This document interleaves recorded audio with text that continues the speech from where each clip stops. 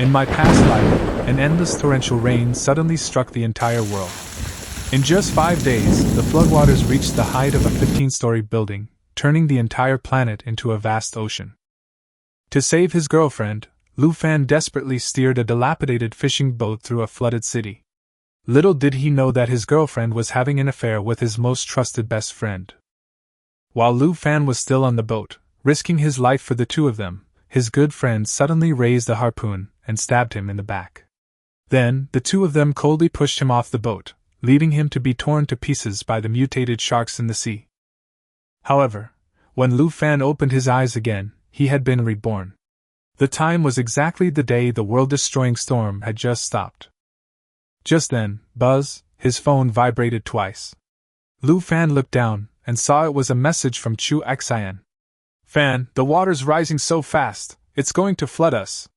Come pick me up quickly. I'm so scared." Fear? A cold glint flashed in Lu Fan's eyes upon seeing those words. In his previous life, he had believed Chu Xian's words and, in his haste to rescue her, had forcibly shortened his journey, nearly losing his life several times along the way. But when he finally arrived, he discovered the seawater had only reached the 20th floor, while Chu Xian's apartment was on the 35th floor. Lu Fan snorted coldly, a fierce glint flashing in his eyes, then lowered his head to type a reply. "Don't be afraid. Xian, wait for me. Don't act rashly, block the door. I'll come to rescue you as soon as possible."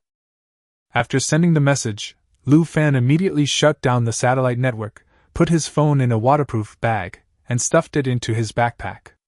"Save you my foot! Let whoever wants to save me save me!" He let out a long breath and then began checking the supplies in his backpack. 5 bottles of water, 10 energy biscuits, and some other basic survival supplies. If they were lucky enough to find that fishing boat again, they might be able to sail to higher altitudes and return to land to survive. Lu Fan put down his supply pack and then turned to look behind him. There, besides 2 makeshift wooden oars made from bedboards, was a fishing rod. Wait, where did this fishing rod come from? Lu Fan doesn't know how to fish at all, so naturally he couldn't possibly be running away with a fishing rod. Somewhat puzzled, he reached out and grasped the dull-looking fishing rod. Just then, a gentle voice suddenly rang in his mind. God-level fishing rod bound to host, current fishing rod level, level 1, usage description, fishing yields all things for improvement. Detailed data will be unlocked after the first successful catch. Currently available fishing items, low-level survival supplies, low-level blueprints, low-level miscellaneous items, hidden items. Fishing for everything? Lu Fan's heart jolted, instantly realizing the enormous possibilities it contained. In this post-apocalyptic world swallowed by the sea, what would it mean to possess a fishing rod capable of catching anything? It would mean that he would never have to worry about resources or survival again. In fact, the last remaining civilization of humanity might even be in his hands.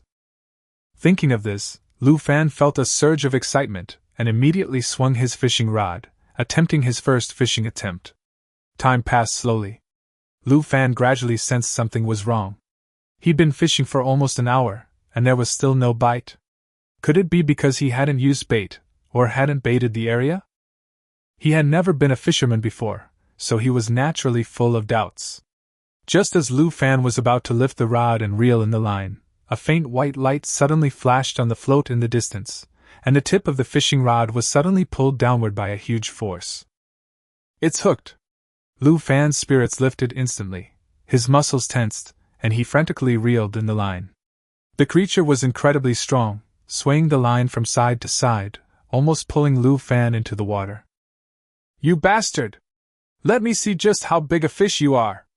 After a stalemate, Lu Fan gritted his teeth and gradually figured out the direction of the creature's force. Then, taking advantage of the momentum, he suddenly lifted the rod. Splash!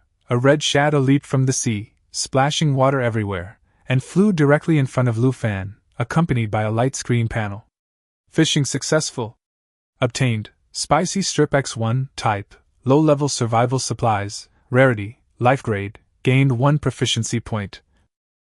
Lu Fan held the fishing line, looking at what was in front of him, and couldn't help but twitch at the corner of his eye. So all that effort he just put in only resulted in a bag of spicy strips. But then again, being able to catch a bag of spicy strips in this vast ocean was enough to prove the power of this god-level fishing rod. If you can catch spicy snacks now, who knows what amazing treasures you might catch in the future? It really proves the saying, a fisherman can catch anything but fish. Congratulations, host, on completing your first fishing trip. Detailed upgrade data is now available. Current host, Lu Fan, Fishing Trials, 1. Proficiency points, 1. The higher the proficiency, the higher the hookup rate and the lower the unhooked rate. Spirit value, 0 points, the higher the spirit value, the higher the rarity of fishing items. Stamina value, 90 out of 100, each fishing trip consumes stamina. Running out of stamina will cause you to faint. Current stamina cannot be restored naturally. Resets daily at midnight. Note, your current fishing rod is level 1. Upgrading to level 2 will unlock a special ability, increase your maximum stamina, and allow you to restore stamina through eating and resting. It will also unlock higher quality fishing content. Upgrade requirements: 100 fishing attempts, 200 proficiency points, and 30 spirit points. Lu Fan stared at the data on the panel, pondering it carefully.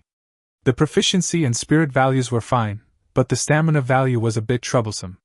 According to the panel's calculation method, he had consumed 10 stamina points just from fishing once. He only has 100 stamina points left, which means he can only fish a maximum of 10 times a day. And he can't actually fish to his maximum capacity. He needs to reserve at least 1 stamina point for rest. Otherwise, if he runs out of stamina and faints, no one knows what might happen. Moreover, at the current fishing speed, it would take at least 12 days to meet the upgrade requirements, and the fishing time each day would be no less than 9 hours.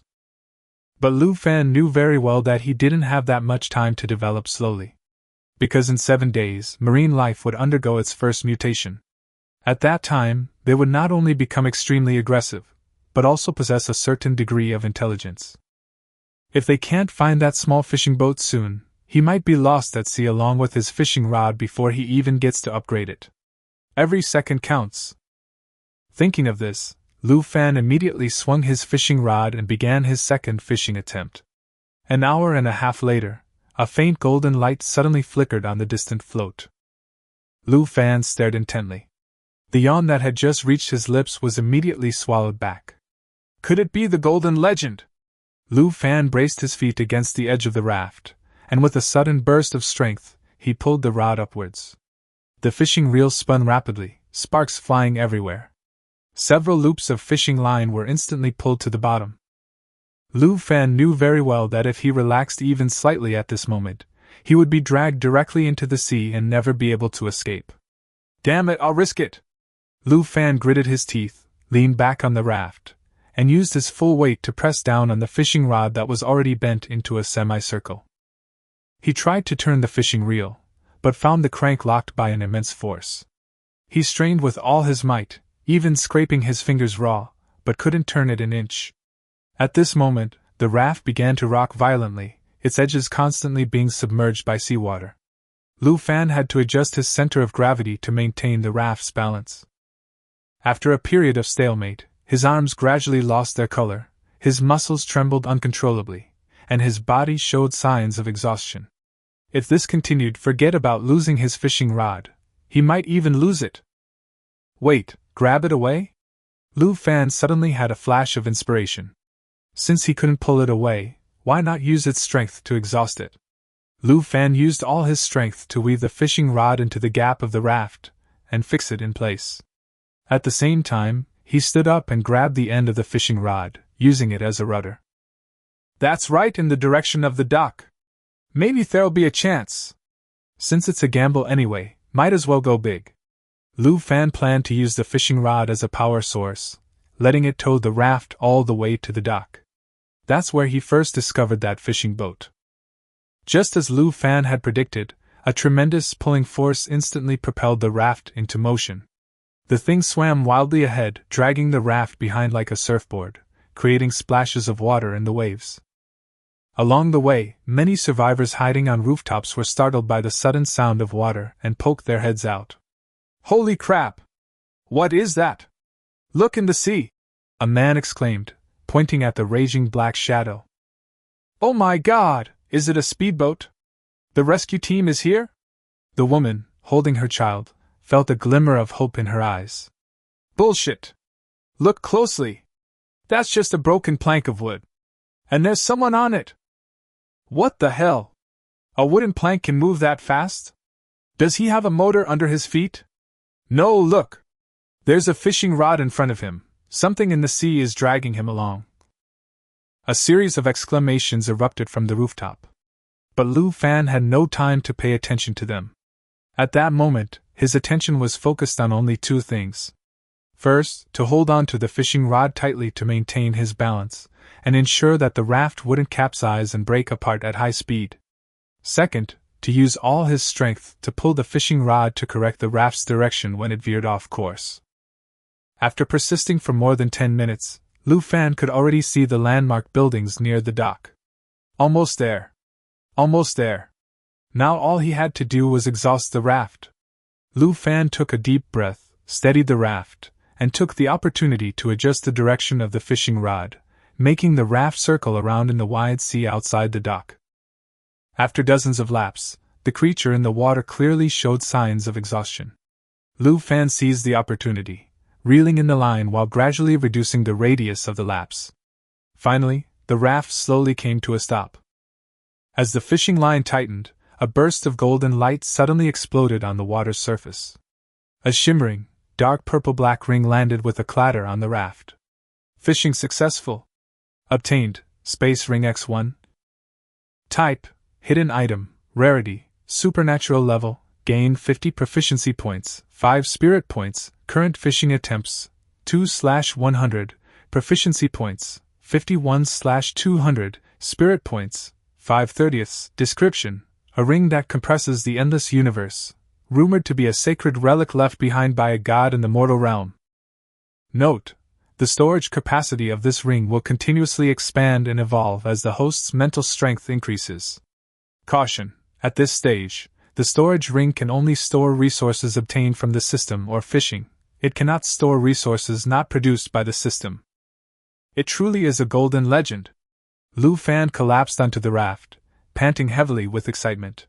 He raised his bloodied and mangled hand, grasped the spatial ring in his palm, and with a thought. The legendary fishing rod and spicy snacks were instantly stored in the small space of about 5 cubic meters. Although it couldn't temporarily store other supplies from the backpack, just looking at this space was enough to give one a sense of security. Suddenly, Lu Fan smiled. His smile was tinged with tears, his eyes filled with unspeakable bitterness. I can finally live! As soon as he finished speaking, Lu Fan seemed to have exhausted his last strength, and slowly closed his eyes. On this desolate ocean, the raft drifted silently. Meanwhile, in the upscale Fengjiang Garden residential complex, Chu Xian frantically fiddled with her phone, the screen remaining glued to her chat with Lu Fan. That useless idiot! It's been so long and he still hasn't replied. Even the worst satellite network should have picked up the message by now. What's the rush? Qinzhe strolled out of the master bedroom and wrapped his arm around Chu Xian's slender waist. He loves you so much, he'd come even if it meant his death. Chu Xian breathed a slight sigh of relief, but her brows remained furrowed. I hope so. But I always feel like Lu Fan is hiding something from me. Don't get the wrong idea, Qinzhe sneered. Lu Fan is probably rowing like a dog right now. When he gets there, I'll kick him off the boat and then go find my uncle's yacht to pick you up. On the sofa, Auntie and Uncle, who were holding a teddy dog, immediately came over upon hearing this. Oh my! Xiaozhe is so sensible. It's such a blessing for the Chu family that Xianer has met you. That's right. Xiaozhe has both vision and courage. He's much better than that good-for-nothing Lu Fan. Listening to their flattery, Qinzhe smiled and nodded in response, but a cold glint flashed in his eyes. Ah Zhe, you're so good to me. Chu Xian nestled in Qinzhe's arms, moved. 1,000,000 times better than Lu Fan. I really regret agreeing to be with him 3 years ago. He's poor and useless, and always trying to control me. You're so capable, you can even get a yacht. Of course. Chen Zhe smiled smugly, his hands unconsciously reaching towards her buttocks. Xiao Zhe. His second uncle rubbed his hands together, cautiously leaning closer to ask. Can your Uncle Xia really come to pick us up? I'm a little worried about the current. Don't worry. Chen Zhe patted his chest and assured them. My uncle's yacht has been modified and is parked at the dock. I have the key. Uncle and Aunt will be able to enjoy life with us then. Yes. Enjoy life. Uncle and Aunt were full of anticipation, as if they could already see themselves lying on the yacht deck sunbathing. Chu Xian felt completely relieved and took the initiative to kiss Chen Zhe. The two quickly became affectionate in the living room, completely disregarding the two elders present. Seeing this, her second uncle and aunt could only awkwardly turn their heads away, pretending to play with the dog, not daring to disturb them. On the raft, Lu Fan rested for over an hour, and his aching body finally recovered somewhat. He sat up, took out gauze and disposable alcohol wipes from his backpack, and simply disinfected and bandaged his chafed hands to prevent infection. Ouch, that really hurts. Lu Fan winced, carefully wrapping the gauze around his hand a few more times. A thicker bandage would at least serve as a protective layer against abrasions. Although the trip was a mess, the gains were considerable. Not only did he successfully reach the dock area, but he also obtained a powerful artifact like a spatial ring. The only cost was 30 stamina points, which Lu Fan found a bit painful. This meant he missed 2 fishing opportunities. He currently had 60 stamina points left, plus the 10 he had saved, meaning he could fish 5 more times today. Oh well! You can have your cake and eat it too! Lu Fan consoled himself. At least there was hope of finding a fishing boat. He stood up excitedly and looked around. Apart from the howling sea wind, there were only scattered containers and garbage floating on the sea. Lu Fan frowned, recalling the past. He had rowed frantically all day to reach this spot and find the empty fishing boat. But now it was nowhere to be seen. Had he arrived too early, and the boat hadn't been refreshed yet? After a moment of random thoughts, Lu Fan quickly shook his head to calm himself down. Regardless of whether the fishing boat appeared or not, the most important thing was to hurry up and fish for supplies. It was already past 2 p.m., and there were only 4 or 5 hours left until dark. The ocean gets exceptionally cold at night. He only had a thermal blanket and 4 hand warmers. Although he could barely get through the cold night, it was almost impossible to continue fishing or do anything else. So he decided to try his luck again before dark, hoping to catch some supplies to keep warm.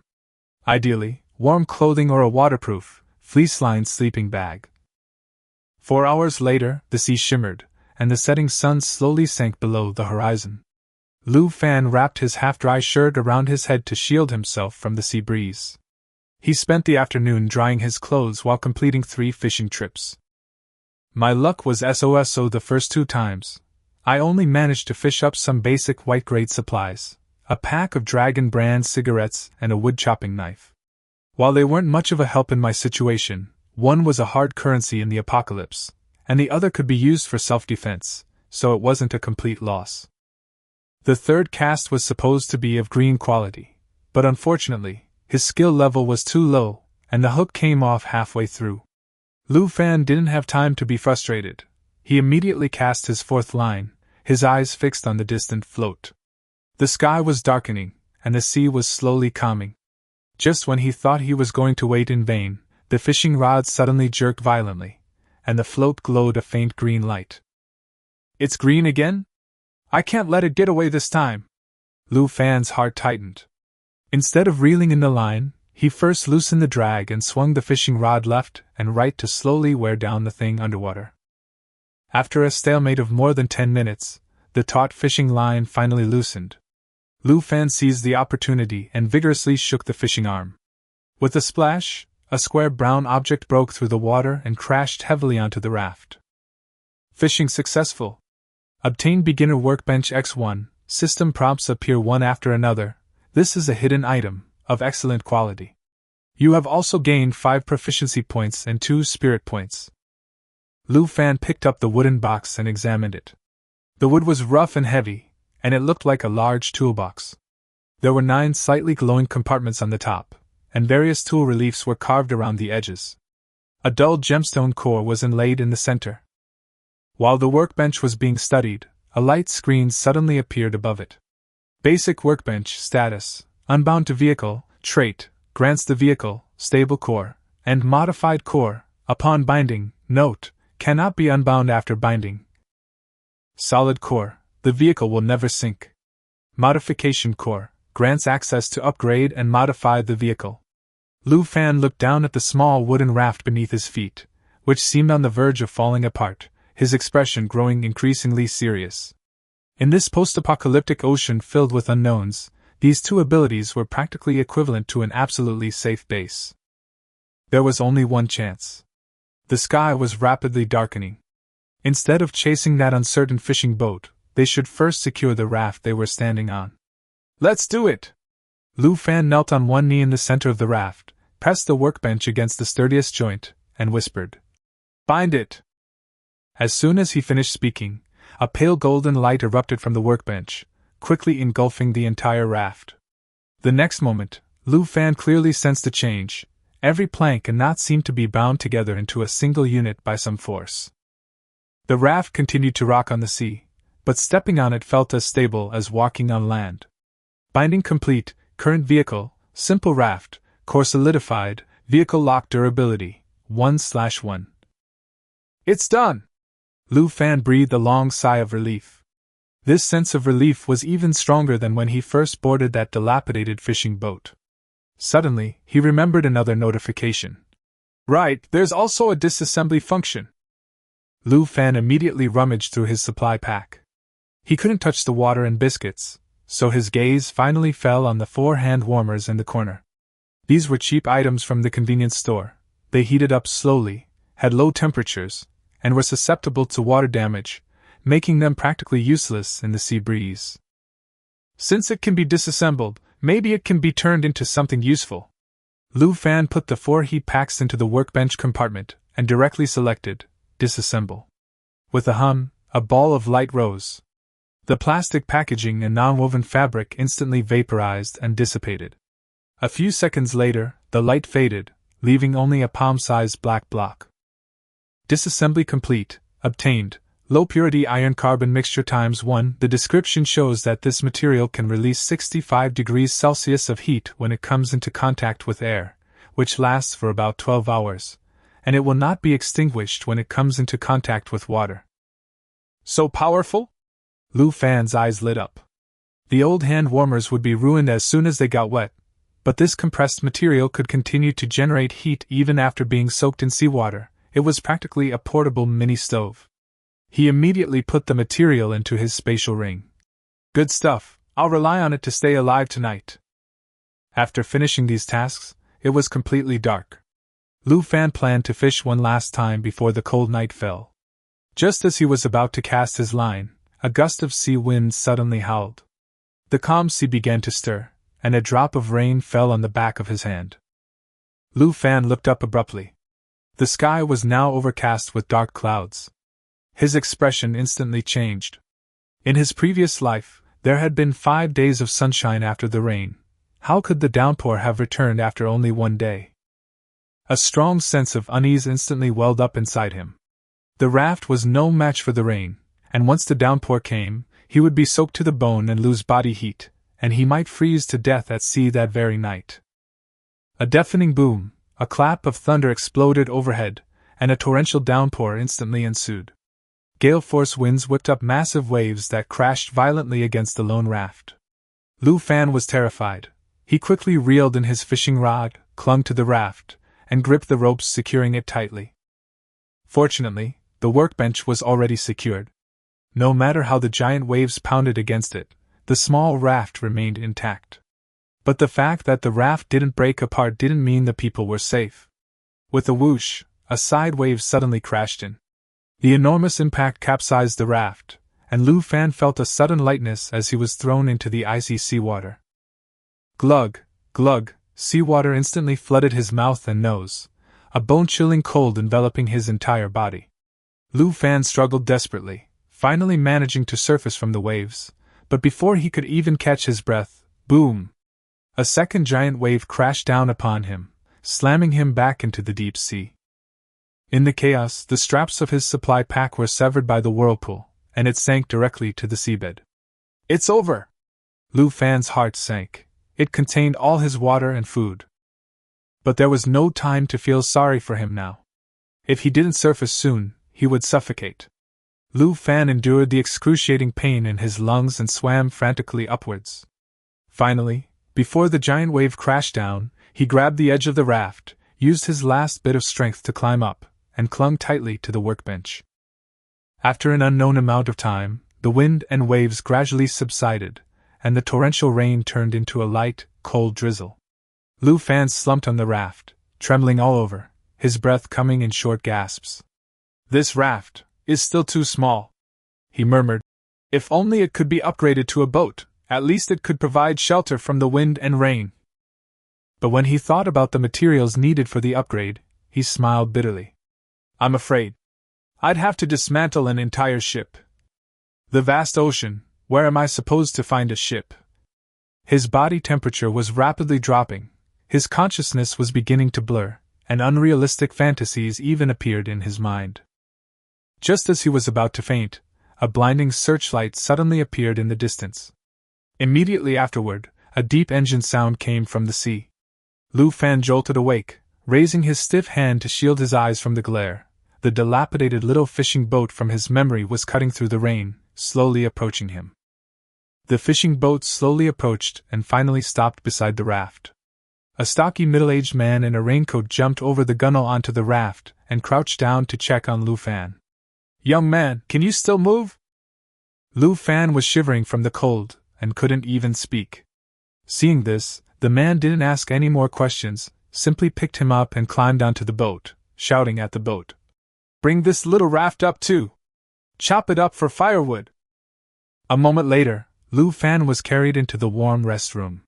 Standing inside was a girl with brown skin, in her early 20s, with thick eyebrows and large eyes, possessing a certain air of heroism. Upon seeing her father bring the man in, she immediately frowned and complained, "Dad!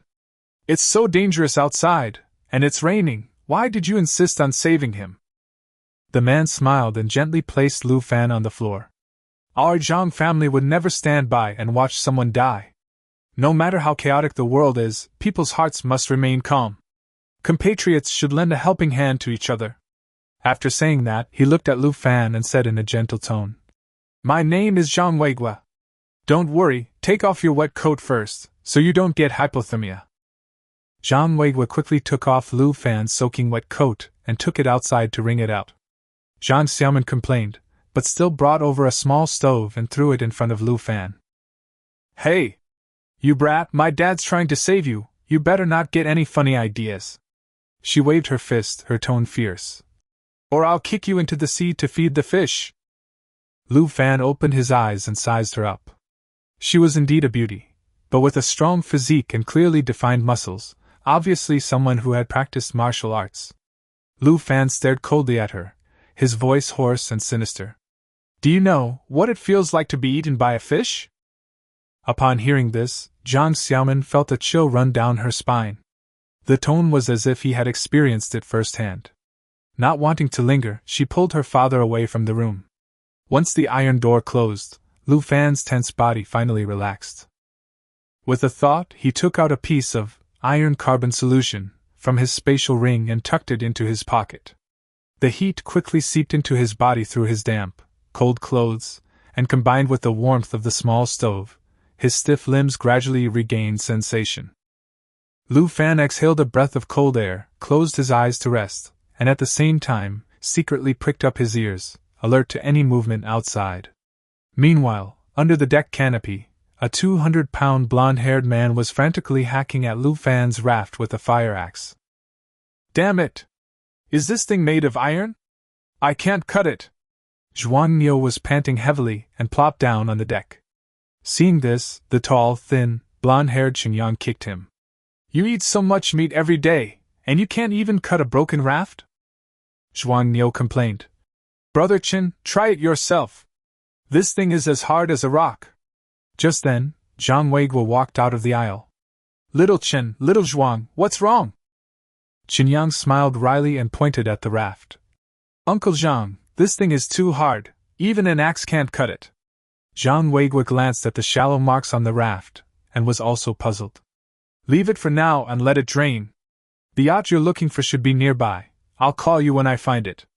After saying that, he led Zhang Xiaoman back to the wheelhouse. As soon as the two men walked away, Jin Yang's face turned icy cold. He brandished his axe and sneered. Once we find the yacht, that father and daughter will be fish food. Zhuang Niu was startled. Brother Qin, are we really going to kill someone? I'm afraid of going to jail. Qin Yang slapped him across the face. Idiot! The whole world is flooded, why would you want to go to jail? Zhuang Niu suddenly realized what he meant and lewdly grinned. Then, can I keep Xiao Min as my wife? Qin Yang kicked him again. That woman knows martial arts, aren't you afraid of getting crippled? Once we find the yacht, we'll just ambush it and take all the boat and supplies. Zhuang Niu nodded repeatedly, then asked, What about the kid we just rescued? Qin Yang spat into the sea. A half-dead piece of trash, we'll just give him a quick death. 2 hours later. In the restroom, Lu Fan's body temperature had risen slightly. He slowly stood up, leaning against the wall, feeling dizzy, lightheaded, and aching all over. The system panel appeared in his mind. Host, Lu Fan, status, poor, moderate cold, post-hypothermia sequelae. He'd caught it after all. In the post-apocalyptic world where medicine and healthcare are scarce, a severe cold can sometimes be more deadly than a natural disaster. Lu Fan was incredibly thirsty. He dragged himself to the door leading to the driver's cab and was about to knock when he overheard a conversation inside. Zhang Xiaoman whispered, Dad, those two blonde guys don't look like good people. Are we really going to help them find a yacht? Zhang Weigua sighed. It's also to borrow some fuel, otherwise we won't have enough fuel to sail west. West? The radio says a temporary outpost has been built over Shihuan Mountain. It's the only way to survive now. Upon hearing Shihuan Mountain Outpost, Lu Fan's pupils contracted. In his previous life, he had indeed heard of this place. It was the only official security base within a 500-mile radius. Unfortunately, he was dragged down by Chen Zhe at the time, and missed the best time to transfer while looking for a yacht at sea. Later, he encountered extreme weather and mutated sharks, and became a victim on his escape route. Just then, Zhang Xiaoman said, The radio isn't always accurate, so we should be careful. Zhang Weigua nodded. Oh right, give that young man some water and biscuits. Just as he said this, Zhang Xiaoman seemed to sense someone outside the door and suddenly opened it. Lu Fan, who was outside, knocked twice on the door. Zhang Xiaoman was taken aback. She had assumed he was eavesdropping, but he was standing there openly. What are you doing? She asked warily. Lu Fan's voice was hoarse. Water, if it's convenient. Zhang Weigua stepped forward and touched his forehead, immediately frowning. So hot? You have a fever. He turned around and instructed. Girl, go boil some water. After Zhang Xiaoman left, Zhang Weigua helped Lu Fan sit down and took out a strip of medicine from the drawer. Only 3 compound paracetamol and amantadine capsules remained. In a post-apocalyptic world where civilization had collapsed, even one such pill was enough to drive someone to their death. Zhang Weigua took one out and handed it to Lu Fan. There aren't many left. Take one and you'll be fine. Lu Fan looked at the capsule in his palm, his eyes flickering slightly. They had met by chance, yet the other person had given him water, fire, and medicine. He was a good person. But in the apocalypse, good people often die the fastest. Thanks, Uncle Zhang. Lu Fan didn't stand on ceremony, tilted his head back to swallow the medicine, and then took the hot water Zhang Xiaoman handed him and drank it all in one gulp. The heat flowed down his throat, warming him up completely. After chatting for a few minutes, Lu Fan learned that the 2 blonde-haired men were also survivors rescued by Zhang Weigua, and they had come here to borrow fuel from the yacht. Lu Fan's heart sank. Based on the events of his previous life, this fishing boat eventually became empty. It probably wasn't the father and daughter who abandoned the boat, but rather they were killed by those 2 blonde-haired thugs. Thinking of this, Lu Fan sighed inwardly. He was about to offer a warning when Qin Yang suddenly shouted from outside. Uncle Zhang! Stop the boat! We've seen a yacht! Zhang Weiwei leaned out the window to look out. Not far away, a pier monument, now only its spire, stood on the sea, next to which a grayish-white double-decker yacht bobbed gently with the waves. Seeing this, his eyes lit up, and he quickly turned to look at Lu Fan. Little Lu, what were you about to say? It's nothing, Uncle Zhang, just be careful. Lu Fan smiled and didn't say anything more. Zhang Weiguo was too straightforward, saying anything might alert the enemy. Zhang Weiguo patted Lu Fan on the shoulder, put his yellowed raincoat back on, and said to his daughter, Girl, take Lu to rest. You take the helm and steer the boat. After saying that, he walked out of the wheelhouse and leaned against the gunwale to wait. A short while later, the fishing boat slowly approached the monument and stopped. Qin Yang gave Zhuang Yu a wink, then he and Zhang Weiguo jumped off the boat and boarded the yacht to check the situation. The two men worked quickly, soon checking the deck. Aside from some seawater, everything else was normal. Most surprisingly, the fuel tanks were full. Zhang Weiguo was excited. This made reaching Shihuan Mountain much more certain. The two then entered the cabin. The living room was furnished with a row of genuine leather sofas, and the decor was quite sophisticated. Zhang Weiguo patted a chair and exclaimed, This is good stuff. You couldn't get it for less than tens of thousands. Qin Yang leaned against the side, a sinister smile on his face. Heh, this originally belonged to my family.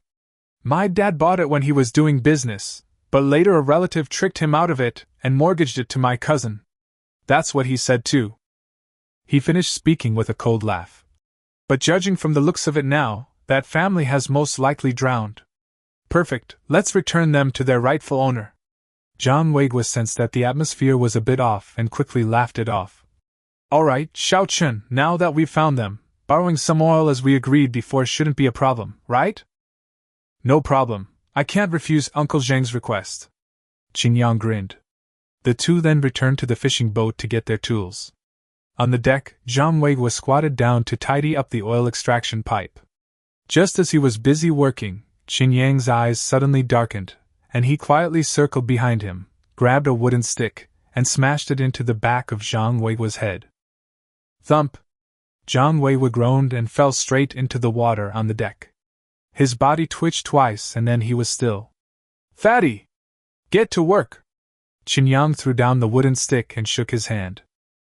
Zhuang Niu immediately emerged from the corner, grabbed the prepared nylon rope, and quickly tied the semi-conscious Zhang Weiguo up securely.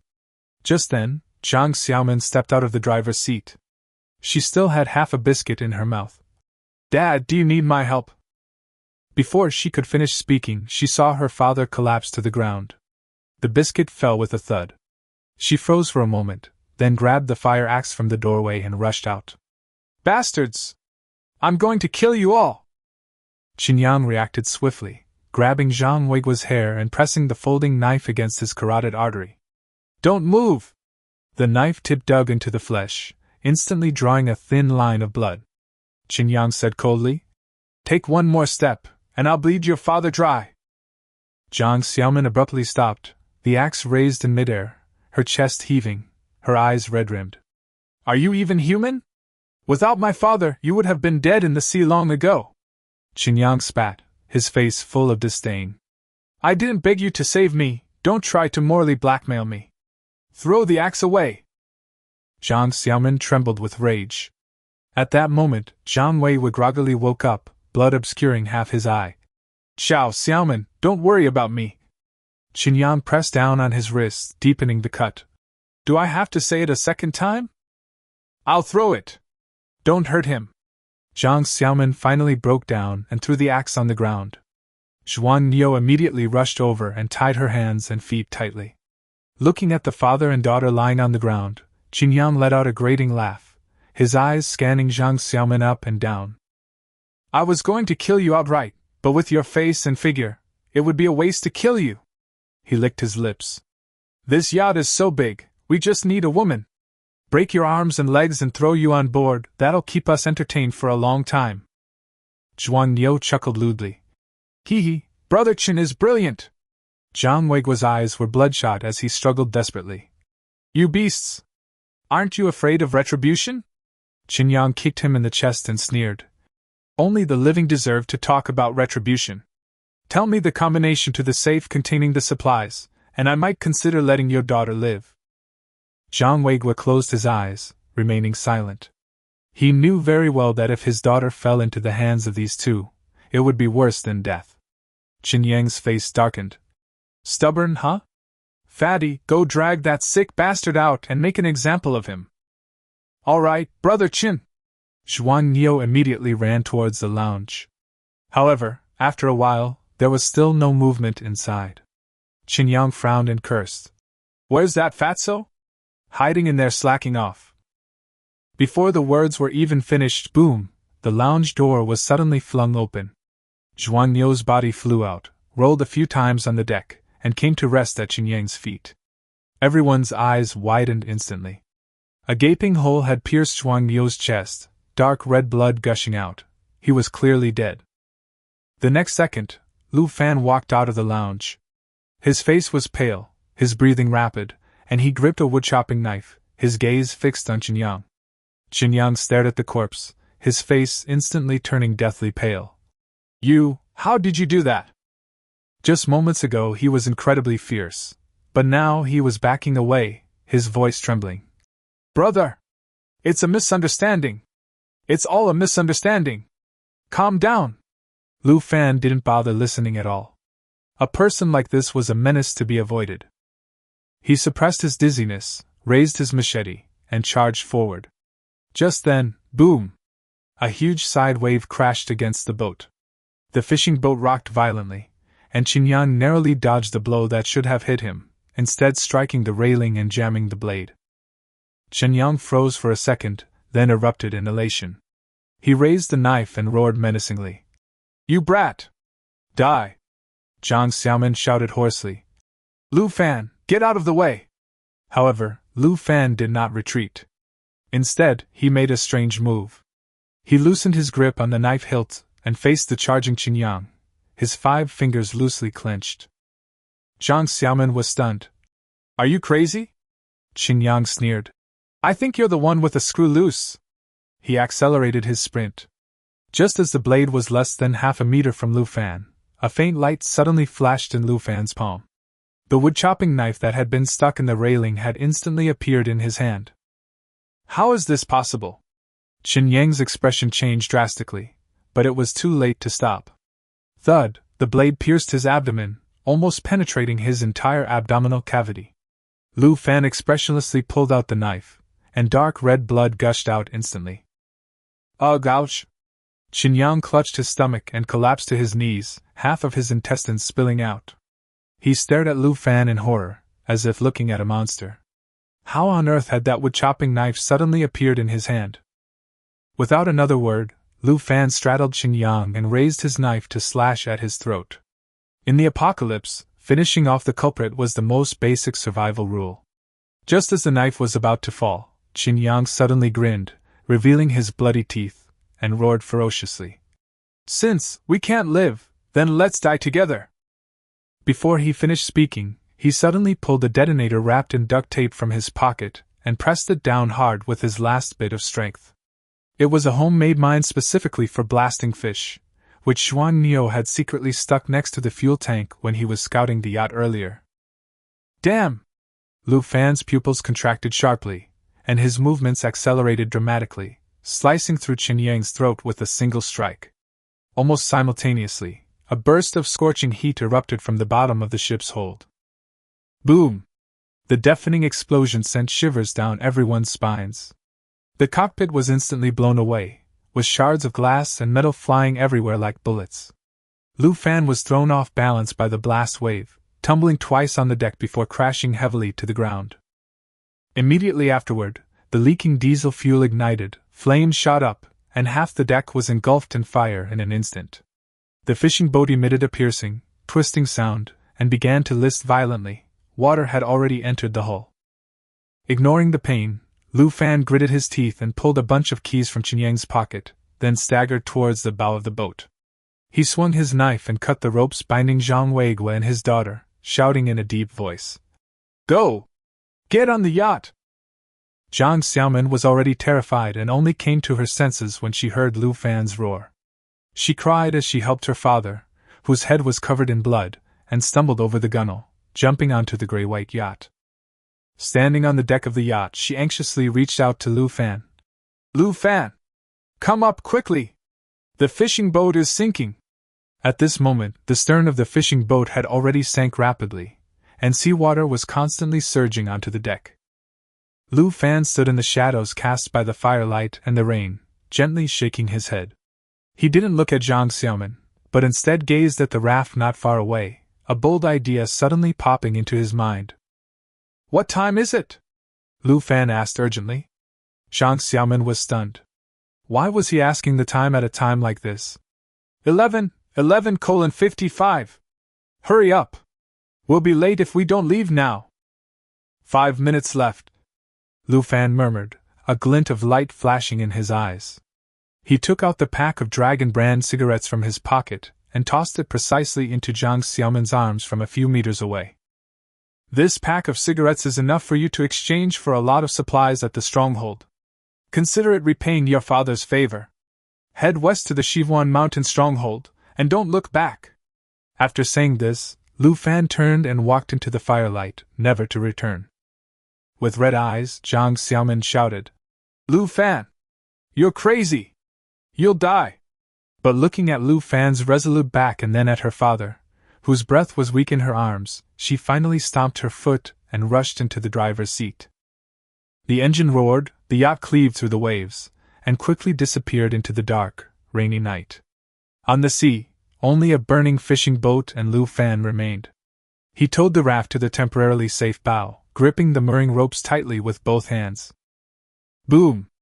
Another explosion rang out, and a piece of burning sheet metal spun through the air, grazing Lu Fan's scalp before embedding itself deeply into the wooden planks. The ship was listing at more than 45 degrees, and the stern was almost completely submerged in the sea. Lu Fan's heart pounded as he stared intently at the system panel in his field of vision, silently counting the time. 23:59:58, 23:59:59, 00:00:00. Today's disassembly count has been refreshed. Lu Fan slammed his right hand on the workbench, gripped the sinking deck tightly with his left, and roared. Disassemble! Buzz! A dazzling golden light burst forth from the bottom of the workbench, instantly spreading along the deck and enveloping the entire steel fishing boat, which was over 10 meters long. The fishing boat, which was sinking, suddenly stopped in midair, as if frozen in place. Then, the hull began to disintegrate. Rusty iron plates, burning wood, and shattered glass all turned into countless tiny specks of light, which surged wildly into the core of the workbench. A dozen minutes later, the light gradually faded. The sea returned to calm, and the fishing boat, weighing several tens of tons, disappeared completely. Qin Yang and Zhuang Niu's bodies, having lost their support, sank directly to the bottom of the sea and were never seen again. Lu Fan sat alone on the small raft, looking at a pile of materials floating on the workbench. Disassembly successful. Materials obtained: 20 anti-corrosion planks, 10 iron construction plates, 5 reinforced glass, 2 copper core coils, 1 50L diesel fuel, 1 damaged fishing boat diesel engine. That's all? Lu Fan couldn't help but frown. Such a large ship, and only this little bit of stuff was salvaged. A system notification quickly popped up. The basic workbench has limited power and can only perform refined dismantling. Lu Fan thought about it and agreed it wasn't bad. With a thought, he stored all the materials into his spatial ring. At this moment, his mental energy reached 7 points, and the space's capacity expanded to 7 cubic meters. The heavy diesel engine almost filled the space, and the remaining materials barely made room. Just then, the workbench vibrated again. Materials detected meet vehicle upgrade requirements, upgrade plan, basic survival boat, level 1 upgrade? Lu Fan swallowed hard, shivering in the cold wind and rain. The headache from the fever blurred his vision. In this awful weather, if he stayed out any longer, he might really die at sea. Upgrade! All materials consumed, Upgrade begins. Estimated 10 minutes. Click clack clack. A series of metallic clanging sounds rang out. The workbench once again emitted a ball of light. This time it was actual material reorganization. Lu Fan watched as the iron plates and wood from his spatial ring flew out and merged into the raft beneath his feet. The originally loose and broken planks quickly became compacted and stretched, with a layer of black preservative covering the bottom. The raft began to widen and lengthen. What was originally a small raft of 2 or 3 square meters quickly expanded to about 10 square meters. Thick, anti-corrosion wooden planks automatically rose up on both sides of the raft, covered with sheet metal, forming a half-meter-high railing. Meanwhile, in the center of the ship, planks were rapidly stacked up in the light. A small cockpit, about 2 meters square, slowly took shape, with reinforced glass automatically fitting into the window frames. 10 minutes later, the light completely dissipated. The dilapidated little wooden raft had vanished. In its place stood a small boat, half iron and half wood, rugged and sturdy, like a miniature version of an armored watercraft. Lu Fan eagerly pushed open the heavy wooden door and climbed into the driver's seat. In an instant, the world fell silent. Thick wooden planks and glass blocked out the sounds of the wind and rain. The cab, though small, was exceptionally dry. The left control panel contained only the steering wheel and a basic workbench, while the right side had a fixed single bed made of treated wood. Though simple, it was safe and warm. Lu Fan leaned against the door, his body slowly sliding down until he slumped to the ground. Looking at this small space that belonged only to him, his eyes suddenly welled up with tears, a feeling he had experienced several brushes with death. In his previous life, he worked tirelessly on a fishing boat, but Chu Xian's family not only showed no gratitude but also took everything for granted and subjected him to all sorts of harsh treatment. Now reborn, he finally has his own boat and the dignity to survive in this apocalyptic world.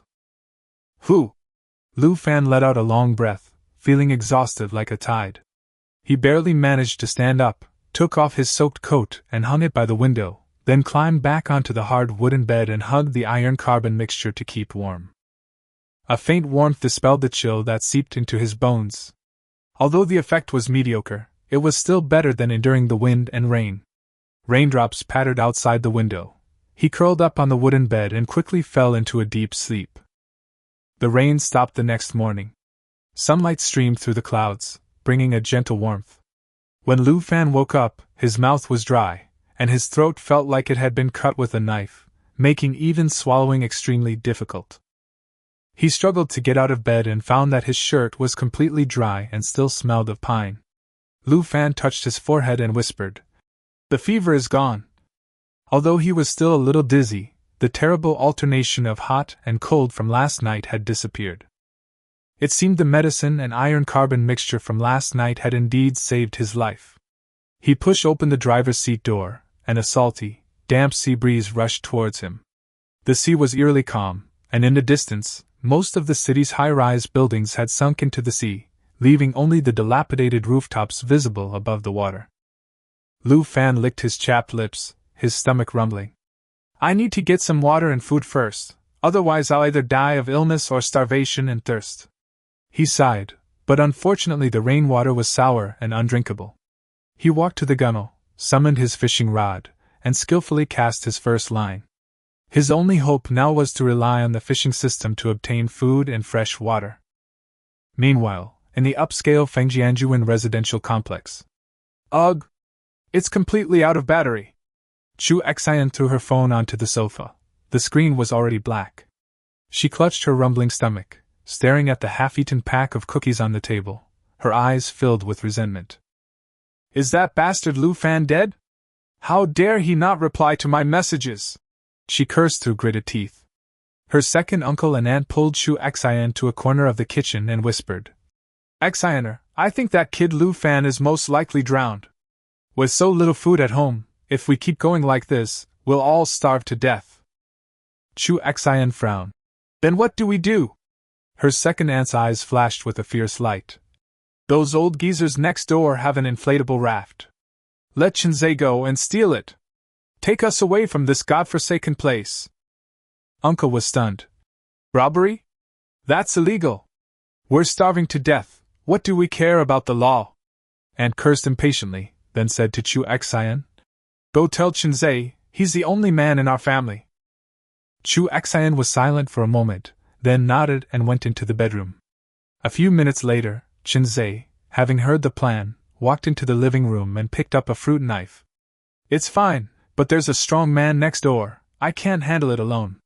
Second uncle, you have to come with me.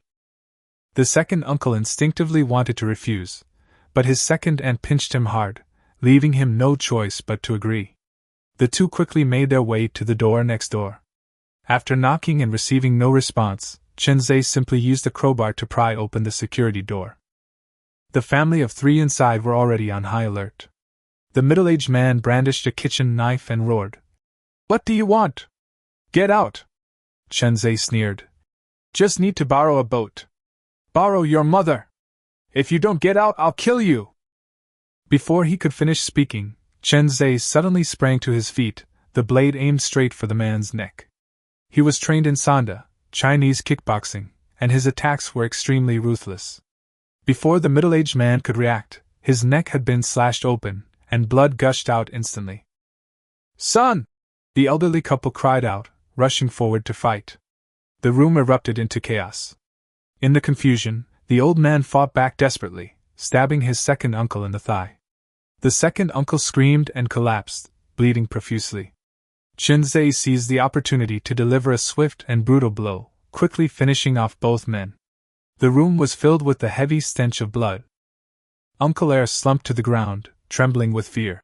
Xiaoze, quickly help me back to get bandaged up. Chenze slowly walked over, wiped the blood off the knife, looked at him and said calmly, You're so badly injured, yet I still have to share food with you and take care of you. He crouched down, his voice chillingly cold. This boat is so small, and you're so old and lame, don't be a burden to us. Uncle's eyes widened, and before he could beg for mercy, a fruit knife was already plunged into his heart. Chenze expressionlessly twisted the knife handle until the man was completely dead, then whispered, It's better that he's dead, saves everyone the trouble. After a while, he found the inflatable raft, searched all the supplies in the house, and finally threw his second uncle's body out the window. After doing all this, Chenze returned home covered in blood. Where's uncle? Chu Xian and Aunt rushed to greet him. Chenze, his eyes red, handed over a blood-stained sleeve. That family is too cruel. Uncle was pushed out of the window by them to save me. Old man! Auntie Er burst into tears on the spot. Chu Xian was also frightened and shed tears. Chenze took the opportunity to hug her and comforted her in a low voice. Xian, I'm so glad I came back alive. After I recover from my injuries for a couple of days, I will definitely take you away. I'll do whatever you say. Chu Xian hugged him tightly, moved. It was 1 o'clock in the afternoon at sea. Lu Fan sat at the bow of the boat, enjoying his morning's catch, a bottle of mineral water, a packet of spicy beef jerky, and some spicy snacks he had caught earlier. The spiciness stimulated his taste buds, and the cool fresh water slid down his throat, making him feel completely revitalized. These first few casts this morning were pretty lucky. Besides food and water, he also caught a clean rubber hose, a bundle of timber, and a bag of quartz sand. Although these were just basic necessities, they were still very useful in the apocalypse. After finishing half a pack of beef jerky, Lu Fan wiped his mouth and opened the system panel. Host, Lu Fan, fishing attempts, 11 out of 100, proficiency, 63/200, spirit, 7/30, stamina, 50 out of 100. Hurry up and cast again. He cast the line back into the sea. After a while, the float suddenly sank, followed by a flash of green light. Lu Fan immediately got up, lifted the rod, and reeled in the line. The other end of the line was surprisingly heavy. He struggled with the thing for a few minutes before finally dragging his prize onto the deck. It was a heavy, black, waterproof box. Lu Fan took a deep breath and carefully opened the box. When he saw what was inside, his breath caught in his throat. Fishing successful. Obtained Type 64 Pistol X1. Rarity, excellent. Gained 5 proficiency points and 1 spirit point. When he saw the item description, he was completely stunned. It was a gun! In a post-apocalyptic world where order has collapsed, a gun is the strongest guarantee of security, providing a greater sense of safety than any other material. Lu Fan's fingers trembled slightly as he touched the cold gun barrel. Although the magazine only held 7 bullets, just showing it would be enough to intimidate most survivors. What incredible luck! It's like stepping in dog poop! He immediately stored the Type 64 pistol in his spatial ring, feeling confident, and continued fishing. He missed a couple of casts yesterday, and he was determined to make up for it today. 2 hours passed quickly. On the 7th cast, I only caught a household-grade windproof lighter. The 8th one turned out to be a huge win, a high-quality vacuum-compressed down comforter. Lu Fan couldn't help but exclaim, "No child cries every day, no gambler loses every day. The glory of the fishing enthusiasts must be rebuilt today." He took a deep breath, quickly cast his 9th line, and stared intently at the float. A full hour passed, and the float suddenly lit up with a green light again. "Ha ha, ship the goods!" Lu Fan suddenly pulled the fishing rod. Fishing success. Obtained excellent blueprint, basic trickling filter freshwater purifier. Gained 5 proficiency points and 1 spirit point. It's finally here! Lu Fan slapped his thigh excitedly, and immediately put the blueprint on the workbench to check the material requirements. The main material is a high-quality household RO reverse osmosis membrane filter element, while the secondary materials are plastic bottles or buckets, charcoal chips, rubber hoses, and cotton cloth or quartz sand. Although this device is rudimentary, it can use the height difference to allow seawater to slowly pass through the RO membrane and eventually become fresh water, even without electricity or a high-pressure pump. The efficiency is indeed very slow, so slow that it makes you want to smash the machine. But until a better energy source is found, this is the only way to reliably obtain fresh water. Lu Fan stared at the panel, deep in thought. The few auxiliary materials weren't difficult to obtain. Charcoal could be obtained by burning timber, and he also had rubber hoses and quartz sand. Plastic bottles could be found in the trash floating at sea. The real problem lies in the main material, the RO reverse osmosis membrane filter cartridge. If you were to fish, you might not catch even one after dozens of casts. If you couldn't catch fresh water, people would probably have died of thirst long ago. Lu Fan thought for a moment, then looked up into the distance. The boat drifted with the current all night, and is now approaching the city center. 200 meters directly ahead, a 30-story office building is half submerged in the seawater. There are many companies in this kind of office building, and there are bound to be fish tanks and water purifiers. It shouldn't be difficult to remove an RO filter. "We have guns and knives, let's search the building!" Lu Fan immediately climbed into the wheelhouse, gripped the rudder, and prepared to start the diesel engine to steer the boat over.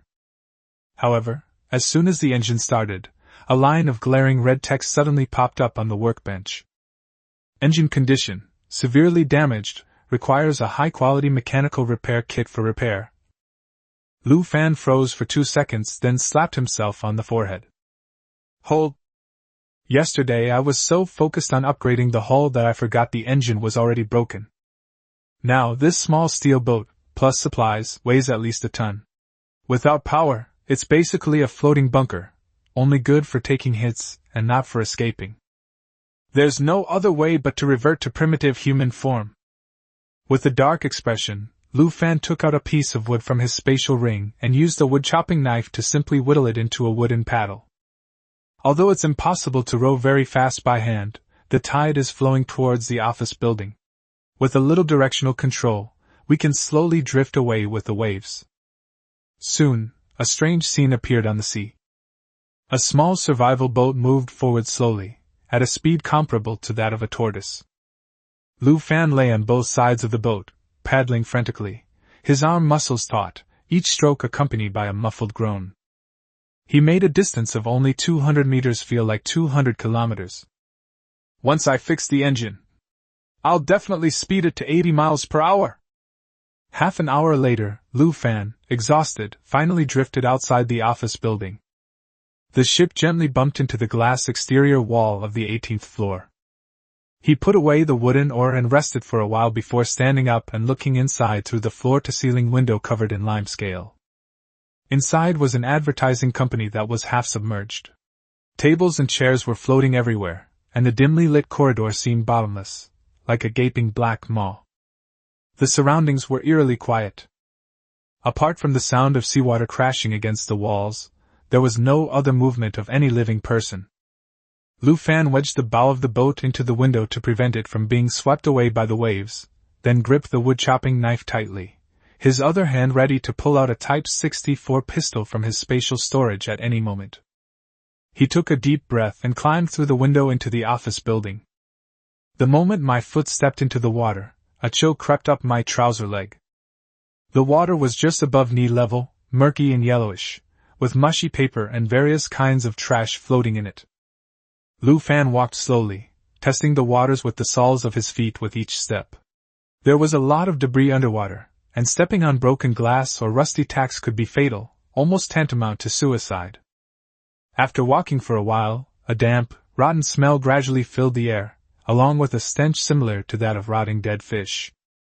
Lu Fan covered his nose, gripped his wood-chopping knife, and looked around. He quickly realized something was wrong. "It's too clean here." It wasn't that it was clean and hygienic, but rather that the supplies had been cleared out too thoroughly. Computers, solid wood tables and chairs, even chair legs, had all disappeared, leaving only rotten wood panels and plastic shells. "Has someone searched your account?" Lu Fan frowned as he walked down the corridor and checked several more companies. The situation was almost identical. Even the flammable curtains were completely removed. He immediately understood. There are likely still survivors in this building, and they may have formed an organization. All usable resources have probably been moved to the upper floors. After passing another tea room, Lu Fan, still unwilling to give up, went inside to take a look. The cabinet doors were wide open, and the inside was completely empty. The original location where the water purifier was installed is now just two dark holes, and even the hose has been neatly cut away. "TSK, they really skimmed off the top." Lu Fan snorted coldly and looked up at the building. Since the resources are concentrated at the top, there's no need to go through layers of bureaucracy, just come and pick them up directly. He turned and walked toward the stairwell. Just as I was passing by a small office next door, an extremely strong, fishy stench suddenly hit me. That wasn't a musty smell, but the smell of meat rotting in a damp environment, mixed with a pungent stench of excrement. Lu Fan immediately held his breath and slowly approached the door, hugging the wall. This office has no door. Looking inside in the dim light, Lu Fan's pupils suddenly contracted. Lu Fan was somewhat surprised. In the not-so-large office area, 4 or 5 corpses were floating, all of them women. They were completely naked, their skin white and swollen from being submerged in water, like inflated balloons. Even more gruesome were the bruises and burn marks on their bodies, as well as charred holes from cigarette butts, clearly indicating that they had suffered extremely cruel torture before their deaths. Even though Lu Fan had killed people before, he couldn't help but feel a churning in his stomach. Only 6 days into the apocalypse, with floods just engulfing the city, the bottom line of humanity has already collapsed to this extent. Some people in this building have clearly stopped treating people as human beings altogether. Lu Fan suppressed his discomfort and was preparing to quietly retreat. Just then, heavy footsteps and hushed conversations came from above the stairs. His eyes turned cold, and he immediately slipped into the shadows, holding his breath and observing secretly. Not long after, 2 men in dirty suits walked down the stairs one after the other. They were carrying the body of a woman who had recently died. The woman was also naked, her neck limp, and there was still white foam at the corner of her mouth. It was clear that she had just stopped breathing. Thump! The 2 men tossed the body into the office filled with corpses like trash, splashing murky water everywhere. The bespectacled man wiped his sweat and muttered, "What a fucking tragedy! All for half a loaf of bread. He was taken advantage of by Boss Ping and his gang. He didn't even get to eat the bread before he was gone." "Sure. Are you looking for death?" The tall man in front shuddered in fright and quickly lowered his voice. "Don't talk nonsense. All the supplies are in the hands of those bosses. We're lucky if we can even fill our stomachs. If we don't complete the mission today, you'll go hungry tonight too. The bespectacled man sighed and whispered to the corpse. Amitabha. The two then hurriedly left, their footsteps echoing through the water. Only then did Lu Fan emerge from the shadows, his gaze turning cold as he looked at the stairwell where they had disappeared. Mr. Peng? It seems this guy is the local tyrant of this building. And the main material Lu Fan is looking for, the RO filter, is very likely located in this Mr. Peng's territory. It seems the other party has ill intentions. Oh no, to me, I am the one who has come. Lu Fan checked the magazine to make sure it was loaded, then tiptoed up the stairs. Soon, he arrived at the top floor of the office building, the 30th floor. The room was carpeted and offered a wide view. The chairman's office was filled with smoke, and 3 well-dressed middle-aged men were nestled on a leather sofa. On the table were bottles of fine red wine and cut cans of meat. The leader, General Peng, was a large, fat man with a face full of fat. He slowly exhaled a puff of smoke from a Cuban cigar. He squinted and said, I have good news for you. The satellite phone just connected, and I got in touch with Shihuan Mountain. In 5 days they will send a boat to pick us up and take us to the shelter. Real? Mr. Su and Mr. Nyo immediately sat up straight, their faces full of ingratiating smiles. President Peng really has a wide network of connections. You must take us with you then, we're counting on you. General Peng waved his hand smugly, then glanced at the half-eaten can of food on the table. By the way, how many supplies and women are left down there? It's a pity about the one we just carried down. She was pretty, but too weak. She died after only 2 hours. Mr. Su quickly replied. There are more than a dozen women, 5 or 6 of whom are good-looking. That should keep you entertained for a while. At this point, his tone became somewhat hesitant. The problem is that supplies are running low. There are over 100 people crammed into the hall, and they need to eat every day. At the current rate, it will only last for 3 days at most. The office fell silent for a moment. General Peng slowly took a puff of his cigar, then suddenly revealed a cold smile. 3 days is too short. Since the ship won't arrive for several more days, let's not waste food. He swirled his wine glass, speaking casually. Tonight, let's find an excuse to have Li Hua and the others create a riot, kill all those useless men and ugly women, and throw them directly into the water. Mr. Su and Mr. Nyo were startled, but dared not object. No, no! General Manager Peng is wise. General Manager Su quickly wiped his sweat. This is called optimizing resource allocation. For the sake of the overall situation, some people always have to be sacrificed. I'll make the arrangements right away. General Peng gazed at the gray sea in the distance, a cruel smile curling at the corner of his mouth. In this apocalypse, the cheapest commodity is human life. At this moment, the lobby on the 29th floor of the office building was filled with an unpleasant, sweaty smell. Hundreds of survivors were crammed into the open-plan office area to rest, the atmosphere oppressive and somber. In a corner of the crowd, a woman who was about 1.5 meters tall and weighed nearly 200 pounds moved with difficulty. Picking at the food scraps between her teeth, she muttered to the thin, pretty girl beside her. Xiao Yu, listen to my advice. Those women who were taken upstairs a few days ago are probably living the high life up there. Even selling yourself is better than starving to death here, right? Xiao Yu hugged her knees, her eyes somewhat vacant, and whispered. Sister Xiaoli, I have a feeling something's not right. None of the girls who were taken up there have come back. Could something have happened to them? What could possibly happen? Zhou Xiaoli rolled her eyes, her face full of disdain. Those few sluts used to clamor to marry rich men, and now that they've got their wish, who would want to come back to this pigsty? She sighed and deliberately raised her voice. But those stinky men have such poor eyesight, they can't even see a natural beauty like me. A moment of silence fell over the surrounding crowd. Just then, a commotion arose at the entrance of the hall, and a man with a buzz cut walked in with several burly men. That man was Li Hua, a confidant of General Peng and the person in charge of the survivors on this floor. The opportunity has arrived! Zhou Xiaoli's eyes lit up as she charged towards Li Hua like a human bomb, causing the floor to tremble slightly. She said in a high-pitched voice, "Brother Li Hua, are you choosing someone to enjoy the good life again? What do you think of me? Fair skin, slightly plump and cute, I guarantee President Ping will be satisfied." The entire room fell silent instantly.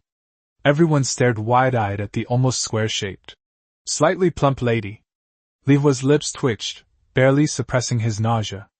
He hadn't come down here to choose beauties. He was here to deal with a few troublesome figures before tonight's major purge. He took 2 steps back and winked at his subordinate in a low voice. "This fat pig counts, take him with you." The subordinate immediately understood and forced a smile, saying, "Beautiful lady, come with us, Boss Ping is waiting upstairs." "You guys have good taste." Zhou Xiaoli snorted smugly. Just then, Li Hua glanced at Xiao Yu behind him and thought she was quite pretty, so he casually ordered, "Bring that girl up too, let President Ping take a look."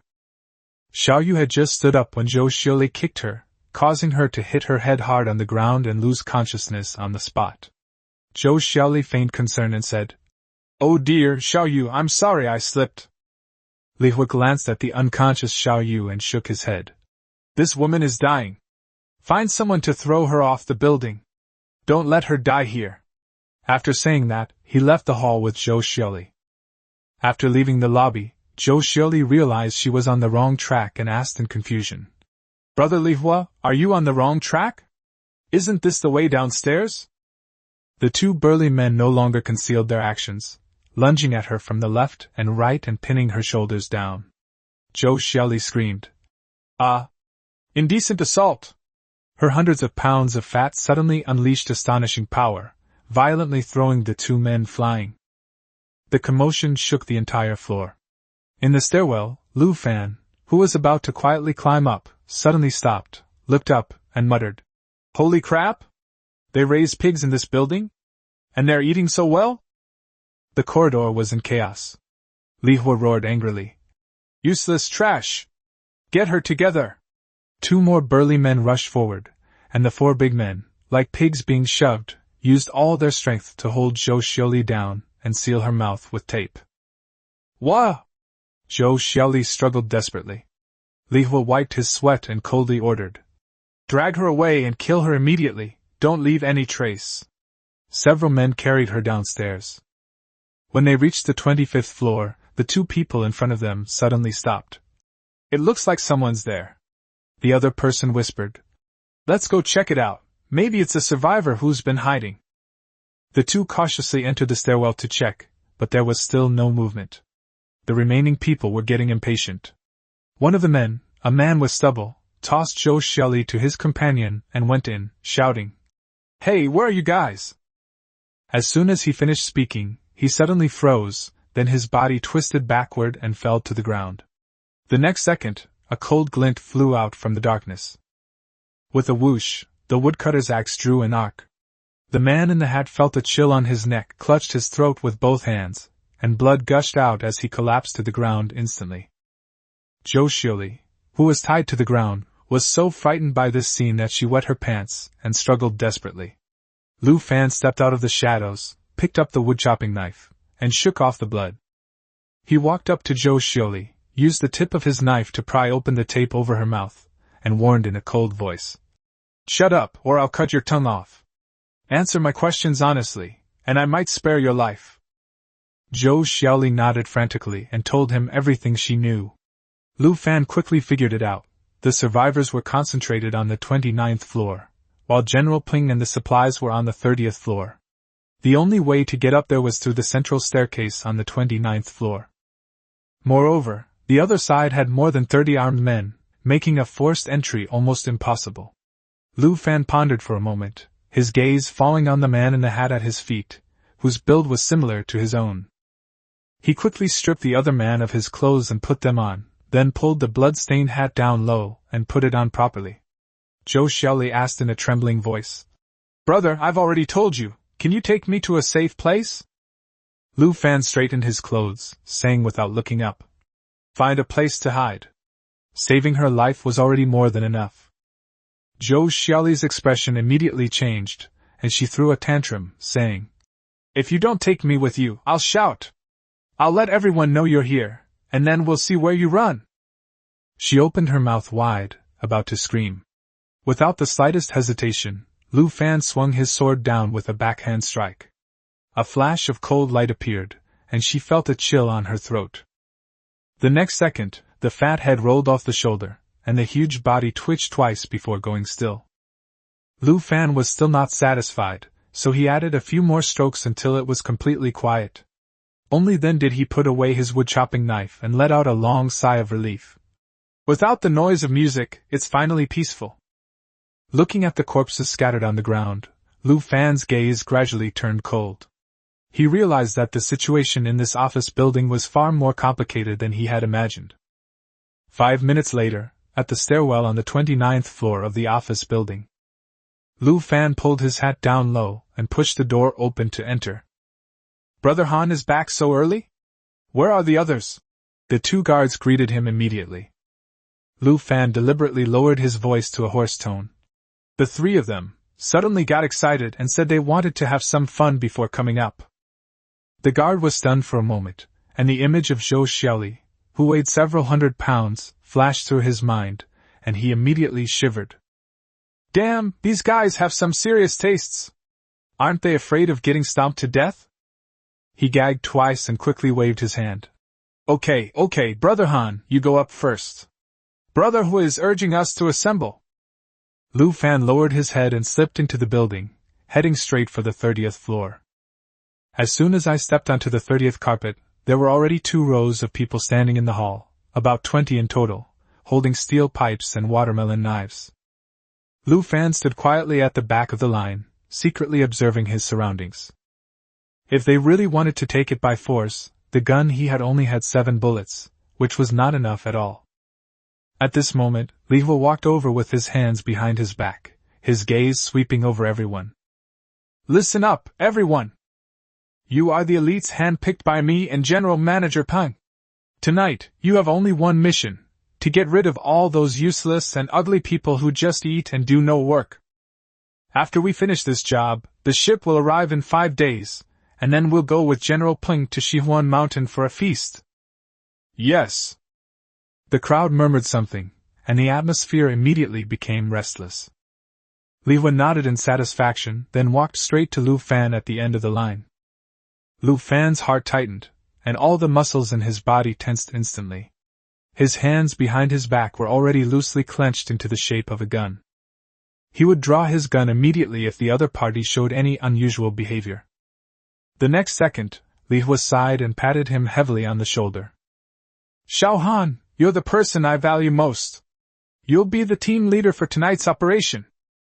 Lu Fan. He almost lost his composure. I just came to find materials, how did I suddenly become the team leader? Lu Fan could only nod, lowering the brim of his hat. Li Hua thought he was in a bad mood, so he leaned closer and whispered a threat. Remember who you are. I'm the boss. Do whatever I tell you to do. After saying that, he smiled again and said to everyone, Go and rest.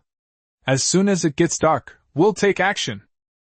Lu Fan thought he could take the opportunity to slip away. Then Li Hua waved again. Let's go, Xiao Han, President Peng wants to see us. Talk less and nod more later. Lu Fan cursed inwardly, but he had no choice but to follow him into President Peng's office. In front of the huge floor-to-ceiling windows, President Peng sat in his executive chair with his back to the 2 men, a cigar between his fingers, gazing at the distant sea. Please sit down. Li Hua patted Lu Fan on the shoulder, and the 2 sat down on the sofa together. Mr. Peng took out 2 Dove chocolates from his pocket and casually tossed them onto the coffee table. Try it. Even dogs wouldn't eat this stuff before, but now it's worth more than gold bars. Li Hua immediately tore open the packaging and stuffed it into his mouth. President Peng, just let me know if you need anything. General Peng turned around, a sinister smile on his face. I have some news for you. He flicked his cigarette ash and said in a low voice. West Huanshan just called to say that several highly aggressive mutant fish have appeared in the sea. For safety reasons, all the large ships have been replaced with speedboats. Lu Fan was slightly startled when he heard this. Isn't the mutant fish supposed to appear after 6 days? Could it be that, like last night's torrential rain, it has come early? Just as he was thinking, General Peng stretched out 3 short, thick fingers. Right now, we only have 3 tickets. Li Hua stopped chewing chocolate abruptly. General Peng sighed. I originally wanted to take a few more brothers with me, but unfortunately the conditions don't allow it. You two are my most capable subordinates, and you'll definitely get these positions. Thank you, General Manager Peng. Li Hua's eyes were filled with fervor. Lu Fan also lowered his hat brim and said, Thank you, President Peng. General Peng's gaze turned cold as he continued. However, there are too many people here. It will definitely be chaotic once the ship arrives. Mr. Su and Mr. Nio's groups are just a burden now. When we make our move tonight, I don't want them to live to see tomorrow. Li Hua suddenly stood up and made a throat-slitting gesture. Don't worry, President Peng. Once the riots start, I'll take Xiao Han and deal with them all. General Peng nodded in satisfaction. Very well, Xiao Han, you can go out first. Li Hua and I have some private matters to attend to. Lu Fan was more than happy to agree and immediately nodded and left. As soon as the door closed, General Peng beckoned Li Hua to come closer. He lowered his voice and said, Actually, there are only 2 tickets. Li Hua's pupils contracted, but he quickly nodded. General Manager Peng patted him on the shoulder. Xiao Han is too stubborn. It's better to bring 2 boxes of canned goods than to bring him. After we deal with General Manager Su and the others, we can take care of him too. Li Hua paused for a second, then a cruel smile appeared on his face. Don't worry, Mr. Peng. I've disliked him for a long time. Everything will be taken care of after tonight. Very good, you truly are my capable assistant. The office door closed again. President Peng took a deep drag on his cigar and turned to look at the sea. The sun was slowly sinking below the horizon, and dark clouds were rolling across the sky. He exhaled a puff of smoke, a mocking smile playing on his lips. Li Hua, what a good dog. Unfortunately, there's only ever 1 ticket. Once I reach Xihuan Mountain, I will build a new business empire over your corpses. You brutes who only know how to fight and kill are not worth wasting resources on. Only if I survive can I make the greatest contribution to human civilization. Half an hour later, night fell. The entire office building had been without power for some time. In the corner of the lobby, there were several tin oil drums with table legs and wooden planks burning inside. The flickering firelight cast a dim and indistinct light over the hall. Using the flickering firelight, Lu Fan finally figured out the location of the supplies. That used to be the finance office. 6 burly men stood guard at the entrance. Judging from their positions, it was clear that the 3 groups were keeping an eye on each other, and no one was willing to let the other take an extra bottle of water. Through the crack in the door, Lu Fan could vaguely see several dismantled commercial water purifiers piled up in the corner. His eyes lit up slightly. Persistence pays off, we finally found it. Lu Fan was figuring out how to make his move. Suddenly, a large hand slapped him hard on the shoulder. Xiao Han, what are you looking at? Li Hua appeared behind Lu Fan at some point, carrying 2 gleaming machetes. He said in a low voice, It's time. Come with me, let's take care of business first. Lu Fan glanced at the guards around him, forcing himself to calm down. Forcing his way in was clearly unwise. It would be better to play along and wait for the situation to become chaotic before taking action. So he nodded and followed Li Hua through the corridor. The 2 quickly arrived at the door of a luxury suite converted from a conference room. The door was well soundproofed, but screams from a man and a woman inside could still be heard. Li Hua sneered. Damn it, he's almost dead and still enjoying himself. He then gave Lu Fan a wink and kicked the door open. With a bang, the door was kicked open. Inside, candlelight flickered, and on the large round bed, Mr. Su and Mr. Nio danced naked, surrounded by several young women in disheveled clothes. The floor was littered with wine and stockings. Who the hell is it? Mr. Su shuddered in fright, pulling up his pants and cursing. Li Hua? You're asking for trouble, daring to barge into my room. Li Hua slammed the door shut behind him, the two knives gleaming coldly in the candlelight. "Excuse me for disturbing you both. President Ping asked me to pass on a message. Today is the anniversary of your deaths." Mr. Su roared and tried to grab the steel pipe at the head of the bed, but Li Hua didn't give him a chance and rushed up in a flash. The blades flashed, almost impenetrable. Mr. Su was instantly disemboweled, his intestines spilling onto the floor. Mr. Neo, trying to escape, also had half his neck severed, blood splattering throughout the room. "Ah! Murder!" Several women scattered in terror, only to find a man wearing a hat standing at the door. Lu Fan stood with his arms crossed, blocking the doorway, his face expressionless. A woman in black stockings knelt at his feet, crying, "Big brother, please spare me! I just want to live! I'll do anything!"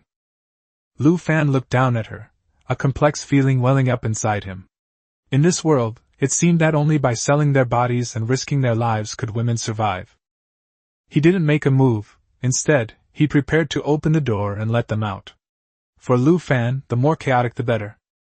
However, just as he turned the doorknob, Li Hua, who was already in a killing frenzy, rushed over and stabbed all the women to the ground with a few blows.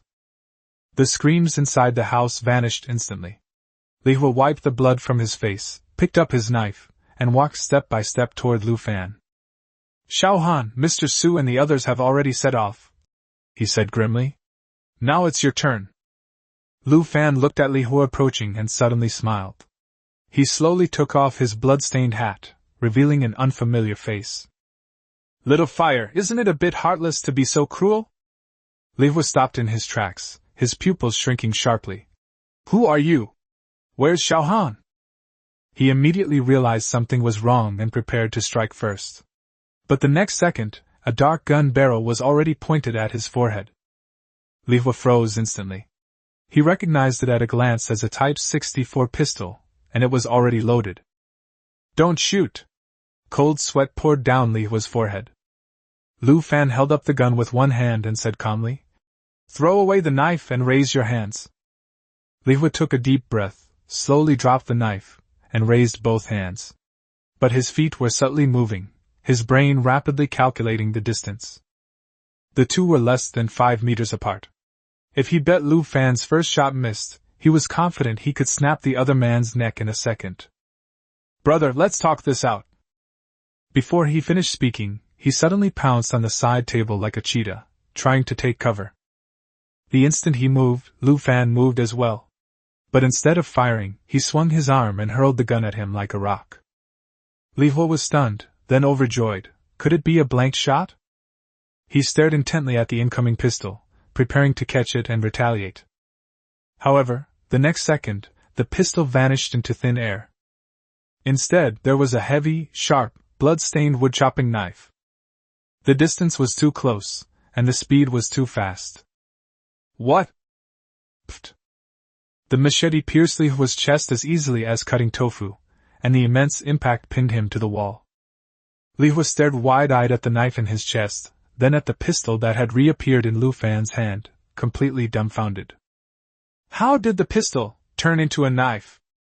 Lu Fan walked over, put his hat back on, drew his machete, and said calmly, "This is called outsmarting them. Your men are all outside. Firing a gun would be too noisy." Li Hua opened his mouth, but only spat out a mouthful of blood. His head lolled to the side, and he died on the spot. Lu Fan breathed a sigh of relief. With a thought, the woodcutter's knife vanished instantly, and was retrieved into his spatial ring. After tidying his clothes, he pushed open the door and walked into the hall. More than 20 people had gathered in the hall, each holding a weapon. Someone asked, "Captain Han, where's Hua Ge?" Lu Fan lowered his hat brim and calmly said, "Brother Hua is constipated, let's get started." Everyone was taken aback. "Then who's in command?" Lu Fan suddenly raised his voice and roared, "You still need to ask about such a simple task? Just kill anyone you see. Anyone who delays our trip to Shihuan Mountain, I'll be the first to cripple them." That shout stunned everyone. A veteran immediately chimed in. "Captain Han is right. Brothers, split into 3 groups as planned and clean up those junk. For the sake of the ship tickets." For the boat tickets! The crowd erupted in a frenzy, and more than 20 people rushed toward the stairwell with weapons in hand. Even the guards protecting the supplies ran down after them. In less than a minute, the 30th floor became completely empty. What a bunch of idiots! Lu Fan sneered and turned to head straight for the supplies room. There weren't many supplies in the room, just canned food, biscuits, bottled water, and a few bottles of red wine. Lu Fan didn't look closely and went straight to the water purifiers in the corner. He cleaved open the outer shell with a single stroke and quickly located his target in the candlelight. Successfully retrieved 5 high-quality RO reverse osmosis membrane filter cartridges. Lu Fan's eyes lit up. We're rich! He quickly stuffed the materials into his pocket. These filter cartridges would not only be used to make a water purifier, but also ensure its continued use. Lu Fan lit a windproof lighter and continued rummaging through the supplies, intending to take as much as he could. Just as he was focused on looting, a chill suddenly came from behind him. A cold dagger had already silently pressed against his lower back. Immediately afterwards, a cold voice rang in my ears. I knew you were up to something. General Peng asked with a cold smile. Where's Li Hua? Did you kill him? Chapter 13. Within 7 steps, the gun is both fast and accurate. Lu Fan didn't speak, but used the flickering firelight behind him to glance at the dark figure beside him out of the corner of his eye. The shadow was as wide as a wall. With such a large body, it can approach me silently.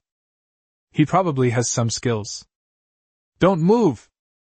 The dagger in General Peng's hand moved forward half an inch, piercing through Lu Fan's lower back and leaving a bloody mark on his skin. He quickly ran his other hand over Lu Fan's body. I didn't find any weapons. I only managed to find a few pieces of material that I had just taken out of my pocket, household RO reverse osmosis membrane filter cartridges. Oh, so that's what you stole! General Manager Peng held the filter in his hand, weighed it in his hand, and then let out a hearty laugh. To be able to take down Li Hua so easily and still sneak in unnoticed. Young man, you've got some skills and know how to survive. You're a real talent. He threw the filter back to Lu Fan, and even took a step back, adopting a humble and respectful demeanor. I won't kill you, I'll even give you a chance, how about it? Lu Fan raised his hands, slowly turned around, and looked expressionlessly at the fat man with a face full of fat. What opportunity? Let's make a deal! President Peng pointed to the dark sea outside the window. I'll give you a ticket to Shihuan Mountain. On the condition that you become one of my trusted confidants. Help me build the first commercial empire in the apocalypse at that base. Lu Fan looked at his arrogant face, and his lips twitched slightly. That's it. His gaze was as if he were looking at an idiot. Not interested. Are you going to become his lackey just because of a worthless ship ticket? This fat guy must have gone mad from being a local tyrant in the office building. Besides, he'll be going to the Shihuan Mountain stronghold sooner or later, so he can investigate any secrets himself. Upon being rejected, General Manager Peng's smile froze instantly, and a ruthless glint flashed in his eyes. If you won't listen to reason, you'll have to suffer the consequences. Fine, it's been over 10 years since I last fought. I wonder if I've lost my kung fu. The words had barely left his mouth. Lu Fan felt a surge of killing intent coming towards him. Before he could even draw his gun, General Peng punched him in the chest, sending him flying backward with a muffled groan, crashing into the wall. Lu Fan coughed up blood and his heart nearly stopped. Unexpectedly, this fat man was not only cunning, but also incredibly agile. The speed of that punch was so fast it left afterimages. Lu Fan originally intended to create some distance, and then draw his gun to shoot the guy. But now his limbs are paralyzed, he can't even lift his wrists, let alone pull the trigger. Young man, I can see that you have experienced life and death. Such a temperament is not something to be taken lightly. General Peng slowly raised the dagger in his hand, the blade twirling deftly between his fingers. I'll give you one last chance. If you agree, I can give you a secret for free. I think someone like you will definitely be very interested. I agree. Lu Fan raised an eyebrow and quickly agreed. Saving your life is the most important thing. Anyway, I have legs, so I can run away anytime. General Peng smiled with satisfaction, lowered his voice, and spoke in a seductive tone. Do you know why the authorities chose that desolate mountain, Shihuan Mountain, as their base? Because it's relatively high. You're being too superficial, young man. Actually, as early as the first day of the torrential rain, the authorities discovered an ancient artifact inside that mountain. Boom! A thunderclap exploded outside the window without warning, instantly drowning out President Peng's voice. Immediately afterwards, torrential rain poured down outside the window, pounding wildly against the glass curtain wall. Lu Fan didn't hear the last few words clearly. A blinding flash of lightning streaked across the sky, and President Peng, who had been looking smug, suddenly froze on the spot as if struck by lightning. His beady eyes were fixed on the window, his eyeballs bloodshot with terror. No!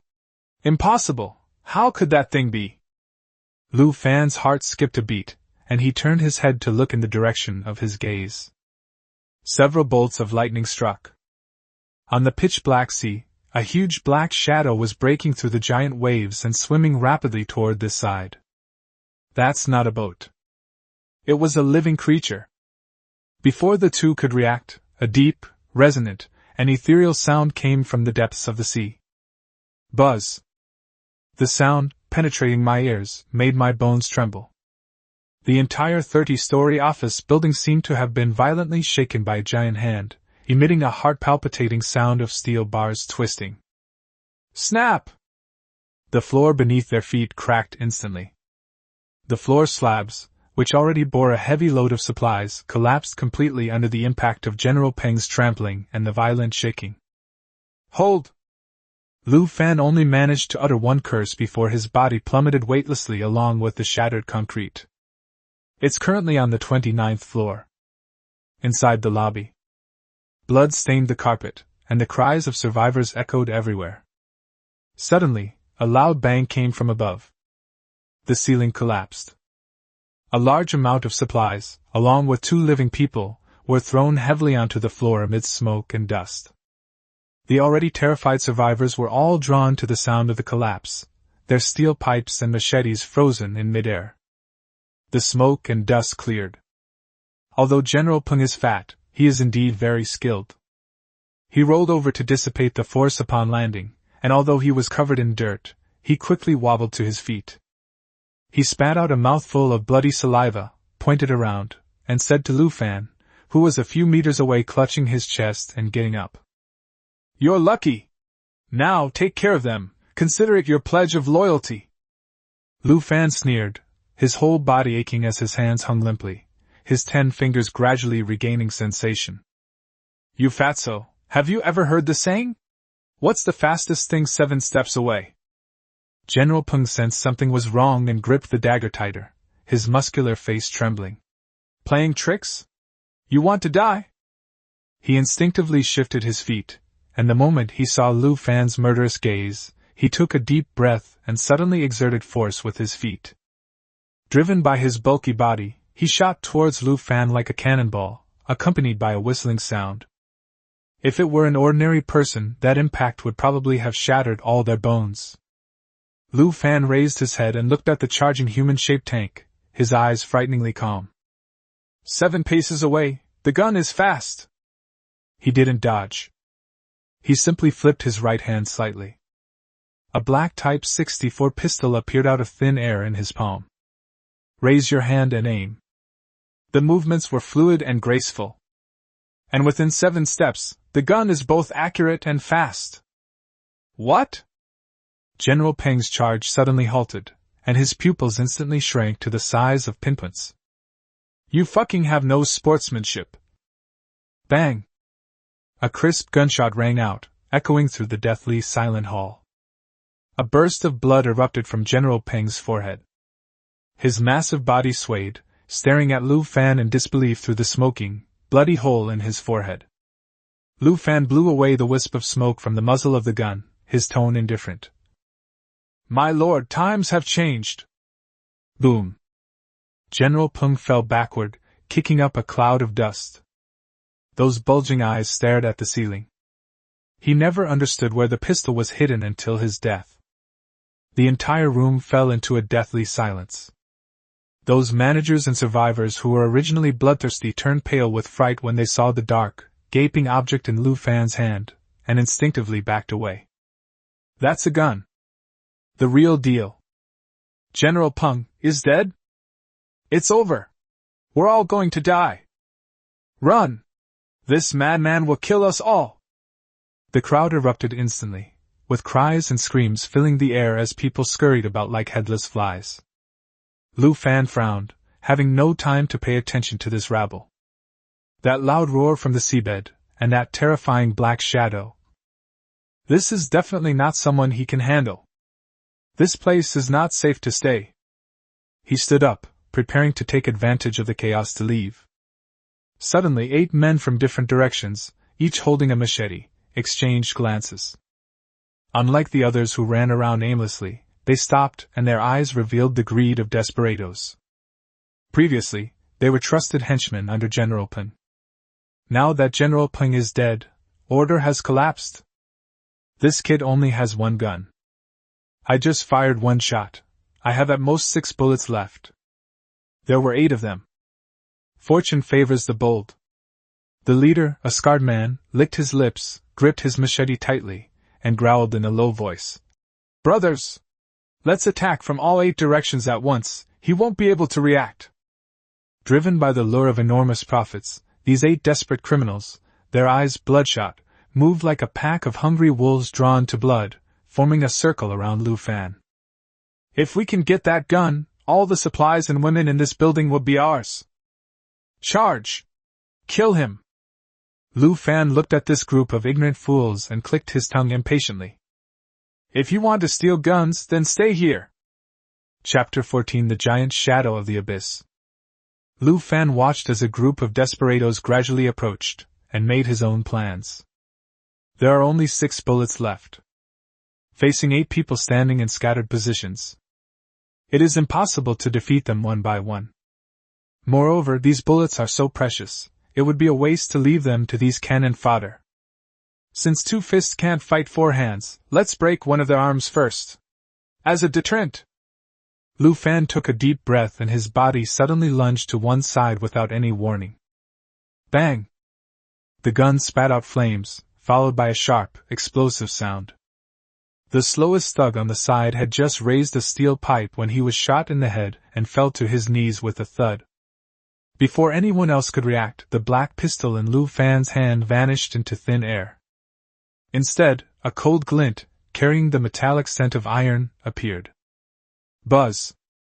The machete drew a cruel semicircle in the air. Using his momentum, Lu Fan moved like a ghost between the 2 people next to him. The blade precisely cuts through the skin, flesh, and bones. The 2 men clutched their bleeding throats and collapsed without even uttering a sound. Just 2 seconds. The 3 people fell to the ground. The remaining 5 people froze on the spot, their legs going weak from the sheer terror of Lu Fan's killing efficiency. Even a professional assassin couldn't be this smooth. And he was holding a gun just now, how did it turn into a knife in the blink of an eye? Lu Fan flicked the blood off the blade, his eyes icy. Those who aren't afraid of death, keep going. The 5 men looked at each other, their hands gripping their weapons trembling violently, none daring to take that step.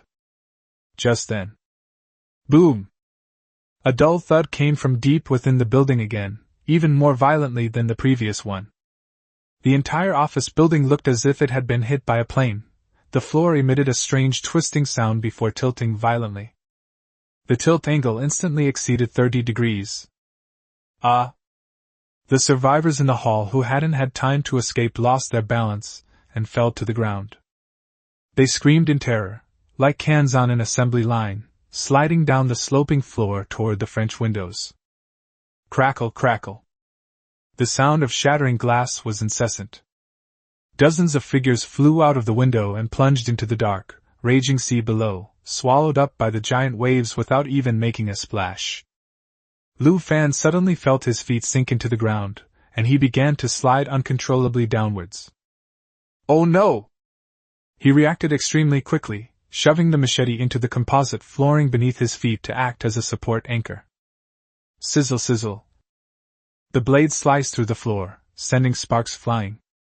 It slid for at least several tens of centimeters before finally getting stuck on the keel and coming to a stop. Just then, a dark figure slid down from above. He was a survivor who had just tried to steal the gun. He reacted quickly, grabbing Lu Fan's leg tightly as if grasping at a last straw. "Brother! Don't leave me! Please take me with you! I don't want to die!" The man's face was covered in snot and tears, and his fingernails were almost digging into Lu Fan's flesh.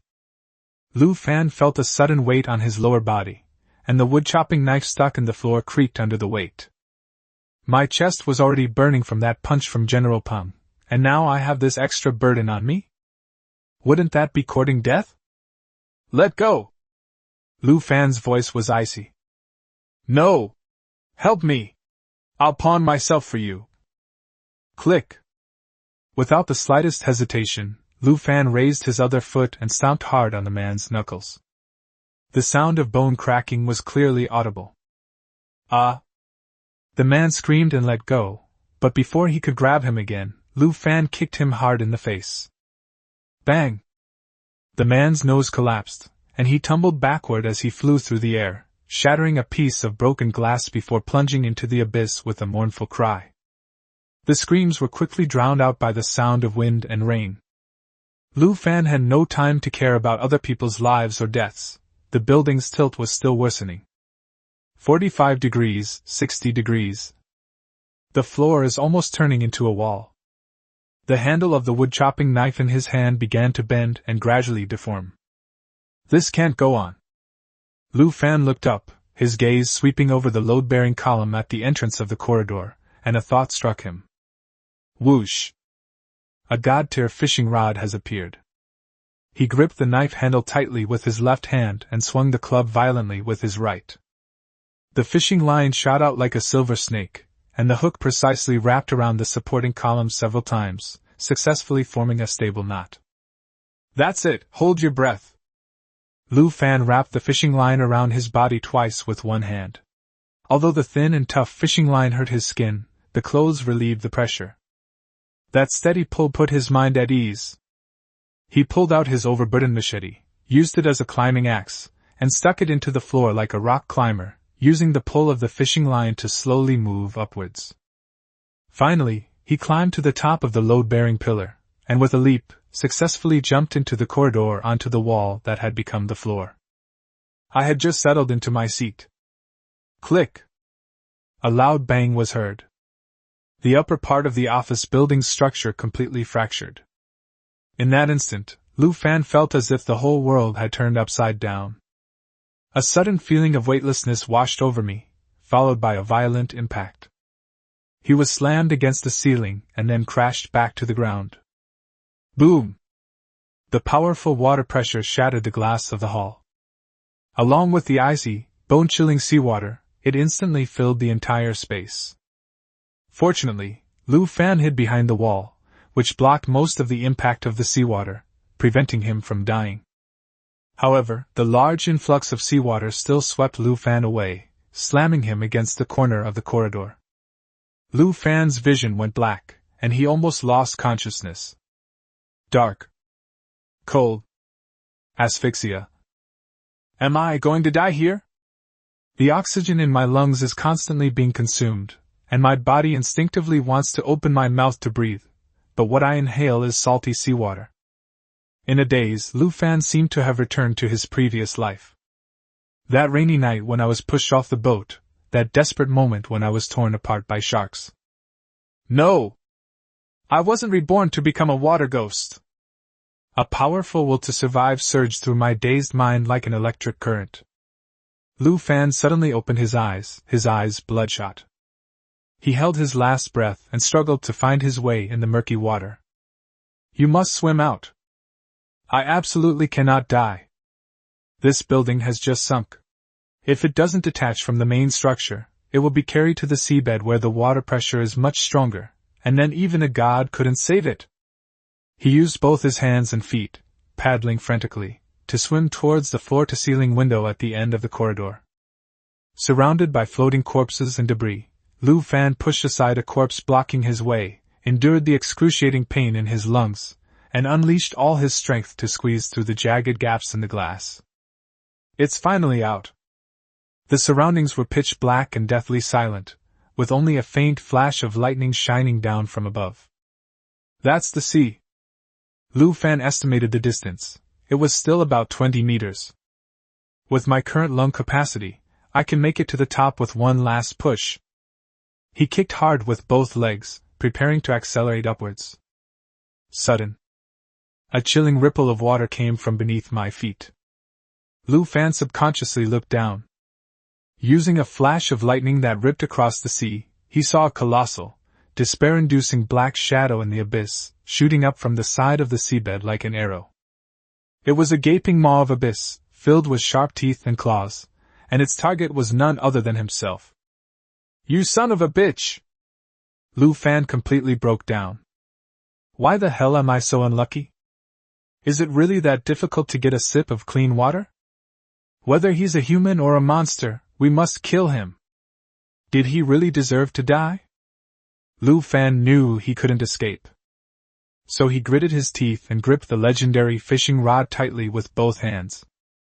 That damn sea monster, even if it means fighting to the death, it will pay the price with inflamed gums. Humans are not so easy to bully. Lu Fan used his last bit of strength to cast the fishing rod with difficulty. The fishhook, glowing with an eerie light, ignored the underwater resistance and flew straight toward the gaping maw of the abyss. While fishing, the host's current stamina has been exhausted. Upon successfully fishing, the host will fall into a complete coma. Lu Fan smiled, released the fishing rod with both hands, and gradually lost consciousness. Do I need you to remind me? Anyway, I'm about to suffocate. As the dark shadow drew closer, the fishhook successfully embedded itself into the flesh of the giant mouth. To die before being bitten to pieces is a kind of luck. Lu Fan closed his eyes, smiled contentedly, and completely lost consciousness. The next instant, the dark shadow suddenly attacked, engulfing Lu Fan's body and sealing everything in endless darkness. Warning: current mental state is too low, data cannot be displayed. Fishing successful. Received? Type? Rarity? Gain 0 proficiency points, 0 spirit points. Current fishing attempts, 16 out of 100, proficiency, 75/200, spirit 9/30. Host detected to be in a near-death state. Fishing rules forcibly corrected. Target changed to a special contract. Chapter 15: The Blue-Haired Woman and the Slap Mark. I don't know how much time passed. In that endless darkness and icy abyss, Lu Fan felt his consciousness was as light as a feather, drifting in the wind. The painful feeling of suffocation disappeared, replaced by a strange warmth. Am I dead? He slowly opened his eyes. There was no seawater around, only a soft, hazy white light. He felt as if he were holding something in his hand, its texture warm and delicate, like the finest silk, yet with an amazing elasticity. He unconsciously pinched it. It's soft and feels pretty good. What's this? Lu Fan, still half asleep, tried to get closer to see clearly. Just then, within the white light, a phantom-like emerald figure appeared and disappeared. It appeared to be a tall woman with long, flowing turquoise hair, floating in the air. Before Lu Fan could even see her face clearly, a clear, ethereal female voice, tinged with embarrassment and arrogance, echoed in my mind. You bastard! How dare you blaspheme me? If it weren't for those damned rules, I would never have acknowledged you as my master. I'll remember this debt. One day, I'll tear you apart alive to vent my hatred. Get out of here now! Snap! Lu Fan felt as if his cheek had been slapped hard by an iron plate.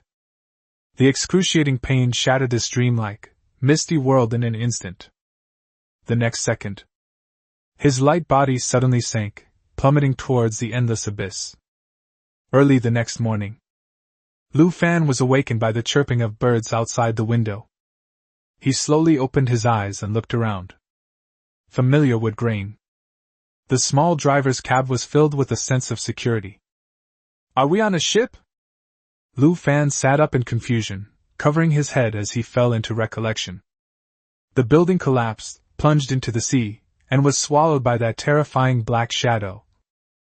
All the memories are absolutely real. They could never be illusions. Moreover, it seems he had a very long and tiring dream. In the dream, everything was empty, and I couldn't see anything clearly, but I could vaguely hear a woman shouting and cursing. I couldn't hear a single word of what was said. Ouch, my head hurts. Lu Fan took a deep breath and looked out the window. A beam of warm morning light shone through the glass and fell on his face. The sea outside the window was calm and sparkling, with a few seabirds occasionally skimming the surface and making crisp calls. The weather is fine and the days are peaceful. It's like a completely different world from last night's torrential rain and wind. Oh right! The fishing rod, I think I cast it before it was eaten. Lu Fan suddenly remembered something and subconsciously summoned the god-level fishing rod. This is the only clue. It might reveal what happened last night. Current host Lu Fan. Status, healthy. Fishing attempts, 16/100. Proficiency level. The panel was clean and there was nothing unusual. Only the number of fishing trips increased noticeably by 1. This is enough to prove that the shot was indeed thrown last night. But apart from that, there were no other prompts, and no new items were added to the spatial ring. Even the proficiency and mental stats remained completely unchanged. Could it be the Air Force? But if it's just the Air Force, how could I possibly escape from inside that monster's belly? Even all the wounds on his body were healed? This is too weird. Lu Fan was completely baffled and felt his head throbbing. He was about to raise his hand to rub his temples when the moment his fingers touched his left cheek, a numbing, stinging pain made him gasp. Ouch, it hurts. Lu Fan quickly moved closer to the window pane and shone the light through it. He froze instantly. In the reflection of the glass, his left cheek was swollen high, with a thin, purplish-red handprint clearly imprinted on it. The 5 fingers are small and slender, with distinct joints. It's clearly a woman's hand. The slap was so powerful that it almost knocked the top of his head off. Holy crap! Who's so ruthless? Lu Fan was stunned and subconsciously looked back at the empty ship. I'm the only man on this ship. Where did a woman's handprint come from? Could it be that the sea monster thought I smelled bad last night, so it vomited me out, and then some woman rescued me, slapped me, and sent me back to the ship? This is outrageous. Lu Fan couldn't help but admire his own imagination. It would be a shame if he didn't write novels. Just as he was filled with doubt and suspicion, wondering if he had encountered a ghost, a sudden burning sensation came from my neck. Lu Fan pulled open his collar and looked down. His pupils contracted sharply. 3 bright blue lines had appeared on the right side of the neck, near the major artery. The patterns resembled the scales of some creature, deeply imprinted on the skin and flesh, emitting a faint, eerie glow. Lu Fan tried touching it with his hand, and even scratched it with his fingernail. It remained completely still. This thing was like an organ growing inside his body, and it would shimmer slightly with his breathing. Oh my God! Looks like I'm still half asleep. Lu Fan leaned back on the bed, giving up on thinking altogether. No matter what happened, at least I'm still alive. And they returned to the ship safely. That's enough. Never mind! Lu Fan pulled up his collar to cover the tattoo, and his eyes sharpened. Whether you're a god or a ghost, the fact that you've left a mark on me means this isn't over yet. When I see you next time, I'll definitely slap you back. He threw back the covers and sat up again. Touching the 5 intact RO reverse osmosis membrane filter cartridges in his pocket, he regained his fighting spirit. As long as you're alive, you have a chance to find out. The most urgent thing is to build a water purifier. I'm dying of thirst. Lu Fan quickly left the cockpit and went to the deck. He took out the blueprint and examined it carefully. We have the main material, the RO reverse osmosis membrane filter cartridge, and we've also collected the auxiliary materials, the rubber hose and the quartz sand. Let me see what's still missing. Charcoal chips and plastic bottles. Plastic bottles are everywhere on the sea surface. They are not scarce.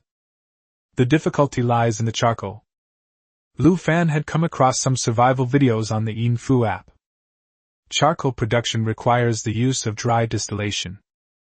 Simply put, it involves heating wood at high temperatures while restricting oxygen intake.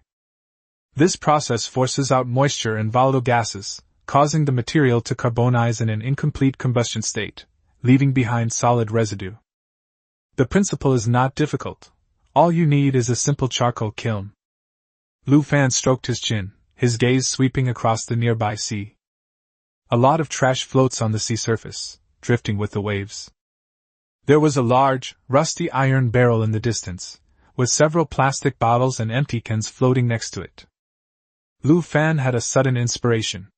He summoned his divine fishing rod and swung it forcefully towards the iron bucket, intending to use the materials on the spot. I got it! The fishhook caught the pull ring of the iron bucket precisely. Lu Fan adjusted the angle, allowing the iron bucket to trap the plastic bottles and empty cans together, and pulled them back. Soon, Lu Fan happily received a large iron bucket, 3 plastic bottles, and 2 empty cans. He emptied the water from the iron bucket and stood it upright on the deck. Then he took out a piece of wood from the space. Tisk, it's too thick. You can't cook it without splitting it. Lu Fan summoned his battle-hardened woodcutter's axe, just about to make his move. Click! Before any force was applied, the blade made a crisp sound and broke in two, falling to the ground. Lu Fan picked it up and saw that the blade was already chipped and the body was covered with spiderweb-like cracks. It seems that last night when I used it as a climbing axe to shove it into the floor slab, I had already exhausted its lifespan and rendered it completely unusable. Farewell, old friend. Lu Fan sighed. Even though the knife is broken, the work still has to be done. As long as you don't give up, there will always be more solutions than problems. He selected a relatively sharp broken blade and wedged it into the surface of the wooden block as a wedge. He then picked up another thick piece of wood and used it as a hammer, aiming it at the back of the broken blade below, and smashed it down hard. Bang! Bang! After several heavy blows, the wooden block cracked open. It takes a bit of effort, but it's much more reliable than breaking it by hand. Before long, a pile of appropriately sized wooden strips was produced.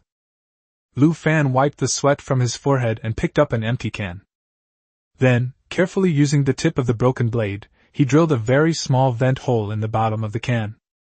Next, the split wooden strips were stuffed into the can and pressed down, then the can was placed upside down in the center of the bottom of the iron bucket. A standard miniature dry distillation charcoal kiln has been set up. Ignition! Lu Fan sprinkled some sawdust on the bottom of the iron bucket and ignited it, then piled the remaining flammable wood around the can. Call. A short while later. The temperature inside the iron drum gradually soared, and flames leaped upwards, with wisps of white smoke rising from the vent of the can. It should be settled by now. During the break from burning charcoal, Lu Fan took out the half-empty bottle of mineral water, took a small sip, and moistened his throat. I had barely caught my breath when I summoned my god-tier fishing rod and began today's fishing session. Time is money. After all, in this damn apocalypse, you can never have too many supplies. This is the only way for him to survive. Chapter 16: Making a Water Purifier. A hard 1/2 cup of water. 5 hours later. 1 o'clock in the afternoon. The sea was unusually calm.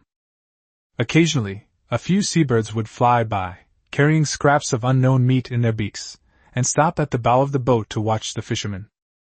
Lu Fan sat on the side of the boat, his divine fishing rod already stretched into a full moon shape. The fishing line was taut, locked in a struggle with a green light on the seabed. It's quite substantial. This pole doesn't have that pulling feeling of being led. Instead, it feels like it's caught on some heavy object, requiring brute force to get it out. Lu Fan's arm muscles bulged as he maintained his balance and steadily pulled the line back in. Whoosh! A greenish-gray orb of light burst from the water and slammed heavily onto the deck. The orb still had a few wet seaweeds hanging from it, and the orb shimmered with a high-tech fluorescent green. Fishing successful. Obtained high-performance combat deep-sea suit, set X1. Type, hidden item. Rarity, excellent. Gained 5 proficiency points and 2 spirit points. Current fishing attempts, 25/100, proficiency, 87/200, spirit, 11/30. Description: a deep-sea diving suit made with nanofluid materials. It boasts excellent puncture resistance and temperature regulation, capable of withstanding extreme water temperatures and the bites of small marine creatures. Accessories for use with deep-sea suit only. Specialized backpack-style high-pressure oxygen cylinder, 6L capacity, with built-in concentration and circulation filtration system, capable of operating at a depth of 60 meters for 40 minutes. Miniature-powered fins, increase underwater propulsion speed by 30%. High-performance tactical searchlight, 5,000 lumens center brightness, for adjustable levels, effective underwater illumination distance of approximately 15 to 20 meters. As Lu Fan looked at the series of data presentations, his tense shoulders finally relaxed. 9th fishing trip. I didn't expect to get the guaranteed minimum. This stuff is so awesome. On this vast ocean, if you fall into the water or need to work underwater, this is your second life. With a thought, he stored the professional deep-sea combat suit into his spatial ring. Perfect! Lu Fan stood up, stretched, and his stiff body crackled. The morning's results were pretty good. 7 everyday grade jugglers, 1 high-grade hidden item juggler, and 1 air-grade juggler. As proficiency increases, that subtle, intuitive feel for fishing becomes more and more refined. In the past, even fishing for a spicy snack would take a long time and a lot of gamble. Now, it only takes half an hour to consistently catch a fishing rod of basic supplies.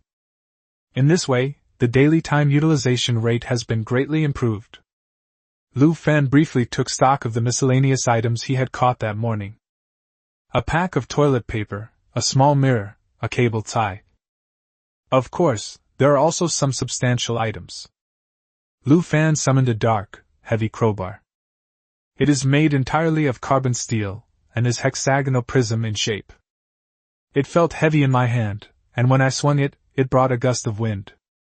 Without the machete, this is currently the only melee weapon and tool available, and it's definitely easier to smash a person's skull than to crack a walnut. In addition, there was a set of dark blue windproof jacket and pants. Lu Fan glanced down at his tattered beggar's outfit. After soaking in seawater for 2 consecutive days and being exposed to the scorching sun, I was left to bask in the heat. The fabric had long been covered with a thick layer of white salt frost.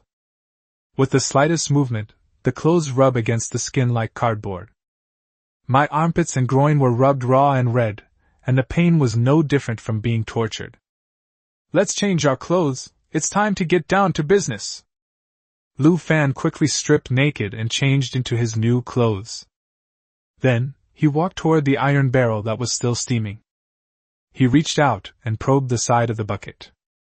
It's warm, but not hot. Lu Fan picked up a crowbar, skillfully scraped away the ashes at the bottom of the bucket, and used a hook to lift out the overturned can. The wooden strips that were originally packed tightly have now turned into black, light charcoal blocks. It makes a crisp, dingling sound when tapped. It's done! Lu Fan grabbed the hard-won can of charcoal chips and strode to the dashboard in the driver's cab. He slammed all the prepared materials onto the table. Build a basic trickling water purifier. Buzz. A faint light shone from the workbench. The blueprint was incorporated into the core of the workbench. The messy plastic bottles, rubber tubes, quartz sand, and RO filter cartridges were instantly swallowed by the light. A few seconds later, a rather peculiarly shaped device appeared before us. Successfully completed. Obtained. excellent grade basic trickling filter freshwater purifier. Production efficiency, 40 ml 45 ml/hour. Filtration accuracy, 0.0001 microns. Water quality, drinking grade freshwater. Note: after purifying 1 tank of water, the filter cartridge must be cleaned before each use to prevent salt crystals from clogging the membrane pores. Lu Fan held up the freshwater purifier, his eyes shining brightly. This thing looks like a large hospital 4-drip bottle. It was simply optimized and assembled on the workbench. The upper part is a plastic bucket for holding raw water, the middle part is connected to a filter layer filled with quartz sand and charcoal, and the bottom part is the core RO filter and water outlet pipe. Lu Fan carefully hung the device on the highest window frame latch inside the driver's cab. Then I found a clean, pre-cut plastic cup and placed it directly below. Then, he picked up a plastic bottle filled with murky seawater and poured it into the top inlet. Glug glug. Brown seawater seeps into the quartz sand layer, and after coarse filtration, it turns into slightly yellow water that slowly seeps into the charcoal layer, and then flows towards the filter cartridge layer. Lu Fan sat cross-legged on the wooden bed, staring intently at the water pipe at the bottom without blinking. He waited quietly. The wheelhouse was eerily quiet. The only sound was the waves crashing against the hull. 1 minute. 2 minutes. Until a crystal-clear water droplet condensed at the opening of the duct. It wobbled twice at the opening of the tube, and then was stretched into an oval shape by gravity. Tick-tock. Water droplets hit the bottom of the cup, making a crisp and pleasant sound. To Lu Fan, this sound was more beautiful than any other sound in the world. Tick-tock, tick-tock. The water droplets fell so slowly it was maddening, taking an average of several seconds to fall. But Lu Fan was not impatient at all. He stared intently, watching the water stain at the bottom of the glass gradually expand, gather into a small puddle, and then slowly submerge the bottom of the glass. 4 hours later. The sky outside gradually darkened. The plastic cup already contained about 150 milliliters of liquid.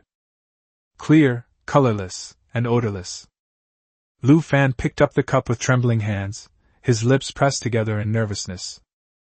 Without any hesitation, he tilted his head back and drank it all in one gulp.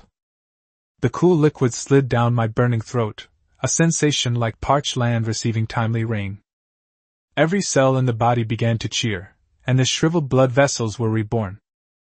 At this moment, Lu Fan could no longer hold back. Ha! He let out a long breath, his eyes slightly moist.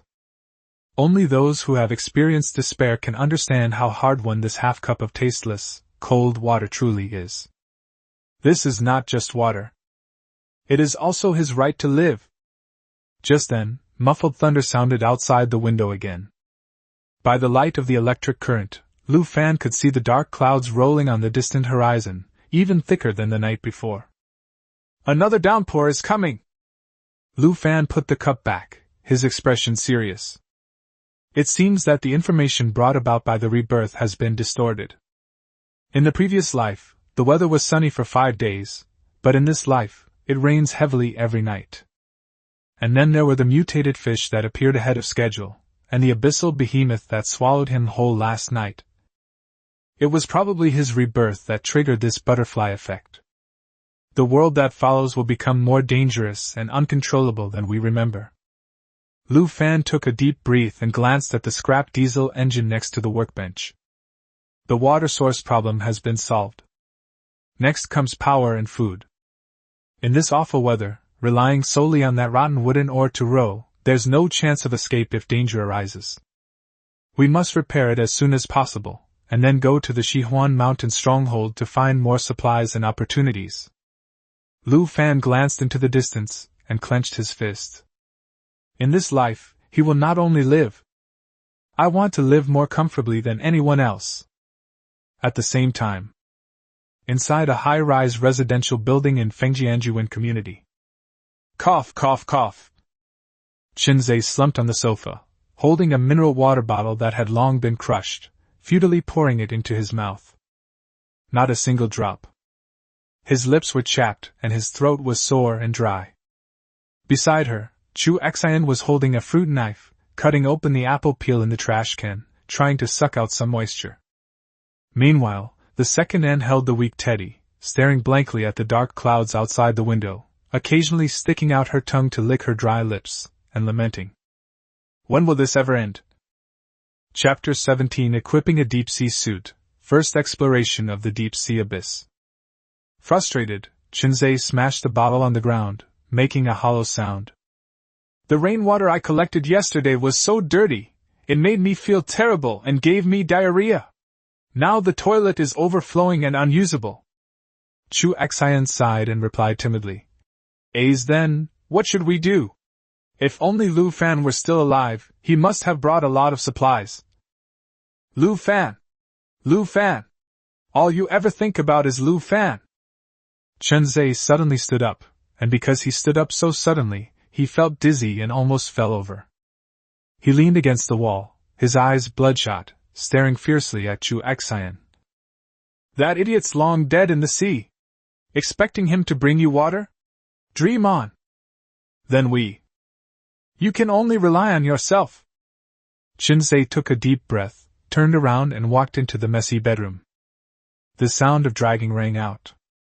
A moment later, he dragged a deflated, bright yellow two-person inflatable raft to the center of the living room. He threw the air pump on the ground and glared fiercely at Chu Xian and his second aunt. Listen! Chinzei stepped on the air pump, panting heavily, and said coldly. We can't delay any longer. A person will die of thirst if they don't drink water for 3 days. This dilapidated building is just a coffin. Tomorrow morning, as soon as the rain stops, we'll set off. Go to the dock and find the yachts. They must have freshwater purification systems on them. When Auntie heard that they were going out, she trembled with fear. Xiao Zhe, the water is so deep outside, what if it capsizes? It's better to fall over than to die of thirst. Chinzei stopped what he was doing and looked at his second aunt with a sinister gaze. Or do you, Auntie, want to stay here and become a dried corpse? Looking at Chinzei's murderous gaze, the second aunt swallowed hard, but ultimately dared not say anything, only nodding frantically. Thunder rumbled outside the window. A heavy rain is coming. The three of them took turns pumping air into the living room, inflating it continuously. Prepare for tomorrow's escape. The next morning, the first ray of sunlight pierced through the clouds, shining through the water-dampened glass window onto the wooden floor of the driver's cab. Lu Fan suddenly opened his eyes and crawled out of the warm down comforter. He didn't even bother to put on his shoes. He jumped off the bed barefoot and immediately rushed to the window frame. The plastic cup beneath the water purifier, which had been hanging there all night, was already full. With just a slight shake, water droplets could easily drip down the cup and onto the floor. Holy crap! Hold on! Lu Fan's breath hitched, and he carefully picked up the plastic cup. It has a heavy, substantial feel. It contains approximately 500 milliliters. In this apocalyptic world where fresh water is 100 times more valuable than gold, this glass of water is enough to make an adult kill someone. The water is crystal clear, without a trace of impurities. Lu Fan's Adam's apple bobbed, and he resisted the urge to drink it all in one gulp. He quickly found an empty plastic bottle with a screw cap and poured the life-saving water into it without spilling a drop. After he finished, Lu Fan even licked the water glass. He tightened the bottle cap and placed it in the safest corner of the cab to secure it. As long as the wooden boat doesn't explode, this bottle of fresh water is absolutely safe. After finishing all this, Lu Fan plopped down on the wooden bed, his heart still pounding. It's safe. As long as this freshwater purifier is working, even if it floats at sea for a year, it won't turn into a dried-up corpse. After calming himself down, Lu Fan pushed open the heavy wooden door of the driver's cab and stepped out. The salty, fishy smell of the sea breeze still wafted in. He squinted and looked around. After drifting without power all night, the boat has long since deviated from its position from last night. Here, about 1 kilometer to the left, stands half of a uniquely shaped, internet-famous high-rise building on the sea. At the very top are 4 huge gilded characters. Song's Entertainment, which look magnificent and dazzling. So it drifted to the West District. Lu Fan raised an eyebrow slightly. If I remember correctly, this should be the West City commercial center of V-City, only about 5 or 6 kilometers away from that awful place, Fengjianjuan residential area. I never expected that after all this time, I would still end up here. TSK! What a twist of fate! Lu Fan withdrew his gaze, unconcerned. So what if we get here? He is no longer the pushover he was in his previous life. The lives of Chen Zhe and Chu Xian were meaningless to him. The most important thing right now is to get this metal boat moving. Lu Fan walked up to the scrap diesel engine and opened the workbench panel. Engine repair solution. Required materials: high-quality mechanical repair kit or equivalent replacement parts. Repair kits are considered fishing supplies. Even if you fish 100 times, you might not catch anything, so just skip it. And this replacement part of the same grade. With a thought, Lu Fan retrieved the high-quality materials from his spatial ring. Apart from the 2 high-quality copper core coils that remained when the fishing boat was dismantled, none of the others were usable. Is there anything else I need? Lu Fan asked the workbench. The light screen flashed, and a detailed list of parts appeared. 1. Premium grade copper core coil, ×2, already owned. 2. Premium alloy crankshaft, ×1 missing. 3. Premium grade high pressure fuel injector, ×1 missing. 4. Premium grade sealed piston ring assembly, ×1 missing. These are all core components. The difficulty is no less than that of making a water purifier. Lu Fan stroked the stubble on his chin, his gaze once again falling on the Song Group building. He had interviewed for jobs in this area before. In my memory, there seemed to be a large hardware and electrical machinery market not far from this Song family building. There are many shops there that specialize in generators and spare parts. Although they are definitely submerged now, those heavy machinery parts are not like food and are not so easily washed away by the water. They are most likely still in the store. The current water depth is estimated to be around 50 meters. Lu Fan made a rough estimate, and his eyes sharpened. Let's do it! We've got the gear anyway! Without further hesitation, he immediately retrieved the high-performance combat deep-sea suit from his spatial storage. Then he took out the last half-pack of beef jerky and ate it for breakfast to replenish his energy. Once everything is ready, Lu Fan took off his clothes and put on the fluid black battlesuit. Hiss. The moment the zipper was zipped up, a strange feeling of being enveloped spread throughout my body. This garment doesn't feel like fabric, it's more like a breathable layer of skin that automatically contracts and conforms to muscle lines without causing any discomfort or tightness. This is definitely cutting-edge technology. Next came the backpack oxygen tank, the tactical headlamp, and the powered flippers with micro-turbines. The main feature is being fully armed. Lu Fan stood on the ship's side, looking down at the unfathomable dark sea. The oppressive feeling brought by that unknown abyss makes one instinctively feel palpitations. Don't panic. No fighting, just search, and then retreat. He adjusted the breathing valve and put on his goggles. Thump. A less than standard entry into the water. Lu Fan broke through the water's surface and plunged into the sea. The expected biting cold did not come the moment I entered the water. The thermostat system inside the diving suit activated instantly, locking in body temperature. The suffocating water pressure around them was also largely reduced by this high-tech deep-sea diving suit. Lu Fan was overjoyed. This feeling is amazing. He felt that he was no longer a land creature, but had become a slippery fish. They were able to do as they pleased in this vast ocean that had swallowed countless lives. As expected of a hidden item, it's truly a good one. Click. He pressed the switch on the side of his head. A bright beam of light pierced the darkness in an instant, like a sharp sword plunging straight into the seabed. The originally murky and dark underwater world was revealed under the strong light of 5,000 lumens. Countless pieces of floating trash, murky matter, and some disturbed fish. Lu Fan ignored them and turned to activate his motorized fins. Buzz! A slight vibration came from my ankle, and a powerful thrust surged from behind me. He hurtled towards the abyss like a torpedo. A few seconds later, Lu Fan disappeared into the murky waters. Meanwhile, in the shadow of an abandoned billboard not far away, the seawater rippled slightly. A pair of eyes, no bigger than a bull, yet radiating an eerie scarlet light, suddenly opened in the darkness. It stared intently at the white beam of light that was constantly descending. With a flick of its tentacles, the eerie figure silently blended into the darkness and quietly followed. Chapter 18: Strange Things in the Abyss. 50 meters underwater. Everything was eerily silent.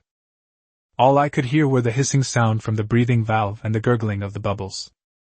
The headlamp swept across the surroundings, and countless tiny bubbles floated in front of the beam of light, with occasional bits of trash obscuring the view. Lu Fan hovered in midair, the asphalt road beneath his feet now a deep ditch covered with silt and seaweed. Those luxury cars that once symbolized wealth are now piled up haphazardly on both sides of the street, their windows broken, and a few strands of water plants swaying eerily in the driver's seat with the undercurrent. Gurgle. A dark shadow drifted past from the side. Lu Fan instinctively shone the beam of light towards it. It was a white, mushy body, dressed in a security guard uniform, bobbing and swaying in the water. However, when the body was turned over, Lu Fan's pupils contracted slightly. Only the upper body of this person remains. His lower body looked as if it had been forcibly torn off by the teeth of some kind of creature. The broken end was jagged, with several grayish-white intestines trailing behind, being frantically pecked at by a group of finger-sized silverfish. Hiss, that's terrifying! Lu Fan couldn't help but feel nervous. For something to bite a person like that, there must be a dangerous, large creature nearby. It's not advisable to stay here any longer. He gripped the crowbar tightly and cautiously surveyed his surroundings. The dark underwater world is nothing but ruins and darkness. The sign that read, "Hongfa Hardware and Electrical Machinery City," was faintly visible in the distance amidst the mud and sand. Lu Fan adjusted his breathing, moved his legs slightly, and swam quickly towards the market. But just as they approached the gate, a chill suddenly shot up my spine to the back of my head. Startled, Lu Fan turned around abruptly, holding the crowbar horizontally in front of his chest, and the beam of light swept wildly across the water behind him. It was completely empty. Only a few frightened small fish wagged their tails and scurried under the car. "You scared me. I'll catch you and roast you later." Lu Fan frowned, glanced at the oxygen gauge on his wrist, and knew he couldn't delay any longer. He turned and swam to the entrance of the hardware market. The roller shutters at the entrance were tightly closed, and the keyholes at the bottom were rusted. Lu Fan bent down, inserted the flat end of the crowbar under the rubber strip at the bottom of the door crack, braced his feet against the ground, and exerted force with his arms. "Rise!" If this were on land, the door would have been opened long ago with that crowbar. But in the water, especially at a depth of 50 meters on the seabed, the powerful water pressure relieved him of most of his strength. The roller shutter door made only a muffled thud, and remained completely still. "Damn it! If only I still had my wood-chopping axe!" Lu Fan thought to himself.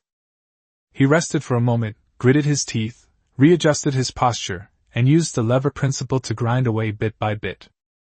Every inch of lifting was accompanied by a piercing metallic twisting sound. It took more than 10 minutes. With a crisp bang, the sliding tractor formed, and the roller shutter door was finally pried open, creating a gap just large enough for one person to squeeze through. Lu Fan glanced at the time. Nearly 20 minutes have passed since we began our descent. The oxygen cylinder can only last for 40 minutes. In other words, we only have 20 minutes to find something, and we also need to allow time for surfacing. Lu Fan took a deep breath of oxygen and slipped into the gap like an eel. The store was a complete mess. Most of the shelves collapsed, and various screws and washers were scattered in the mud. Lu Fan dared not be careless. Using the light of his headlamp, he headed straight for the counters that had not yet collapsed.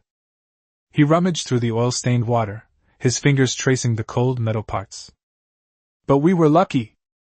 He found the material, premium-grade high-pressure fuel injector, in a sealed plastic box. Then, on the repair table in the corner, a set of unopened, premium-grade sealing piston rings was found. Although the materials were soaked and became somewhat rusty, the workbench was deemed usable. Just one more thing to go, the alloy crankshaft. Lu Fan was anxious and quickly moved between the shelves. However, after searching the entire store's inventory area, there was no trace of the crankshaft except for a pile of rusty scrap metal. Beep beep. The oxygen alarm next to my ear beeped twice. Lu Fan glanced at the data panel. Remaining oxygen, 6 minutes. Damn it, that fast? Lu Fan made a decisive decision and abandoned the search. Let's take these 2 parts back first. If necessary, we can come down again after the oxygen cylinders are restored. If you're greedy and take risks, you'll lose your life here. He grabbed the parts and stuffed them into his waist bag, then turned and swam toward the opening in the roller shutter door. He had just poked half his body out of the roller shutter door. Lu Fan's movements suddenly froze. Directly in front, about 10 meters away. In the murky seawater, a huge black shadow was slowly swimming towards him. Lu Fan squinted. It looked like a great white shark. He immediately held his breath, turned off his headlamp, and tried to use the darkness as cover to sneak away. But for some reason, the dark figure turned its head sharply, its eyes glowing red as it locked onto Lu Fan. This startled Lu Fan, who immediately turned on his headlamp, trying to see what the other person was doing. The instant the beam of light hit the other person, Lu Fan gasped, almost spitting out the respirator in his mouth. What the hell is this thing? Chapter 19. A nobody? How dare you act so presumptuously? The upper body of the dark figure was indeed that of a mutated shark, with grayish-white skin, everted gills, and covered with sharp-boned spurs. However, its lower body has no tail fin, but instead has 7 or 8 thick, dark red octopus tentacles. The tentacles danced wildly in the water, their suckers as big as bowls, stirring up a cloud of muddy sand with each movement. Damn it! Did the octopus cheat on its owner, or did the shark commit adultery? Does your mutation even respect the basic law? It's a complete cross-species hybridization. Before Lu Fan could even finish his internal monologue, the octopus shark was clearly enraged by the bright light. A pair of dead fish-like scarlet eyes focused instantly, and a high-frequency vibration came from its throat. Buzz! A visible ripple of water instantly exploded out. Lu Fan felt a buzzing in his head, a sharp pain in his eardrums, and felt as if he had been hit by a heavy hammer, instantly losing his balance. A sonic attack? Lu Fan suppressed his nausea and instinctively shrank back, like a startled shrimp scurrying back into the roller shutter. Bang! Just as it shrank back, a huge shadow slammed heavily against the door. The once sturdy roller shutter door suddenly dented in a large section, as if it were made of paper. The rivet at the joint shattered and flew off, leaving a trail of bubbles in the water. This power! Lu Fan's heart pounded wildly. Before he could find cover, there was another loud bang. Sizzle! The roller shutter door was completely torn apart. The shark head with tentacles forced its way in, opened its gaping maw full of sharp teeth, and began to tear at the air indiscriminately. Lu Fan hurriedly retreated, rolling in the water to barely avoid the bite. Faced with overwhelming power, Lu Fan dared not hesitate. With a push of both feet, the power fins are fully activated. In an instant, he used the thrust to dart deeper into the shop, trying to use the complex shelving layout to shake off the monster. But the octopus shark's tentacles were more flexible than he had imagined. Several tentacles, as if they had eyes, directly grabbed the shelves blocking the way and flung them away. Various metal parts were scattered all around like a rain of pear blossoms. Lu Fan dodged left and right, looking utterly disheveled. Beep beep beep. The oxygen alarm was getting more and more urgent. Warning, oxygen remaining 1 minute. When it rains, it pours. Just as Lu Fan was about to accelerate toward the rear window, a slight tremor suddenly came from the power fins on his ankles, and the thrust disappeared instantly. Warning, power fins overloaded, entering cooling mode. Grass! Lu Fan felt like cursing. As soon as the speed slowed down, the current behind them suddenly became rapid. A gaping maw was already within reach. Lu Fan was about to swim. The extremely agile octopus shark bit into Lu Fan's left thigh. Against a monster of this size, the stab protection of the deep-sea suit is as fragile as a toy. The sharp teeth pierced through the defensive layer and embedded themselves deep into the flesh. A burst of red blood mist instantly exploded in the water. Ah! Lu Fan was in so much pain that his whole body was convulsing, but he did not give up the fight. He suddenly swung the crowbar in his hand and, with all his might, stabbed Zhang Sha in the eye. Two clanging sounds. Lu Fan was utterly desperate. The monster's eyelids were covered with a transparent periosteum. The crowbar made only a muffled thud before being knocked away. The octopus shark, having suffered pain, became even more ferocious. It shook its head wildly, like tearing apart prey, trying to rip Lu Fan's leg off. At the same time, 3 tentacles attacked from the side, instantly wrapping around Lu Fan's waist and arms, tightening their grip. A feeling of suffocation and excruciating pain struck at the same time. The oxygen in my lungs has run out, and my vision is starting to go black. Lu Fan felt his bones cracking. Death had already placed its scythe against his neck. A miscalculation. Just when Lu Fan could no longer hold on. On his neck, the 3 emerald scales that had been dormant suddenly erupted with a scorching heat that spread throughout Lu Fan's entire body. Buzz! A dazzling azure light burst outwards in a ring shape centered on Lu Fan. The terrifying impact sent the octopus shark, which was tightly gripping him, flying 5 or 6 meters away in an instant, crashing heavily into the wall. Lu Fan, clutching his bleeding thigh, fell into the mud, panting heavily. He looked up. Before him floated a humanoid ball of light formed from turquoise specks. The light swirled, obscuring the person's features. But judging from her tall and graceful figure, she should have the outline of a woman. Roar! The octopus on the other side regained its footing, and seeing the duck that was about to be eaten fly away, it went completely berserk. Its originally grayish-white skin instantly turned red with blood, and its body swelled up several times as if it were inflated. Its dorsal fin was bony spikes standing upright, clearly indicating that it had entered the second stage of its berserk state. Such a terrifying mutated monster.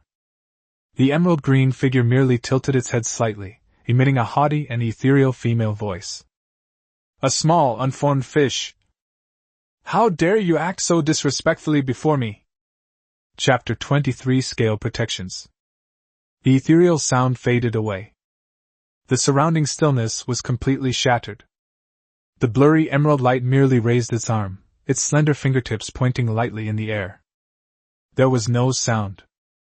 A pure, emerald green light wave, originating from the fingertip, exploded outwards in a fan shape in an instant. In an instant, the previously dark and murky seabed lit up. The beam of light continued to spread until it dyed the entire surrounding sea area with an eerie turquoise halo before stopping. On the sea. 1, 2! Strike! 1, 2! Strike! Chenzhe tensed his muscles, shouted commands, and together with Chu Xian, they desperately swung the simple plastic paddles. The inflatable raft struggled to move forward in the waves. A ghost! There's a ghost in the water! Suddenly, my second aunt, who was sitting at the stern of the raft, let out a piercing scream, pointed at the seawater below her, and her face turned deathly pale with fright. Chenzhe and Chu Xian lowered their heads instinctively. The once pitch-black seawater now appeared as if it had been boiled with fluorescent dye, emitting a chilling emerald green light. Before the 3 of them could react. Boom! A huge undercurrent surged up from the seabed, instantly shattering the calm surface of the ocean. The inflatable raft was like a withered leaf, violently tossed into the air by the giant wave, and then slammed back down. Holy crap! Grab the rope! Don't let go! Chinzei roared, gripping the safety rope tightly at the edge of the inflatable raft, his whole body soaked to the bone by the seawater. Chu Xian screamed with her eyes closed in fright, her fingernails digging deep into Chinzei's arm. As for the second ant, she was thrown into the air, and fell into the vast sea along with Teddy. At the same time, inside the Zhuanshan stronghold. Inside one of the monitoring centers, red lights flashed wildly, and alarms blared throughout the hall. Report! An ultra-high energy level reaction has been detected in the western district of V City. The monitor stared intently at the waveform on the screen, which was rising almost in a straight line. His voice trembled. The person in charge behind him pushed aside his chair and rushed over. What happened? An earthquake? Or something else? It's not a geological event. The monitor's face turned deathly pale, cold sweat dripping from his forehead onto the keyboard. It's a pure energy burst. The values are still increasing exponentially. According to the model, a devastating tsunami will form in 3 minutes, affecting the entire West Huan Mountain. The person in charge's pupils suddenly contracted. Shihuan Mountain is more than 300 kilometers away from V City. What exactly happened there? The person in charge snapped out of his daze, swallowed hard, grabbed the red phone on the table, and roared. Sound the highest alarm! Activate the floodgates! Everyone to the shelters! Quickly! V City West District. The top floor of the Song Group building. A man in a blue-black suit stood in front of the huge floor-to-ceiling window. He wore a pair of gold-rimmed glasses and had a refined and scholarly air. At this moment, he stared solemnly at the blue light on the distant sea. Behind him, an elderly man with gray hair spoke in a deep voice. Young Master Song, I suggest you move away from the window. This building may not be able to withstand this tremor. Song Han did not move. He pushed up his glasses, and the lenses reflected a cold light. I understand, Uncle Zhong. Pass the message down. All survivors should immediately move to the core area and abandon the surrounding supplies. If a wave of that magnitude really crashes in. He paused, a hint of resignation in his voice. Everyone in this building, including me, must be prepared to be reduced to ashes. Before he could finish speaking, in the distance, a towering blue wave surged into the sky from the center of the sea. The water column shot up 100 meters into the air, stirring up the clouds. The foundations of the entire city of V were rumbling and trembling. The force spun wildly on the sea surface, forming a terrifying vortex hundreds of meters in diameter, like a giant abyssal hand poised to unleash its power and wipe the city out in the next second. However, just a second before destruction struck, everything came to an abrupt end. The vibration stopped. The raging vortex was instantly calmed, and the countercurrent was neutralized. The towering wave that surged hundreds of meters into the air did not crash down. Instead, it transformed into a gentle drizzle that fell softly and steadily. The dark clouds dispersed, and a magnificent rainbow stretched across the sky. Everything was so calm and peaceful. It was as if the apocalyptic scene had never happened. Deep in the ocean, Lu Fan was inside a turquoise sphere of light, his mind completely blank. He stiffly turned his neck and looked around. That hardware market disappeared. The foundation, steel bars, and all the cargo inside were wiped out as if they had been completely erased, leaving only a smooth, mirror-like giant underwater pit. As for that arrogant second-stage octopus shark, not even a trace remained. It had long since turned into a cloud of blood mist and merged into the vast ocean. Lu Fan swallowed hard. The extreme shock made him forget to breathe. That's absolutely amazing. Even science fiction movies wouldn't dare to film like this. The turquoise halo receded. The hazy figure walked up to Lu Fan and gradually became clearer. Although he still couldn't see her features clearly, the imposing aura emanating from her made Lu Fan instinctively afraid to speak. You bastard! The ethereal female voice was laced with barely suppressed anger. She raised her hand as if she wanted to slap someone. A mere small fish has wasted one of my protective scales. I must have had the worst luck in 8 lifetimes to be dragged down by a piece of trash like you. The emerald green figure took a step forward and instantly closed in. The hand that was fanning him withdrew, transforming into a cold, ethereal hand that gripped Lu Fan's chin tightly. Those empty eyes were staring at him with endless resentment. Cherish your life. If your death harms my very essence, even if it incurs divine retribution, I will personally tear your soul apart, ensuring you are never reincarnated. Got it? You bastard! Lu Fan's heart stopped due to the oppressive force, and he was unable to speak. He could only nod frantically. The emerald figure snorted coldly, seemingly disdainful of even glancing at it, before turning into starlight and disappearing. As the light faded, the protective sphere of light surrounding the body shattered. Glug glug. The icy seawater rushed in instantly. Lu Fan instinctively took a breath, only to find that the oxygen tank was already empty. Oh no! He remembered the bite wound that had pierced his thigh, making it impossible for him to swim back to the boat. But just as he subconsciously exerted force to push off with his legs, Lu Fan froze again. It doesn't hurt? He looked down and saw a large hole in the thigh of his wetsuit, but the skin underneath was smooth and clean, without even a scar. A miracle, doctor! Lu Fan didn't have time to sigh. Taking advantage of the cooling down of the power fins, he immediately rose to the surface at full speed.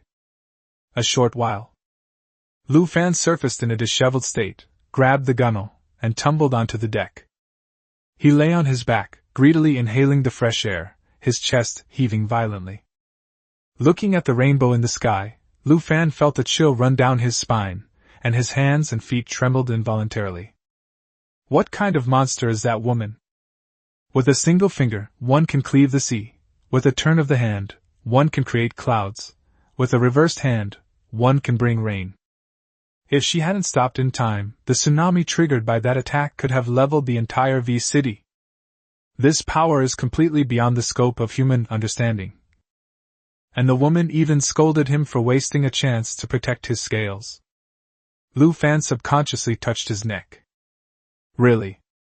Of the 3 emerald scales, only 2 remain now. The bottom one has completely disappeared, leaving only a faint red mark.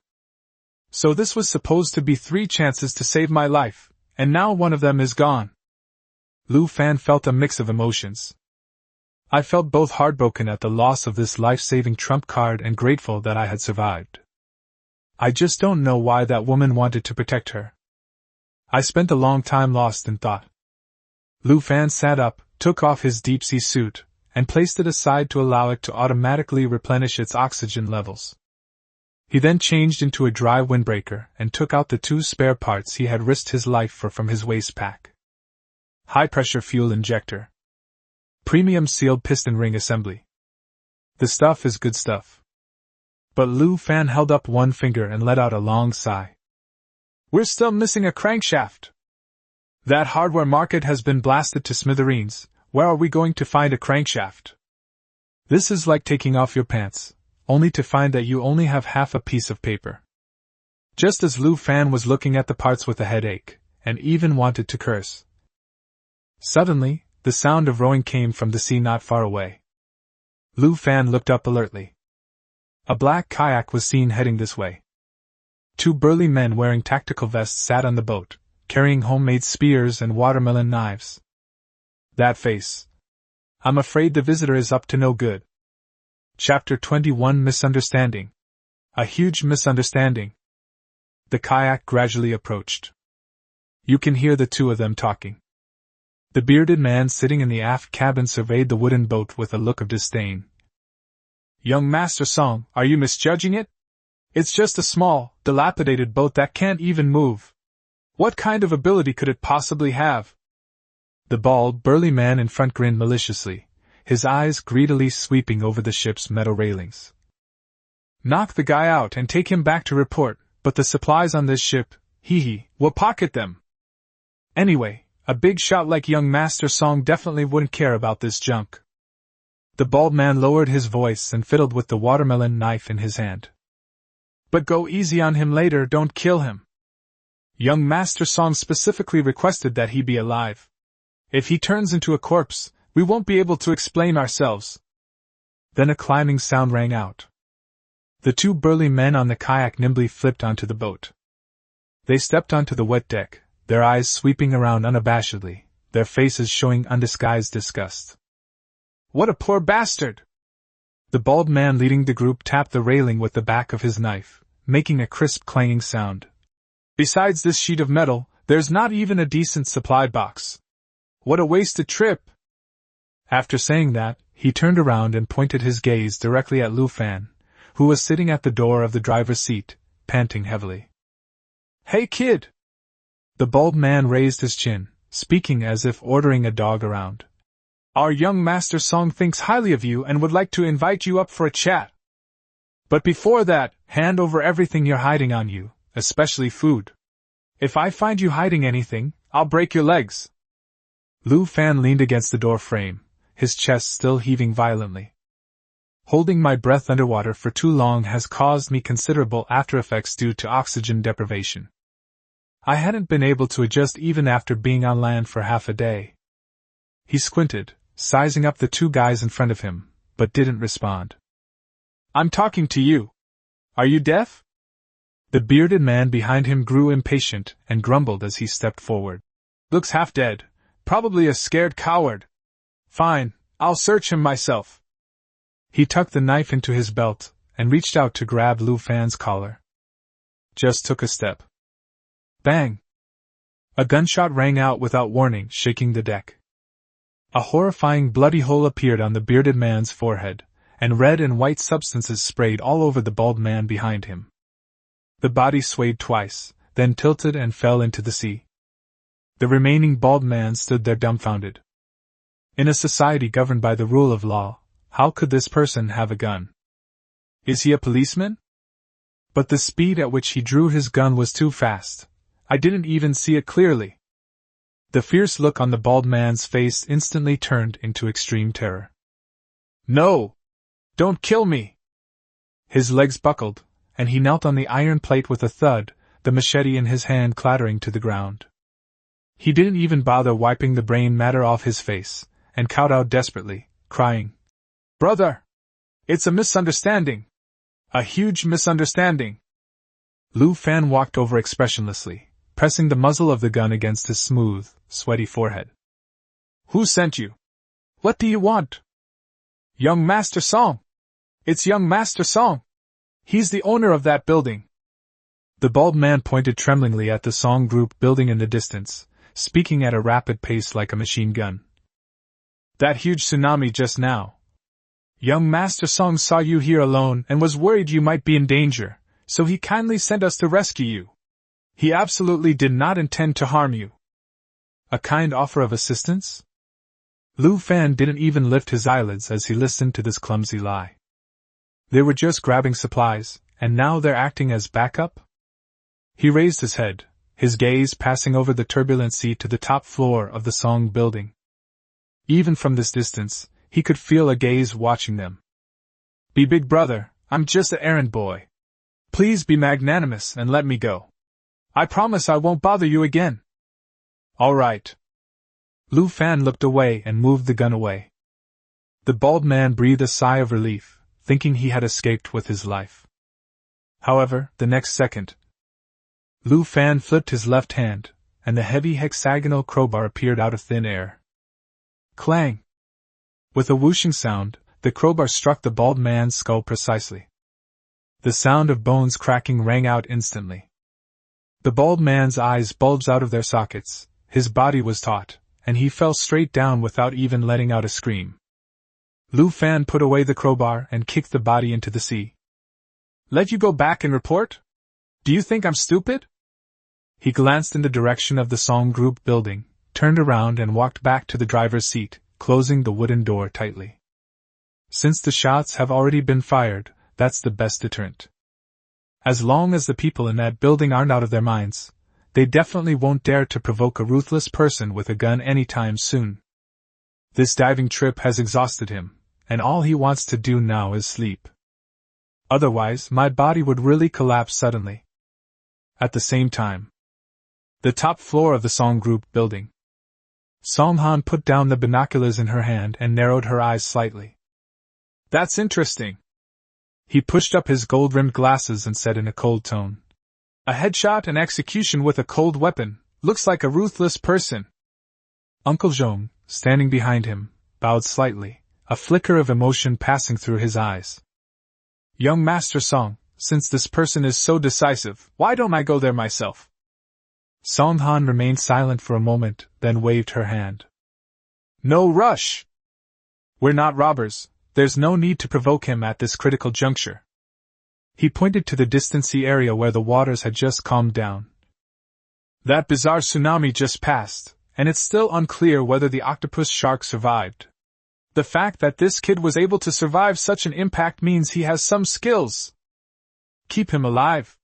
In case that octopus shark is still active in this area, we can use him as bait. Song Han turned around and straightened her clothes. Uncle Zhong, have Manager Zhao re-inventory the existing supplies. Distribute supplies to the survivors at fixed times and in fixed quantities every day. Remember to give Miss Chen more supplies, they'll be useful to us later. If there are any troublemakers, bring them up here as an example to others. Song Han smiled faintly and patted Uncle Zhong on the shoulder. The Song family's rescue ship from Shihuan Mountain will take some time to arrive. We must be prepared for a protracted battle. I don't want to see any unnecessary losses. Uncle Zhong nodded and bowed slightly. Everything will be as you command, young master. Chapter 22 TSK. What bad luck. A few hours later. Lu Fan woke up on the wooden bed. I slept very soundly and comfortably. The aches and pains in my body have subsided considerably, but my stomach keeps growling incessantly. I'm starving. Lu Fan rubbed his empty stomach. He had been consuming too many calories these past few days, relying solely on beef jerky and spicy strips. I lost at least 10 pounds in 3 days.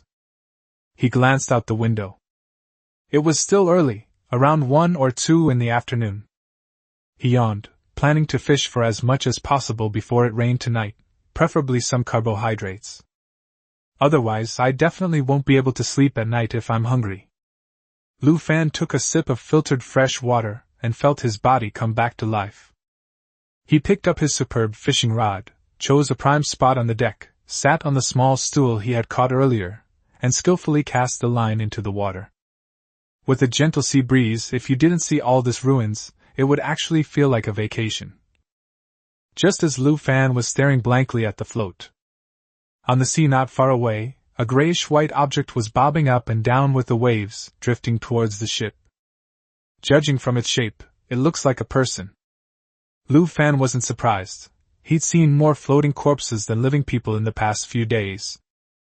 But when the corpse drifted closer, revealing its swollen and pale face, Lu Fan was stunned.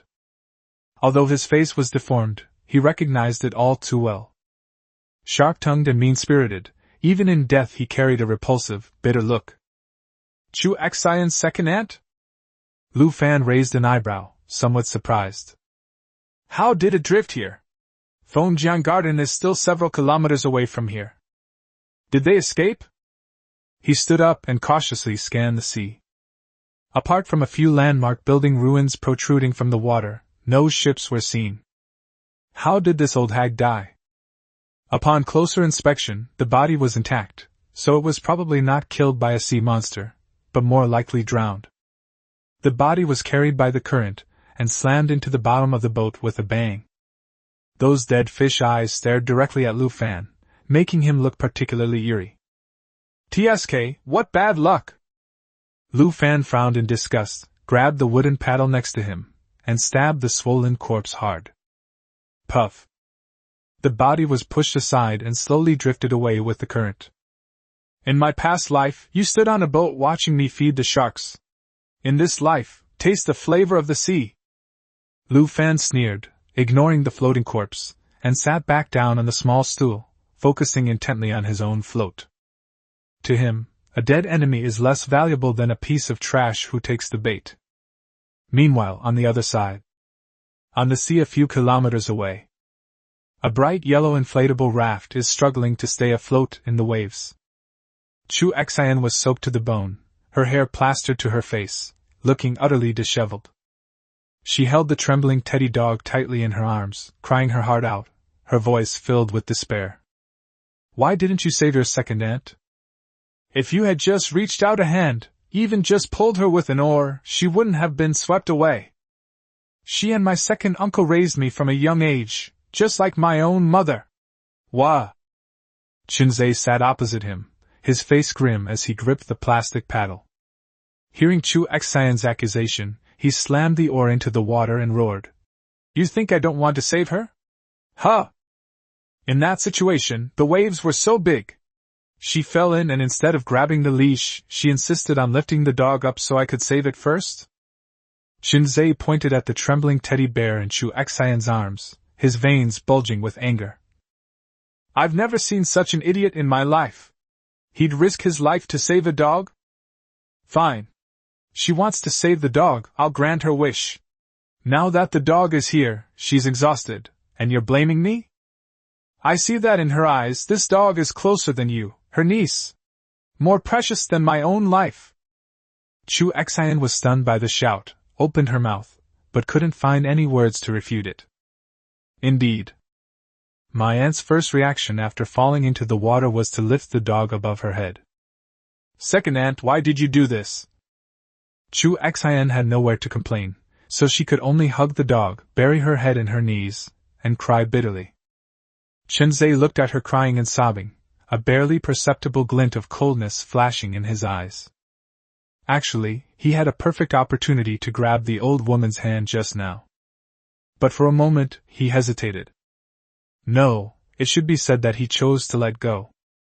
That old man started gesturing and complaining as soon as he boarded the boat, complaining about the crowds and the swaying, and even dared to order him to save the dog in a commanding tone. Carrying on such a burden will eventually drag you down. Since she loves dogs so much, let her risk her life for them. Qinzhe took a deep breath, suppressing the violence in his heart, and put on a tired and helpless tone. He reached out and patted Chu Xian's trembling shoulder. All right, Xian, stop crying. What's the use of crying? Can crying bring someone back to life? As you saw, although that big wave swept away my second aunt, it also pushed us to the vicinity of the dock.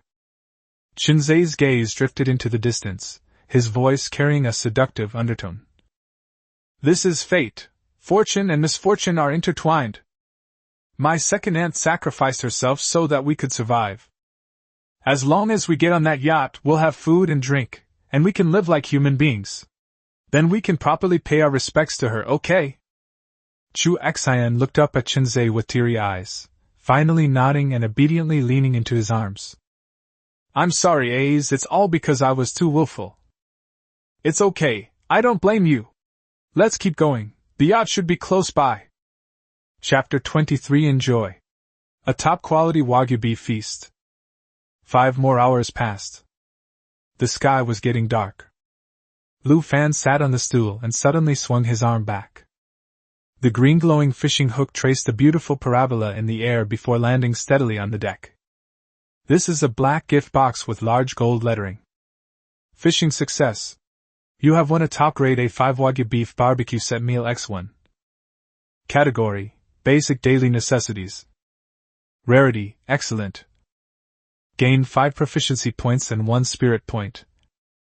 Current fishing attempts, 35 out of 100, proficiency, 100/200, spirit, 12/30. Description: Selected top grade A5 Wagyu beef, with marbling as perfect as a work of art. Gift box includes a set of side dishes, a disposable self-heating grill, Himalayan rose salt, black pepper, and a special dipping sauce. Lu Fan swallowed hard, his eyes fixed on the picture of the bright red, juicy meat on the cover. Meat! This is meat! Amazing! He quickly put away his fishing rod, grabbed the gift box, and hurried into the driver's seat. Just then, a few drops of rain began to fall from the sky. Soon, raindrops began to patter against the windowpane. The driver's cab is cramped, but it is filled with a sense of security. Lu Fan quickly tidied up the workbench, pushing the messy parts aside and placing the disposable oven with its own stand in the center. Tear open the packaging. 2 palm-sized pieces of beef ribeye, each 2 centimeters thick, lay quietly on the plate, gleaming like gold. The red and white texture is as exquisite as marble, and when you press it with your finger, the fat even shows signs of slightly melting at body temperature. There was also a box of cleaned asparagus and mushrooms on the side. Damn! We have to add some ceremony to this. Lu Fan took out a can of iced cola and a pack of white candles from his spatial ring. Snap! A windproof lighter lit a candle. The dim, yellow flames danced in the sealed space, reflecting the rain outside the window, creating a warm and cozy atmosphere. I had pretty good luck with 9 shots today. In addition to the Wagyu beef feast, they also provided 2 cans of soda and a pack of candles for lighting. Although the rest were just some everyday useless odds and ends, it wasn't a complete waste of time. Following the instructions, Lu Fan lit the quick-burning charcoal at the bottom of the oven. Within seconds, the heat from the charcoal fire was evident. He picked up the tongs, took a small piece of butter, and gently spread it on the baking tray. See? The butter melted, and the aroma of milk instantly filled the narrow cabin. That's it, that's the taste. Lu Fan swirled his tongue and carefully picked up the thick piece of Wagyu beef again, placing it steadily on the grill. Sizzle! The moment oil comes into contact with high temperature, it emits a wonderful sound that makes your scalp tingle. White smoke rose. The overpowering aroma of meat mixed with the smoky scent of fruitwood instantly filled my nostrils. Calm down! The meat isn't cooked yet, hold on! Lu Fan's Adam's apple bobbed violently as he stared intently at the oil seeping from the surface of the meat, watching it sizzle and bubble in the firelight before slowly turning into an enticing dark brown. He casually placed a few asparagus spears and mushrooms next to the meat to grill. Vegetables that have absorbed a lot of oil look shiny and glossy. Pfft! Lu Fan casually pulled the tab on the Coke can. The sound of bubbles bursting was exceptionally clear in the quiet cabin. That's it, as soon as the meat is cooked, I'll immediately. At the same time. The top floor of the Song Group building. The dim light from the emergency lights barely illuminated the lounge. Uncle Zhong carried a tray and walked slowly to the mahogany dining table. Young Master Song, let's have dinner! As Uncle Zhong arranged the plates, he said helplessly. Miss Chin insisted on eating fruit earlier, and I had to go and appease her for a while, which is why I kept you waiting. Song Han turned around from in front of the French windows and walked to the table to sit down. Even in the apocalypse, he maintained his good manners and wiped his hands with a napkin. He looked down at the feast he was having that evening. Sliced luncheon meat from a can, 2 slightly dried slices of bread, and half a glass of red wine that had been left to breathe for too long. Uncle Zhong, this is quite a feast today. Song Han picked up her knife and fork, glanced at the chocolate bar in Uncle Zhong's hand, and asked, Uncle Zhong, did you save your share for me again? Uncle Zhong smiled and shook his head, then tore open the chocolate wrapper and took a small bite. I'm getting old and my stomach is weak. I can't digest that much meat. This chocolate bar has enough calories, so I won't go hungry. Song Han smiled. He knew Uncle Zhong's temperament well. He was very stubborn, and once he made up his mind, nothing could change it. Thanks. After speaking, Song Han took out 2 unopened energy bars from her pocket, and gently pushed them in front of Uncle Zhong. This stuff doesn't taste very good, but it's somewhat nutritious. You have to eat it. I'll need you to keep an eye on these hundreds of people for me later. Uncle Zhong was taken aback for a moment, but did not refuse and silently accepted it. The 2 ate in silence in the dim light. Uncle Zhong took a bite of the chocolate bar, his tone flat. Young Master Song, how's your observation of that kid on the boat going? Is he the kind of person we're looking for? Song Han swallowed the dry bread slice and took a sip of red wine to moisten her throat. That kid is really strange. I watched him with binoculars for half an afternoon.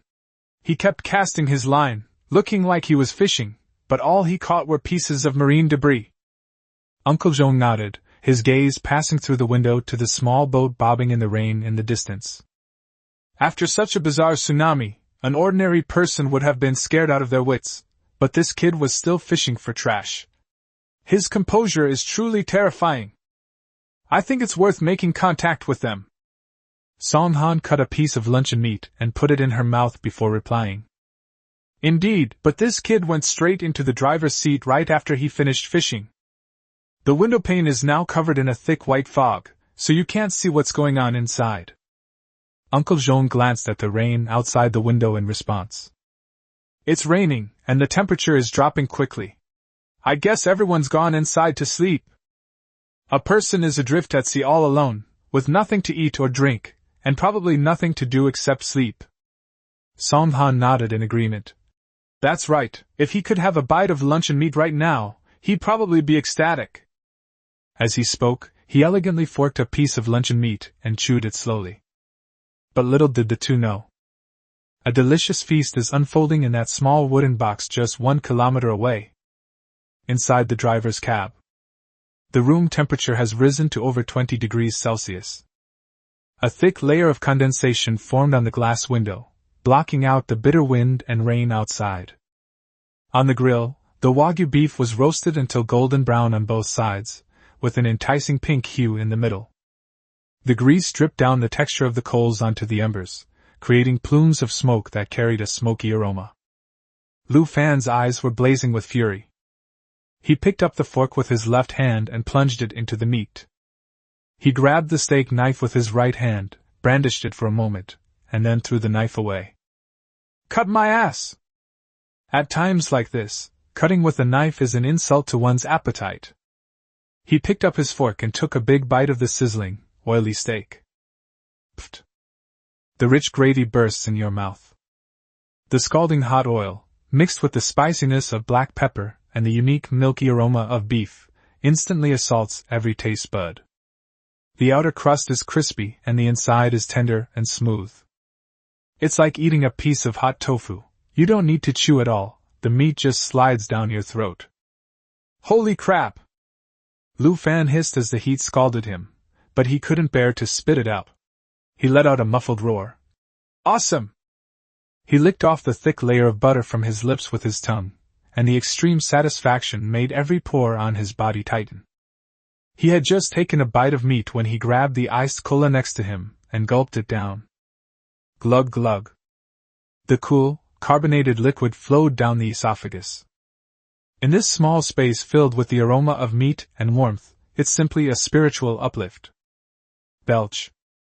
A long burp filled with carbon dioxide was released. Holy crap! That was so awesome! Lu Fan's mouth was greasy, completely abandoning any semblance of a refined image. I forked a piece of mushroom soaked in meat juice and stuffed it into my mouth, then took a bite of the crisp asparagus. Finally, he tore off a large piece of meat and chewed it fiercely. And so, in this pitch-black, apocalyptic rainy night, this lone boat drifts with the current. The dimly lit cockpit was filled with the enviable aroma of food that would make any survivor envious. Every now and then, a few strange cries that no one could understand would be heard. Chapter 24: A Deal to Win Over Lu Fan. The morning after a night of torrential rain. The air had a damp, fishy smell. A cold wind howled in the corner of the ruins of a broken office building. Chinzei huddled in a corner filled with rubble, his eyes bloodshot. Chu Xian hugged the teddy bear tightly in her arms, rested her head on Chinzei's shoulder, and her teeth chattered uncontrollably.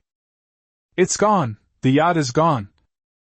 Chinzei stared blankly at the half-slab of floorboards, repeating the same phrase over and over.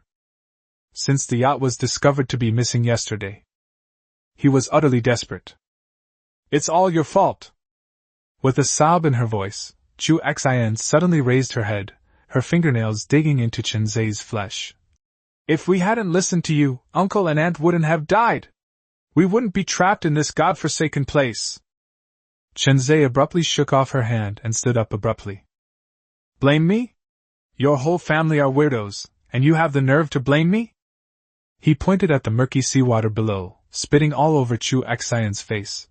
When that huge wave crashed over us, why didn't you grab the handrail and instead grabbed my arm? If you weren't such an idiot, How would that whole backpack of food have fallen into the water? Chu Xian was stunned by the shout and couldn't help but burst out in grievance.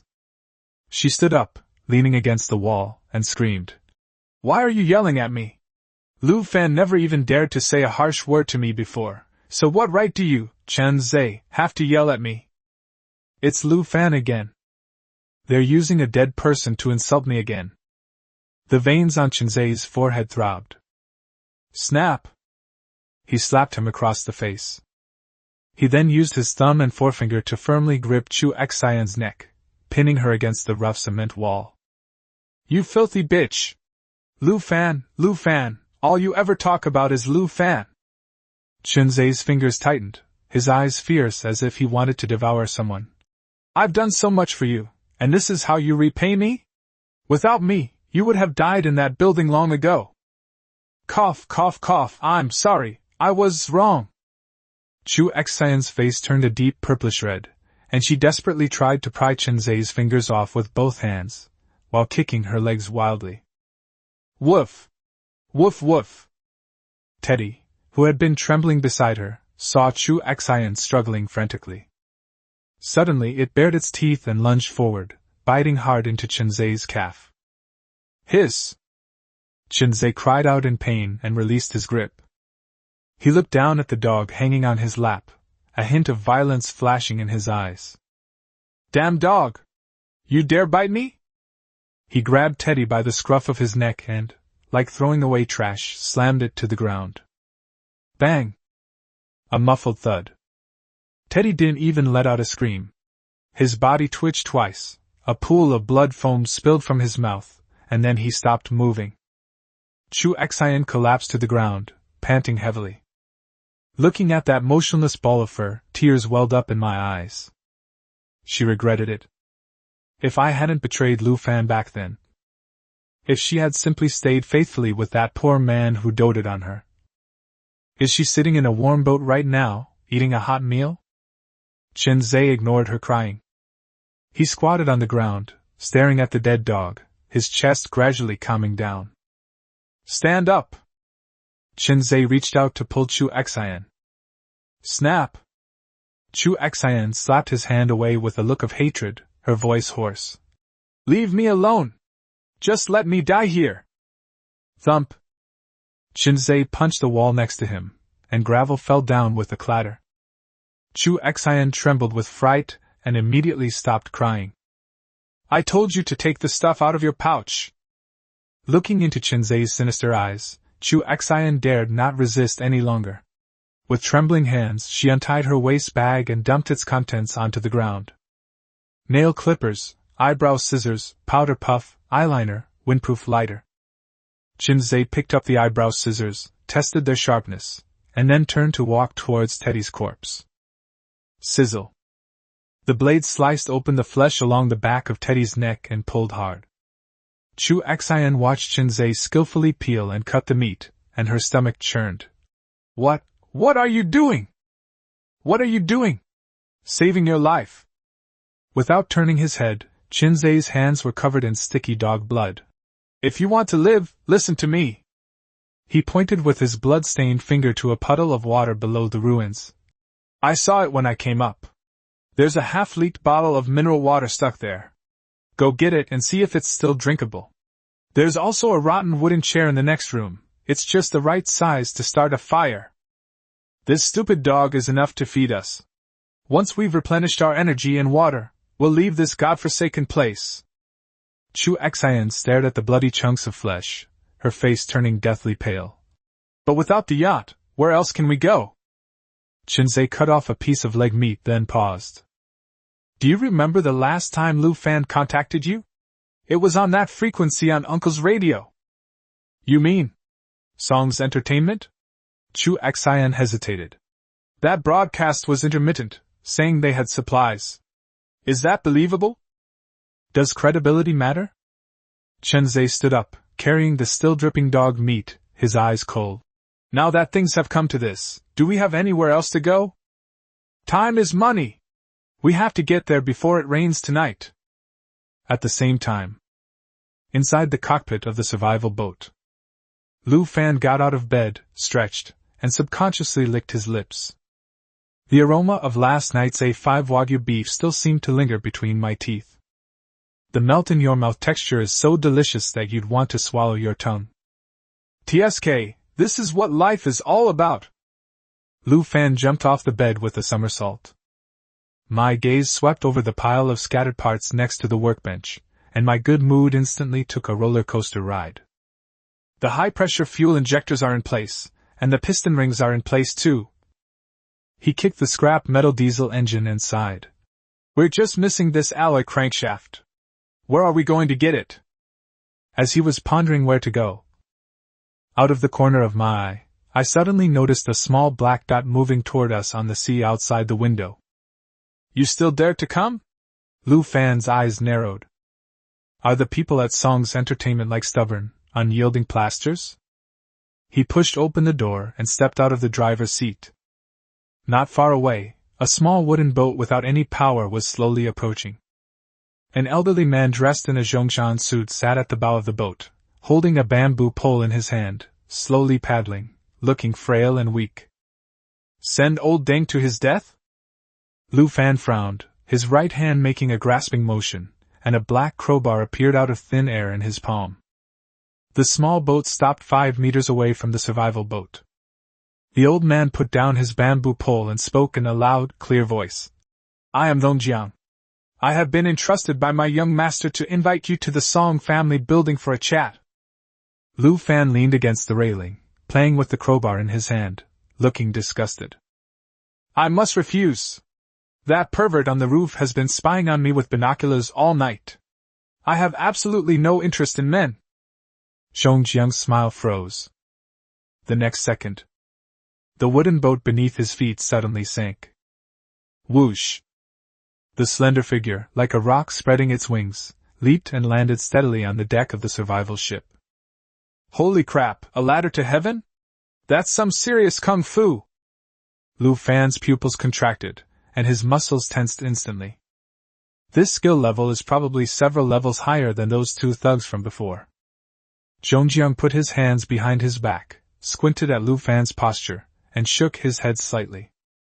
The reaction was good, and the upper body strength was also acceptable. It's just that your lower body is too loose.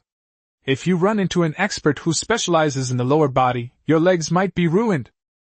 Lu Fan was startled. He was very annoyed that the old man had seen through his disguise at a glance. Enough with the nonsense! A thought flashed through his mind, and he was just about to cut the crowbar into a pistol. A gust of wind rushed towards me. Zhongjiang's figure approached like a ghost, his withered hands like iron clamps, instantly gripping Lu Fan's wrist. Then, with a twist, it pressed down. Ouch! Ouch! I surrender! Lu Fan felt like his wrist was about to shatter. Half of his body was numb, and he was pinned to the railing and unable to move. This old man looks thin, but his strength is ridiculously great. Zhongjiang released his grip, took a half-step back, and gently patted his sleeve. Although I don't know what weapon you're going to pull out, I advise you to give up the idea. If I had truly intended to kill you, your throat would have been shattered just now. Lu Fan rubbed his reddened wrist and retreated to the driver's side door, his eyes wary. The old man wasn't lying. Within 7 steps, whether a spear or a fist is faster sometimes really depends on the person. Zhongjiang cleared his throat, regaining his composed demeanor. I have come here not with hostility, but on behalf of young Master Song, to invite you to make a deal. Trade? Lu Fan raised an eyebrow and looked me up and down. My rickety boat is dirt poor, what's there to trade? You're eyeing my half-empty bottle of water? My young master has no shortage of supplies. Zhongjiang pointed at Lu Fan, a glint of shrewdness flashing in his eyes. What young Master Song values is your skill, or rather, your ability to survive that tsunami. In other words, it's about winning you over. Lu Fan fell silent. Try to win him over? In the early days of the apocalypse, all major factions were indeed in dire need of talent. The old man could have killed him just now, but he let go voluntarily, so he did have some sincerity. Most importantly, A place like the Song Building might just have the repair parts he desperately needs, an alloy crankshaft. Lu Fan stroked his chin, his eyes darting around. Instead of searching aimlessly like a headless fly, why not try your luck in this dragon's lair where treasures are hidden? Even if the negotiations break down, as long as we don't get entangled with this old man, escaping shouldn't be a problem. Okay. Lu Fan readily agreed, but then held up 2 fingers. But I have 2 requests. Chapter 25 Naked Extortion. Lu Fan stood at the edge of the deck and coughed twice. First, once we're aboard, anyone who touches this ship, I'll kill them. Secondly, if the deal falls through, don't even think about forcing me to stay. You've seen it yourself, I'm easily frightened. Lu Fan pointed to the top floor of the Song Group building in the distance. Even if it costs me my life, I'll drag your young master Song down with me. Uncle Zhong stared at Lu Fan with his cloudy old eyes for a few seconds, then nodded slightly. Make a deal. Soon. The small boat cut through the murky water, carrying the 2 people into the gap on the 25th floor of the Song Building. As soon as I stepped onto that floor, a long-lost breath of dry air hit me. Oh my! Distinguished guest! Rare guest! Special guest! A middle-aged man wearing a tight-fitting suit and sporting a mustache rushed over respectfully. His face was all smiles, and his beady green eyes darted around Lu Fan's body. My surname is Zhao, and I am the general manager of the Song Group. Since you are someone young Master Song has taken a liking to, then I will show you the way. Manager Zhao led the way, spitting as he introduced the place. There used to be a department store downstairs here, with supermarkets like Baihui Supermarket and Diarma, as well as outdoor clubs. Before the flood came, young Master Song had the foresight to have the supplies moved up long ago. Generators, water purifiers, and even wilderness survival gear, everything you could need. Lu Fan followed behind, observing his surroundings discreetly. This building is indeed extraordinary. Although the exterior walls were damaged, the internal load-bearing columns were extremely thick, and the lobby on each floor was cleaned thoroughly. Even in case of danger, it makes escape easy. Moreover, there was no foul smell of urination or defecation, nor the stench of rotting corpses. This alone makes it 100 times better than the building built by President Ping before. Climbed to the 40th floor. The sight before him made Lu Fan raise an eyebrow slightly. This floor has been converted into a living area. Dozens of survivors were sitting together, some chopping wood to make fuel, some mending clothes, and others filtering rainwater with a makeshift device in a corner. Although everyone looked pale and thin and lacked nutrition. But there was no numbness in his eyes, as if he was waiting to die. This is all thanks to young Master Song's excellent management. Manager Zhao, panting and wiping his sweat, looked on with admiration. In just a few days, young Master Song has established the rule of the more you work, the more you earn. Everyone is working like crazy, all so they can go. Cough, cough. Uncle Zhong, who was walking ahead, interrupted him and coughed heavily twice. Manager Zhao shuddered, and his voice abruptly stopped. Xiao Zhao, go to the supplies department, sign something, and bring up today's quota. Uncle Zhong instructed calmly. All right. Uncle Zhong! Manager Zhao didn't dare to say anything more and shrank his neck as he slipped into the stairwell.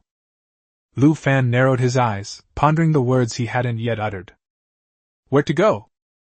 It seems the Song Group doesn't intend to hold on to this building indefinitely. The building has 50 floors. Reception room. The heavy mahogany door was pushed open.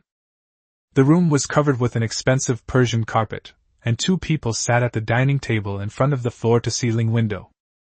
The man was dressed in a well-tailored blue-black suit and wore gold-rimmed glasses. He was refined and elegant.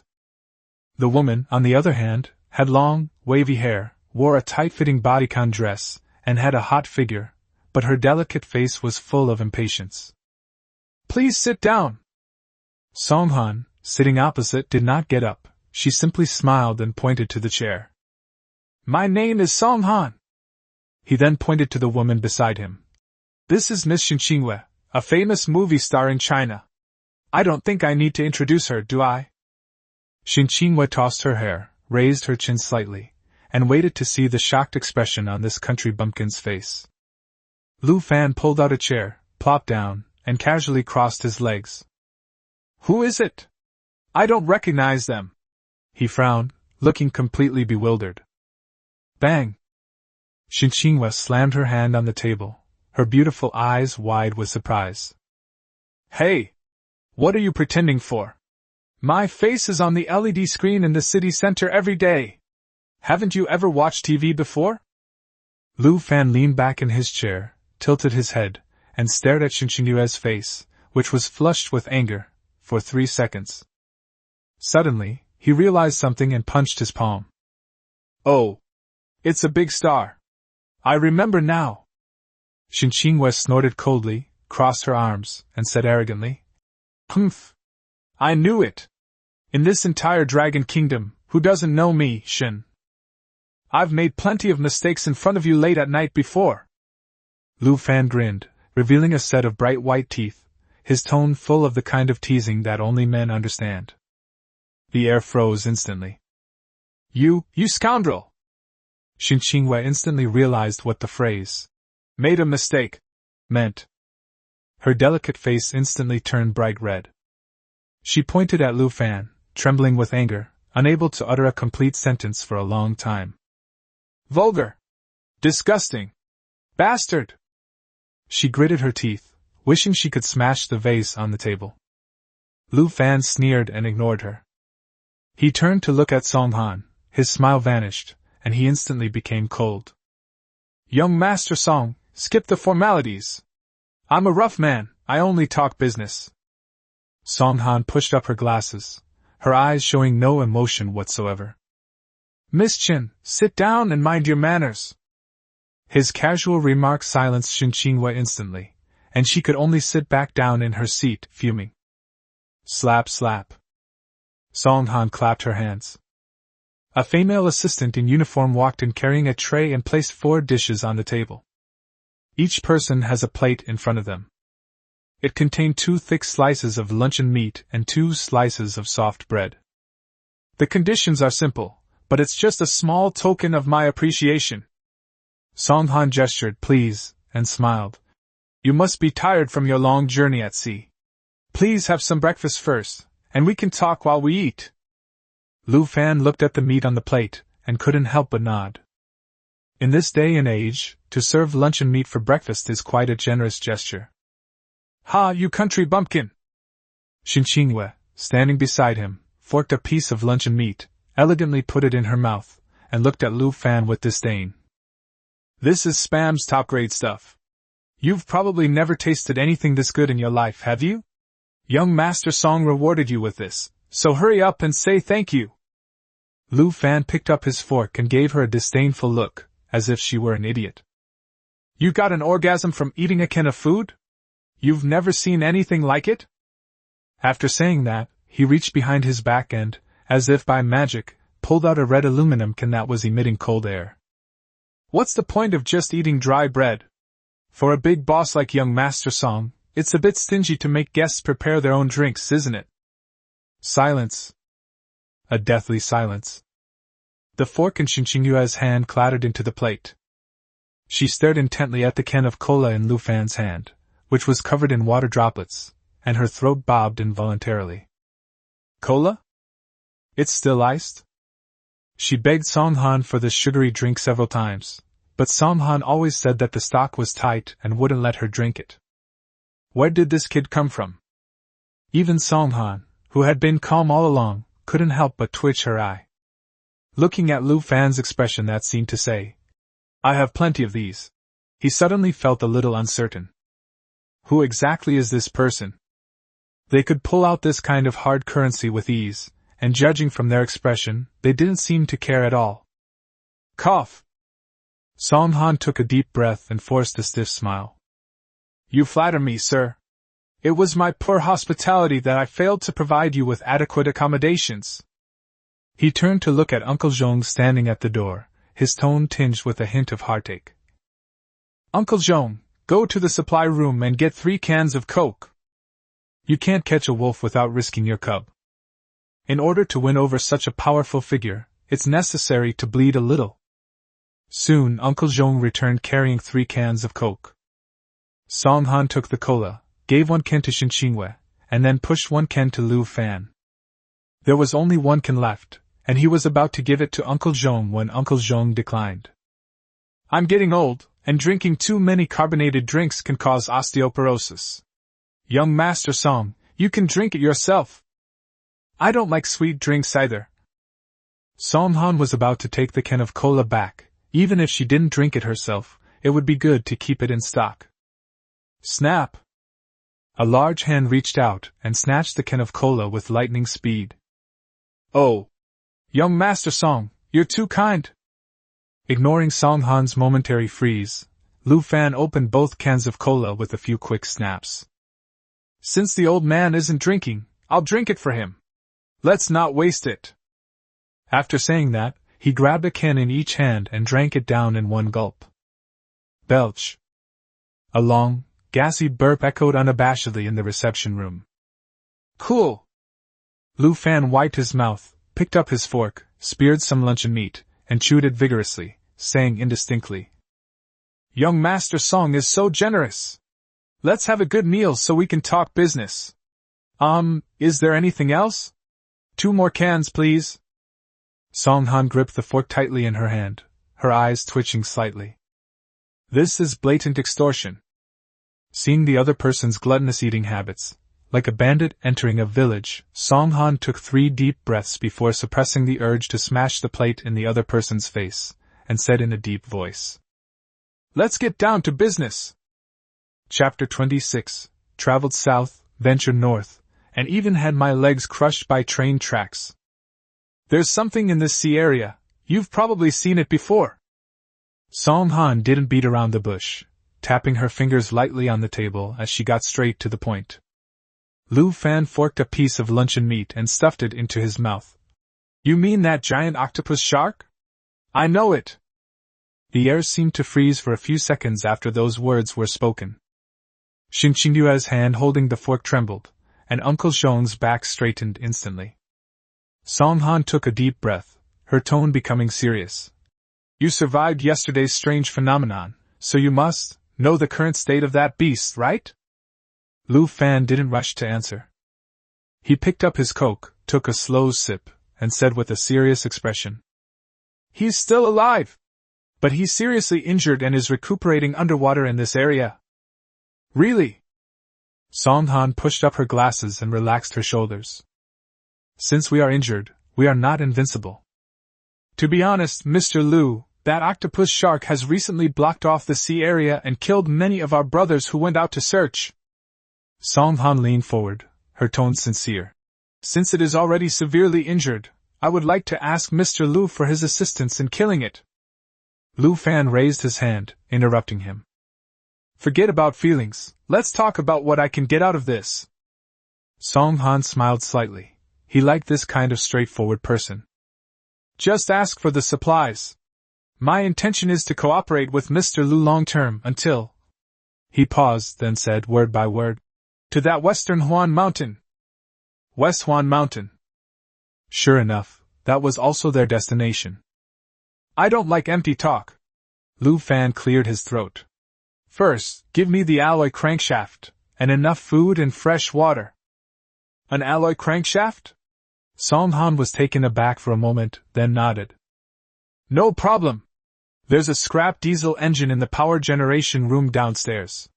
That thing is hard to disassemble. It'll take some time. As for food and drink, Song Han folded her hands and rested them on her chin. As long as Mr. Lu is willing to cooperate long-term, I guarantee you won't have to worry about food and drink. Young Master Song is so generous. It's a pleasure doing business with you.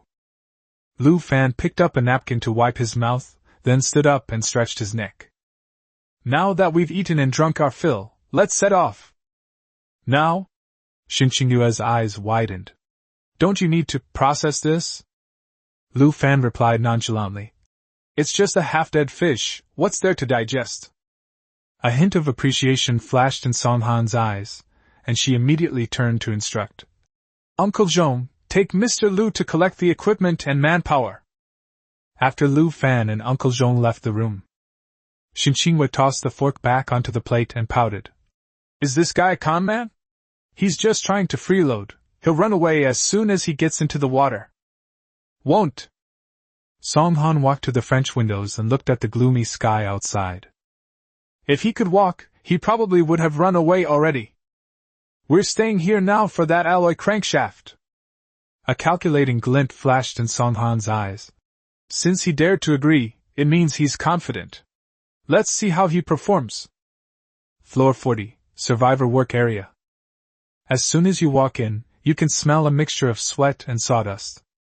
The people who were working stopped what they were doing and all turned their eyes toward the doorway. Is this the guy who went to kill the octopus shark? So skinny? It's not even as thick as my arm. Isn't this just a job to deliver vegetables? A group of people whispered among themselves, without any attempt to hide it. Uncle Zhong clapped his hands, and more than a dozen people rushed out from behind. They were the diving team selected by young Master Song. Each of them was strong and muscular, carrying sharpened steel bars or spear guns. This is Mr. Lu, the commander of this operation. Uncle Zhong pointed at Lu Fan. You guys will follow him later and help hunt down the octopus shark.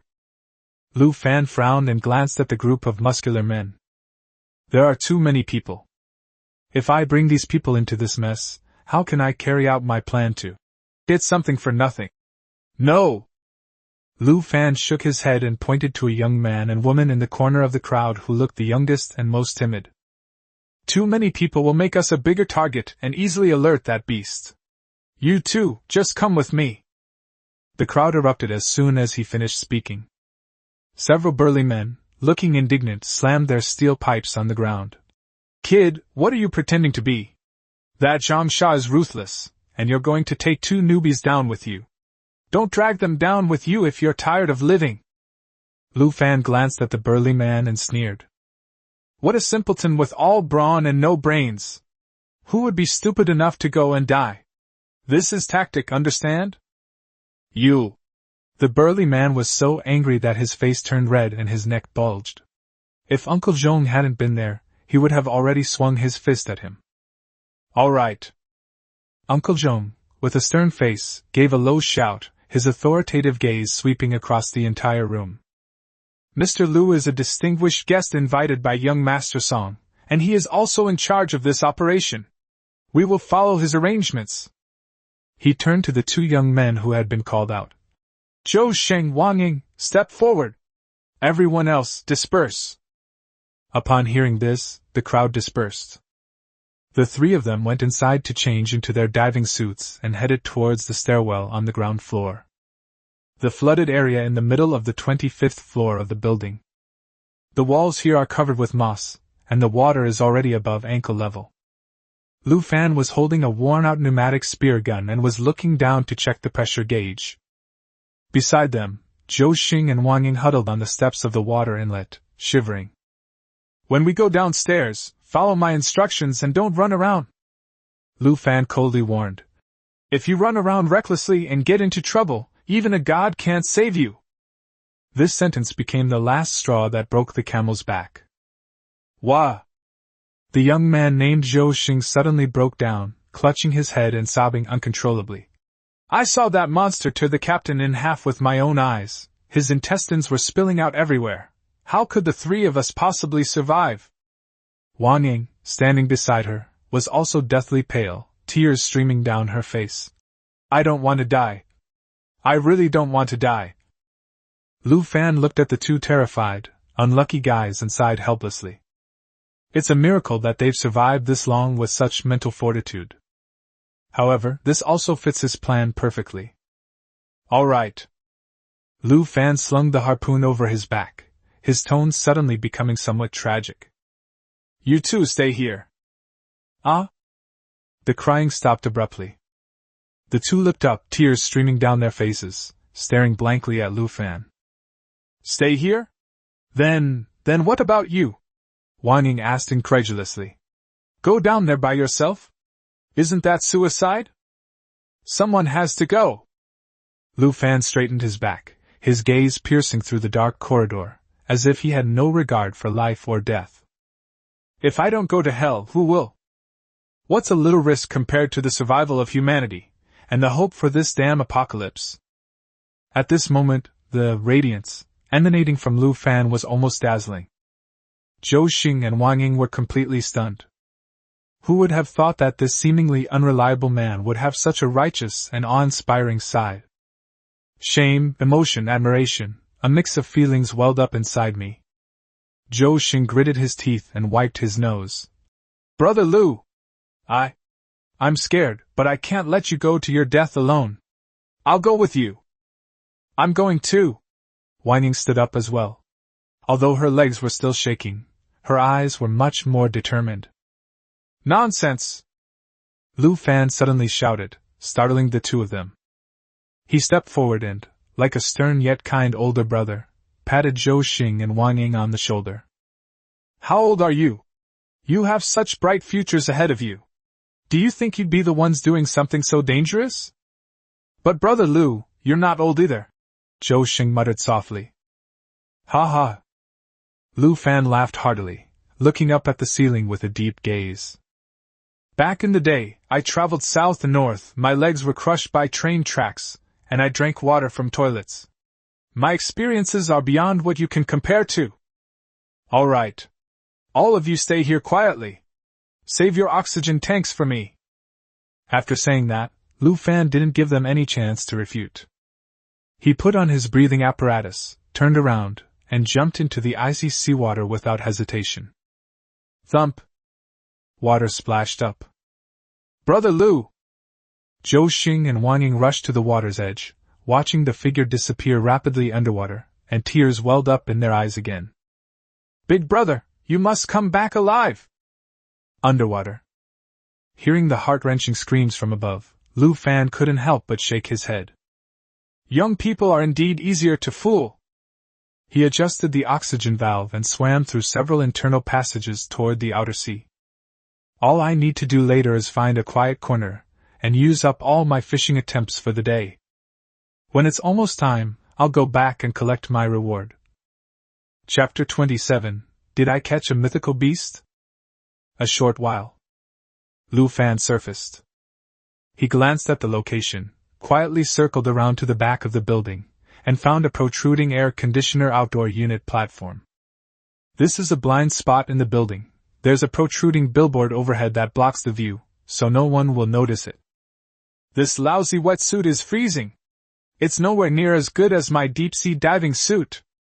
Lu Fan climbed up the platform in one breath, wiped the seawater off his face, and started thinking about how to get his assignment done. After all, that octopus shark had long since been reduced to dust. If we go back empty-handed, someone as shrewd as Song Han will definitely become suspicious. If you're going to act, you have to go all the way. Lu Fan planned that after he finished fishing, he would go to the seabed and chop off a few octopus tentacles, and then cut a few slits in his diving suit. That would make the matter seem more like a favor. As expected of me. Lu Fan chuckled and summoned his divine fishing rod to begin fishing. Several hours later. The top-floor reception room. Xinqinhua carefully drew her eyebrows in front of the makeup mirror, glancing at Song Han by the French windows from time to time. It's been 4 hours! She closed the compact with a crisp click, her tone mocking. Young Master Song, that country bumpkin is probably dead down there. Only you are still foolishly waiting. Song Han stood by the window, her brows furrowed, gently swirling the glass of red wine in her hand. At that moment, Uncle Zhong pushed open the door and entered, bringing with him a gust of cold wind. What's the situation? Song Han asked coldly. After Mr. Lu selected 2 people to go down, there hasn't been any further movement yet, Uncle Zhong said, bowing. Song Han put down her wine glass, turned around, and asked in confusion. He only took 2 people with him into the water? Yes. I knew it. He was just going to his death. Xinqinhua scoffed, crossing her legs.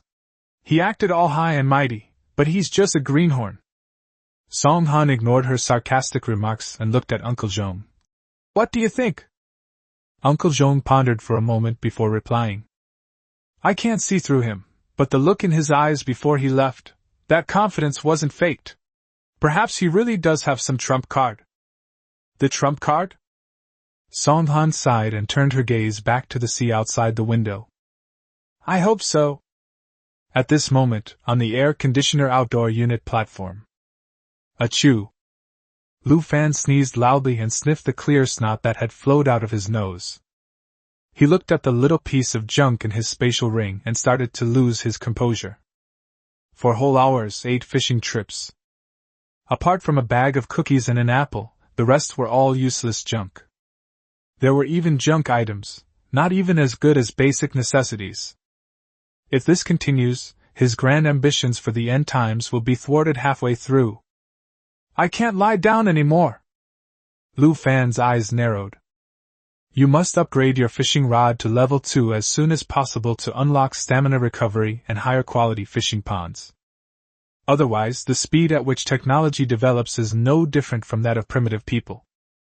This is the last time. Please ship this item. Lu Fan gritted his teeth, staring intently at the distant buoy, his gaze unwavering.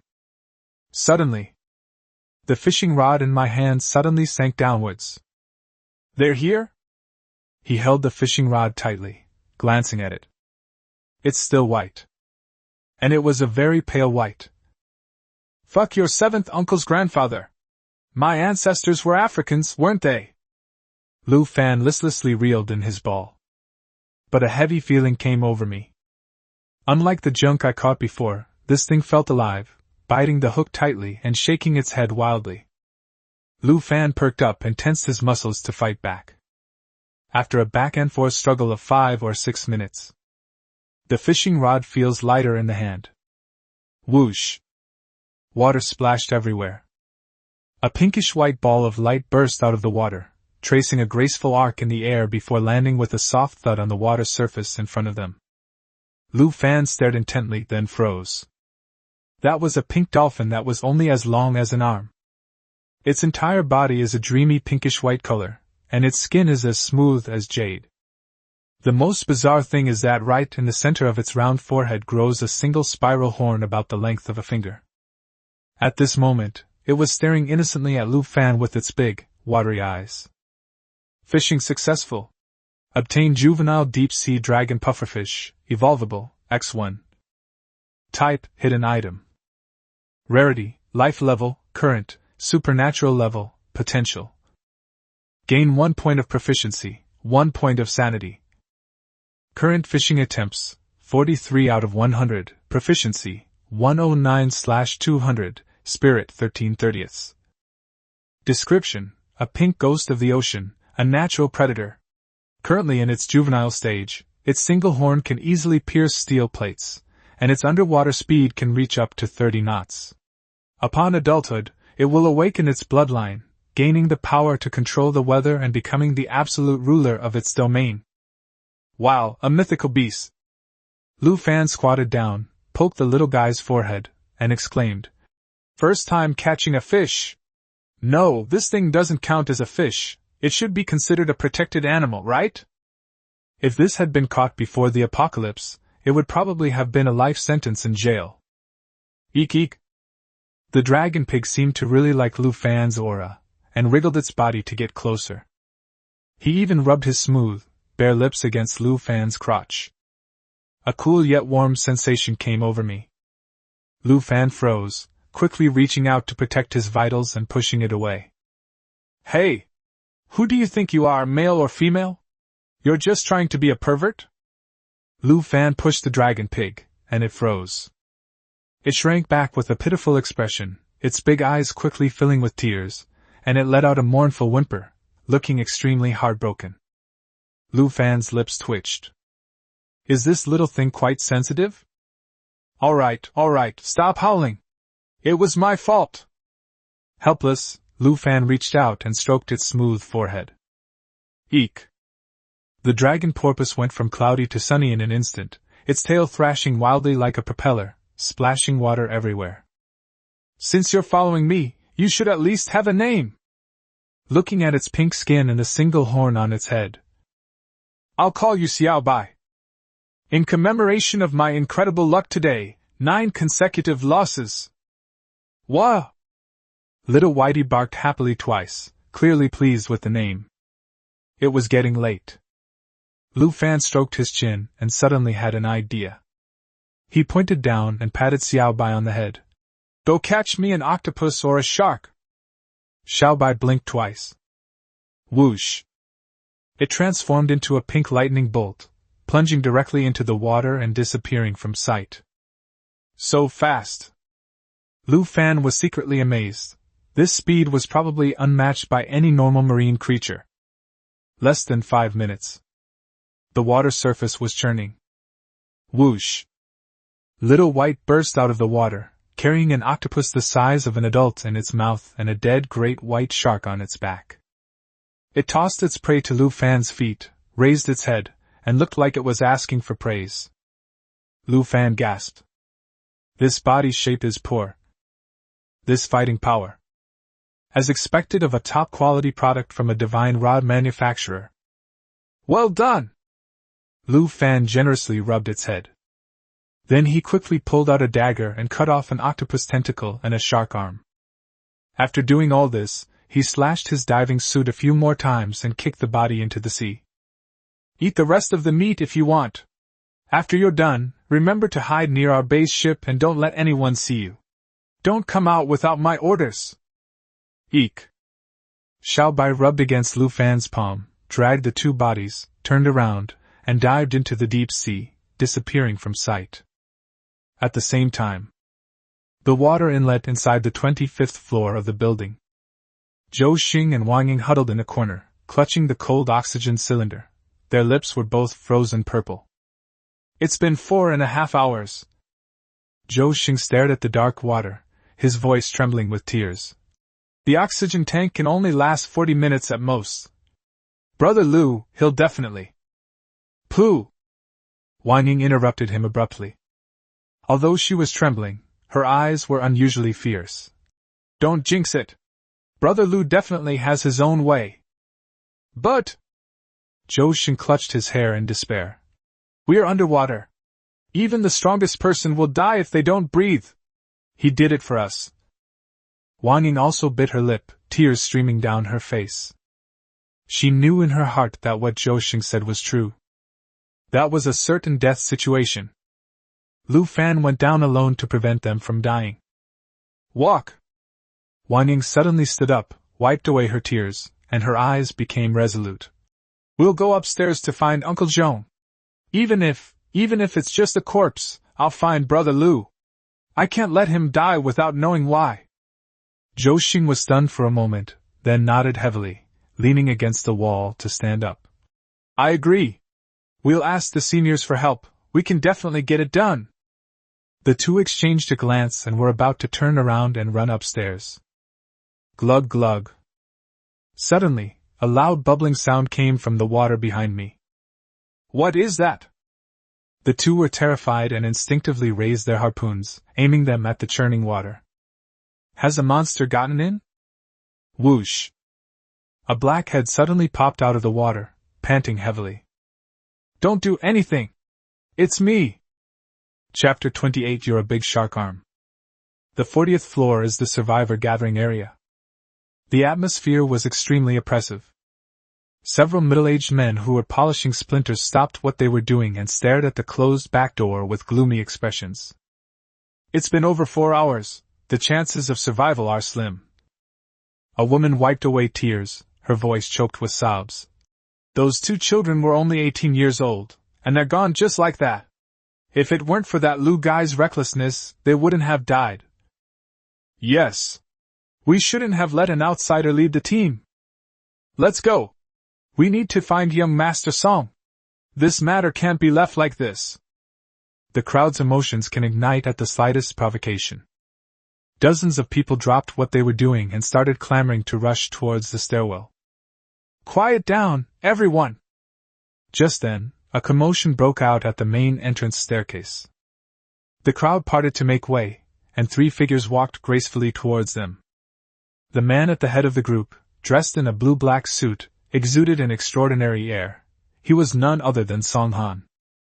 Behind him followed Xin Qingwei and Uncle Zhong. Oh my God! It's Xin Qingwei! How long has it been since our goddess came down?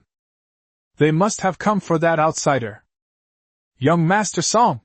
You must stand up for us. When the person in charge arrived, everyone crowded around him, chattering and complaining. Song Han remained calm as she walked through the crowd and stood in front of the back door. Xin Qingwei covered her nose and fanned herself with a look of disgust. Young Master Song, I think this deal is a huge loss. That country bumpkin was probably scared out of his wits when he saw the monster and abandoned ship a long time ago. Song Han didn't speak, but clenched her fists slightly behind her back. He stared at the floor tiles, feeling uncertain. Could it be that I really misjudged him? Is that kid really just a bluffing con man? Just as everyone was getting anxious and some even started cursing. Squeak! The rusty back door was slowly pushed open. The room fell silent instantly. A figure, soaking wet, emerged from the darkness. It's Lu Fan. His wetsuit was torn in several places, making him look disheveled, and there was no one behind him. Ha! This country bumpkin actually made it back alive? Xin Qingwei crossed her arms and a mocking smile appeared on her lips. Ignoring the stares of the crowd, Lu Fan walked briskly to a corner and sat down to rest. The deathly silence lasted for a few seconds. Suddenly, a burly man who had been confronted by Lu Fan rushed out and shouted at Lu Fan's nose. You surnamed Lu! Where are the two children? This shout startled everyone awake. They realized what was happening. Only Lu Fan returned. That means Zhou Xing and Wang Ying have been used as bait and abandoned by him. You beast! You don't even have a scratch on you, you must have been hiding in the back letting them go to their deaths. The crowd's anger spiraled out of control instantly. The burly man's eyes were bloodshot. He rushed forward, grabbed Lu Fan by the collar, and raised his fist, as big as a sandbag, ready to smash it down. You selfish bastard! Everyone trusted you, and you killed our people! Today I will make you pay with your life! Uncle Zhong frowned and was about to step forward to stop him, but was stopped by a hand. Looking at Lu Fan's expression, Song Han's eyes flashed with disappointment, and she said indifferently, Forget it, just consider it that I was blind. Just as the fist was about to land. Bang! The back door was kicked open again. Two excited voices came from the darkness. We're back! Everyone was stunned. Zhou Xing and Wang Ying were both covered in mud and water. They rushed in, each carrying a bloody lump on their shoulder, panting heavily. Seeing that the burly man was about to hit someone, Zhou Xing threw the things on his shoulder to the ground and roared. Stop! Why did you hit my brother Lu? The burly man was stunned. His fist, which was raised in midair, froze. He released his grip and stared incredulously at the object on the ground. What's this? Lu Fan slowly straightened his disheveled collar, stood up, and pointed to the huge suction cup tentacle on the ground. These are octopus tentacles! Then, he pointed to the incomplete shark fin next to him, and sneered. This is you. The burly man paused for a moment, then pointed to his own nose. Is this me? Lu Fan nodded seriously. That's right, a shark arm, who else could it be but you? Puff! Someone in the crowd couldn't help but laugh out loud. The burly man's dark face instantly turned a deep liver color, and his fists clenched so tightly they cracked. But looking at the two bloody severed limbs on the ground, he didn't dare utter a single word. A ruthless person who can take down monsters, who would dare to mess with them? At this moment, Song Han and the other two also walked over quickly. Uncle Zhong squatted down, examined the two severed limbs, and smelled the blood on them. He couldn't help but nod. This meat is exceptionally tough and carries a ferocious aura. It matches the characteristics of the octopus shark. Young Master Song, I'm not mistaken, this is that beast. Whoosh! The moment he finished speaking, the entire audience erupted in cheers. You really killed him? My God! How is this possible? Is he still human? The cheers instantly drowned out the doubts from before. Xing Qingwei stared wide-eyed at Lu Fan, covering her red lips in disbelief. This seemingly ordinary man actually managed to single-handedly kill that sea monster? Could it be that he's been playing dumb all along? Just then, Lu Fan cleared his throat. He stepped forward, patted Zhou Xing and Wang Ying on the shoulders, and gestured for everyone to be quiet. Actually, Lu Fan sighed, looking modest. I was just lucky. If those two hadn't risked their lives to draw the monster's attention, creating an opportunity for me, I wouldn't have been able to succeed. Upon hearing this, Zhou Xing and Wang Ying were completely dumbfounded. What are you saying, bro? We were almost scared to death in the hallway just now. Just as the two were about to explain, they were interrupted by the burly men from the diving team standing nearby. Well done! You're a true member of our diving team. Little Zhou, you've really made something of yourself. Wang Ying, I was a little loud when I spoke before, please don't take it to heart. You are a heroine among women. Looking at the two young people being praised to the skies by everyone, Lu Fan nodded in satisfaction. Being too conspicuous on someone else's turf is not a good thing. He doesn't care about empty fame, he only wants real, tangible benefits. Mr. Lu, you've worked hard. Song Han stepped forward, a warm smile on her face. Change your clothes and go upstairs to rest. Let's talk about the payment. Top floor lounge. A case of bottled water and a dozen cans of meat were neatly stacked on the table. This is Mr. Lu's payment. Song Han made a please gesture. Lu Fan glanced at the supplies on the table and frowned slightly. Where's the alloy crankshaft? Song Han looked troubled. To be honest, the structure of that abandoned diesel engine is too complex, and disassembling it requires specialized tools and time. I'm afraid Mr. Lu will have to wait another night. But don't worry. Before Lu Fan could speak, Song Han clapped her hands. The door opened. Four scantily clad, hot young women walked in, each holding a massage tool, their eyes so alluring they were hard to resist. These are all top-notch technicians from high-end clubs. Their skills are first-rate. Song Han smiled knowingly. Mr. Lu, please rest well here tonight and relax. The crankshaft will be presented to you first thing tomorrow morning. Lu Fan looked at the several beautiful women in front of him, and sneered inwardly. He really is an old fox. They're trying to use sweet talk to keep him under house arrest here and slowly assimilate him. Perhaps the innocent version of him from his previous life would have been moved. But now, since you want to play with strange tales from a Chinese studio, then I'll play along with you. Sure. Lu Fan casually slumped onto the sofa, put his arm around the waist of a beautiful woman, and laughed heartily. Since young Master Song is so kind, then I shall respectfully accept your offer. You want me to stay? Once it gets dark, I'll steal everything and make a run for it. Let's see who can stop us. Night fell, and a light drizzle began. On the turbulent sea, a bright yellow inflatable raft is struggling to move forward. Hang in there, Xian. We're almost there. Chen Zhe looked at the brightly lit Song group building in front of him, his eyes shining with surprise. Chapter 29. You think you can get away with this without giving me anything? You're getting off too easy. Hope is just around the corner.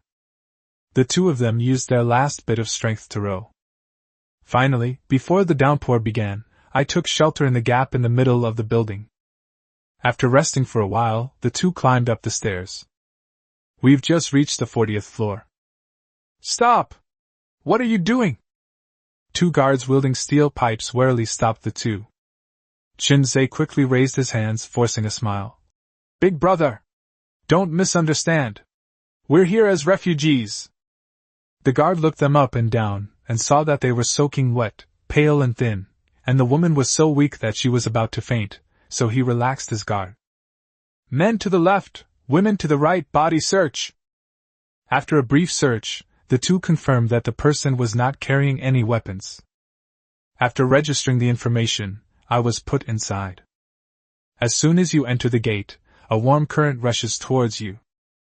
Chen Zhe and Chu Xian were stunned for a moment. This place is a completely different world from the hell outside. A bonfire was lit in the hall, and people sat around it in twos and threes. Some people were even grilling meat. The long-lost aroma of seafood made their mouths water instantly. "Oh, new here?" A passing survivor, seeing the two in such a miserable state, casually handed them 2 skewers of charred octopus. "What luck! We just got here and we're already getting a special meal. This is the prey that our building's hero hunted today. Eat it while it's hot." Chinzei and Chu Xian didn't care about being polite anymore. They grabbed the octopus skewers and wolfed them down. That chewy texture, that delicious meat juice. Chu Xian ate until tears streamed down her face. "It's so delicious." "Wah! Thank you, big brother! Thank you so much!" While chewing on some meat, Chinzei asked indistinctly, "Brother, where is the great hero you mentioned? We want to thank him in person." "Hey, how could you possibly see that?" The man pointed to the ceiling, looking envious. "He's a guest of honor of young Master Song now, enjoying himself on the top floor. I think his name is Lu Fan?" As soon as he finished speaking, Chinzei's eyes widened, and he stood there stunned. Chu Xian's chewing mouth suddenly froze, as if struck by lightning. "Who did you say?" The man looked puzzled and repeated, "Lu Fan. What's wrong? You two know each other? Come on, if you two knew each other, would you have ended up like this?" After saying that, the man shook his head and turned to leave. The 2 people were left standing there stunned. Is it a case of the same name? If it's not a case of the same name, then it must be. A surge of anger flashed in Chinzei's eyes. That bastard Lu Fan actually abandoned them and ran off to enjoy himself here? At that time, inside the luxury suite on the 48th floor, Lu Fan lay on the large bed wearing a loose bathrobe, holding a half cup of hot milk in his hand. 4 beautiful female masseuses were massaging his entire body with just the right amount of pressure. "How wonderful! How wonderful!" He breathed a sigh of relief. If it weren't for that god-tier fishing rod, staying here as a lazy, good-for-nothing guest would indeed be a great choice. Knock, knock, knock. There was a knock on the door. Lu Fan took a sip of milk and said lazily, "Come in." The door lock clicked softly. A rich, high-end perfume scent wafted in through the crack in the door and instantly reached Lu Fan's nose. The technicians were very perceptive. Upon seeing the newcomers, they immediately lowered their heads, gathered their belongings, and left. Lu Fan opened his eyes. Xing Qinghua stood at the door.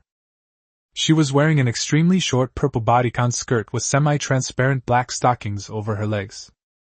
She was also wearing a pair of extremely elegant red-soled high heels. Her exquisite makeup concealed her recent haggardness, and her pair of watery, almond-shaped eyes were captivating. "Mr. Lu, you have such refined tastes." Xing Qinghua closed the door and swayed her hips as she walked to the bedside. Without any hesitation, she plopped down next to Lu Fan and placed her red-nailed fingers on his chest muscles, gently drawing circles.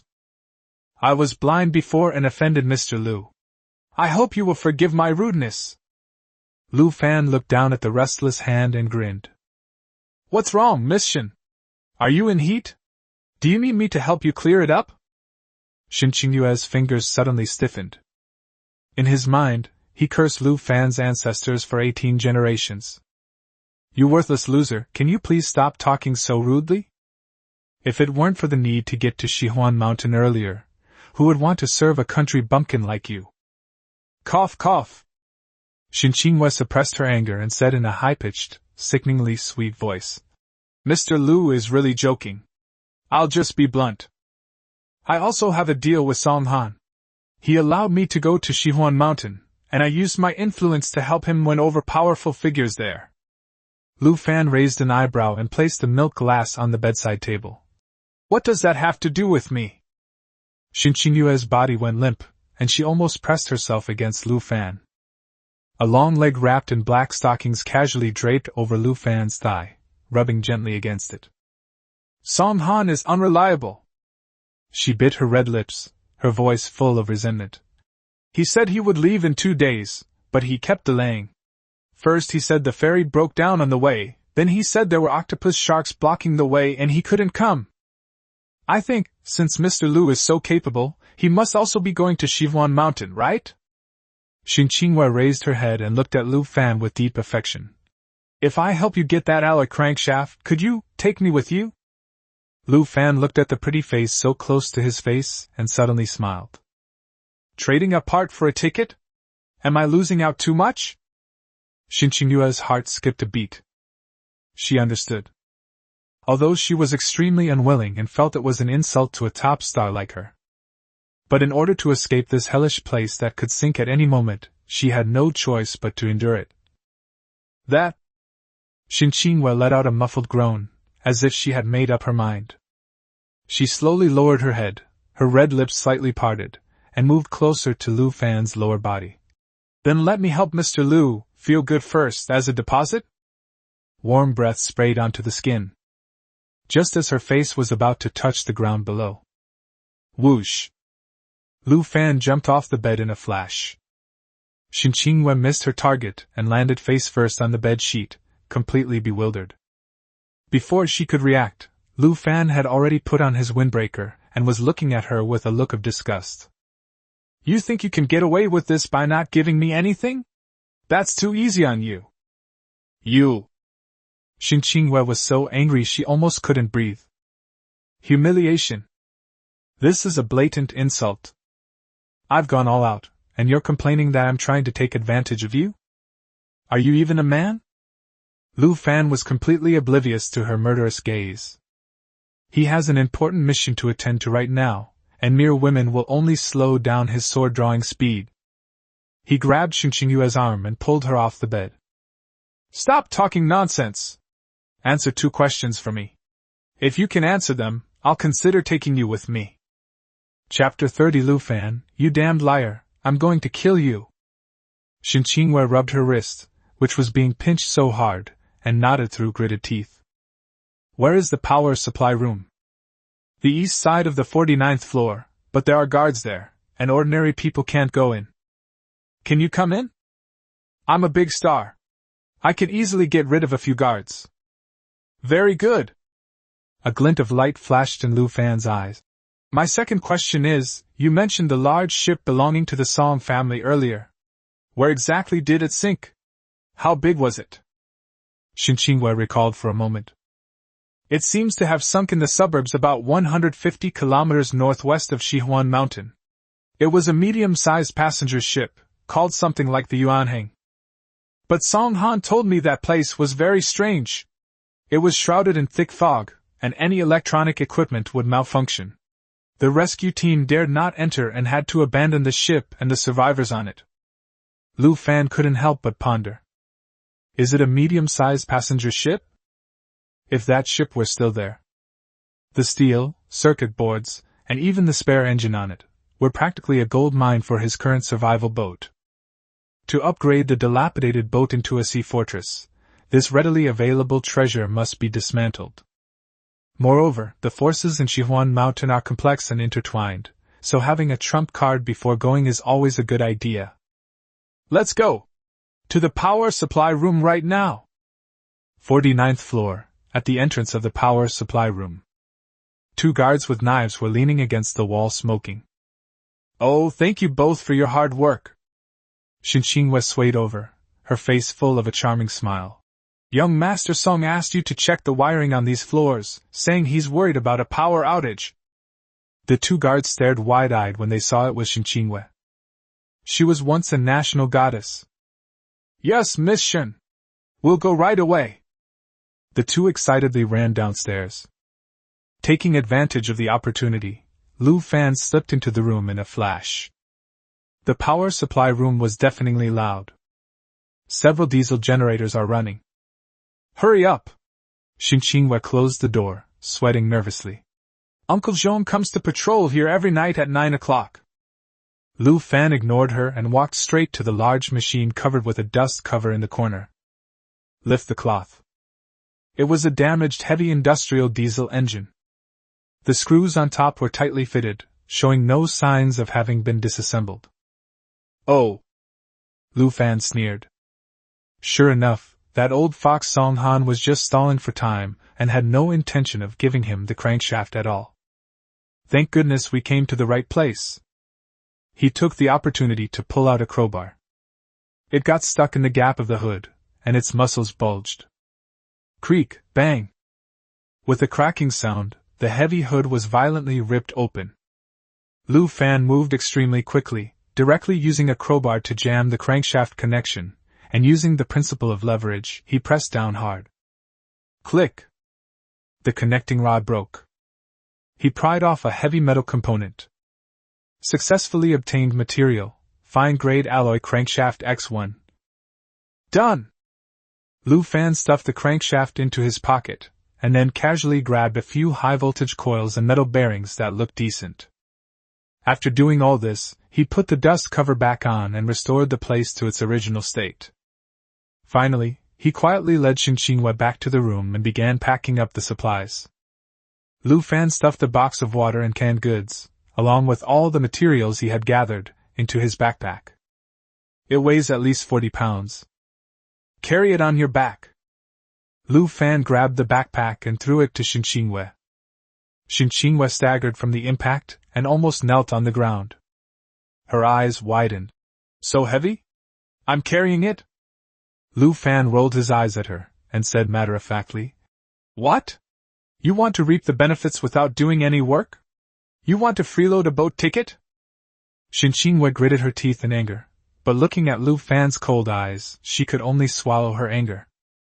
She took off her high heels and carried them in her hand, barefoot in black stockings, carrying that heavy backpack, and swayed as she followed behind Lu Fan. Taking advantage of the lull in the guard's shift change, the two ran wildly along the back door passage. Soon we arrived at the opening in the middle of the 25th floor of the building. The rain was pouring down outside, and the strong winds were carrying seawater splashing in, making one's heart race.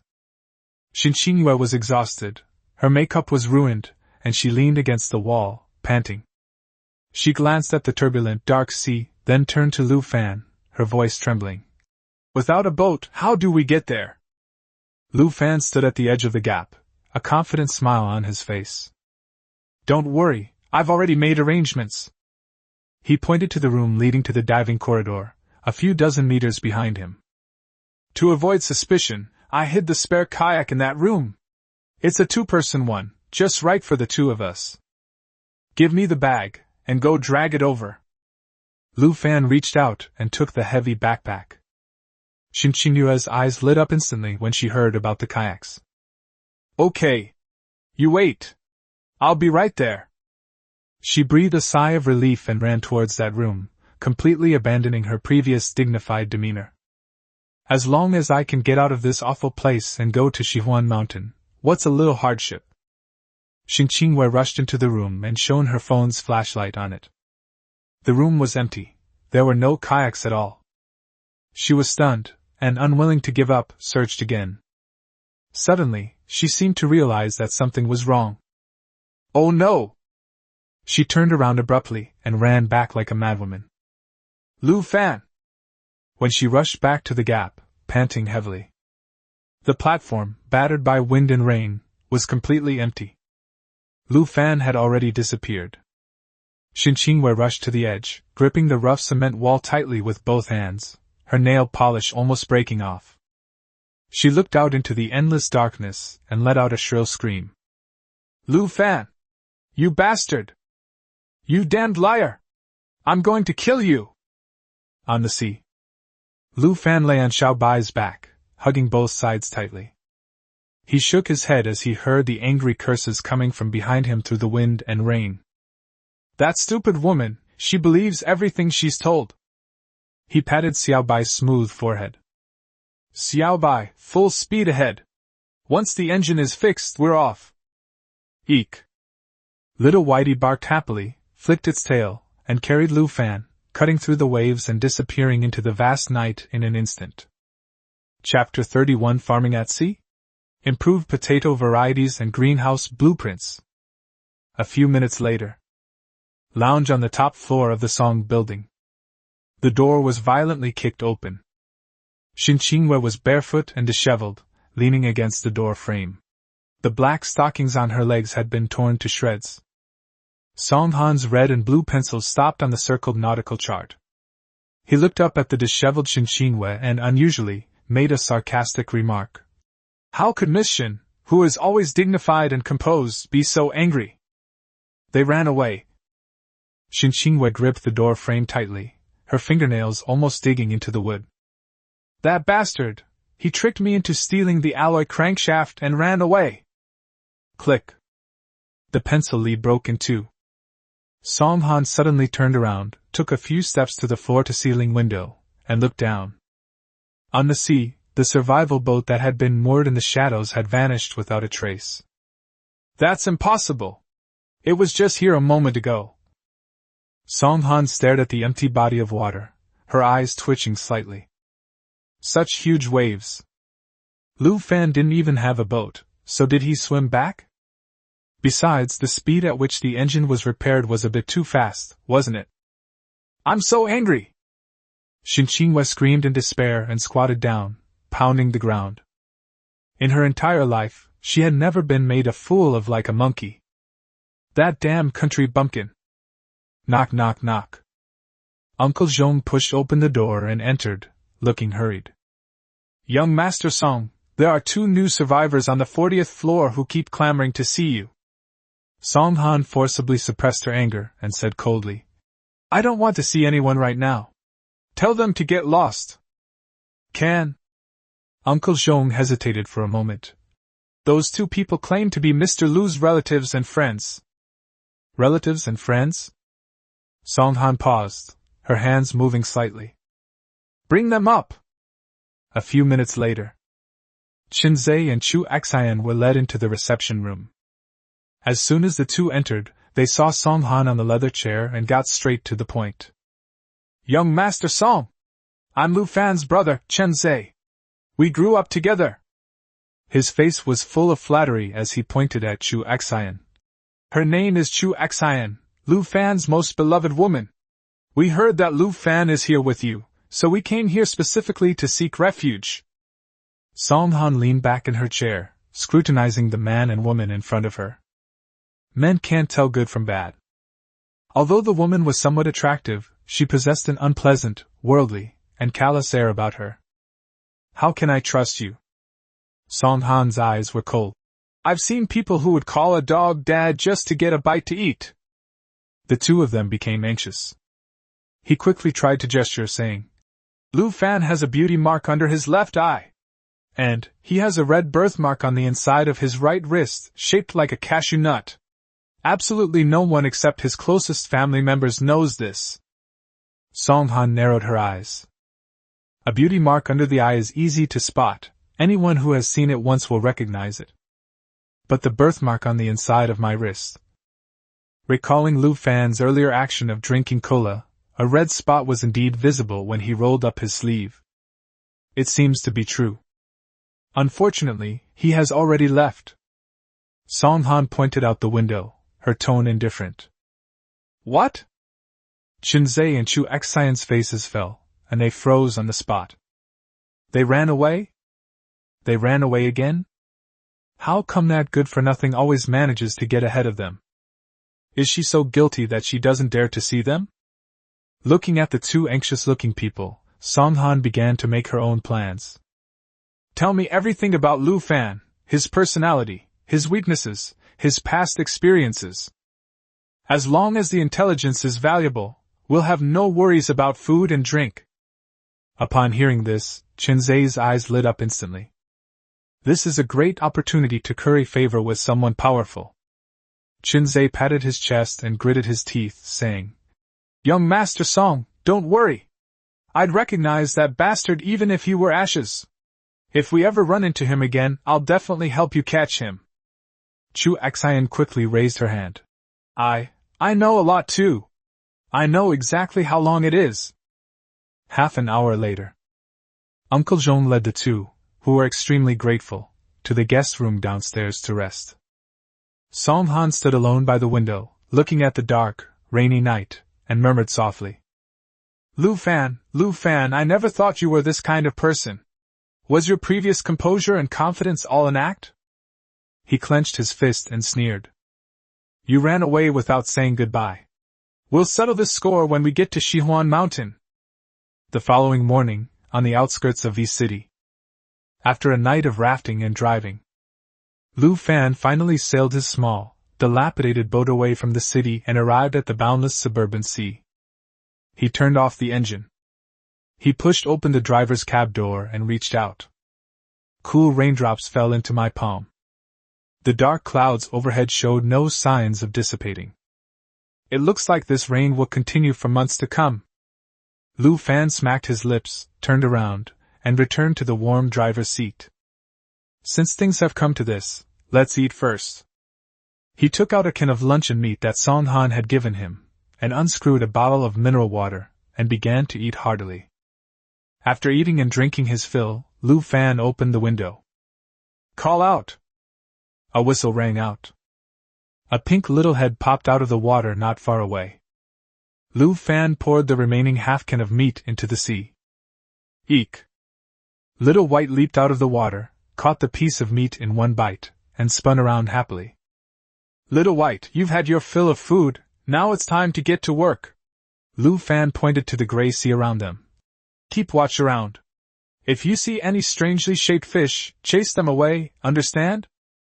Little White nodded, flicked its tail, and disappeared into the water. With this fully automatic radar, Lu Fan can finally focus on his work. He left the window open, summoned his god-tier fishing rod, and planned to fish indoors. Although it's not very pleasant, it's still better than getting soaked in the rain outside. May I be blessed with incredible luck! Give me a gold item! Lu Fan took a deep breath and threw his first shot. The buoy swayed gently on the sea surface. An hour later, a flash of green light appeared. Lu Fan's eyes lit up. Green is nice too! A set of skillful rod-lifting movements is completed. A yellowish-brown tuber flew out of the sea and landed in his hand. Fishing successful. Obtained improved high-yield potato seed X1. Type, low-level survival supplies. Rarity, excellent. Gained 5 proficiency points and 1 spirit point. Current fishing attempts, 44 out of 100, proficiency, 114/200, spirit, 14/30. Introduction, a genetically modified super crop. Cold resistant, flood tolerant, with a growth cycle shortened to 7 days. Extremely high starch content. 1 seed can yield 5 kilograms of finished product. Holy crap! Awesome! Lu Fan held the potato seeds in his hands, his eyes shining. 10 pounds of potatoes a week. In this apocalyptic world where water is everywhere, this is the ultimate source of carbohydrates. It ripens every 7 days. If we plant 1 crop, what more could we ask for? Potato stew every day. Pity. Lu Fan glanced at the bare deck.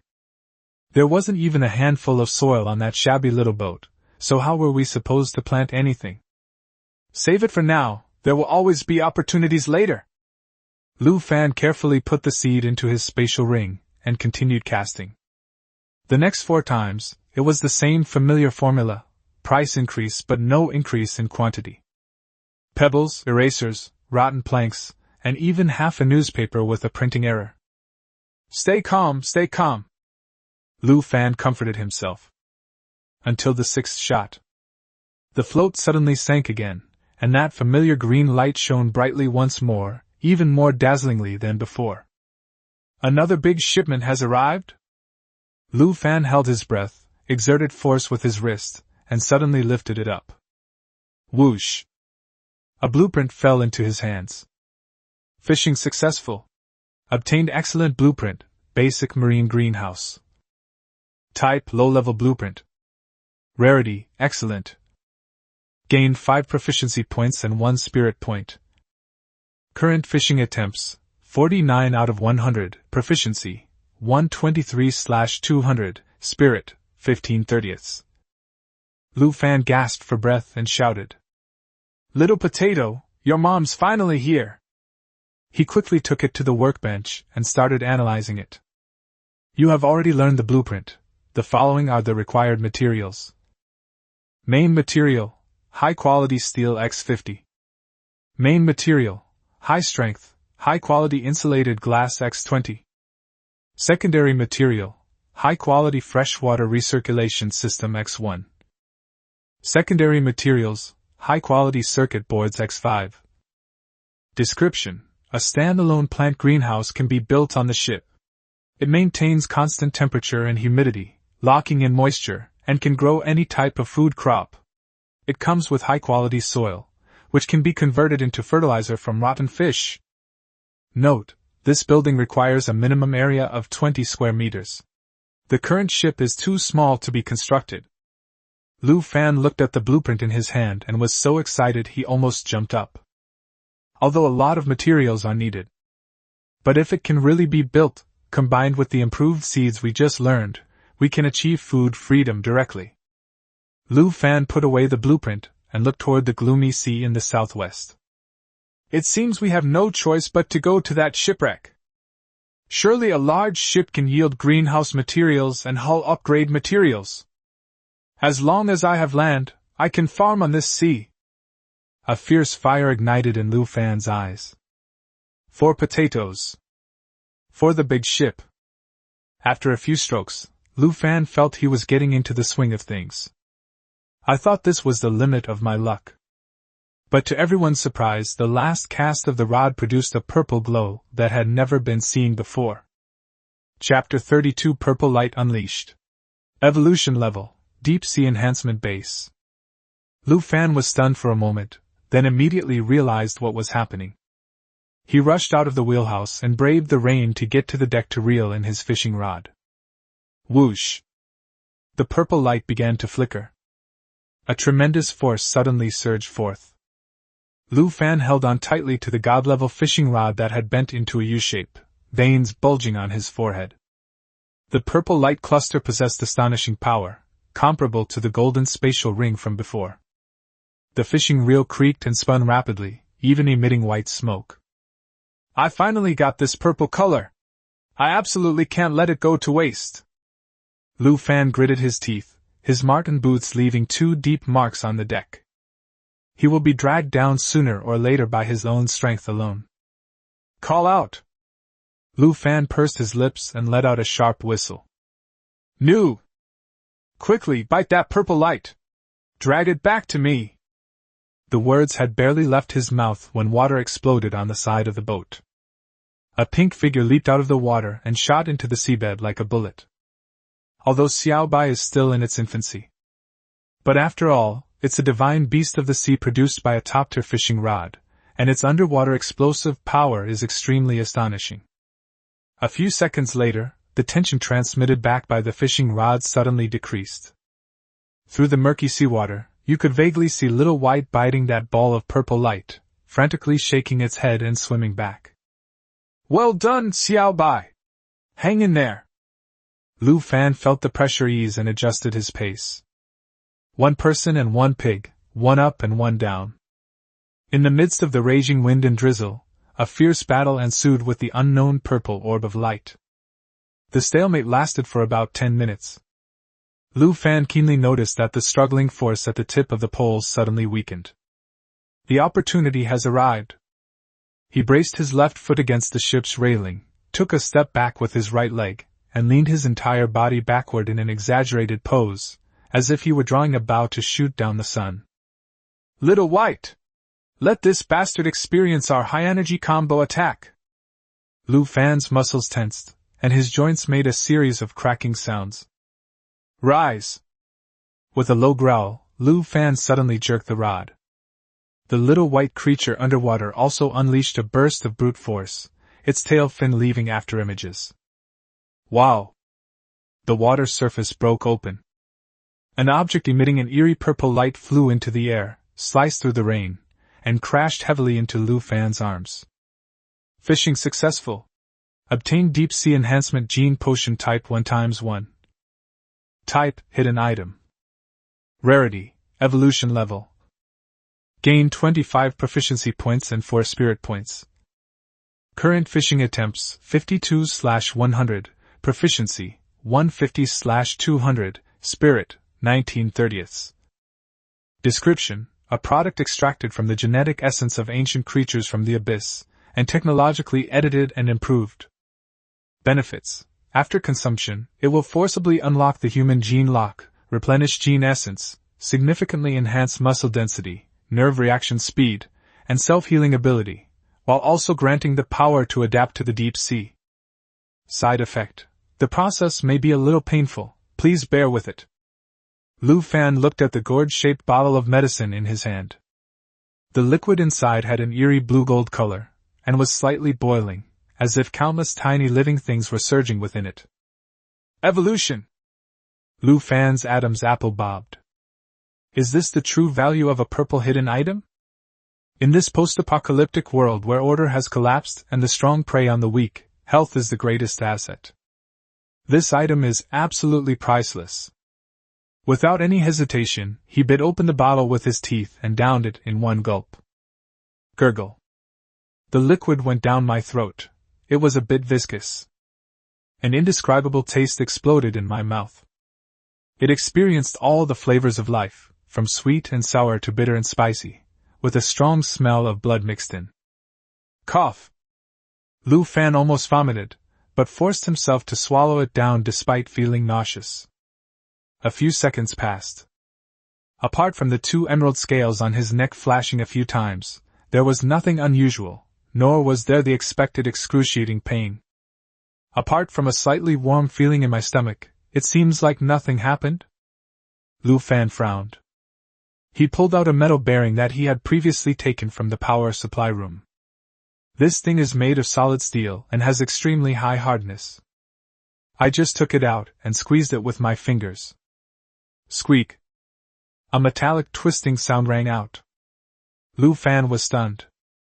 He opened his palm, and a warm sensation came from his palm. That thick, solid steel bearing was actually molded into an irregular, flat piece of iron. His fingerprints were even clearly visible on it. Holy crap! He didn't feel much resistance when he squeezed it just now. It was like crushing a piece of shortbread.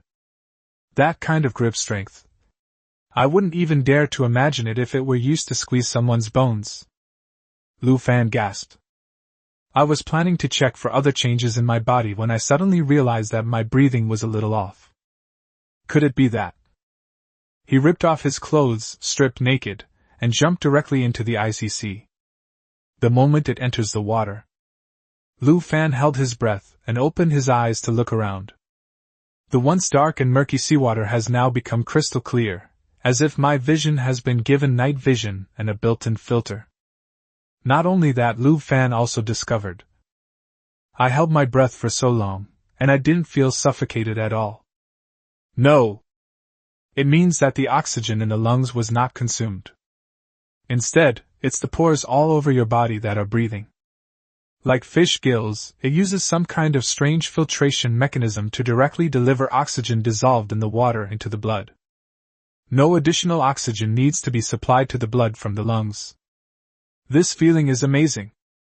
If they were to wear a deep-sea diving suit, their underwater combat capabilities would likely surpass those of mutated creatures. Lu Fan surfaced and returned to the boat. Now we're truly invincible! He slapped his hand on his mouth as soon as he said it. Pa! Don't make promises you can't keep. The last person who claimed to be invincible is still floating in space. He jogged into the driver's seat and took out a clean towel he had caught the day before to wipe his body. After wiping his entire body, Lu Fan touched his still warm body and seemed to have discovered something extraordinary. I'm not afraid of the cold anymore. Or rather, it's more resistant to the cold. The skin surface is like being covered with a nanoscale transparent thermal insulation suit. It insulates against external temperatures while maintaining a constant internal temperature. It seems that in non-extreme temperatures, one should not suffer from frostbite or burns. Lu Fan was very satisfied with the changes in his body. Then, his gaze fell on the broken piece of the wood-chopping knife on the workbench. He laid his left hand flat on the wooden table, his 5 fingers spread out. He gripped the sharp blade with his right hand. Take a deep breath. Knock, knock, knock, knock. His right hand became a blur, the blade tip frantically weaving through the gaps between his left hand's 5 fingers. To the average person, this is practically self-harm. But in Lu Fan's view, everything slowed down. The trajectory of the falling knife tip and the slight tremor of the finger muscles were clearly visible. The feeling is like watching a slow-motion replay. He even had time to adjust the angle of his fingers just before the knife tip fell, deliberately cutting his skin to test its defenses. Snap! Lu Fan suddenly stopped and slammed the razor blade on the table. His left hand was completely unharmed. There was only a very faint white mark on the side of the middle finger. The mark disappeared instantly without even breaking the skin.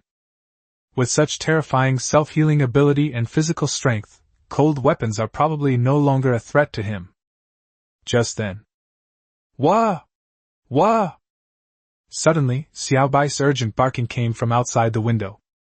Lu Fan's eyes sharpened, and he instantly pushed open the window. In the rain, Xiao Bai was anxiously pacing around the side of the boat, its eyes fixed on the stern. Lu Fan followed the gaze. On the sea surface 100 meters away, 5 or 6 gray-black dorsal fins slashed through the water, frantically approaching the survival boat. They were incredibly fast, and carried a bloodthirsty killing intent. They're a mutated group of sharks. Moreover, judging from the size of those dorsal fins, each one must be at least 10 meters long, making them absolutely terrifying behemoths. Good timing. Lu Fan showed no panic whatsoever. A hint of violent red light even flashed in his eyes. In my previous life, he was torn to pieces by these beasts. The agony of having his bones cut by teeth and being eaten alive replayed in his dreams for several nights. Little White, move aside! Lu Fan went up to the deck and stretched his neck. Click! Each bone emitted a crisp sound, like metal clashing. He looked over the ship's railing at the approaching swarm of sharks, his face filled with chilling murderous intent. Just as Wu Song fought the tiger in ancient times, I, Lu Fan, now slay the shark. Thump! Lu Fan plunged into the seawater, swimming head-on towards the shark swarm like a top predator in the abyss. This time, it's my turn to eat you all. Chapter 33 One Chrysanthemum destroys 3 sharks. I've obtained upgrade materials for the novice. Lu Fan lay hidden beneath the sea surface. Through the surging currents of the sea, I could clearly see the 6 dark figures 100 meters away. These things can no longer be called sharks. Its streamlined body was covered with large patches of dark red spines, and its dorsal fin was not only huge, but also had sharp barbs hanging from its edges. Even more bizarrely, dozens of bone spurs of varying sizes grew from their gill slits, opening and closing wildly and disrupting the water flow. Thank goodness it's not a nimble one like the octopus shark. After a brief moment of thought, Lu Fan made a hand gesture underwater. Xiao Bai, let's split up. Little White nodded, and its pink figure instantly transformed into a torrent, plunging straight into the left flank of the shark swarm. Although Little White is not big, its speed is incredibly fast. It lunged forward and bit into a shark's tail, then turned and swam away in a flash. Fresh blood spread in the water. The 3 sharks were instantly enraged, turning their crimson eyes around and roaring as they chased after Little White. The remaining 3 lions were still locked onto Lu Fan's direction. In their eyes, this scaleless, thin bipedal creature was nothing more than a mass of protein that would not resist. Come on! Let's test the enhanced power! Lu Fan pulled out the sturdy carbon steel crowbar from his spatial ring. This thing may be blunt, but it's hard and long enough. The shark in the middle was clearly impatient, as it suddenly swung its tail fin. It bared its 2 rows of jagged, sharp teeth and rammed into Lu Fan's face. 10 meters, 5 meters, 3 meters. Just as the 2 sides were about to make contact, Lu Fan used his waist and abdomen to propel himself down like a shrimp that had been launched into the air. Click! The shark missed its target, its sharp teeth making a dull thud as they collided. The immense inertia prevented it from stopping immediately, so it could only swim over Lu Fan's head. Get out of here! Lu Fan immediately kicked his legs and quickly rose to the surface. Before it swam away, I aimed the crowbar at the shark's weakest spot, its anus, and stabbed it in hard. Pfft! A half-meter-long crowbar was driven in completely. A murky, yellowish-brown liquid mixed with blood instantly spread in the seawater. The shark's body suddenly stiffened. It never imagined that it would be sodomized by a human in its lifetime. It roared in agony, thrashing and swimming wildly in the water. Lu Fan gripped the crowbar tightly, tearing the wound open again and again as it thrashed about in the seawater, blood gushing out and churning the entire area. The other two sharks were agitated by the blood, but their vision was obstructed and their sense of smell was interfered with by the blood, so they could only blindly circle around. Before long, the sea was stained red with blood. Just as the two sharks were searching for Lu Fan's figure, a dark figure darted out from the bloodstains. It charged straight at the face of one of the bewildered sharks. He grabbed the bone spur at the other man's gill cleft and pulled it upwards. The enhanced power is exceptionally astonishing. They actually tore the bone spur off along with the gill flesh and pulled it out. The shark, in pain, twisted its mouth and tried to bite, but Lu Fan didn't give it a chance to turn back. He gripped the bloody, sharp bone spur in his right hand and plunged it deep into its cloudy, grayish-white eyeball. Puff! The bone spur pierced directly through the eyeball and headed straight for the brain. The massive body convulsed violently twice, then rolled over and remained motionless. At this moment, the last shark finally reacted. Instead of fleeing, it was enraged by the death of its companion and opened its blood-red maw from the side, slamming it down on Lu Fan's head. There was no way to avoid it. But Lu Fan had no intention of avoiding it. He suddenly turned around, advancing instead of retreating, his hands forming claws, and directly grabbed the upper and lower jaws that were about to bite down. Creak, creak. A sound of bones grinding together rang out. The last shark thrashed wildly, trying to close its mouth and bite the arrogant human in two. But those two hands remained motionless, like two hydraulic jacks. Lu Fan's muscles bulged, veins covered his entire body, and his eyes were bloodshot. "Open it for me!" He let out a deep, muffled growl underwater. He suddenly exerted force outward with both arms. Sizzle! A loud cracking sound of muscle fibers snapping rang out. The ligaments at the corners of a shark's mouth rupture first, followed by the skin and flesh, and finally the bone. Until Lu Fan forcibly ripped off that huge jawbone, blood gushed out like a high-pressure water gun. The mouth is gone. It couldn't even let out a scream. It went completely limp from the excruciating pain and blood loss.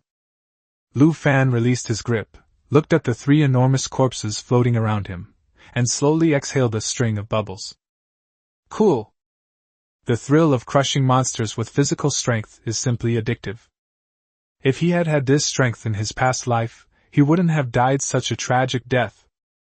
At that moment, the water surged violently not far away. Little White swam quickly, leading the last mutated shark riddled with bloody holes. The other side couldn't even touch Little White's tail. Within minutes he died from excessive blood loss. The other two had already turned their bellies up. Judging from the horrifying blood holes on their bodies, they clearly died in the same way. This little guy is quite cheeky. After bleeding them out, they ran away, and the other party couldn't catch up. I wonder who he learned it from. Eek. Seeing that Lu Fan was alright, Xiao Bai happily swam over.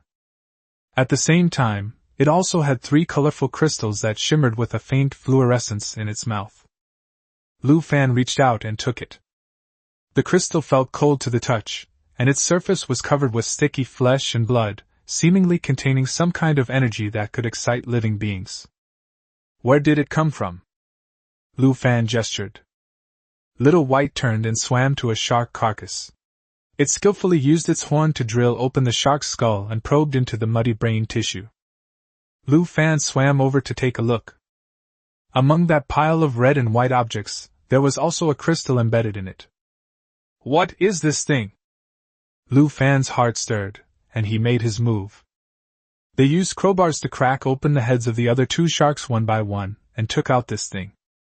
Back on the ship, Lu Fan didn't bother to dry himself off and examined the 6 clean crystals. Little Bai sat close to the boat, its little mouth agape, staring longingly at what Lu Fan was holding. Want some? Wah! Lu Fan picked the smallest one and tossed it over. Little White opened its mouth to catch it and swallowed it with a gulp. A data panel instantly appeared above its head. The juvenile dinosaur successfully devoured 1 low-level sea crystal. Gained 50 growth points. Current growth value, 50/500. Lu Fan's eyes lit up. It turns out that this thing called sea crystal is actually the key food for Xiao Bai's growth. No wonder some mutated creatures are fierce while others are weak. They probably evolved by devouring other mutated creatures. Lu Fan looked at the 5 remaining sea crystals in his hand without the slightest hesitation. Open your mouth! Since the effects of this product on humans are unknown, it's better to invest all the money in beginners. Once this little guy grows up, he'll definitely be more effective than any weapon. Whoosh whoosh. 5 sea crystals were thrown out in succession. Little White, like catching a frisbee, excitedly leaped and pounced, catching them one by one. The juvenile dinosaur successfully devoured 5 low-level sea crystals. Gained 250 growth points. Current growth value, 300/500. We're still 200 evolution points short. Lu Fan patted Xiao Bai's smooth forehead. Looks like we'll have to be more careful in the future. We shouldn't let any mutated creatures escape. Xiao Bai nodded and let out a burp. Her originally rosy skin now had a subtle sheen, and her eyes had become noticeably more lively. Go and rest, I need to catch my breath too. I'm exhausted. Lu Fan didn't sleep all night.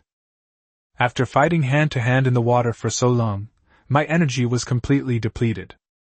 He returned to the driver's seat, dried himself off, changed into dry clothes, and lay down on the bed, never to wake up again. Lu Fan didn't wake up until it got dark. The rain outside the window continued unabated. He didn't intend to linger any longer, and after confirming the compass's location, he continued his journey in the darkness. The next morning, after sailing for an unknown period of time, the fog on the sea gradually thickened. Lu Fan took out the compass and looked at it. The magnetic needle on the dial is spinning wildly and erratically, making it impossible to tell which way is up. Looks like this is the place. Lu Fan looked out the window at the eerie thick fog, without a trace of fear in his eyes.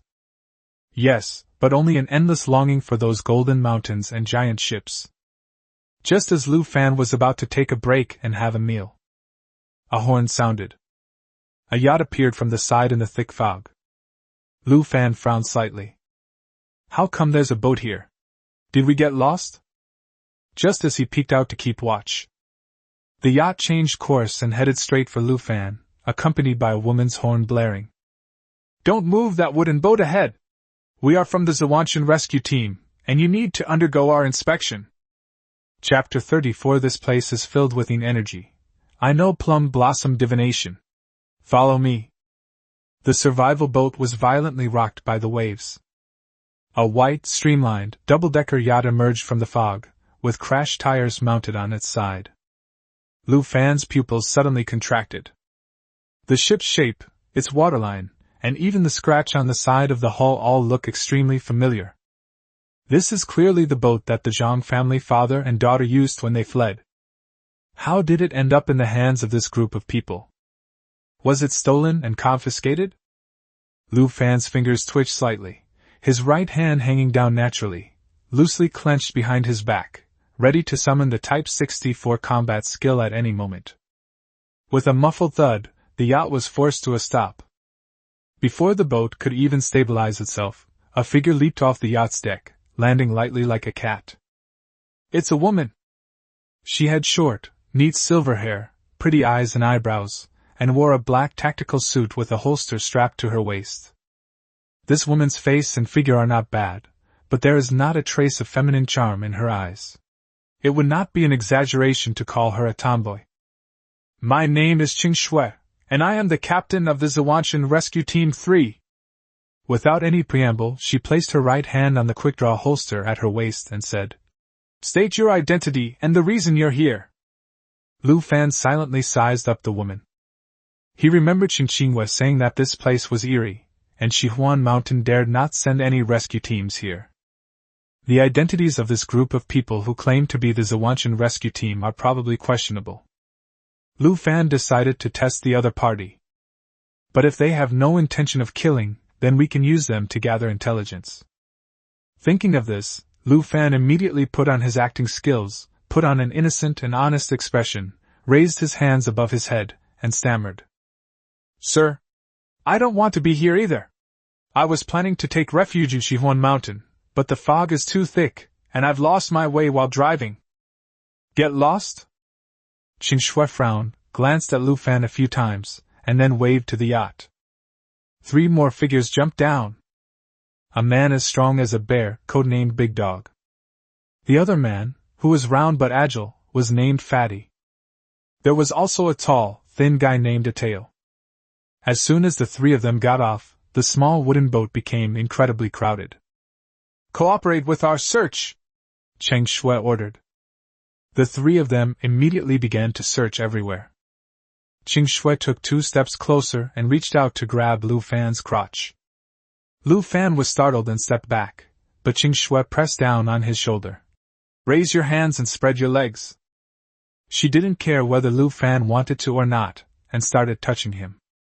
From the armpits to the waist, and then to the inner thighs, the movements were extremely professional, almost like searching for a criminal. Lu Fan followed suit, his expression calm. "Anyway, all the important supplies are in the spatial ring. They can't possibly find anything there." "Captain? We're out of weapons!" The Big Dog crawled out of the driver's seat and pointed inside. "There's a homemade water purifier, a bag of supplies, and the rest is all junk." Cheng Shui nodded. "And some survival knowledge. Where did you get this boat from?" "It was created through sheer tinkering, just to survive." Lu Fan laughed. The Big Dog and the Fat Man exchanged a glance and put away their previous contempt. In this kind of world, someone who can build a wooden boat with power and survive at sea must have some special skills. "You're quite capable." Qing Shui patted the rain off her hands, her tone softening slightly. "The heavy fog here is causing interference and magnetic field disturbances, malfunctioning all electronic devices. We're on our way to a rescue mission. You'll come with us. After the mission, we'll take you back to base." Without a second thought, Lu Fan's face lit up with joy. "I'll do whatever, sir. I'll do anything as long as I can get out of here." Qing Shui casually took out a bottle of mineral water and half a piece of dry bread, and stuffed them into Lu Fan's arms. "Eat sparingly. There's no more for you." After saying that, the 4 of them turned around and went back to the yacht. Lu Fan held the hard baguette in his hand, looking at the yacht in front of him with a hint of suspicion in his eyes. Only 4 people are needed to rescue a medium-sized passenger ship? That's really strange. Lu Fan shook his head, returned to the driver's seat, started the engine, and slowly followed behind them. 2 hours later. The surrounding fog grew thicker and thicker. The yacht in front of us was like a headless fly, turning left and right all the time, with no idea where it was going. A pink shadow darted swiftly beneath the water, emerging from the surface. "Wah!" Little Whitey chirped softly a few times. Lu Fan understood its meaning. "It seems these idiots have already circled around here 3 times. Fortunately, I just sent Xiao Bai to scout out the way, and it seems they've found the place." He twisted the throttle sharply, and the small boat sped up, closing in on the yacht side by side. "Sir! Where are we?" Lu Fan shouted at the top of his lungs. "Aren't we there yet?" Big Dog leaned halfway out of the cockpit, his face covered in sweat, holding a black screen tablet. "What the hell? The radar's malfunctioning. The captain's calculating latitude and longitude, just wait." "Stop calculating!" Lu Fan shouted to stop the other person, and said in a serious but nonsensical tone. "This place has heavy energy. Science doesn't work. Follow me. I know the plum blossom divination method. I can tell you it's in the southeast." Having said that, he gave the other party no chance to react. The small boat splashed up waves and plunged directly into the depths of the fog. "Holy crap!" Big Dog froze, then turned around and shouted. "Captain, that kid said he could tell fortunes and pinpoint locations. He ran away!" In the cockpit, Qing Shui stared at the unresponsive locator in her hand and gritted her teeth. "Follow him first. If he dares to try anything funny, just shoot him." The yacht's engine roared as it followed closely behind Lu Fan. Half an hour later, the thick fog gradually thinned, and a huge black shadow slowly emerged in the distance. As they drew closer, they discovered that it was a mountain peak that was mostly submerged, like an isolated island at sea. "You really found him?" The fat man leaned on the railing, his eyes practically bulging out of their sockets. "This kid's got some skills. I'm going to have him do some fortune-telling on my love life later." Qing Shui, holding up her binoculars, said with a grave expression, "This should be Bailu Mountain. We haven't spotted the far voyage. We'll have to detour later." Before he could finish speaking, the yacht's engine suddenly emitted a loud idling sound, and then it stalled. "What's going on?" Qing Shui shouted. "I don't know. The fuel system is normal, and the circuit breaker didn't trip. It just stopped by itself." Big Dog frantically pressed the ignition button, but to no avail. The immense inertia propelled the yacht forward. Finally, the yacht's hull scraped against the underwater rocks, the hull tilted violently, and half of the bow was stuck in the muddy shallows, unable to move. And on the side, Lu Fan's small boat executed a graceful swivel and came to a steady stop beside a flat boulder. "Hello?" Standing at the bow, Lu Fan looked at the stranded yacht with disdain and cursed. "Did you guys trade eggs for your driver's licenses? You can't even use the brakes? You almost sent me flying!" With a dark expression, Qing Shui pushed open the hatch and jumped into the shallows, the muddy water instantly reaching her ankles. Big Dog was about to retort when Qing Shui grabbed him and replied coldly. "Next, we need to land on the island for search and rescue. You stay on the ship to rest and keep an eye on the supplies." "Don't do that, sir!" Lu Fan shook his head frantically, grabbed a crowbar, and jumped down. "I'm scared to be alone in this desolate wilderness. I'll go with you guys, at least I'll have someone to look after me." He has to go in person. The Yuanheng is nearby. If we don't follow these mine detectors, are we supposed to go and clear mines ourselves? Qing Shui glanced at him, quickly assessed his combat strength, and then coldly nodded. "All right. Stay close, or you'll run off and die. Don't blame me for not warning you." "All right, everyone will follow the commander's orders." Lu Fan immediately ran to the back of the crowd. And so, the five of them trudged deeper into Bailu Mountain, their steps uneven. Just as their figures disappeared into the woods, behind a thicket of bushes, a dark figure swayed slightly, its eyes fixed on the five people's whereabouts before disappearing. Chapter 35. Don't blink later, you're so handsome. The rain was torrential, and the entire mountain area was muddy and impassable. The group slowly made their way up the mountain. The tree trunks along the way were covered with strange scratches, and the bark was peeling back to reveal the wood underneath. "Something's not right." The fat man squatted down next to a wild boar carcass and reached out to touch the broken spine. The cross-section was uneven, and blackened meat shreds were still hanging on it. "This wild boar weighs at least 300 pounds, yet its spine was bitten through in one bite." The fat man wiped his hands on his clothes, his face turning pale. "The flood forced wild animals to run to higher ground, but this wound doesn't look like that of an ordinary beast." Big Dog walked ahead, gun in hand, breathing heavily. "Whatever it is, if it dares to show its face, I'll shoot it." A short while later, a partially collapsed cave appeared before them. The cave entrance was sheltered from the wind, and a faint smell of burnt coal wafted out. Qing Shui made a hand gesture, and the group crept in along the rock wall. The cave is spacious, dry, and sheltered from the rain. There was a simple stove made of stacked stones on the ground. Half of the porridge in the pot was eaten, and the rest was spilled on the ground, as if the person eating was suddenly interrupted by something and never came back. The big dog touched the black ash under the stove and rubbed it between its fingers. It must have been left over from last night. Qing Shui frowned, unscrewed a red signal flare, and threw it into the depths of the cave. The cave is not deep, about 10 meters long. The signal flare struck the end of the cave, illuminating the surroundings with its red light. There were 3 dark figures piled up there. Upon closer inspection, they discovered 3 human corpses dressed in crew uniforms. They have no heads. The chest cavity was violently ripped open, and the internal organs inside had been completely eaten. This is disgusting. The fat man covered his mouth, his stomach churning. Ateo! Guard the entrance and manually log the information. Qing Shui's voice turned cold as she quickly drew her gun on alert. The rest of you, examine the bodies and confirm their identities. Ateo walked to the cave entrance and pulled back the bolt of his rifle. Okay, Captain. I'll get right there. Call. A gust of foul wind swept in. There were no screams. All that could be heard was the crisp sound of bones being crushed. A dark shadow was biting Ateo's head and swallowing him whole. Then it flung Ateo's body away, slamming it against the rock wall, the blood from his neck cavity soaking the entire wall. Ah Tao!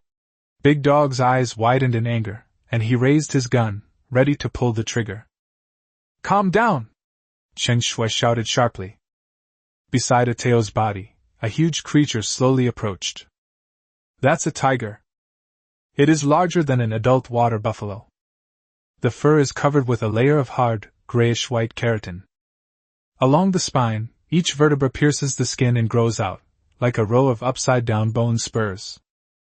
Several dried human heads, as well as the heads of various animals, were hanging on it.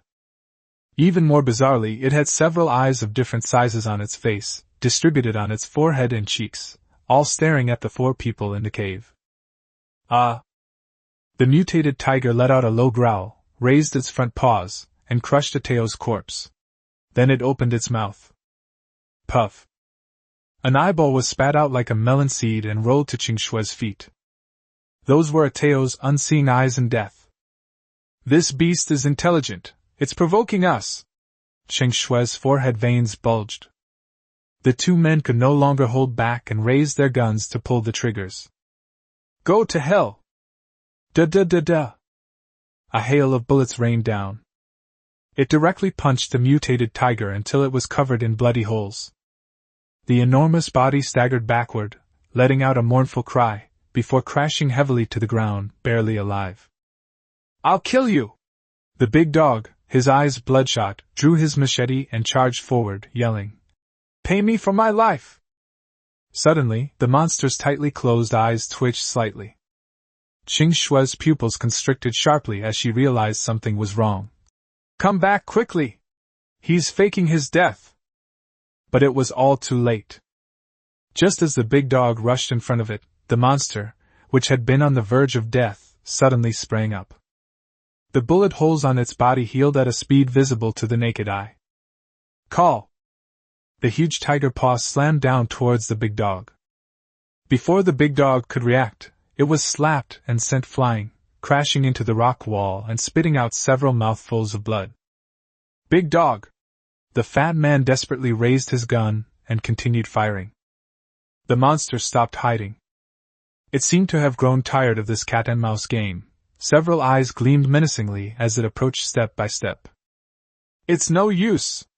Conventional firepower can't kill this thing! Qing Shui grabbed the fat man's gun barrel and pulled out a metal syringe with a faint blue luster from the lining of her tactical vest. Captain? You're going to use this thing? The fat man shouted in terror. Stop talking nonsense! Take that kid and find a chance to run!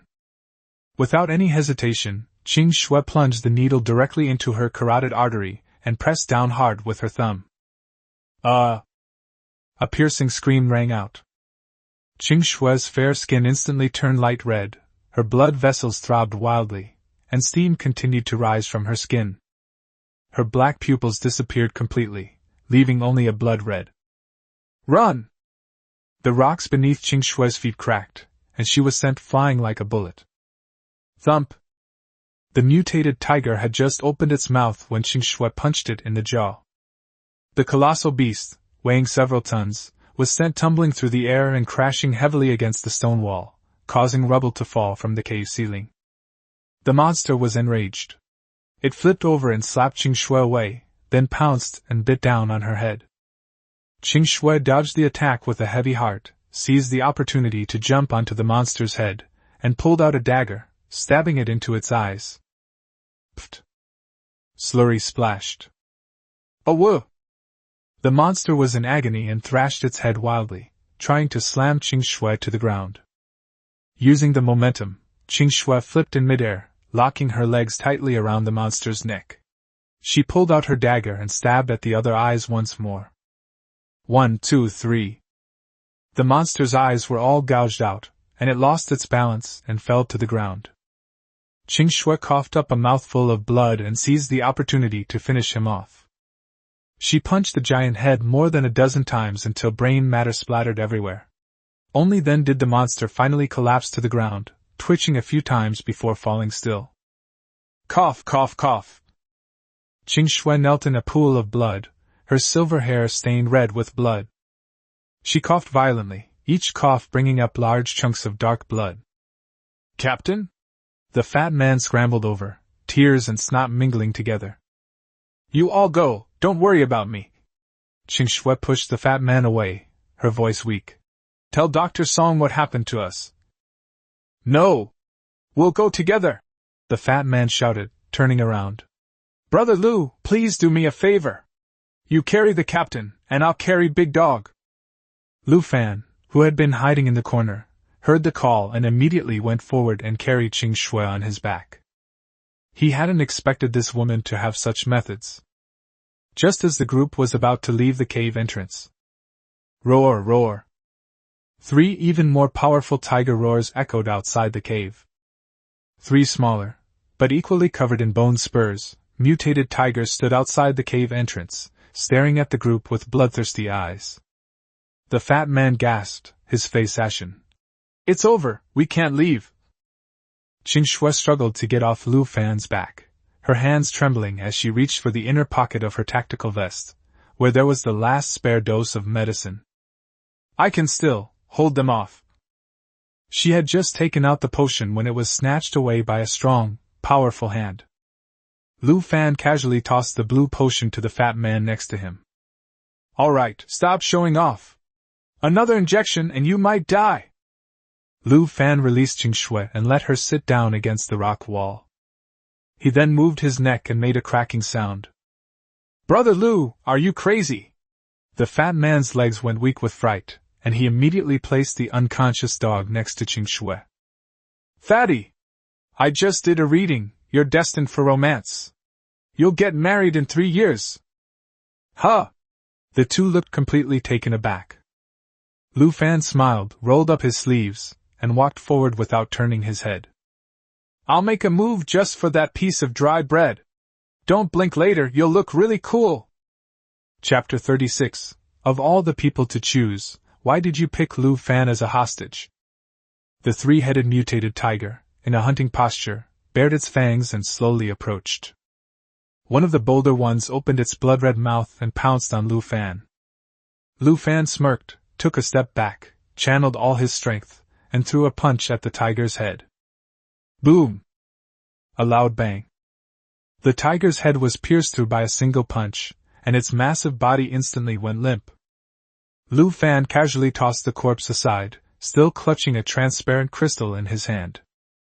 Qing Shui and the other woman were completely dumbfounded. One punch and he's dead. Is this power even human?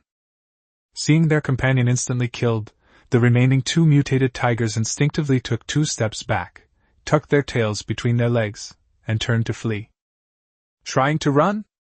Lu Fan snorted coldly, and with a flick of his wrist, the carbon steel crowbar was already in his palm. He pressed down with both legs and leaped out like a cheetah. Without any fancy moves, relying solely on pure speed and strength, he easily killed the 2 mutated tigers. After finishing, Lu Fan skillfully dissected their heads and pulled out 2 crystals stained with blood. For low-level sea crystals are just enough for a beginner to grow to the next stage. This is an absolute steal. How is this possible? Qing Shui clutched her stomach, staring at the scene in disbelief. She barely managed to kill one after being injected with that nearly fatal drug. This man killed 3 animals with ease, relying solely on his physical abilities. And, it seems they still have energy to spare. Lu Fan put the crystal in his pocket, turned around, and said calmly, "Don't be obsessed with me. This is just basic stuff." "Are you a mutant?" Qing Shui struggled to sit up, her eyes filled with complex emotions. "There's a very small chance that a creature that's been rained on will undergo genetic mutation. The explosive power you just displayed is definitely not something an ordinary human possesses." "Mutants?" Lu Fan's heart skipped a beat. "So, humans can also be affected by these sea crystals?" He shrugged and shook his head. "What mutation stuff? I just do 100 push-ups, 100 sit-ups, 100 squats, and a 10-kilometer run every day. Stick to it for 3 years, and you can do it too." Qing Shui. She's not stupid. Of course she could tell that this was nonsense. But everyone has secrets, and in this world, prying into someone's secrets is a big no-no. Afterwards, the group sat down to rest by the stone wall. Qing Shui disinfected and bandaged the wound. The fat man gave the big dog, who had just woken up, painkillers and water. Fortunately, the big dog has thick skin and only broke a few ribs. Its life was not in danger. After doing all this, the fat man sighed, moved Ateo's mutilated body to a corner of the cave, and made a simple tombstone out of rubble to pray for him. "Let's get to know each other again." Lu Fan sat down opposite them. "My name is Lu Fan, a fishing enthusiast. And you? I want to hear the truth." "We are not an official rescue team." Qing Shui sighed, her face pale. "We are here at the request of Dr. Song from the base to rescue Song Qi, the 3rd young master of the Song family. And while we're at it, let's collect samples from this area." Lu Fan raised an eyebrow. "Side job?" "I suppose so." Qing Shui looked at Lu Fan, her tone filled with hope. "If you can help us rescue Song Qi, the Song group will definitely give you an astronomical reward." Lu Fan remained silent for a moment, staring intently into her eyes. Qing Shui avoided eye contact, assuming Lu Fan was interested in her. She gently brushed her hair behind her ear and said, "If you have any other requests, even if you want my body, I'll accept." Before she could finish speaking, a blush crept onto her cheeks, and her voice lowered. Lu Fan raised his hand to interrupt her. "Sorry! I refuse." "Chen Shui? Fatty?" Lu Fan dusted off his clothes, stood up, and looked out of the cave. Beautiful women are certainly nice. But at this stage, women are too likely to affect his performance. If you're only focused on romance, how can you concentrate on developing your grand career? He's going to become the Pirate King, no, the Sea King, or maybe that's not quite right either. In short, he didn't want to take a bunch of burdens with him before he upgraded his survival boat and solved his food, water, and survival problems. The light in Qing Shui's eyes dimmed instantly. Indeed, in their current state, they are only a burden to Lu Fan.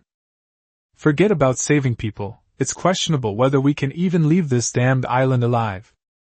However, Lu Fan changed the subject. "I've already repaid that favor. Don't expect me to babysit you from now on. But if you have any information that interests me, I might consider taking action again." Qing Shui suddenly looked up, hope rekindling in her eyes. Ignoring her injuries, she rushed over and hugged Lu Fan tightly, saying excitedly, "Thank you." The movement aggravated her wound, causing her to gasp in pain before she released her grip and stepped back. The fat man standing to the side stared wide-eyed, his face full of envy, jealousy, and hatred. "Brother Lu, you're only the second man the captain has ever hugged in his life." Lu Fan straightened his wrinkled collar. "The second one? There are actually men as handsome as me in this world? Who is it?" The fat man was about to answer when Qing Shui glared at him fiercely. "He's my younger brother," Qing Shui answered proactively. "He has a terminal illness. Dr. Song promised me that if I could save Song Qi, he would treat my brother with the latest gene therapy. So I have no choice but to complete this mission. The atmosphere in the cave suddenly became heavy. Lu Fan shook his head and changed the subject. All right, get some rest. Get me the intelligence on Shihuan Mountain on the way. I charge by the hour, so don't wait up. Half an hour later, the rain gradually subsided. The group set off again, continuing their ascent towards the summit along the slippery mountain path. This area seemed to be the territory of those mutated tigers, and we encountered no other dangers along the way. Soon, the four of them reached the summit. There is a huge banyan tree here, a single tree forming a forest, with aerial roots hanging down like curtains. The ground beneath the tree was piled high with white bones, some human, some of various animals. Look over there! The fat man suddenly pointed down the cliff and shouted.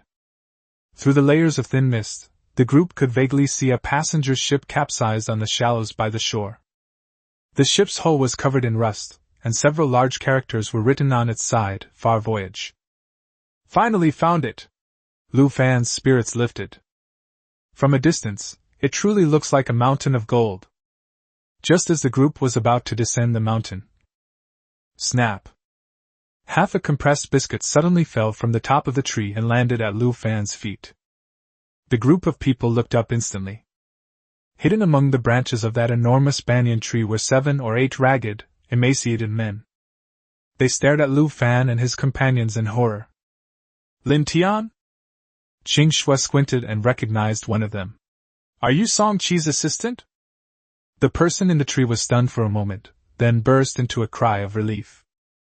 It's a rescue team! It really is a rescue team! Wah! I'm finally alive!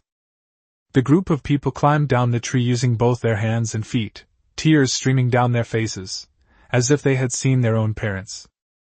The fat man quickly took out spare raincoats and put them on. The group of people were soaking wet, and their lips were purple from the cold, clearly having been hiding in the tree for several days. What exactly happened? Qing Shui asked bluntly. Lin Tian, wrapped in a raincoat, trembled all over, his eyes filled with fear. On our way to V City for rescue, we encountered fog and storms, and the ship ran aground. Then the captain Tang Haikang, he went mad. Crazy? No, he's mutated. Lin Tian's voice trembled. He's incredibly strong, invulnerable to swords and spears. He seized all the supplies on the ship, and anyone who disobeyed was killed and thrown into the sea to feed the fish. Young Master Song Qi was also locked in the lower deck by him. We finally escaped, but there are monsters in the mountains too. We can only hide in the trees and wait to die. Everyone frowned as they listened. I never expected the voyage would encounter such a fate. Lin Tian grabbed Qing Shui's clothes and shook his head frantically. You absolutely mustn't go on the ship. That Tang Haikang is a ruthless killer. I saw him punch the chief engineer through the chest with my own eyes. Going there is just suicide. Qing Shui shook off his hand and said coldly, Our mission is to rescue Song Qi. You all go hide in the cave below and we'll leave when we return. No way! Lin Tian cried out in desperation. As a rescue team, get us out of here first. I don't want to stay in this godforsaken place any longer. Sorry. The fat man pulled Lin Tian aside. Resources are limited. We need to complete the mission first. Lin Tian took 2 steps back and sat down on the ground in despair. His eyes turned venomous. Why? Aren't our lives valuable too? He suddenly picked up a sharp bone spur from the ground and rushed towards Lu Fan, who looked the weakest among them. Don't move! Lin Tian pressed the bone spur against Lu Fan's carotid artery and roared with a ferocious expression. If you don't take me with you first, I'll kill him right now! The air froze instantly. The fat man and his companions were stunned. Why did Lin Tian have to choose this killing god as a hostage? Chapter 37 I know the gates of hell well. I'll send you down there right now. Calm down, bro! The fat man looked terrified, waving his hands wildly in the air. He must be starving! Don't be impulsive! Don't kill him! Hearing the fat man's words, Lin Tian tightened his grip on Lu Fan's arm and laughed maniacally. Now you know to beg me? Hurry up and prepare the boat. Otherwise, I'll really take action. The fat man and the big dog exchanged a glance and helplessly covered their faces. It's over. This idiot has comprehension problems. He was begging Lu Fan not to kill anyone, not Lin Tian. Seeing the silence of the people in front of him, Lin Tian completely broke down, roaring. Damn it! I want to live too! Why should Song Chi get priority and rescue? Why are we left here to die? You bunch of lackeys! You're all dogs who only care about money! Why should I? Ha! Lu Fan, who had been silent all along, suddenly spoke up. There's no such thing as absolute fairness in this world. Instead of complaining and blaming others, try to make yourself more valuable. Others aren't your parents. They have no obligation to save you. This remark completely enraged Lin Tian. Shut up! Lin Tian's eyes bulged as he retorted. Does a brat like you even know what the gates of hell are like? Today I'll drag you down to hell with me. He roared and thrust the bone spur in his hand toward Lu Fan's carotid artery. Click. A crisp sound. Lu Fan was fine, but the hard bone spur broke. Lin Tian was stunned, his hands numb as he held up the broken bone spur, at a loss for what to do. The next second, he suddenly felt a chill on his neck, and his gaze began to slowly move downwards. He first saw Lu Fan's eyes, then his blood-stained palm, then his own instep, and finally a spinning sky and earth. Thump. Something landed. The world has fallen into nothingness. Lu Fan flicked the blood off his palm and sneered. The gates of hell? I know that place very well. He looked at the head rolling at his feet and sneered. Perfect for sending you down there. The surroundings were deathly silent. The remaining survivors trembled with fear, not daring to utter a sound. What exactly happened in that brief moment? Cutting bones and necks with bare hands? Is this something a human being could do? The fat man swallowed hard, feeling a little uneasy, and quickly stepped forward to smooth things over. Everyone listen up. Big Dog will lead you to the cave behind the mountain to hide. Anyone who causes trouble again. He pointed to the headless corpse on the ground. This is what happens. A group of people nodded frantically, scrambling and stumbling after the big dog as they ran up the mountain, afraid that if they were a step too slow, they would also have their heads chopped off. After dealing with this, the three stood on the edge of the cliff, gazing down at the stranded giant ship. Mr. Lu! Qing Shui frowned slightly. Next, we need to go to that ship to rescue people. If we don't come back, please take Big Dog and the others back to Shihuan Mountain. Lu Fan waved his hand, his tone somewhat relaxed. Consider yourselves lucky. My target was that ship anyway, and it just so happens to be on the way. Let's go! Qing Shui and the fat man were taken aback. Is there something on that ship that he's interested in? They didn't dare ask, and could only follow Lu Fan down the hillside. At the same time, inside the top-floor luxury suite of the Far Voyage, the once luxurious room was now in a mess. On the leather sofa inside the room sat a giant man who was over 2 meters tall. He was shirtless, his muscles bulging strangely, and his entire body was covered in a thick layer of hair, making him look like a bipedal chimpanzee. This man is Captain Tang Haikong. He had a cigar between his fingers, and 2 naked women lay on the carpet at his feet, their bodies covered in bruises, already unconscious. Reporting to the captain. A man as thin as a monkey pushed open the door and walked in, trembling and bowing his head. Just now, several more women committed suicide. Now there are only 5 left. Bang! Tang Haikong slapped the marble tabletop next to him, shattering it. Damn it! Another suicide attempt? He exhaled 2 plumes of white steam from his nostrils and roared. These bastards don't know how lucky they are. If they served me well, they could live, but they insist on courting death. He suddenly stood up, and a huge shadow instantly enveloped the skinny monkey. Give them some expired bread to eat and calm them down. If another one dies, I'll twist your head off. Yes. I'll go right away. The skinny monkey was so frightened that his legs trembled, and he turned to run away. Stop! Tang Haikang stopped him, his eyes cold. Has that Song Chi revealed the safe's combination yet? The skinny monkey shook his head frantically, not daring to utter a sound. Useless! Tang Haikang cursed, shoving the skinny guy aside and striding out. Lead the way! I'll go ask him myself. The cargo hold baggage room. This place was originally used to store miscellaneous items, but now it has become a prison. The place was damp and cold, with a strong smell of blood. At the far end of the cabin, a young man in a shirt was hanging in midair, his limbs bound by thick iron chains. He is Song Chi. The once dashing third young master of the Song family is now covered in blood, his face bruised and swollen. Hearing heavy footsteps, Song Chi struggled to lift his head. Heh! Captain Tang! His voice was hoarse as he spat out a mouthful of blood. If you have the guts, kill me! Otherwise, you'll regret it. Regret? Tang Haikang scoffed, walked to the iron cage, and stared at Song Chi as if he were an ant. I'm a new human now. I'm the king of the world. Crushing you is like crushing a bug. He reached out and pinched Song Chi's chin, applying slight pressure with his fingertips. Tell me the password. My patience is running out. Song Chi's lips trembled with pain, but he still mocked. Aren't you strong? Why don't you just tear that cabinet open? So even new types are afraid of triggering self-destruct devices and blowing up all the potions you want.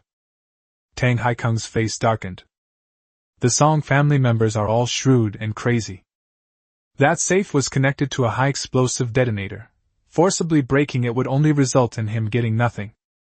It seems young Master Song won't shed a tear until he sees the coffin. Tang Haikang sneered and turned to walk into the storage room next door. A few seconds later, he emerged from it carrying a dying old man. Young Master Song, save me! The old man was extremely weak, his limbs were broken, and he was barely clinging to life. Uncle Hong! Song Chi's eyes instantly reddened, and he struggled frantically against the chains, yelling, Tang Haikang! You beast!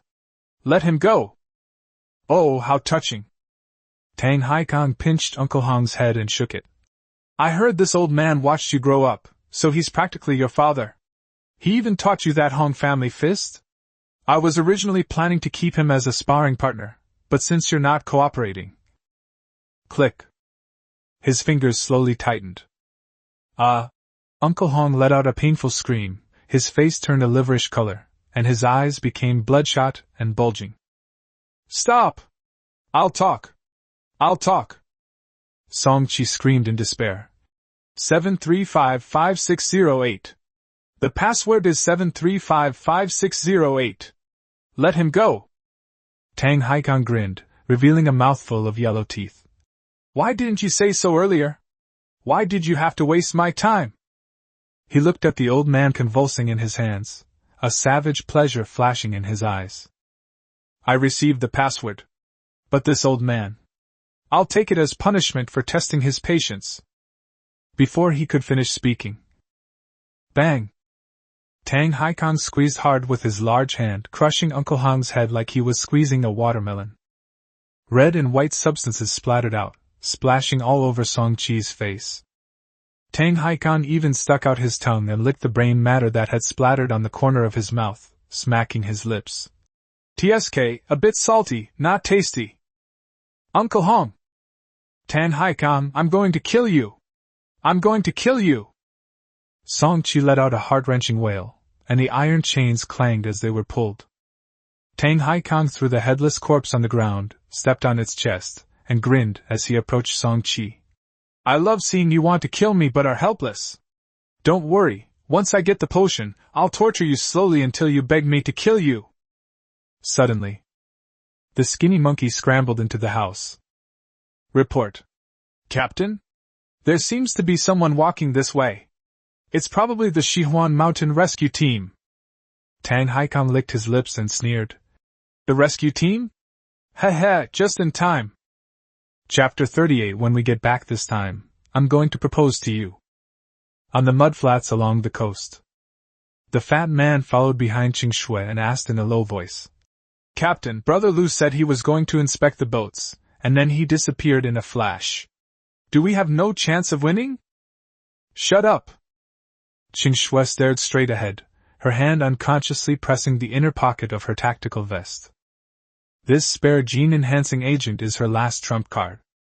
We won't carry out the mission without him? Qing Shui said coldly. If you're scared, you can go back first. The fat man shrank back and stopped talking. Just as the two approached the massive shipwreck. Thump!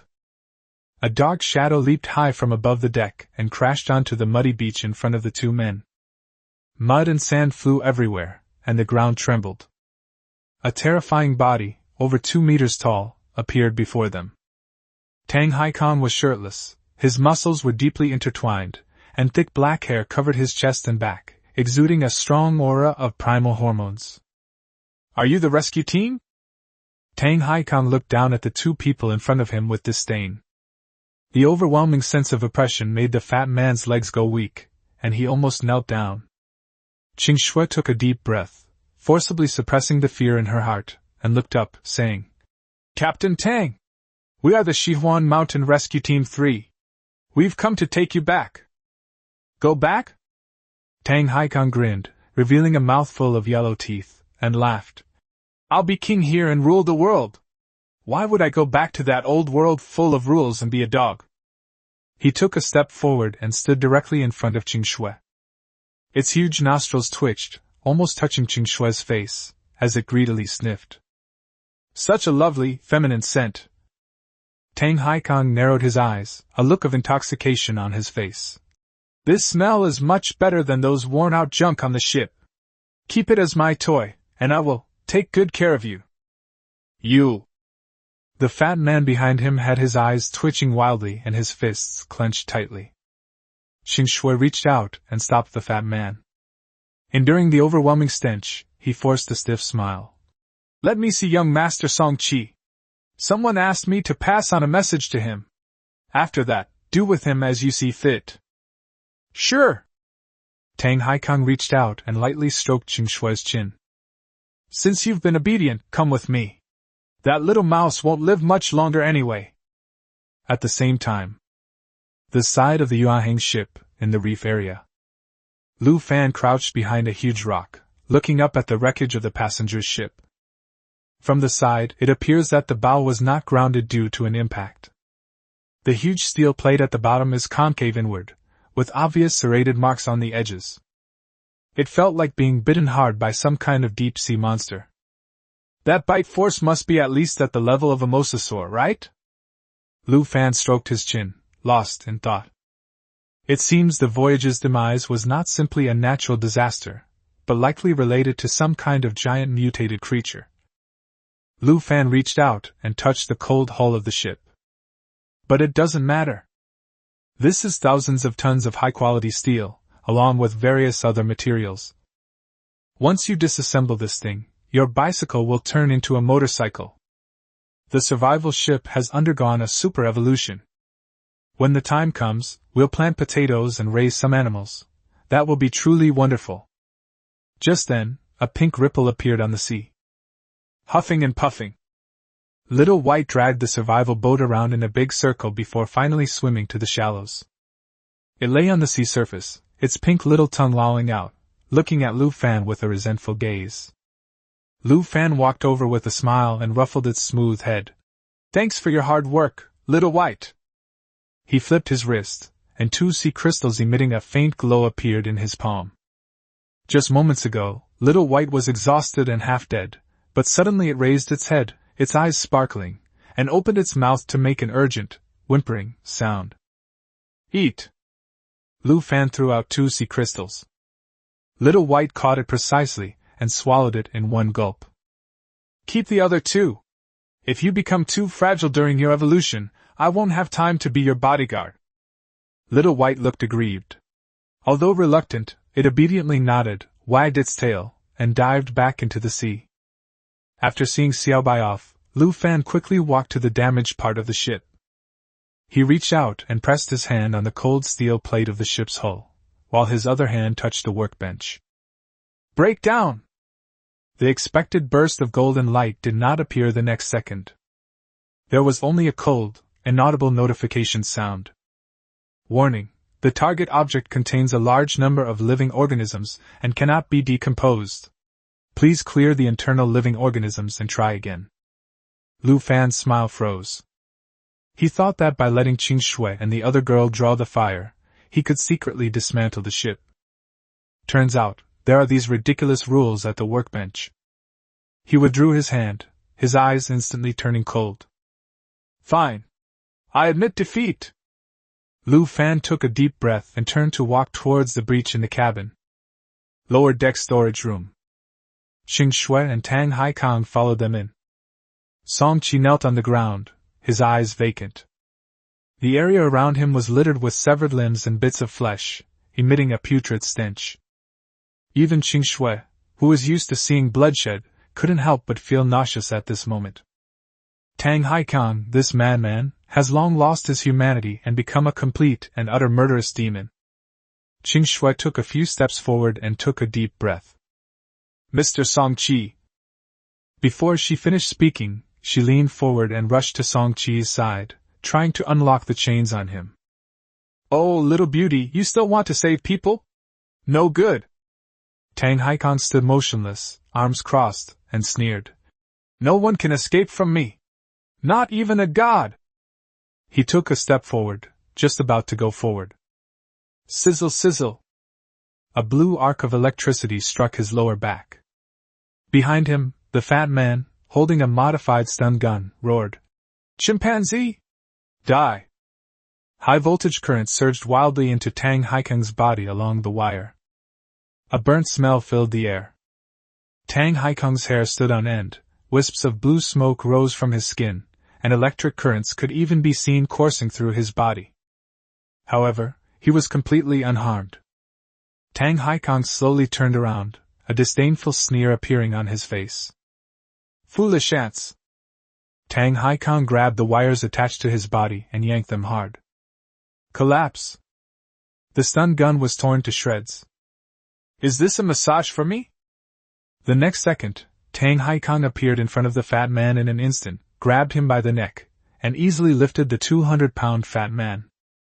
It's just a piece of moving fat. Tang Haikang licked his lips. It should taste pretty good if it's made into dried cured meat. Fatty! Qing Shui, who had just been freed from her chains, exclaimed in surprise and kicked Tang Haikang in the shoulder. But the kick felt like hitting a steel plate, making her ankle go numb. Tang Haikang reacted quickly, waving his left hand to precisely grab Qing Shui's ankle and lift her upside down. In the blink of an eye, the two were utterly defeated. Qing Shui was hanging upside down in the air, desperately reaching out to touch the injection in the inner bag, only to find it was empty. Oh, little beauty, you want to get some medicine? Tang Haikang smiled confidently. He enjoyed watching these ants struggle desperately. Just then, a deep, angry voice came from behind. Let her go! The fat man's strength suddenly increased, and he broke free from Tang Haikang's grasp. Then, with a savage charge, he slammed into Tang Haikang's lower back. Thump! Caught off guard, Tang Haikang was knocked back 2 steps, and Qing Shui fell to the ground as his hand slipped. Interesting. Tang Haikang's eyes twitched as he looked at the angry fat man with great interest. At this moment, his skin was bright red, his eyes were bulging, and an empty syringe was sticking out of his arm. That was the one Lu Fan had thrown to him before. Qing Shui then realized that the fat man had switched the medicine. Asshole! Qing Shui's tears welled up instantly. You haven't been screened for antibodies. Forcing an injection will cause your blood vessels to rupture and you'll die. The fat man trembled all over. The sudden surge of power caused him excruciating pain. Captain, but you'll die from this injection too. The fat man's face was covered with blue veins, and a white mist rose from his body due to the high temperature. He coughed up blood, revealed a kind and gentle smile, and looked at Qing Shui. I won't die. Brother Lu even told my fortune. When I get back this time, I'm going to propose to you. The words had barely left his mouth. The floor beneath the fat man's feet cracked, and he transformed into a crimson chariot, roaring as he charged toward Tang Haikang. Garbage produced by chemical agents dares to challenge natural evolution? Tang Haikang, enraged, laughed, his right arm muscles bulging, and threw a punch. Boom! The two fists collided in midair, producing a dull thud. Fatty! Chen Shui cried out shrilly. Hurry up and run! The fat man held off Tang Haikang's fist with all his might, blood trickling from the corner of his mouth, and roared back. Take Song Qi with you! Don't let me die in vain! Chapter 39 Only 3 moves. Qing Shui looked pained and could only help Song Qi run towards the cabin exit. They went up to the deck. With each dull thud from the lower deck, Qing Shui's heart skipped a beat. The fat man is risking his life to create an escape opportunity for her. Run! Don't look back! Song Qi, looking weak, pushed Qing Shui as they fled off the boat. The two stumbled and slid down the rope ladder, tumbling onto the muddy beach. At this moment, the rain suddenly intensified, and the mudflats gripped our ankles like a swamp. Every step requires all the strength of the body. Just as the two had run a few dozen meters. Call! A foul gust of wind swept over the two of them and suddenly slammed into their path. The mud exploded and splashed everywhere. Before long, Tang Haikang appeared directly in front of them. His upper body was slightly red, and there was a trace of blood at the corner of his mouth, but his breathing remained steady. He casually tossed it aside. A bloody, mangled mess was thrown onto the mudflat. That's a fat man. His limbs were twisted, his skin was torn and bleeding, and his face was so swollen that his features were unrecognizable. He lay on the ground, barely alive. How could this be?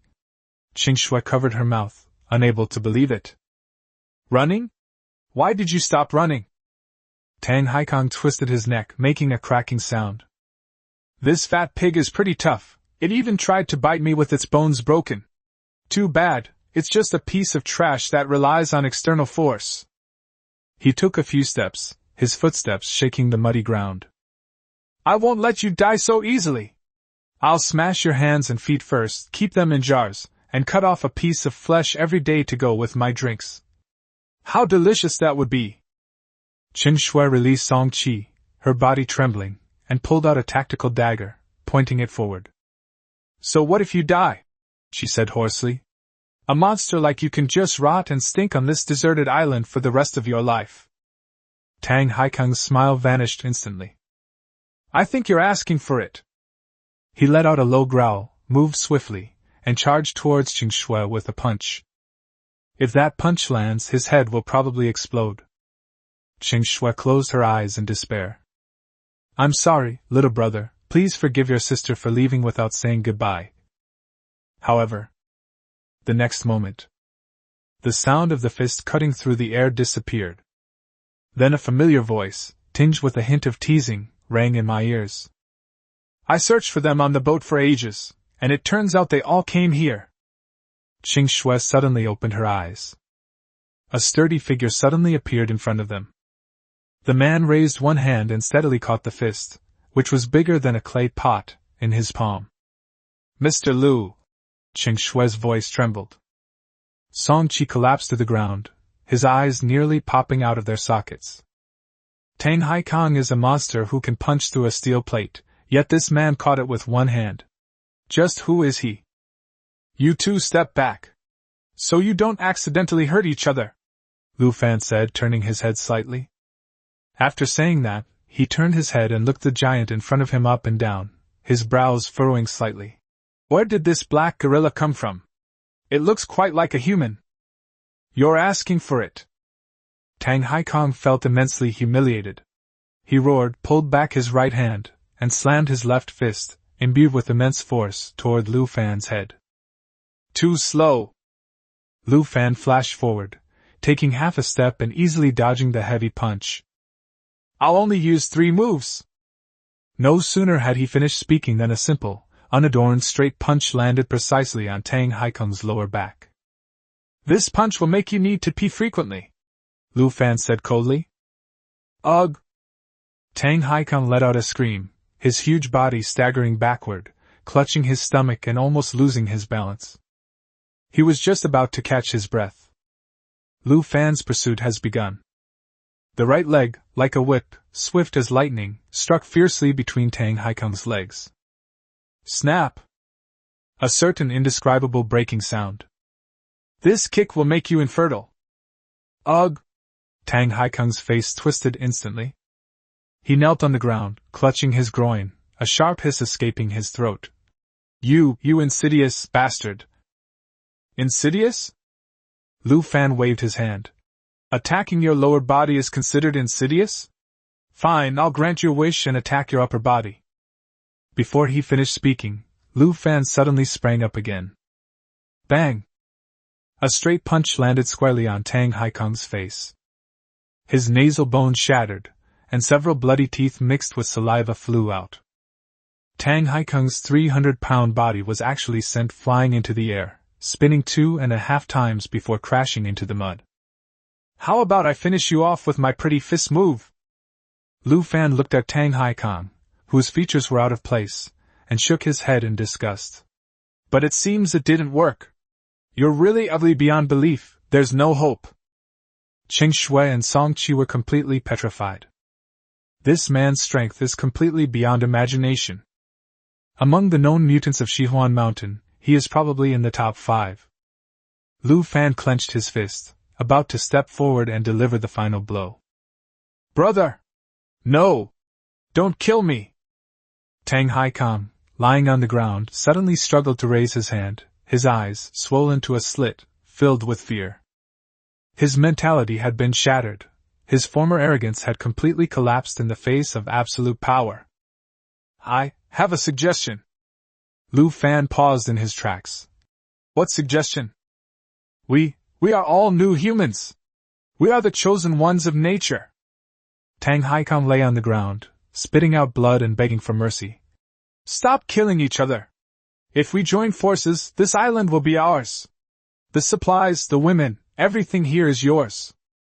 Lu Fan tilted his head and looked at him with a strange expression.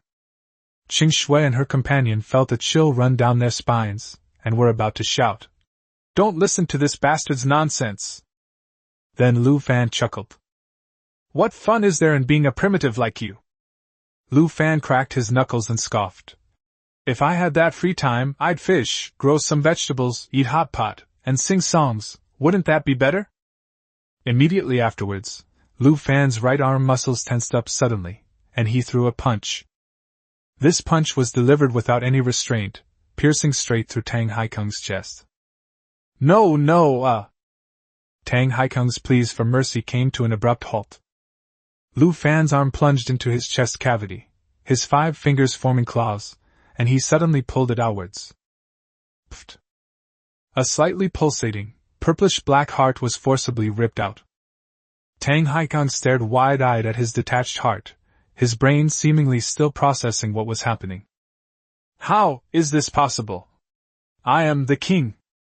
His body twitched twice, his pupils dilated, and his life force dissipated. Lu Fan tossed the heart away, frowning in disgust. TSK. The heart is black as hell, so filthy. Watching this scene from behind, Song Qi collapsed to the ground, his mind blank. Is Tang Haikang dead? That arrogant monster was killed just like that? On the other side, a piercing cry broke the silence. Fatty! Qing Shui rushed to the mangled, bloody figure and hugged him with trembling hands. Fatty! Wake up! Look at me! The fat man struggled to open his eyes, blood gushing from his mouth. Then, is that chimpanzee dead? He's dead! Don't speak, I'll stop the bleeding! Qing Shui frantically pressed on his wound, but it was no use, the blood kept flowing. The fat man rolled his eyes and looked at Qing Shui with some relief. Shui. He gave a relieved smile. I've been an orphan my whole life. No one has ever called me by my name. Only you, hee. Could you call me by my full name one more time? Qing Shui burst into tears, gripping his blood-soaked hand tightly. Lin Xiao Song! Lin Xiao Song, listen to me! I won't let you die. Didn't you want to marry me? As long as you live, we'll go back and get married. A glimmer of light flashed in Lin Xiaosong's eyes, but it quickly dimmed again. I have no regrets in this life. He looked at Lu Fan, who was walking over, and joked. Brother Lu, your fortune-telling skills aren't very good. In the future, don't do random fortune-telling. After saying this, his eyelids slowly closed, and his last breath caught in his throat, never to be exhaled again. Lin Xiaosong! Chen Shui screamed in despair. Etc. Song Qi suddenly rushed forward, grabbed Lin Xiaosong's wrist to take his pulse, and asked urgently.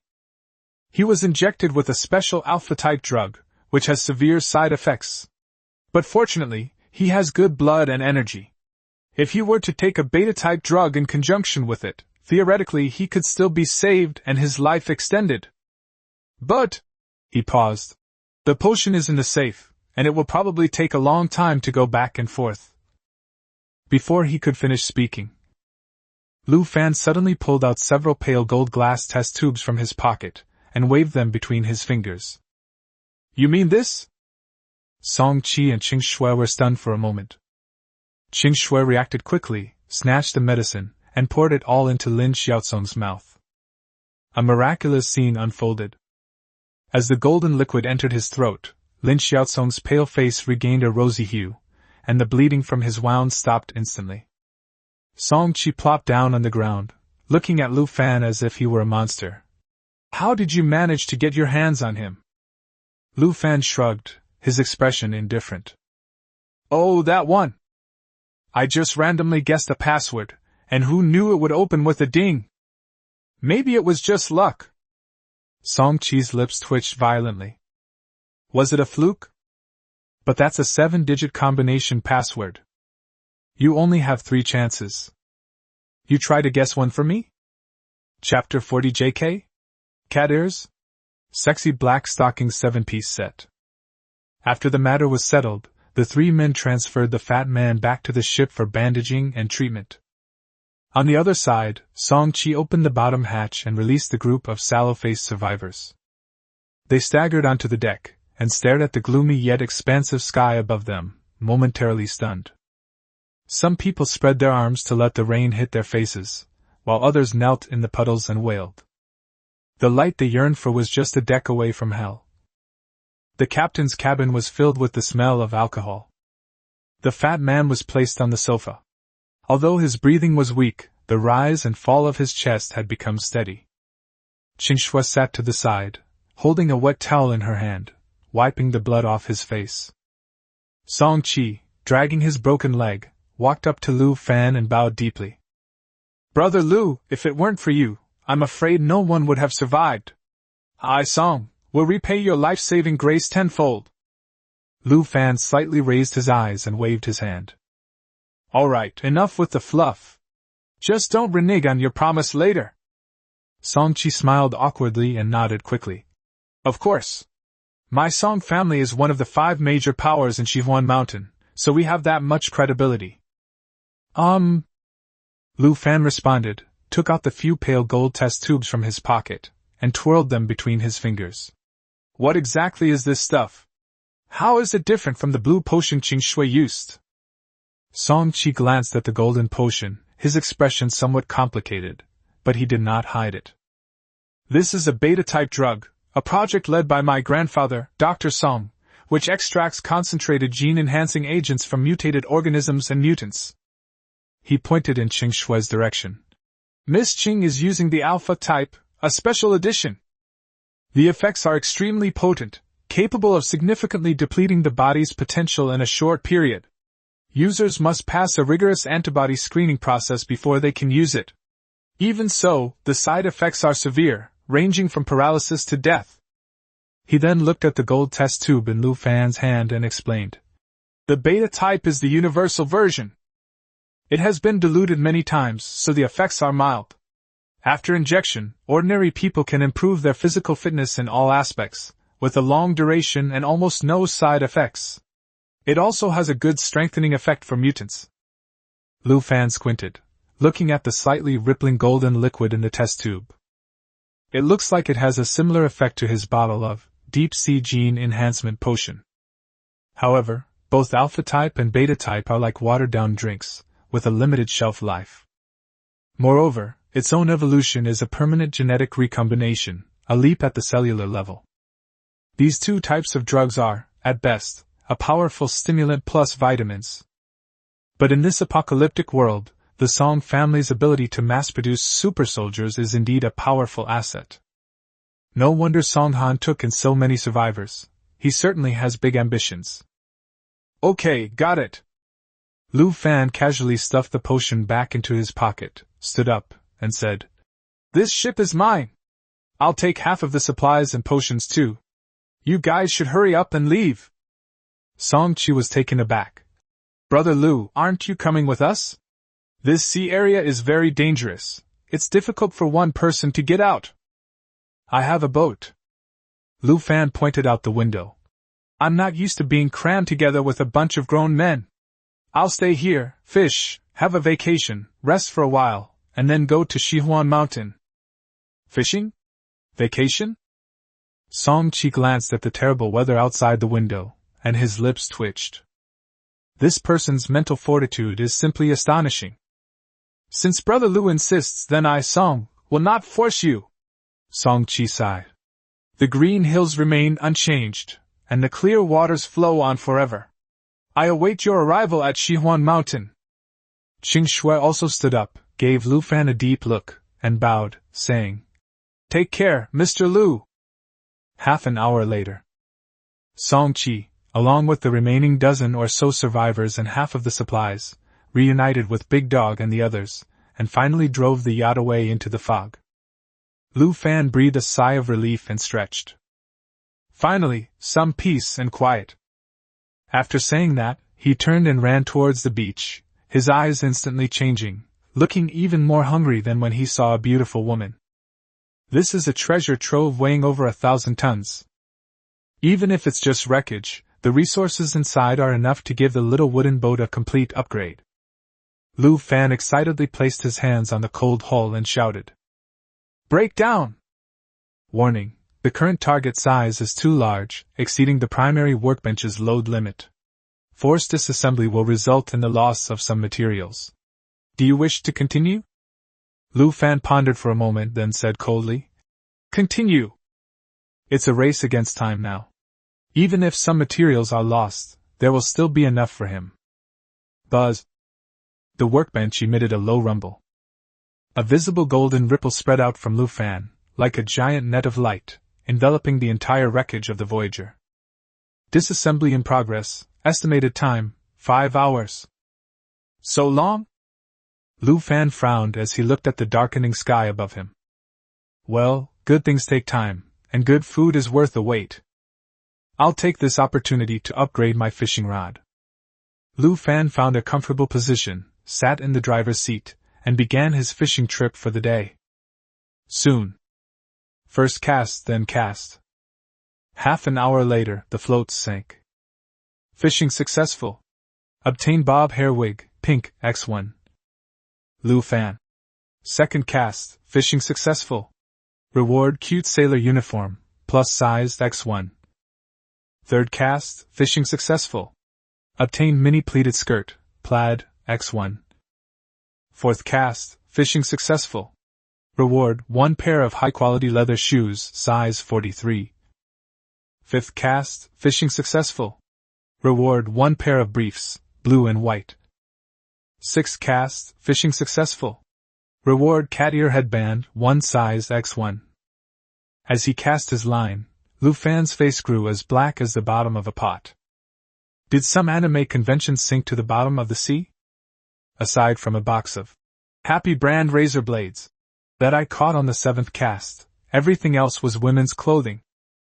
And the sizes were all strangely perfect for him. You son of a bitch! Lu Fan looked at the dress and wig in the space and was so angry that his liver hurt.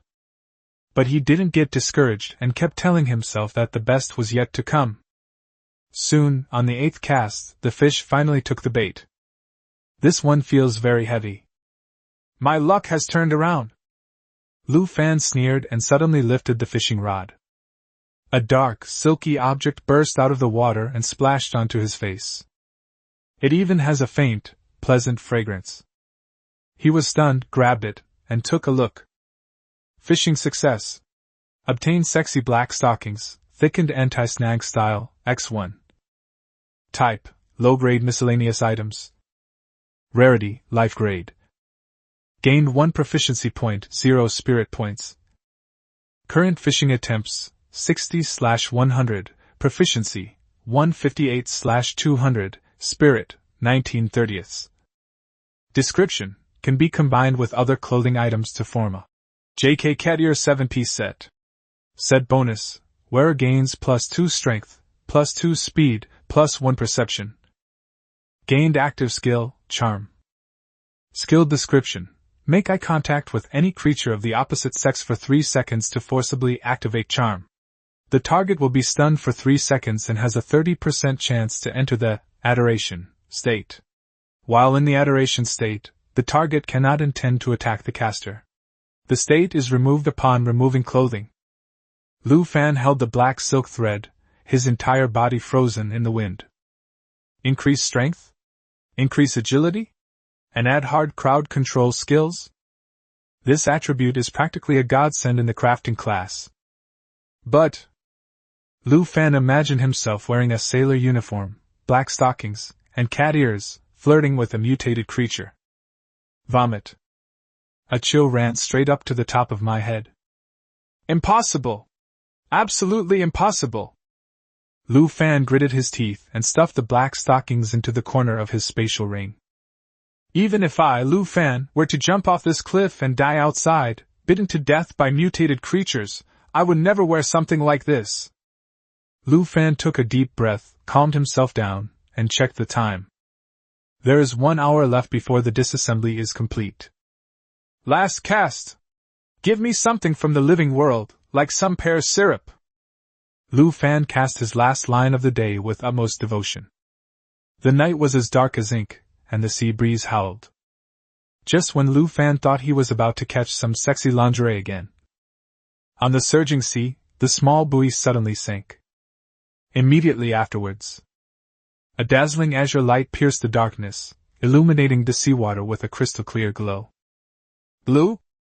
Lu Fan suddenly stood up, his heart pounding. So far, he has fished up 4 types of supplies. White is of the living grade, green is of the excellent grade, purple is of the evolved grade, and gold is of the superpower grade. But this blue. I've never seen it before. Is it some kind of rarity between green and purple? Absolutely a great product.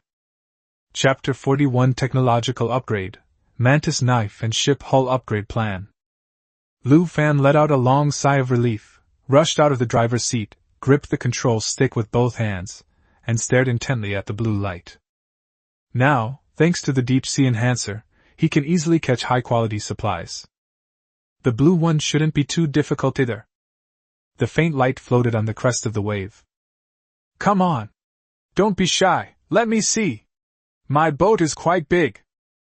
After a few minutes of struggle, Lu Fan flicked his wrist, mobilizing all the strength in his body. Whoosh! A ball of azure light burst forth from the water and landed steadily in Lu Fan's palm. The light faded, revealing its true form. It was a black exoskeleton armor with an extremely futuristic design. Fishing successful. Obtained exoskeleton thermal mantis knife X1. Type, hidden item. Rarity, tech grade. Gained 15 proficiency points and 3 spirit points. Current fishing attempts, 61/100, proficiency, 173/200, spirit, 22/30. Description, individual tactical exoskeleton armor. Constructed entirely of deep-sea matte black nanocrystalline high-entropy alloy, coated with a single-molecule carbon coating for corrosion resistance and high-pressure resistance. The surface integrates streamlined heat dissipation grills and microhydraulic pipelines. Function 1, Rapid Launch. Triggered by a specific angle of the wrist muscles, it can instantly launch a 45 cm long, recurved mantis-shaped blade. Function 2, Thermal Cutting Blade. After activating the Energy Core button, A 3000-degree high-temperature plasma will be generated at the edge of the blade, capable of cutting most physical entities. Lu Fan looked at the thing in his hand, his Adam's apple bobbing. He racked his brains but couldn't find a word to describe his feelings at that moment, and finally managed to utter only, "Holy shit! This is simply amazing, an amazing mother opening the door for even more amazing things. It's incredibly amazing." In the early days of the apocalypse, when everyone else was still fighting each other with kitchen knives and steel bars, he equipped himself with cyber weapons to launch a devastating attack. How are other people supposed to live like this? Lu Fan couldn't wait to put the exoskeleton armor on his right arm. Click. The adaptive lining inside the armor tightened instantly, wrapping tightly around the forearm like a second skin. That cool, calming metallic texture gives people a great sense of security. Although it looks heavy, you can hardly feel its weight when you wear it. Try the mantis knife. Lu Fan took a deep breath and mimicked the instructions, his wrist muscles tensing sharply. Sizzle! A faint yet deadly hissing sound rang out. Lu Fan didn't even see the blade's movement clearly, he only felt a flash of black light before his eyes. A black, barbed blade shot out from above the back of the hand, precisely slicing through several raindrops. He tried to reach out and touch the extremely thin blade. Hiss! The moment my fingertip touched the blade, before I even felt the pain, a bloody gash appeared. Fortunately, it has a strong self-healing ability, and the wound healed quickly before any blood could flow out. It's too sharp! Not satisfied, Lu Fan pulled out the carbon steel crowbar that had accompanied him in battle for many days, gripped the handle, and swung his mantis knife down with his right hand. Clang! There was no resistance whatsoever, just like cutting a piece of tofu. The solid carbon steel crowbar, about the thickness of a thumb, was broken in two, the cut as smooth as a mirror. Lu Fan gasped. If this were to strike a person, or even a mutated beast, it would be as easy as chopping melons and vegetables. Then, he fumbled for the control panel below his wrist and pressed a red activation button. Buzz! A low buzzing sound rang out.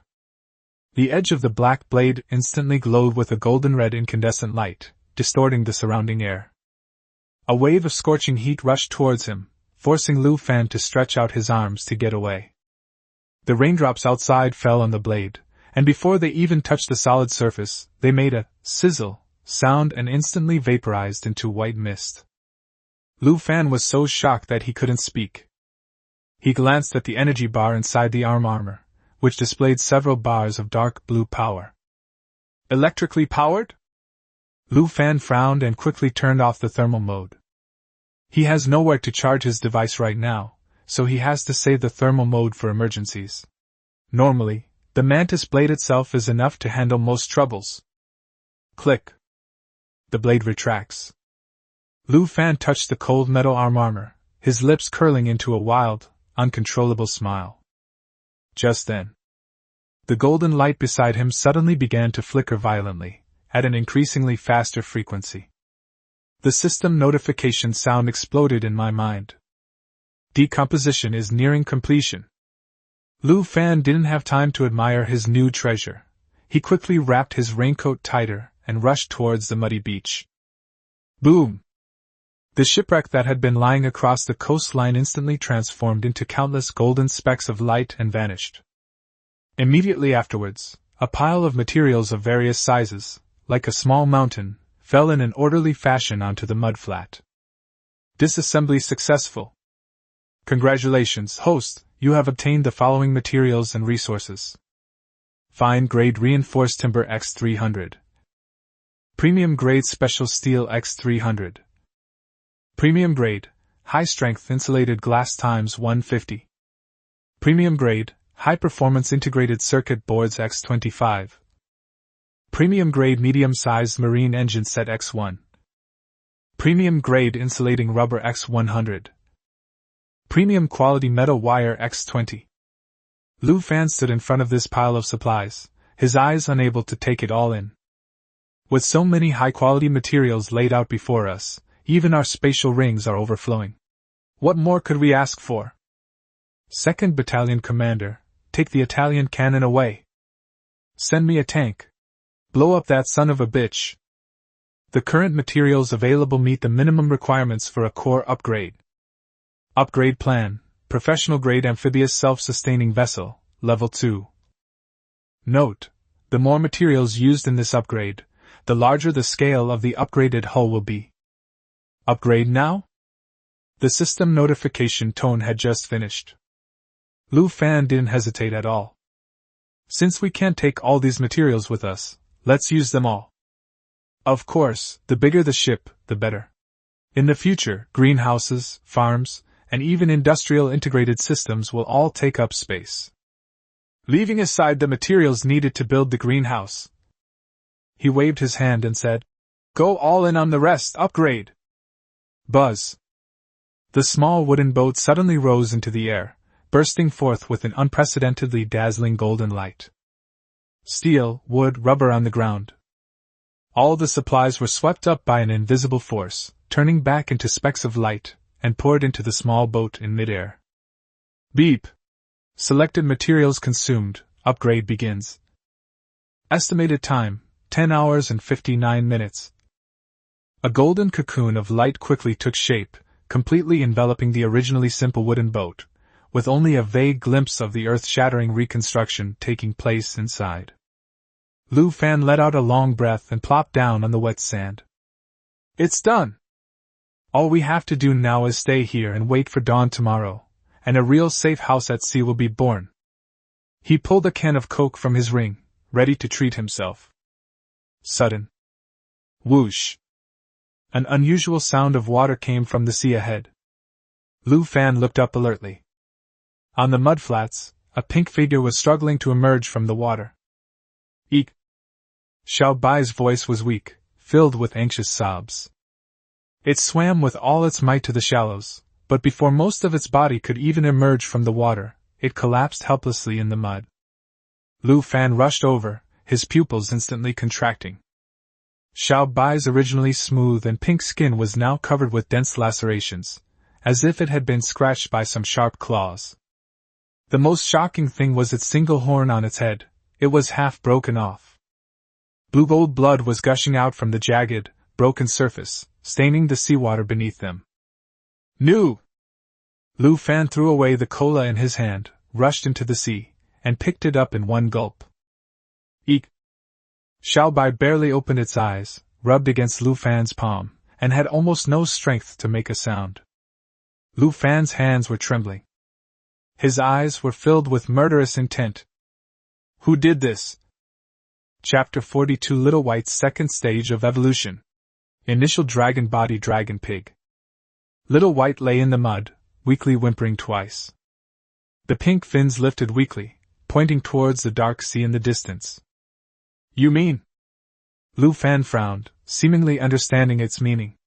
There's a huge monster's lair down there, hiding some great treasures. You sneaked in to steal those treasures, but the monster caught you and almost made you its snack.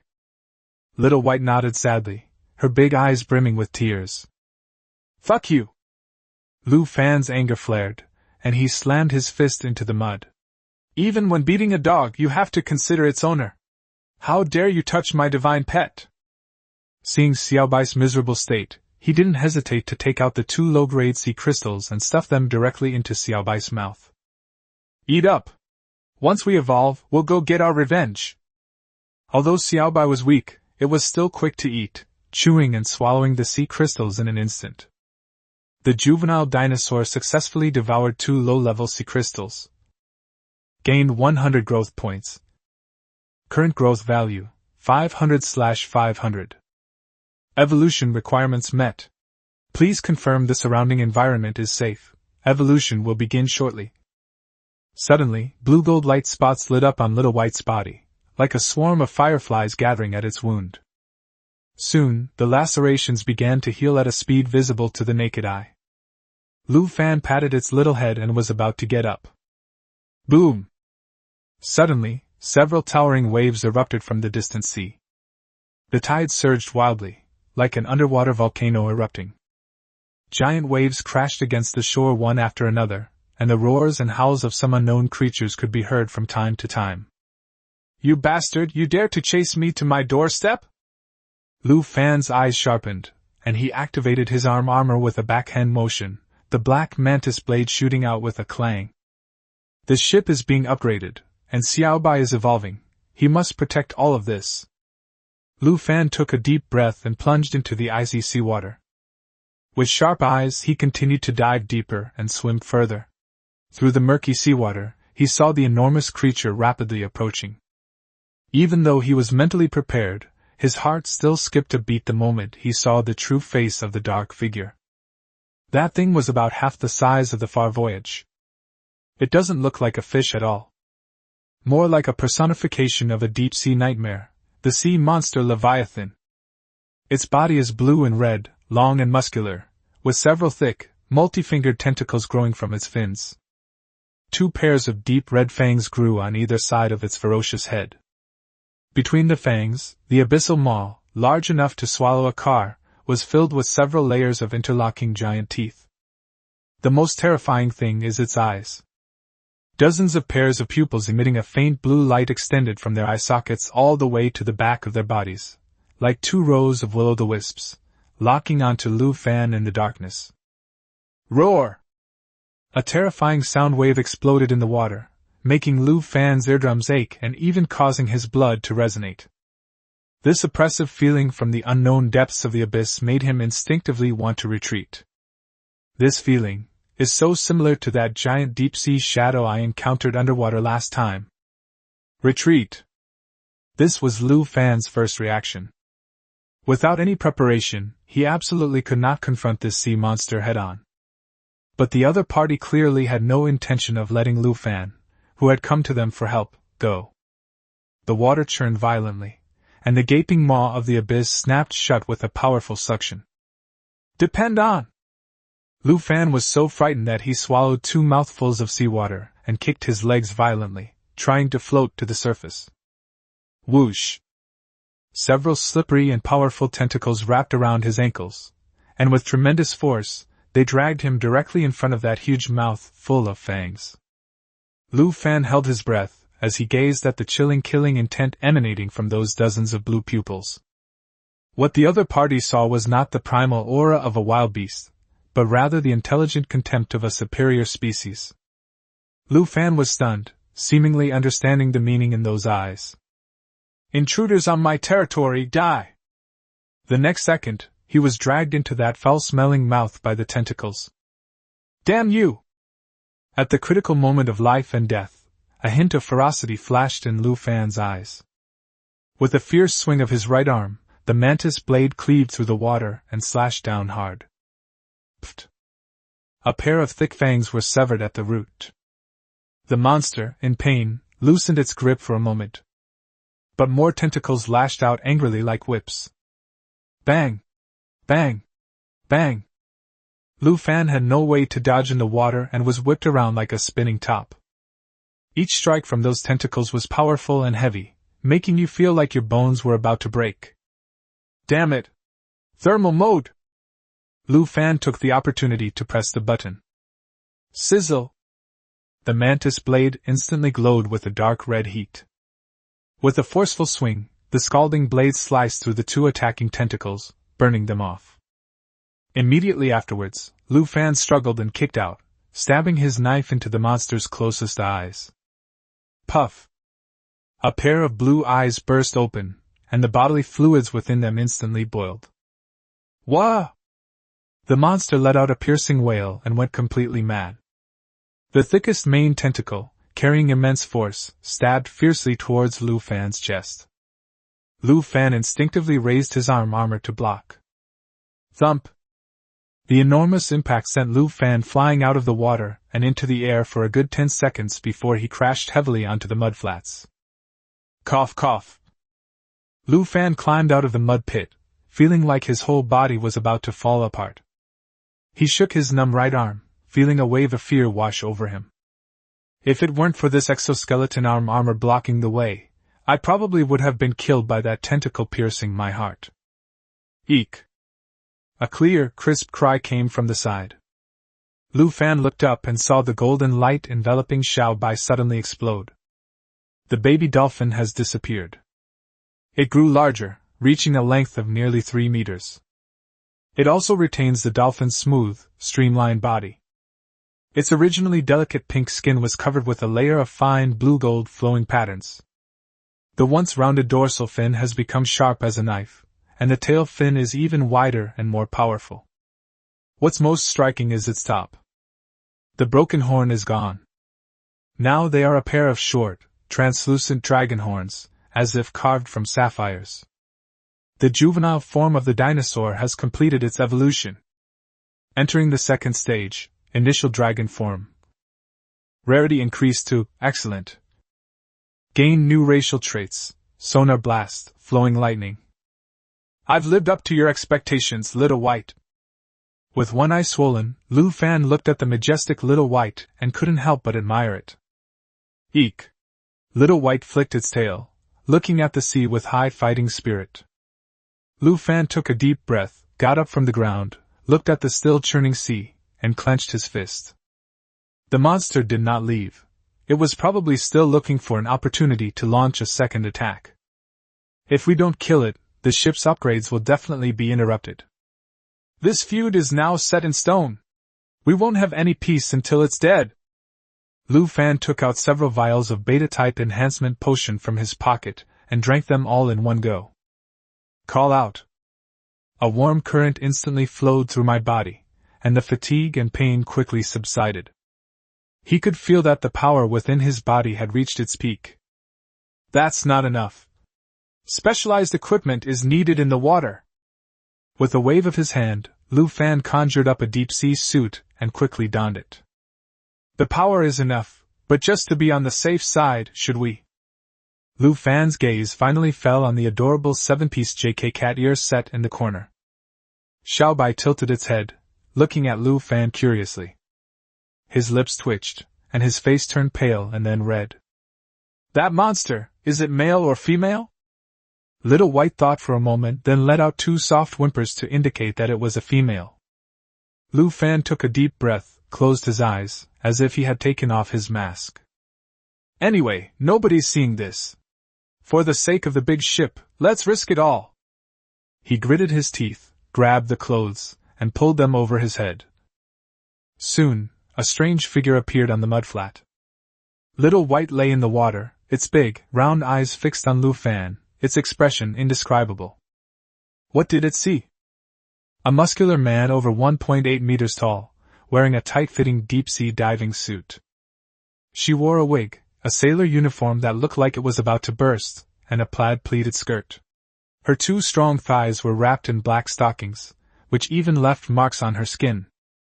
The most outrageous thing is that the wig also has 2 fluffy cat ear headbands on it. Although Xiao Bai is just a dolphin, its aesthetic sense has been impacted like never before. What kind of eyesight do you have? Lu Fan cleared his throat and glared at it. This is called tactical camouflage. Emergency evasion. It's not what I wanted to wear. Xiao Bai's eyes darted around, and he quickly dove into the sea, afraid that if he was a moment too late, Lu Fan would kill him. Lu Fan straightened the cat ears on his head and took a deep breath. Damn it, as long as I can kill that son of a bitch, I'll risk everything. Chapter 43: The Remains of a Dragon? Thump! He leaped into the dark seabed. The underwater currents were turbulent, and the water was extremely murky. Lu Fan turned on the headlamp of his deep-sea suit, barely illuminating the surroundings. The surrounding area was littered with mutilated fish carcasses, and the seawater was stained a pale red, filled with an aura of death. The sea monster was nowhere to be seen at this moment. Lu Fan was puzzled. Had this guy run away? Wah! Little Whitey barked twice and led the way, swimming towards a bottomless ravine not far away. 30 meters, 50 meters, 100 meters. As they went deeper, the pressure from the water became increasingly intense. Lu Fan's doubts grew stronger. Although V City was flooded, the average water depth was only 60 or 70 meters. How could there be such a deep rift valley near Bailu Mountain? This doesn't seem like something caused by geological activity at all. It's more like a wonder formed by something hollowing out the mountain. They continued to dive to a depth of 200 meters. The tightly packed valley walls on both sides are not visible. The scene before me suddenly opened up, but it also became even more eerie. This is a huge underwater cavity cave, surrounded by jagged rock walls, with no end in sight. It was completely dark all around, and there was no sound except for the continuous breathing and bubbling. The water here is even more turbid, and even with the strongest overhead light at its highest setting, one can only see a range of about 10 meters around. Just as Lu Fan was on guard, Little White suddenly swam over and pointed directly below with its snout. Lu Fan followed its gaze. At the deepest point below, a faint dark red halo shone through, like an underwater volcano flowing. Lu Fan adjusted his posture and swam toward the red light. The water pressure here is incredibly high, and the deep-sea suit makes a slight squeezing sound. Finally, he saw the source of the red light. It was a huge crack in the bedrock at the bottom, as wide as a bus. A scorching red light shone from the depths of the crack, like a portal that seemed to lead to some unknown realm. At the edge of the crack, countless blue eggs, each half a person's height, were piled up. The surface of these eggs is covered with rough textures that undulate slightly as if they are breathing. But what truly shocked Lu Fan was the skeleton of a creature next to the cluster of giant eggs. It was a winding, spiraling skeleton, at least 30 meters long. A spine like a snake, claws like an eagle, and antlers like a deer. It's a dragon. Lu Fan's mind went blank. This is not a dinosaur, but a giant dragon from the mythology of the Chinese Dragon Kingdom. But the dragon's skeleton looked incredibly pitiful. There were bits of meat clinging to the bones, as if they had been eaten clean by something. On the forehead of that enormous dragon head was a fist-sized, translucent, emerald-green crystal that emitted a soft glow in the water. As if possessed, Lu Fan reached out and gently touched the crystal with his fingertips. Kiss. A soft sound. The crystal seemed to have a life of its own, automatically springing out and landing steadily in Lu Fan's palm. Wang Defa? Lu Fan was so frightened that his hand trembled. This isn't right. How did I fall when I hadn't even put any effort into it? Is this some ridiculous contraption designed to seal away demons? Before he could figure it out, the water above his head suddenly became violent. A suffocating killing intent instantly enveloped his entire body. Little Whitey let out a shriek, flicked its tail, and scurried more than 10 meters away to hide. Lu Fan suddenly looked up. The blue-red sea monster, accompanied by towering waves, crashed down upon them. So fast! Lu Fan's heart stopped beating, and he instinctively turned on his flippers at full power. Whoosh! With the boost from the enhancement agent, the deep-sea suit, and the full attributes of the JK set, Lu Fan barely managed to dodge the impact. He swiftly turned to the side and swam behind him. Click! Click! During its movement, the mantis blade accidentally shattered a giant blue egg. The eggshell broke open, and a bunch of sticky liquid floated out, along with a dozen miniature sea monsters whose eyes were still closed. Hiss! Lu Fan gasped. Looking around, there are at least dozens of giant eggs in this nest. If they all hatch, will there be any chance for humans to survive? They must all be killed. A ruthless glint flashed in Lu Fan's eyes, and he instantly sprang to his feet. While dodging the sea monster's attacks, he specifically targeted the giant eggs. Puff! Puff! Puff! Wherever the blade passed, egg yolks splattered everywhere. Roar! Seeing its child being chopped to pieces, the blue-red monster went completely insane. It let out a piercing shriek that shattered eardrums, and its dozens of blue pupils instantly turned scarlet. The pores on the body's surface also spewed out a large number of hot bubbles. Boom! An explosion occurred underwater. The monster swam up to Lu Fan as if it had teleported, moving so fast that he couldn't react in time. Lu Fan held his right arm to protect his chest, and the exoskeleton armor was operating at full power. Thump! A pair of giant claws rammed in. Lu Fan felt as if his internal organs had shifted, and a mouthful of blood gushed from his throat. Even with so many layers of reinforcement, it was still barely able to withstand the monster. Before he could even catch his breath. Swish, swish, swish. 7 or 8 tentacles wrapped around him like chains, instantly locking his limbs. At the same time, it opened its huge mouth full of sharp teeth and bit at Lu Fan. Lu Fan struggled desperately, but to no avail. He looked at those massive, scarlet eyes so close to his face and forced himself to calm down. "Nu!" He opened his mouth and roared wildly in the water. A surge of water rippled outwards, and Little White emitted several high-frequency sound waves, causing the monster to pause slightly. Lu Fan raised his head and stared at the monster's largest main eye. 1, 2, 3. Charm spell successfully activated. In that instant, the previously ferocious monster froze in place.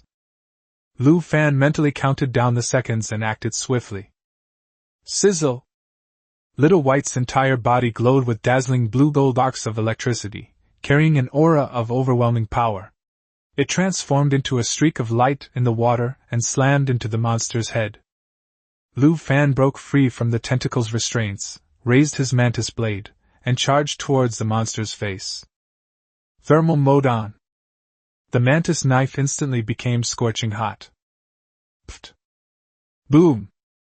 A pincer attack. Xiao Bai's lightning arc pierced through the monster's back of the head, while Lu Fan's mantis blade went straight into the monster's brow, charring the inside of its skull. It's over in 3 seconds. The monster's dozens of red eyes dimmed instantly, its body convulsed violently, and then it became completely still. Huff, huff!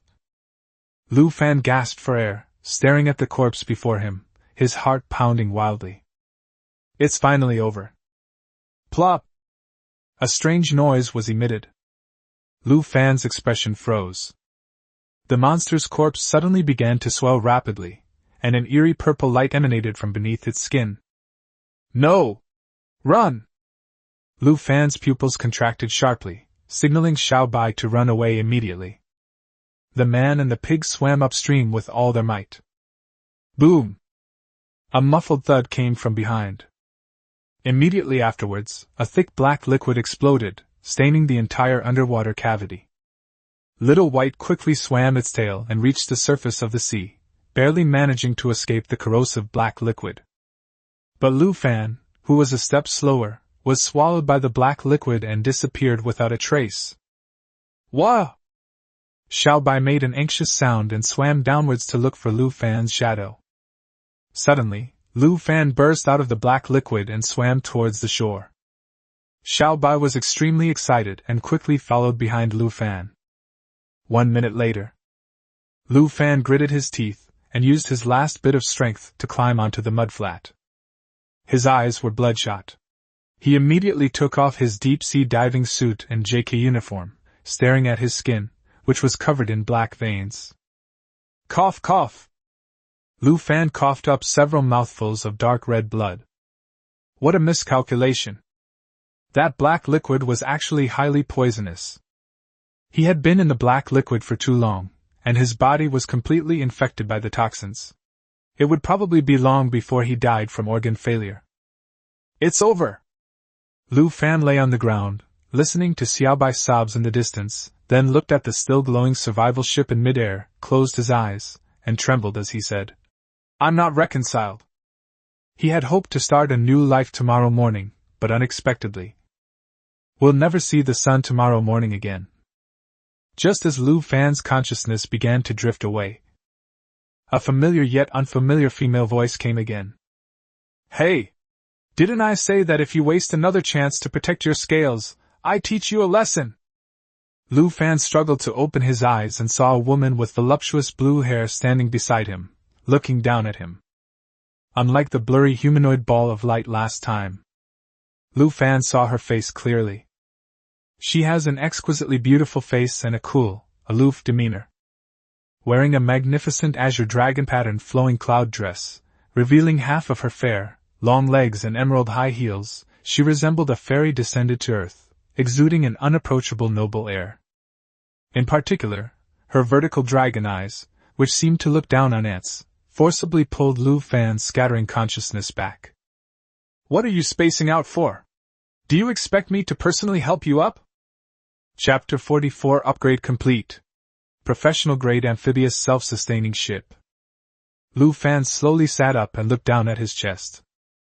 The burning sensation inside the body had disappeared, and the purplish-black toxin patterns had quickly faded away, restoring the skin to its normal color. That's all done. Just as Lu Fan was about to ask something, the green-haired woman seemed to have anticipated his question and spoke up. My name is Ao Feng, from the Azure-Scaled Sea Dragon clan. Remember to use honorifics when addressing me from now on. She raised her chin and told Lu Fan with a cold look in her eyes.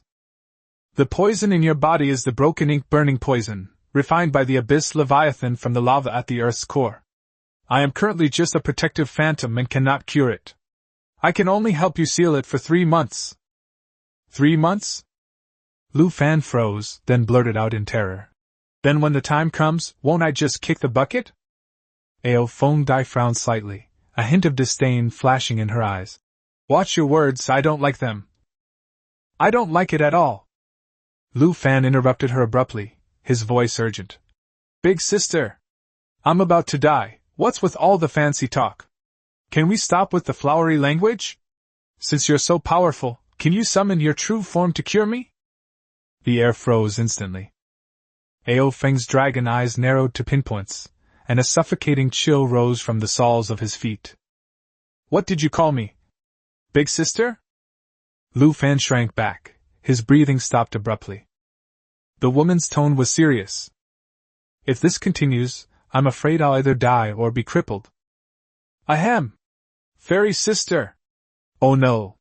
Dragon girl sister? Or, Your Majesty the Queen? Lu Fan quickly corrected himself. Ao Feng stared coldly at him, her emerald pupils slowly returning to normal, as if she were looking at an ant that didn't know its own mortality. After a long while, she let out a soft hum and withdrew her murderous aura. How could a human like you possibly see my true form? She turned around and looked at the churning sea in the distance. If you want to live, go to Shihuan Mountain.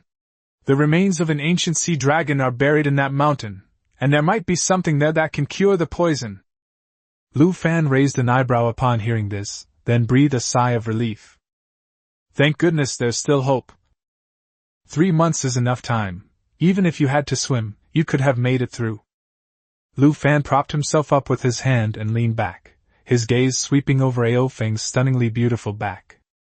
But all of this is too surreal. Dragons, leviathans, it sounds like something out of a myth.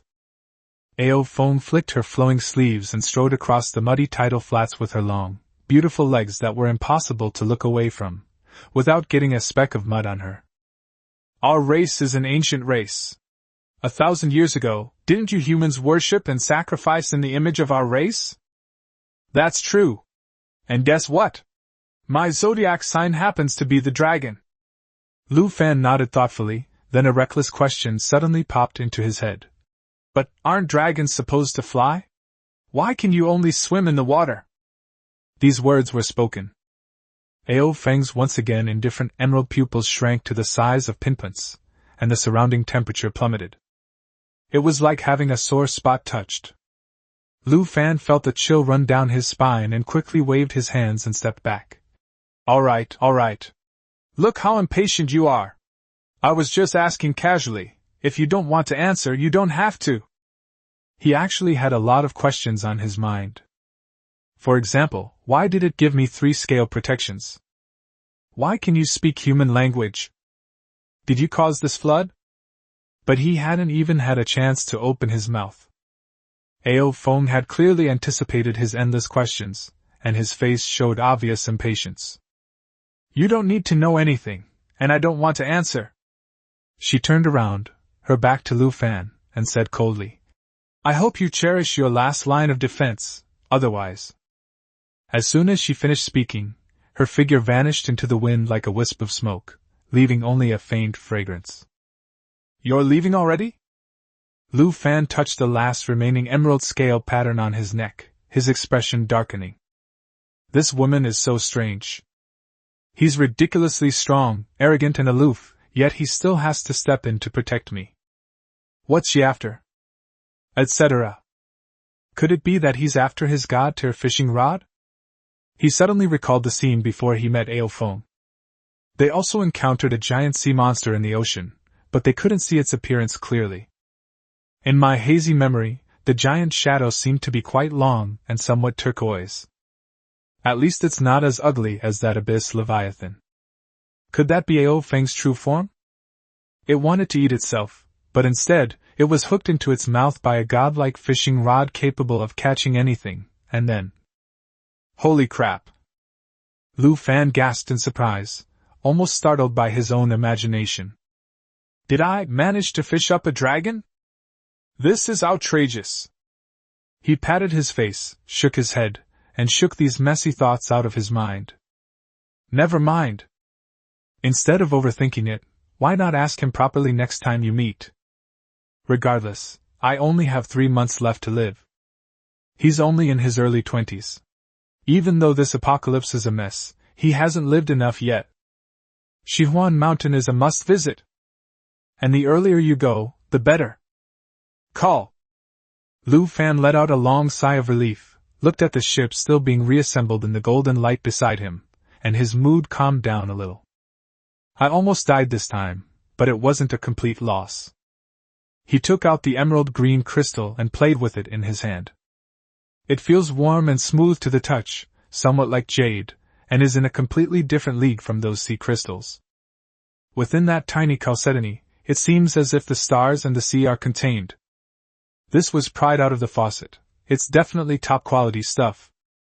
Unfortunately, the situation was urgent at the time, and there wasn't time to loot other treasures. Wow! Suddenly, little Whitey barked twice, opened its mouth, and spat out 7 or 8 white bones with a jade-like luster. Lu Fan carefully put away the dragon jade and then picked up the bones with a puzzled look. It is heavy, incredibly hard, and has natural textures on its surface. These are the bones from that dragon's remains. Xiao Bai nodded. Lu Fan was overjoyed and gave Xiao Bai's head a good pat. Well done, Xiao Bai! You've done a great job. Dragons, being mythical creatures, must be valuable from head to toe. The hardness of this bone is comparable to that of diamond, and it would definitely be more effective than most metals in making equipment and weapons. This is what they call surviving a great calamity and being blessed with good fortune. Lu Fan sat leisurely on the mudflat, guarding the golden hull that was about to be upgraded. Time passed second by second, until a glimmer of light appeared on the eastern horizon. The first rays of dawn pierced through the dark clouds, barely spilling onto the sea. Estimated upgrade time remaining, 5 seconds. 4 seconds, 3 seconds, 2 seconds. Beep! Upgrade complete. Level 2 professional grade amphibious self-sustaining ship upgrade completed. Please check. Boom! The golden light that had enveloped the ship suddenly exploded, stirring up a wave. Lu Fan suddenly stood up, held his breath, and looked ahead. Not far away, the small wooden boat that once stood there has disappeared. Instead, a sea base measuring over 20 meters long and 10 meters wide was built. It is not a traditional streamlined hull, but an irregular rectangular structure. The hull is covered with a layer of matte metal armor, and there are 2 huge tracked propellers on each side folded under the hull. This explains why the ship's name includes amphibious. The ship has a spacious platform deck at both the fore and aft, which can be used to expand modular areas for building functional structures such as greenhouses. The double-deck integrated cabin located in the middle of the hull is the living area. On the 3rd level above, at the very top of the hull, there is a semi-transparent cabin, which is the ship's bridge. This is his new ship. A one-of-a-kind post-apocalyptic ark. Lu Fan took a deep breath, his heart pounding. Filled with excitement, he waded through the seawater step by step toward the ship of his dreams. It looks so cool. The interior space must be absolutely amazing. Chapter 45. A luxurious maritime base. Potato planting begins. Lu Fan walked up the safety stairs along the side of the ship to the main deck that extended out at the front of the ship. Turning to look at the living area in the middle, there is a minimalist-style entrance door. He reached out and gently pushed, revealing an extremely luxurious space on the first floor of the living area. In that instant, Lu Fan felt as if he had stepped directly from primitive society into the cyberpunk era. Holy crap! Is this really a post-apocalyptic survival ship? This is a huge living room that is over 100 square meters. The floor is covered with non-slip, light-colored composite flooring with a warm texture, and the walls are made of off-white sound-insulating and heat-insulating material. Warm-toned concealed light strips outline the space, which has windows and a balcony on both sides, creating a completely oppressive atmosphere. To the left of the entrance is a sunken rest area with a comfortable leather sofa that makes you want to sink into it. A huge black screen hangs directly opposite the sofa. It's the ship's central control display screen. The screen displays various data from the ship in real time: water circulation system reserves, remaining energy, temperature and humidity monitoring, and even a 360-degree panoramic view of the exterior.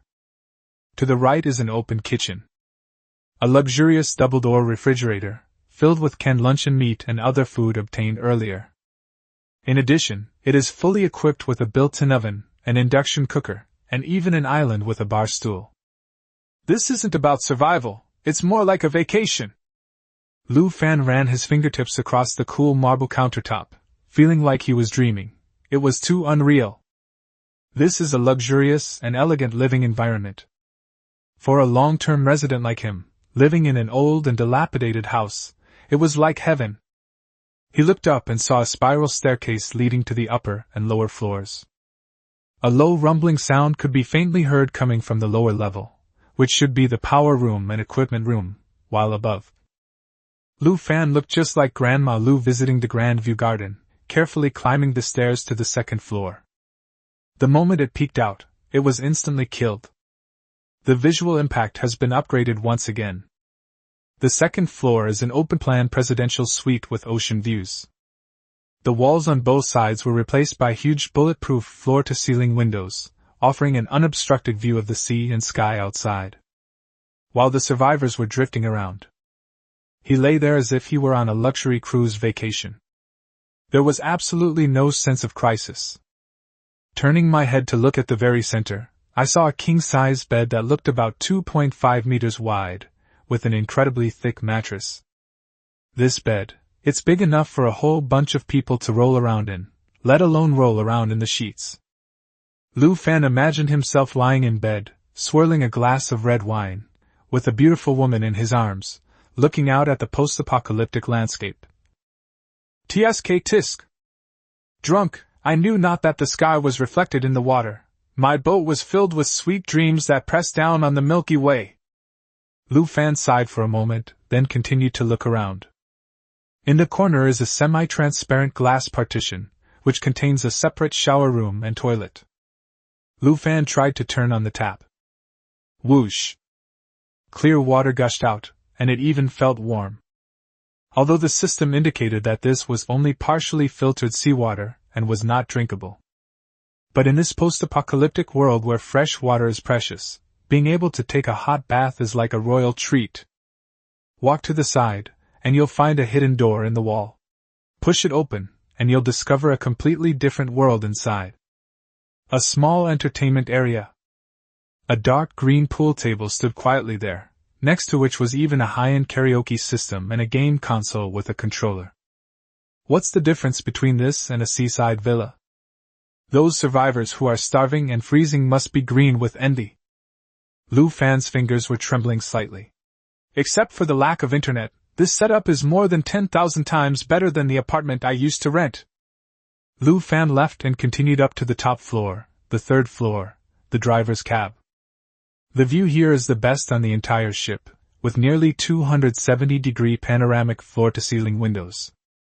In the very center is an adjustable ergonomic driver's seat, and the control panel in front of it is densely packed with various instrument panels and touch screens. Radar scanning, sonar detection, automatic navigation, etc. Except for the lack of a weapon fire control system, it has almost everything else. Meanwhile, in the corner, the familiar basic workbench had also changed. It has become larger, with a faint blue light flowing across its surface, giving it a high-tech feel. As soon as Lu Fan walked over, the electronic voice sounded in his mind. The ship's hull upgrade is now complete. Get a brand new core plugin miniature core. Core function introduction.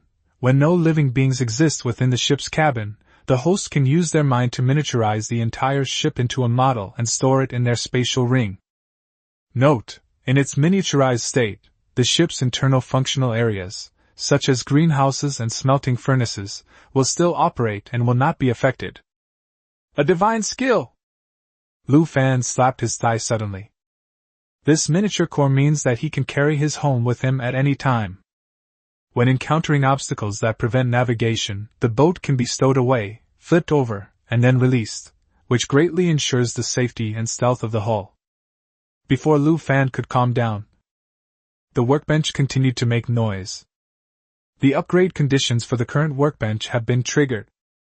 Can be upgraded to an intermediate workbench.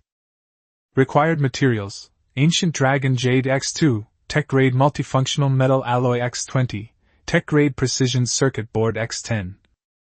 Wait! Stop! Lu Fan quickly waved his hand to stop. His mind is no longer capable of accepting any new things. That ancient dragon jade, that high-tech material, he can't catch any of it with his current level 1 fishing rod. As for other high-quality materials, needless to say, he had just gambled all his resources on the ship, and now he's penniless. Even if I wanted to upgrade, I simply didn't have the ability. It seems he needs to add a few more targets to his trip to Shihuan Mountain. Lu Fan sighed. Detoxification, procuring supplies, finding materials, and upgrading the fishing rod, these tasks were like whips, leaving him dizzy. However, one must eat one bite at a time and walk one step at a time. Now that we have a safe and reliable sea base, we can proceed step by step from there. He nodded, his gaze sharpening, and took out the greenhouse blueprint. He turned and strode downstairs, heading straight for the expansion platform at the stern of the ship. There is a spacious deck of about 30 square meters, which is a designated area for modular construction. Come out, my potato farm! Lu Fan took out the superior-grade maritime greenhouse blueprint that he had prepared beforehand and slammed it onto the deck. Buzz! The golden light shone again. A few minutes later, an extremely bright glass house rose from the ground. It has a hemispherical dome structure, supported by high-strength transparent heat-insulating glass and a silver-white alloy frame, making it look like a small ecological dome.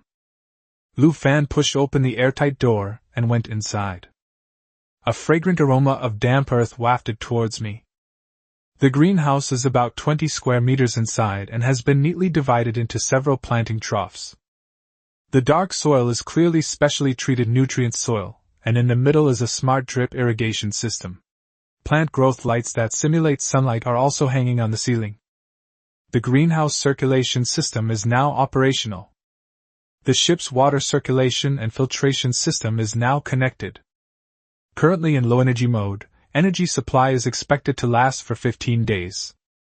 Lu Fan was in a great mood as he looked at the single drop of sweet dew seeping from the drip irrigation pipe. He carefully took out the precious potato seed, dug a hole with the shovel he had brought with him, and buried it. This is a spark of hope. Absolutely no mistakes are allowed. Note, current soil fertility is average. The host can convert fish and bone-based materials into highly efficient fertilizer by feeding them into the organic fertilizer decomposition station in the greenhouse. Fertilizer? Lu Fan touched his chin, his eyes suddenly becoming somewhat strange. It seems that bones can be converted into nitrogen and phosphorus fertilizers. Then wouldn't that extremely rare dragon bone in his hand also be used as fertilizer? Give it a try? Without hesitation, Lu Fan pulled out a dragon bone with a jade-like luster from behind his waistband and threw it into the decomposition platform that was built into the corner of the greenhouse. Potatoes grown on dragon bones. Just thinking about it is exciting. Will eating this cause me to ascend to heaven? Let Xiaobai test the poison later. The disassembly station quickly finished its work. A can of greenish-blue bone meal was pushed out onto the counter. Lu Fan carefully picked up the can and poured it into the fertilizer inlet. The sounds of several machines running filled the air, and the soil in the potato seed planting troughs emitted an eerie, emerald-green glow. The next second, a shocking scene unfolded. A green sprout suddenly emerged from the soil surface, and it grew wildly as if it were on a high. In less than a minute, the small sprout grew into stems and leaves, filling the planting trough. Most of the stems and leaves began to stretch and thicken at a rate visible to the naked eye. The color changed from light green to a deep dark green, and even faintly revealed a hint of the emerald luster unique to dragon bones. Eventually, all the stems and leaves stopped growing and turned slightly yellow, as if they had begun to transport all the nutrients to the fruit below. Waited for a few minutes. Lu Fan held his breath, realizing that the dragon bone had fully matured the potatoes. This potato fruit will probably give him a huge surprise. Chapter 46 Dragon's Essence Potato comes with its own buff. Lu Fan squatted in front of the planting trough and slowly probed the black soil with the small shovel in his hand. With a little force, the soil loosens. An oval tuber, about the size of a fist and covered in damp soil, was turned over. Lu Fan held it in his palm and quickly went to the nearby water pipe to rinse it. Splash! The mud and water receded, revealing its true appearance. The potato skin has a faint bluish-gold color. Upon closer inspection, the skin is covered with dark patterns resembling dragon scales. They are not obvious, but they are quite striking. Potatoes grown with dragon bone powder, that's something. Lu Fan wasn't in a hurry to be happy. Whether something is good or not depends on its effectiveness. He grabbed a potato, walked out of the greenhouse, went to the railing, and whistled towards the sea. Whoosh! Little White emerged from the water, smelled food, raised its pink head and shook it back and forth, whimpering for food. Then, Lu Fan tossed it casually. Little White opened its mouth and caught it. The moment it entered its mouth, for the first time, Xiaobai didn't swallow it whole like Zhu Beiji ate the ginseng fruit. Instead, it started chewing with its 2 rows of fine teeth, as if it were savoring some unparalleled delicacy. Lu Fan stared intently at Xiaobai, just about to ask if it was poisonous and how it tasted when a data panel suddenly popped up. Initial dragon form Dragon Pig successfully devoured Dragon Essence Potato X1. Gained 1 growth point. Current growth value, 501/10,000. Holy crap! Lu Fan's pupils contracted slightly, and he gasped in surprise. This tiny potato actually has some growth potential. Keep in mind that he had previously gone to great lengths to kill a mutated shark, and the low-level sea crystals he obtained only added 50 points. That means 1 potato is equivalent to 1/50th of a sea snail. Wrong. That's not how you do it. Sea crystals are a non-renewable resource. Killing one reduces their numbers, and mining them is also dangerous. But these potatoes, the more you plant, the more you can double. As long as the soil can withstand it, you can create endless nesting dolls. Lu Fan's breathing became somewhat rapid. If this 20-square-meter greenhouse is fully planted, with 1 harvest per week, the yield would be at least several hundred kilograms. If you feed it all to Little White, wouldn't it just swell up into a potato fairy? This isn't growing vegetables, it's growing a book of experience. However, we shouldn't be too happy yet. After all, it's still uncertain how long the fertility from a single dragon bone's bone meal can last. On the sea below, Little White was clearly not satisfied with its meal. It was slapping the water with its tail and staring longingly at Lu Fan, with a piece of potato peel still hanging from the corner of its mouth. Wow! That's all. This is the only meal we'll have today. Lu Fan waved his hand dismissively. Wait until they're ripe a couple more times, then I'll let you eat them until you're sick of them. Little White pouted sadly and dived into the water, looking back every few steps. Lu Fan turned around and went back into the greenhouse, quickly digging out all the remaining potatoes. Including the one we just had, there are 20 in total. Each fruit is of uniform size, and each weighs more than half a pound. He selected the 5 best-looking seeds, put them into a seed processor to be cut into pieces and germinated, and then replanted them in the dark soil that shimmered with green light. The remaining 15 were all stored in the spatial ring. After doing all this, my stomach rumbled at just the right moment. Lu Fan rubbed his shriveled abs, picked out a decent-looking potato, and strode to the kitchen on the first floor of the living area. Now that I've finally moved into my new house, shouldn't I treat myself to a plate of hot and sour shredded potatoes? Just as Lu Fan was excitedly preparing to show off his culinary skills. Open all the cabinets. Empty. Forget about oil, salt, soy sauce, and vinegar, they didn't even have a wok for stir-frying. We're really dirt poor. Lu Fan sighed and killed the idea of cooking. We can only return to simplicity. He put the washed potatoes directly into the built-in oven, set it to 230 degrees Celsius, and set the timer for 25 minutes. Not long after, the oven's heating light came on. Lu Fan sat on a high stool, his Adam's apple bobbing as he stared intently at the oven's countdown timer. During this time, a fragrant aroma would occasionally waft out from the heat dissipation holes, making Lu Fan's mouth water uncontrollably. It's the sweet aroma of starch caramelized at high temperatures, mixed with a fragrance similar to roasted chestnuts and pine, and also has a faint hint of French fries. Bite! A crisp notification sound rang out. Lu Fan didn't even care that it was hot. He used his ruthless iron hands to grab the scalding hot potato and throw it onto the stainless steel countertop.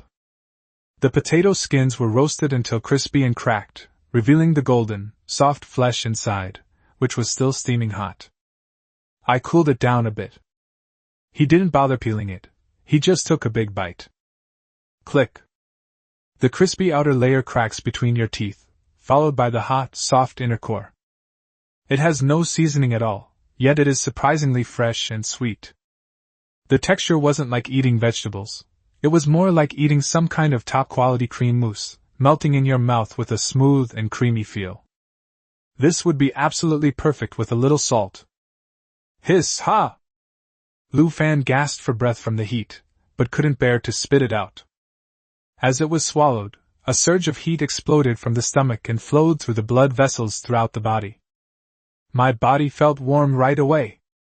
This is probably the effect of dragon extract potatoes. It comes with a built-in blood-activating and warmth-giving buff. Lu Fan's eyes lit up, and he quickly stuffed the remaining potatoes, skin and all, into his mouth. Then I gulped down a big mouthful of ice-cold mineral water. Belch. A long burp escaped his lips, and the satisfaction brought by the carbohydrates made Lu Fan close his eyes in comfort. My God! What a miserable life I had before! Lu Fan wiped his mouth. While others were still scheming and plotting over half a cookie, he was already enjoying a steaming hot roasted potato. He looked around and a thought popped into his head: the remaining potatoes absolutely must not be touched. Fresh vegetables are a form of hard currency even in the apocalypse. If you take this to Shihuan Mountain, even if you exchange it for gold, it will be considered a bargain. Lu Fan rubbed his belly. After eating and drinking his fill, sleepiness washed over him like a tide. I realized that I haven't had a proper rest for several days. He strode up to the second floor, leaped into the warm bed, and fell asleep instantly. I slept soundly for a long time. I woke up at 4 in the afternoon. Lu Fan got up refreshed, and the first thing he did after waking up was to go straight to the cockpit, push up the throttle, and start the engine according to the direction of the nautical chart on the screen. According to the flight schedule, we should arrive at Shihuan Mountain by tomorrow morning. As soon as he finished speaking, the propeller beneath the stern tracks roared to life, propelling the floating villa through the waves and heading towards Shihuan Mountain. At the same time, Shihuan North Mountain, temporary port. Under the gloomy sky, several beams of searchlight swept back and forth through the rain. In front of a huge steel gate, more than a dozen armed men were roughly pinning Song Qi and his companions to the ground. Let me go! You bunch of bastards! Song Qi's face was pressed against the cold mud, and he struggled desperately, the veins on his neck bulging. "My grandfather is Song Changchun. I am the third young master of the Song family. Tell your person in charge to get out here and see me." Snap! A muddy boot kicked up a splash of water, which landed on Song Chi's face. "Young Master Song Chi, what a magnificent display of power!" A man with a cigarette in his mouth, holding an umbrella, slowly squatted down. He was about 30 years old, with a buzz cut, a face covered in scars, and a black eye patch over his right eye. Song Chi recognized the person and hurriedly asked, "Qin Yuan of the Defense Force. What exactly do you mean? Do you know the consequences of doing this?" Qin Yuan took a deep drag of his cigarette, interrupting him. "Dr. Song Changchun suffered a sudden heart attack this morning and has passed away despite all efforts to save him." "What?" Song Chi's pupils dilated, his whole body stiffened. "Impossible! Grandpa has always been very healthy, impossible." Qin Yuan sneered twice, stood up, and threw the half-smoked cigarette butt at Song Chi's face. "Take away! Bring Song Chi and these 3 escaped guards inside." After saying that, several soldiers immediately seized Song Chi, Cheng Shui, and the other 2, and led them into the stronghold. The remaining survivors knelt on the ground, trembling, and said, "Sir, what about us? We are survivors too."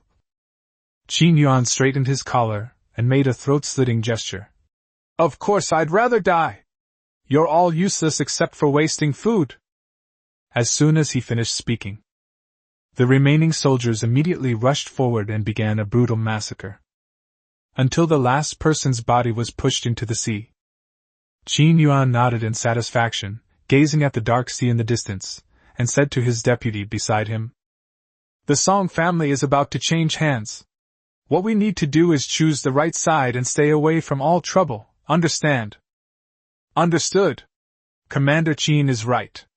I'm sure that after today, the status of our defense force will rise accordingly." Chapter 47 Arrival at Shihuan Mountain, an unexpected encounter with an old friend. 5 o'clock the next morning. The dashboard in the driver's cab emitted light patterns of various data. The nautical chart shows that only 5 nautical miles remain to reach the waters off Shihuan Mountain. Lu Fan rubbed his temples, breathed a sigh of relief, and casually opened his spatial ring, taking out a white sea that shimmered with a faint light. He has been fishing on his first-floor balcony ever since he set the flight path to autopilot last night. One night plus several hours in the early morning. The entire 18 strokes. Aside from a bunch of useless household items, the biggest find was this fluorescent seed in my hand. Fruit blind box seeds. Type, low-level survival supplies. Rarity, excellent. Gained 5 proficiency points and 2 spirit points.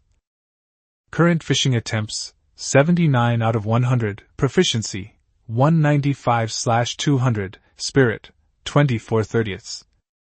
Description: a genetically modified fruit seed will randomly grow. The growth cycle is 7 days, and the fruit ripening cycle is 5 days. Not bad, it wasn't a waste of all the all-nighters. In this post-apocalyptic world where resources are scarce, fruit is more valuable than vegetables. It's definitely a luxury. Moreover, the fishing rods have also been upgraded considerably. I can upgrade my fishing rod to level 2 in just 3 more days. I'm so excited. Lu Fan carefully collected the seeds and gazed at the sea ahead. Before long, a black outline gradually became clear. That is Mount Shihuan. Now submerged by the ocean, it has become a vast archipelago. Lu Fan decisively pulled down the engine lever. Buzz! The thruster stopped rotating, and the immense inertia carried the ship for 100 meters before it came to a stop in a sheltered, rocky area. If such a massive steel behemoth were to sail directly over there, it would be like having "I have supplies, come and rob me" written all over its head. He didn't want to do something so stupid. Lu Fan changed into an inconspicuous gray-black raincoat and slung a half-flat tactical backpack over his shoulder. Upon reaching the side of the deck, a whistle rang out. The sea surface was churning. Little White poked its head out and sprayed a jet of water from its nostrils. Lu Fan descended the side gangway to the water surface, straddled Xiao Bai's broad back, and gripped the dragon horns firmly with both hands. Receive! Lu Fan had a thought. The more than 20-meter-long sea base beside him suddenly twisted and instantly transformed into a delicate model the size of a palm, which then entered the spatial ring. The sea suddenly became empty, leaving only the ripples that had not yet dissipated. This skill is really awesome! Little White, let's go! Let's swim towards land! Lu Fan patted Xiao Bai's smooth skin. With a flick of its tail fin, Little White cut through the waves, carrying Lu Fan at breakneck speed. A few minutes later. A shallow beach with jagged rocks. Lu Fan jumped into the water and, like an old father, turned around to instruct Xiao Bai. Find a good place to hide, don't be playful or greedy, run if anything happens, I'll call you if anything happens. Little White nuzzled against Lu Fan's leg, let out a soft whimper, then turned and dived into the deep sea, leaving behind only a string of bubbling bubbles. Lu Fan climbed ashore and hid behind a boulder, examining the island before him. The topography of Shihuan Mountain was cut into 4 satellite islands by floods, surrounding the main island in the middle. Each of the 4 satellite islands and the main island is separated from the outside world by a high gray concrete wall stretching for several kilometers. Lu Fan squinted as he examined the several high walls. This workload is definitely not something that can be completed in 10 days or half a month. It seems this place was prepared as a post-apocalyptic fortress a long time ago. Unable to penetrate the inner wall, he could only cast his gaze toward the 2 sides of the shallow waters of Wei Island. The west side is full of reefs and all kinds of garbage, while only the east side seems to show some signs of civilization. Lu Fan headed east. They soon arrived at a settlement of survivors.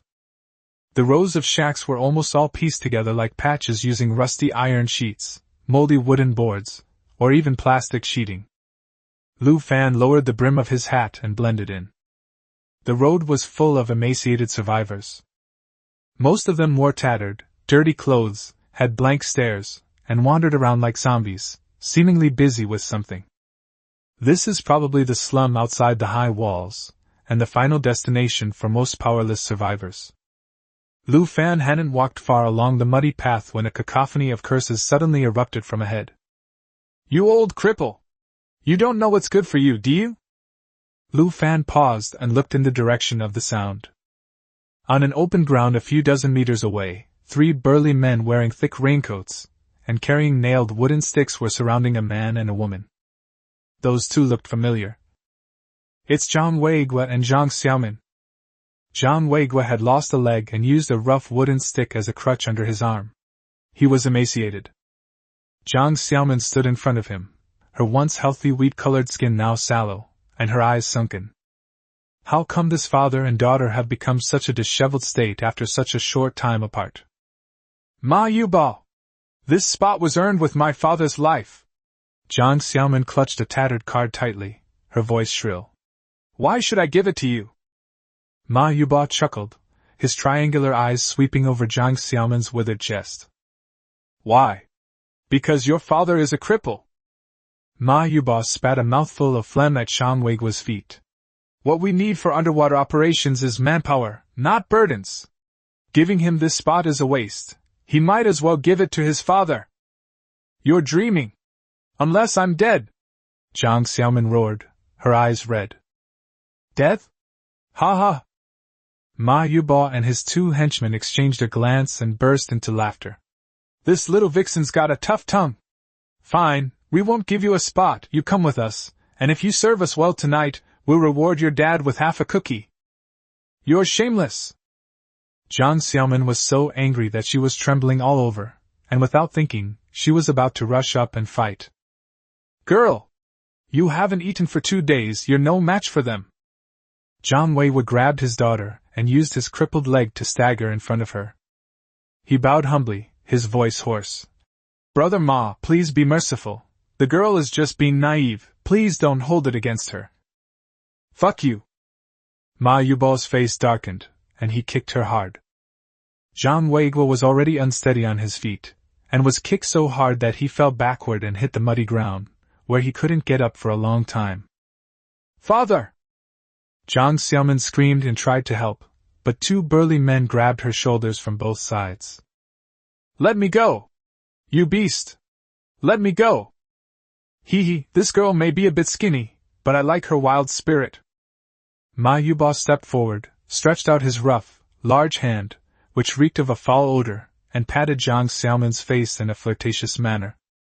"What future is there in following this old good-for-nothing? You might as well follow me, at least you'll have food to eat." "Pooh!" Jiang Xiaoman suddenly opened her mouth and bit down hard on Ma Yuba's tiger's mouth. "Oh woo!" Ma Yuba screamed and abruptly pulled his hand back. Looking at the deep teeth marks on his hand, his stern face instantly became extremely ferocious. "You shameless bitch! You don't know what's good for you!" Snap! A resounding slap. Jiang Xiaoman's mouth was split open from the beating, and her head was buzzing. Before she could even react, Ma Yuba had already raised the nailed wooden stick in his hand and viciously smashed it down on her skull. "I'll kill you today!" Seeing this, Zhang Weigua, lying on the ground, screamed desperately. "Help! Someone help me!" He reached out to grab Ma Yuba's trouser leg, but was kicked away. The survivors who were watching all turned their heads away. No one dared to make a sound, and no one dared to step forward. In a place where human life is as cheap as grass, meddling in other people's business is tantamount to courting death. The wooden stick whistled down with the sound of wind. Just as those rusty nails were about to pierce Jiang Xiaoman's skin. Bang! It exploded with a crisp sound. The wooden stick exploded into a pile of sawdust in midair. Ma Yuba felt a jolt in his hand, followed by a sharp pain in his abdomen as if he had been hit by a giant rocket. Puff! His eyes bulged out, and he flew backward, rolling 7 or 8 times on the muddy ground before crashing into an abandoned tin wall. His fate was unknown. The entire room fell silent. Everyone stared wide-eyed at the solid back that suddenly appeared in front of Jiang Xiaoman. Under the hood of his raincoat, the man slowly withdrew his leg. He turned around, looked at Jiang Xiaoman, who was still in shock behind him, and joked. "It's been a few days, how come you and Uncle Zhang have ended up like this?" Chapter 48. These days, even dogs have to be cunning. Jiang Xiaoman opened her mouth slightly, staring wide-eyed at Ma Yuba, who seemed oblivious to his fate in the distance. What exactly just happened? Lu Fan stepped forward, took Zhang Weigua's arm, and lifted him out of the mud. "Can you still stand firm?" Zhang Weigua nodded tremblingly, tears streaming down his face. Thank you." Lu Fan turned around and looked at Ma Yuba's two henchmen with a cold gaze. One of the men, wearing glasses, raised a stick in his hand, making a gesture as if he was about to fight to the death. You! His teeth chattered as he watched Lu Fan take a step forward. His knees buckled instantly, and he fell to his knees in the mud with a thud. "Big brother! You are my long-lost older brother!" The bespectacled man cried his eyes out, crawling 2 steps on his knees as he tried to hug her leg. Seeing this, another man with sausage lips cursed under his breath. "Damn! You son of a bitch, you have no backbone!" The next second, he jumped up from the spot, did a 180-degree backflip in the air, and then knelt down with extremely smooth movements. Using the slippery mud, he slid to Lu Fan's feet like a curling stone. "Dad! You're my real dad!" The sausage-lipped man hugged Lu Fan's shoes, looked up at him with a face full of filial piety. "Father! Your son kowtows to you!" The bespectacled man behind him was dumbfounded. These days, even dogs have to be cunning? He gritted his teeth and kowtowed repeatedly, shouting, Grandpa! Grandpa, don't worry about that bastard, I'm your real grandson! Go to hell!"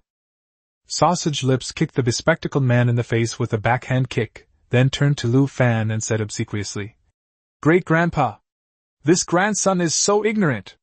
It's windy and rainy outside, don't let him get cold, come inside and sit down with your good grandson." Lu Fan looked at the 2 guys at his feet who were vying to be his grandsons and sneered. "Grandson! Hey! Your grandson is here!" The 2 exclaimed in unison, faster than if they were answering each other. Lu Fan laughed again, but his laugh was somewhat sinister. Great-grandfather, I'm new here today, and I'm penniless. Since you're all so filial, shouldn't you show some appreciation? The two were taken aback for a moment, then realized what was happening. Great-grandfather is right. Your grandson will repay your kindness right away. The two of them eagerly reached into their pockets and pulled out a handful of crumpled candies, a half-pack of damp biscuits, and a few small pieces of bread. Although they were just small scraps, in such a barren place, they were enough to save lives. Okay, put it here. Lu Fan nodded. The two quickly piled the things at Lu Fan's feet, then looked at him expectantly. Lu Fan raised an eyebrow, then turned to the side, revealing Zhang Xiaoman behind him. The two understood instantly and scrambled to Zhang Xiaoman's feet. This must be Grandma. Snap! Lu Fan slapped Sausage Lips on the back of the head. Fuck your mother, my ass!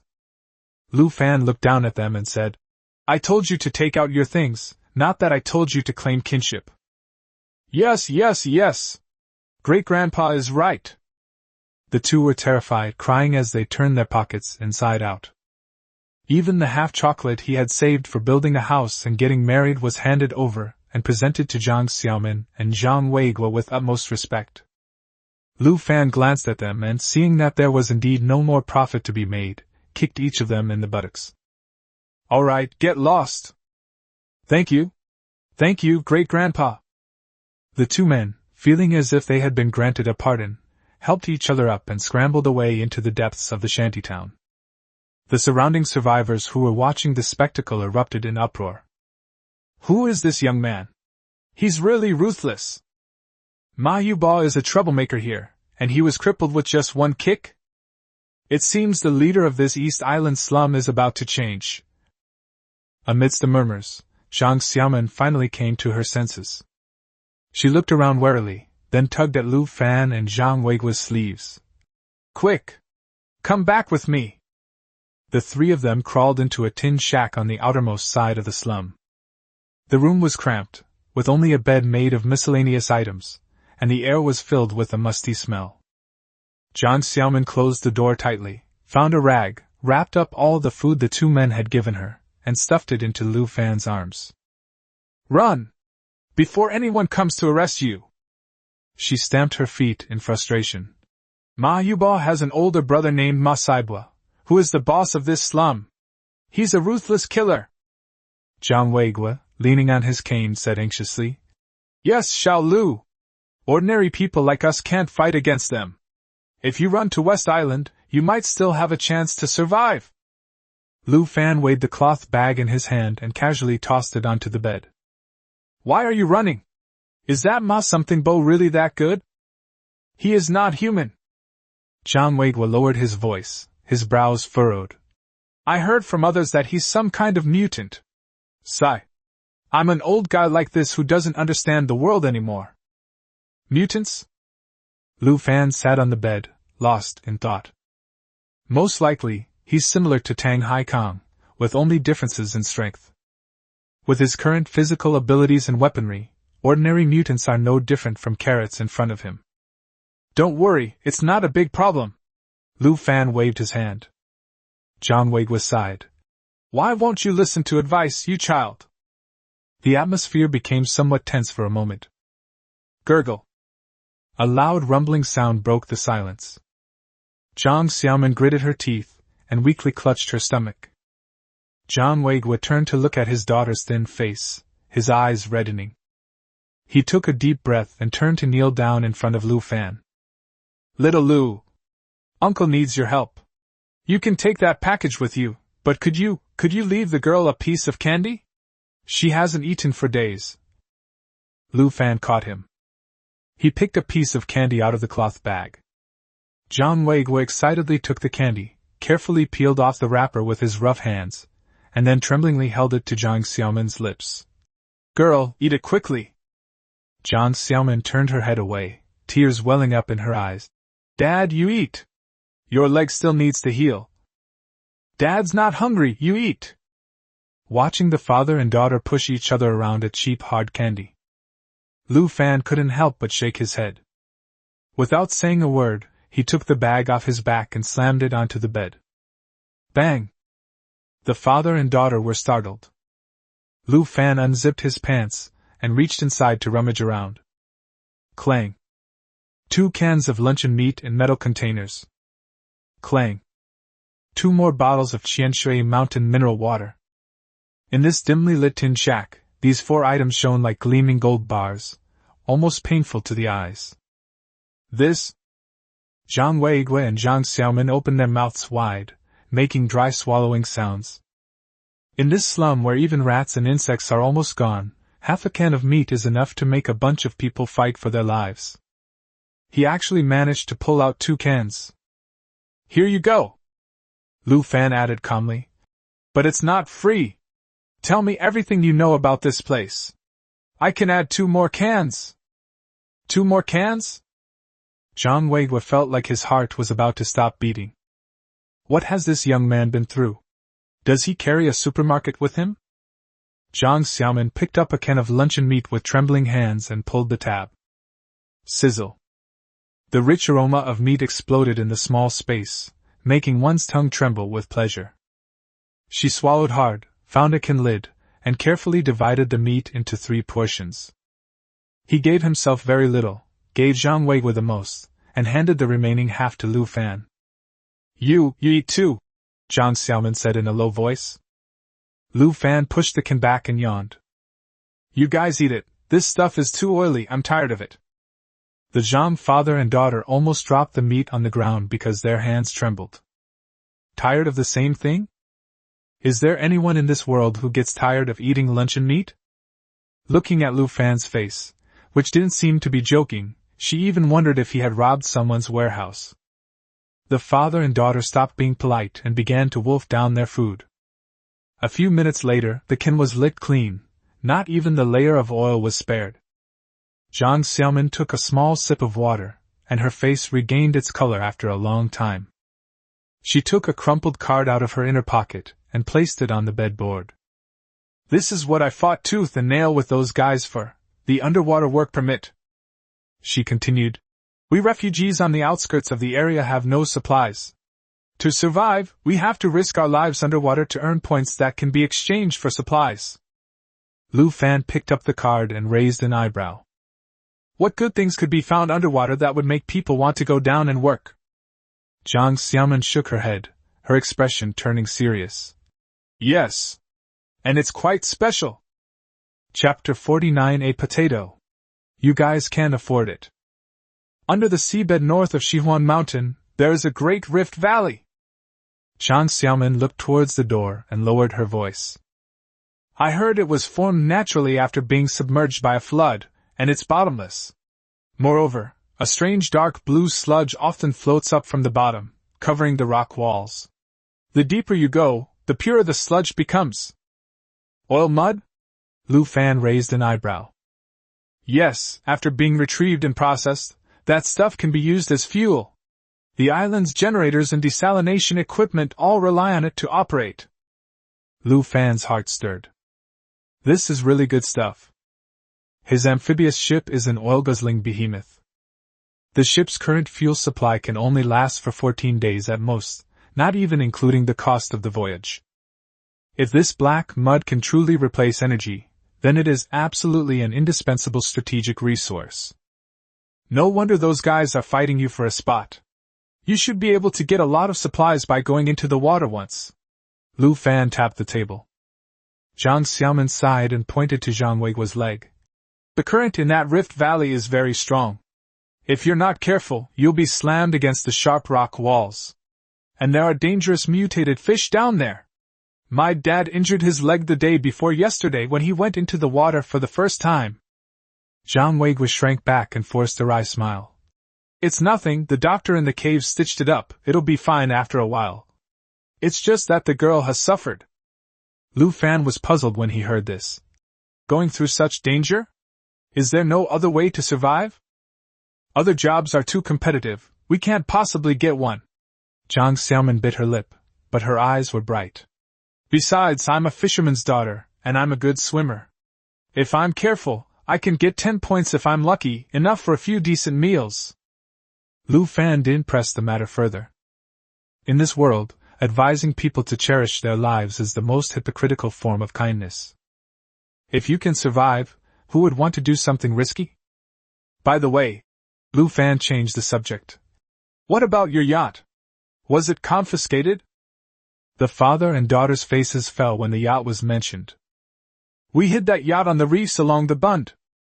Zhang Weiguo slapped his forehead. A few days ago, 3 men and 1 woman from the island discovered us and said they were going on a special mission, so they requisitioned our boat. The woman in charge promised to give us a large sum of supplies as a reward when we returned. I figured since I couldn't hold on to it anyway, I might as well lend it out. But there's still no word on it. Lu Fan narrowed his eyes. 3 men and 1 woman? It must be Qing Shui and the others. Judging by the time, they should have been back long ago. Could something have gone wrong? Lu Fan, what are you planning to do next? Zhang Xiaomin suddenly asked. Lu Fan thought for a moment and replied. Go to the inner island. Inner island? What for? Lu Fan smiled but remained silent. Zhang Xiaomin realized she might have said too much, so she quickly explained. You need 500 points to exchange for a resident status just to enter the outer islands, and the inner islands are probably only accessible to the defense force and those few major families. Trying to force your way in would be suicide. Lu Fan nodded and touched the emerald scales on his neck. He has less than 3 months to live. He will die if he doesn't find the dragon skeleton on the inner island to cure the poison. The island is heavily guarded. He definitely couldn't break in without heavy firepower. The only way right now is probably to earn points so that we'll have a chance to enter the inner island. Lu Fan stood up, took out the 2 cans of luncheon meat he had promised from his bag, and pushed them in front of Zhang Xiaomin. The intelligence is valuable. The father and daughter stared at the 2 tin cans, their breaths catching in their throats. Including the previous ones, there are 4 cans of meat in total. This is wealth enough to drive anyone mad. By the way, how do I earn points here? Can I exchange them for supplies? Zhang Xiaomin thought for a moment and said, I'm afraid not. To earn points you have to find the person in charge of the slum Duwei. The island will regularly send him work, and he will then distribute it. Lu Fan slung his bag over his shoulder and straightened his raincoat. Let's go then. Take me to see the person in charge. Soon. Led by Zhang Xiaomin, the 2 walked towards the center of the slum. Lu Fan observed carefully, and found that the slum wasn't so bad after all. There were even clinics and repair shops on both sides, so it seems that in addition to competing for official jobs, people also use their own skills to make a living. Before long, the 2 arrived at the center of the slum. The building in front of me was completely different from the surroundings. Several stilted houses built of wood are suspended in midair, reinforced at the bottom with thick wooden piles, so they will not be flooded even when the tide is high. Zhang Xiaomin led Lu Fan to the largest wooden house. Before they even entered, they could hear a commotion inside. I was here first. This job is mine. Bullshit. Whoever has the bigger fist gets to keep it. Please, brothers, let me have it. My child has been hungry for so long, and I desperately need points to exchange for medicine. Lu Fan pushed open the door and entered. The room was small, with a dozen or so men crammed in front of the counter, their faces red and necks thick. Behind the counter sat a middle-aged man wearing a leather jacket. He was holding 2 shiny walnuts in his hand, his eyes were sinister, and he looked extremely cunning. What's all the noise about? Duwei slightly raised his eyes. The job of cleaning the inner island is worth 3 points. This is a lucrative position, and it's not something you can just take on by asking first. Everyone instantly understood the subtext. I'll offer a cookie. I have 5 candies. I have half a loaf of bread here. The group then pulled out their savings. Duwei glanced around, his gaze lingering on the bread. Same as always, 1 point as a referral fee, no objections. The man who took the bread looked pained, but still gritted his teeth and nodded. No intention. Wait. A cool, clear voice came from the doorway. Everyone looked in the direction of the sound. Under everyone's watchful eyes, Lu Fan reached into his bag, pulled out something the size of a fist, and held it up in the air. That was a shiny potato. Golden yellow skin, plump and firm. The moment this item appeared, the entire room fell into a deathly silence. Everyone's eyes were glued to that potato. Fresh vegetables? In this post-apocalyptic world filled with canned and expired food, a fresh potato is a food that many people can only dream of. Its value far exceeds 3 points. Is this guy crazy? He's actually trying to steal a job with this thing. It's unbelievable. Someone was about to curse when they looked up and saw Lu Fan's face, and swallowed the curse that was on the tip of their tongue. There is no other reason than this. After all, they recognized the ruthless person who had just crippled Ma Yubal with a single kick. The crowd parted with a whoosh, making way for Lu Fan. Jiang Xiaoman followed behind, anxiously tugging at Lu Fan's clothes. Lu Fan, are you crazy? This is too much of a loss. Lu Fan smiled but didn't respond, instead reaching out and tapping on the potato. A potato! Folks, we probably can't afford that, can we? No one dared to utter a sound. Du Wei slowly raised his head. He stopped playing with the walnuts, picked up the potato, sniffed it, and spoke in a low voice. New here? But I have a rule, even if it's a potato, I still have to take 1 point. Random. Lu Fan braced himself on the counter, leaned forward, and stared into Du Wei's eyes. But I don't want that junk job of sweeping. I want a job that can earn me a lot of points. Du Wei paused. He put the potatoes back on the table. This is the only job I have. Nothing else. Lu Fan stared at him for 2 seconds. He grabbed the potatoes, turned and left without pausing. All right. Since there isn't one, then forget it. As Lu Fan walked out, he turned back and shouted to Jiang Xiaoman. Then let's save them and eat them ourselves. Let me tell you, if you bury these potatoes in charcoal and roast them for 15 minutes, the outer skin will be crispy and the inside will be soft, sweet, and fluffy. 1 bite and they'll be piping hot. Gurgle. I don't know who swallowed first. In this hungry house, Lu Fan's description was nothing short of mental torture. Even Du Wei's Adam's apple bobbed involuntarily. Watching Lu Fan's retreating figure as he was about to step out the door, he finally couldn't sit still any longer. Etc. Chapter 50 Sea Level Refugee Lu Fan. Lu Fan stopped walking and turned half of his face to the side. Has Mr. Du finally come to his senses? Du Wei gritted his teeth, his tone somber. I can apply for an increase in points for sweeping to 4. I won't take a cut. Everyone else present was stunned. Is this still the same greedy little rat Du? Such a huge discount. Oh, not sincere. Lu Fan responded, turned around again, and led Jiang Xiaoman out of the room, deliberately raising his voice a few decibels. Xiaoman, let me tell you, if you cut these potatoes into thick slices, skewer them, and grill them, the taste, crispy on the outside and tender on the inside, just sprinkle some salt, and it's heavenly. As the group of men in the room listened to this description, their Adam's apples bobbed in unison once again. You come here to steal their jobs, and you even try to seduce them. Please, have some decency. Step outside. Jiang Xiaoman tugged at Lu Fan's sleeve, saying urgently, Lu Fan! 4 points is a lot. So many people are fighting tooth and nail for it. Lu Fan smiled slightly, his steps never faltering. Don't rush, let the bullets fly for a while. In less than 3 seconds, he'll be begging me to go back. 3, 2. Clang. The door opened, and a series of hurried footsteps could be heard. Friend! Please wait! Du Wei strode out after him, a slight smile on his face. I still have a spot on the swimming team. It's a bit dangerous, but the points will definitely satisfy you. Lu Fan turned his head to look at Jiang Xiaoman. See, what did I tell you? Jiang Xiaoman's eyes widened. This is possible?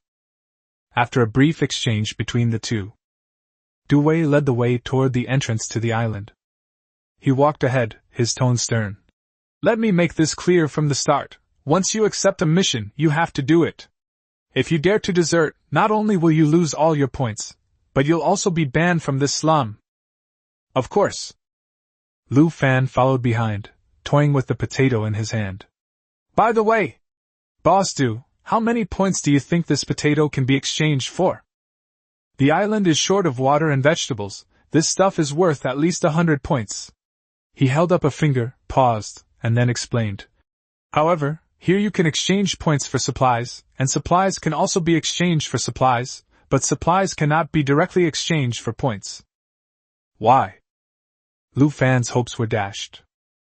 He originally planned to not work and simply exchange potatoes for residency status. Du Wei slowed his pace and pointed to the high wall. The island doesn't support idlers. If you can get into the inner island just by plundering supplies, you'll just be waiting to die. To put it bluntly, the island needs technical talent. It looks at your future contribution. Lu Fan nodded thoughtfully.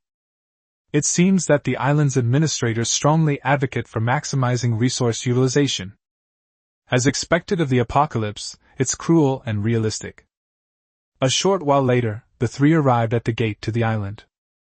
After speaking with several armed guards, Du Wei led his men through a side door. I just went in. The scene before my eyes was completely different from the filth and chaos of the slums. The area is paved with smooth tiles, has a network of streets, an asphalt road in the middle, and rows of windproof tents and two-story buildings on both sides of the road. There were few pedestrians on the road. Most of the people walking by were patrol teams of 3. The place was orderly, but it gave off a very oppressive feeling. After several twists and turns, the 3 entered an indoor testing ground. The interior was spacious and dry, with a dozen or so burly men queuing up on one side. Arrive! Du Wei led Lu Fan to the counter in the corner and knocked on the table. Sister Qin, we have a job, new migrant worker registration. A middle-aged woman sat behind the counter, her eyelids puffy and her face full of impatience. She glanced at Lu Fan, opened her laptop, and said coldly, Name? Lu Fan. Gender? Male. Age? 25. Special skills or techniques? Lu Fan thought for a moment. Is being good at fighting considered? Sister Qin stopped typing. His gaze swept over Lu Fan, and he sneered. You think you can fight with that build? Don't make your Sister Qin laugh. She smiled and heavily marked AC at the end of the form. Smack. A cheap plastic bracelet was tossed on the counter. Here's your identification code, Level C refugee. Take it and get out of here. Don't disturb my rest. Sister Qin waved her hand, as if shooing away flies. Seeing this, Du Wei took the potato Lu Fan handed him and put it in his pocket. All right, the deal is done. That's the physical fitness testing area over there.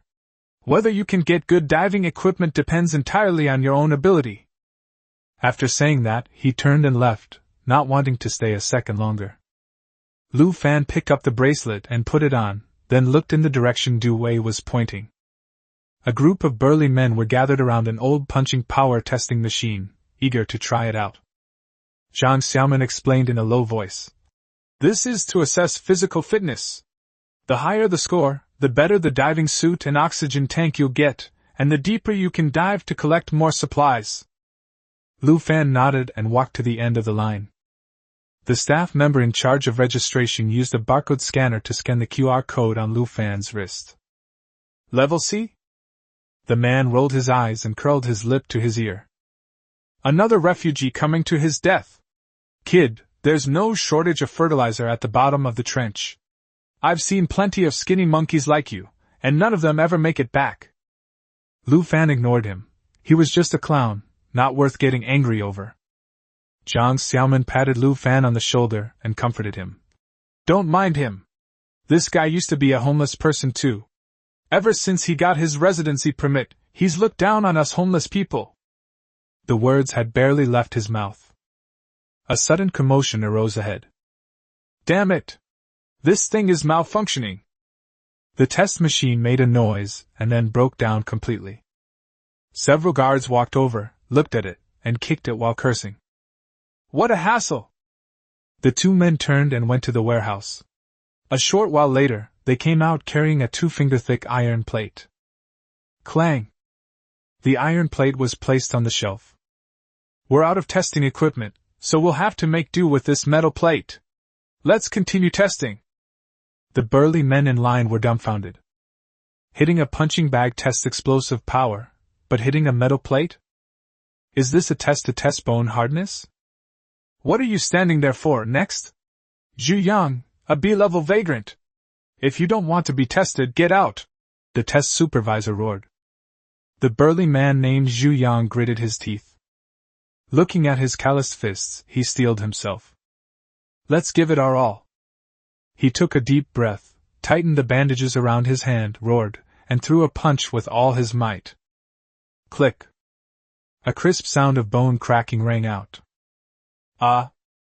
Zhu Yang knelt on the ground, clutching his deformed wrist, his muscles trembling with pain. This is a damn iron plate! The person in charge of the test was also stunned. He reached out and touched the hard iron plate, then his face darkened as he looked at the guards. I told you to move an iron plate? Why did you take out an alloy plate instead? The defender lit a cigarette, looking nonchalant. You didn't explain clearly, I'm too lazy to change it. Let's just test it like this. The person in charge had no choice but to wave his hand. Zhu Yang, a Class B vagrant, has a broken hand, 0 points. He's disqualified from going in. Next. Why? This isn't fair. I want a retest. Soon 2 soldiers stepped forward and dragged Zhu Yang, who was refusing to get up, away. A commotion broke out in the line, with many people showing fear and wanting to back out. The person in charge cleared his throat and spoke loudly. Please be careful with the force you apply. Anyone with a physical disability will be disqualified from swimming. Next. Zhao Meng, a B-level resident of Dongdao Island. Upon hearing the name, the crowd erupted in excitement. Holy crap! Zhao Meng is about to make his move. I heard he's a strength-type mutant, and he and that Marseille are known as the 2 tyrants of the Eastern Island. I reckon he'll get a perfect score of 10. He'll get really good diving gear. I'm so envious. From the crowd, a man with an afro, who was about 1.9 meters tall, stepped out. His muscles bulged all over his body, and his skin had an unnatural grayish-brown hue. Zhao Meng walked to the steel plate, stretched his neck, and made a crisp sound. Everyone, stay away to avoid getting hurt. He grinned maliciously, and the muscles in his right arm suddenly swelled up. Boom! He threw a punch. The air seemed to tremble. A tremendous roar echoed in the room, making people's eardrums ache. The entire room fell silent. Everyone stared wide-eyed at the alloy plate. In the center of that 2-finger-thick alloy armor plate, there was a fist print that was half an inch deep. This is too intense. Is he even human? A gasp of amazement erupted from the crowd. Even Zhang Xiaomin, who was standing to the side, was stunned. This person's power is terrifying. Lu Fan looked up at the fist imprint on the alloy plate, and yawned expressionlessly. His strength is decent, but it's still far inferior to Tang Haikung's. Indeed, the differences between mutants are quite significant. Chapter 51 Deliberate Punch. Perfect score on the test? On the other side. The person in charge of testing stared at the fist mark, frantically ticking off items on the form in his hand, his eyelids twitching for a full half-minute. He swallowed hard, his voice dry. Grade B, East Island resident. Zhao Meng strength test. 8 points. Zhao Meng shook his slightly reddened knuckles, his brows furrowing. Only 8 points? Are you kidding me? The person in charge smiled apologetically. Brother Zhao, there's nothing we can do. That's the rule. Only A levels are qualified to achieve a perfect score of 10. Your score is already the ceiling for B levels. He's in a really difficult position. After all, the higher the score, the better the diving equipment. The problem is that there aren't many good sets of equipment, so there are only a few spots for high scores. Even if he wanted to, he couldn't give out more points. Pooh! Zhao Ming spat a mouthful of phlegm on the ground, looking utterly disgusted. What kind of lousy rules are these? Once I've racked up enough points this time, the first thing I'll do is try to advance to rank A. After saying that, he crossed his arms unhappily and walked to the side, staring at the people behind him like a supervisor. Ahem! Next up, Zhou Libo, the sea-level vagrant. Next, the people ahead of Lu Fan took turns to take the test.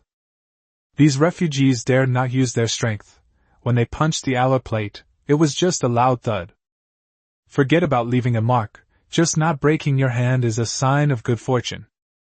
The scores were all 1 or 2 points, and the occasional 3 points would draw envious glances. Zhao Ming shook his head as he watched, then pulled a crumpled cigarette from his pocket, which several guards immediately lit for him. A bunch of useless vagrants! He exhaled a puff of smoke. You think you can go into the water and fish for gold like this? Don't end up dying down there and wasting your equipment. Brother Zhao is right, compared to you it's like a firefly compared to the moon. Several guards quickly chimed in.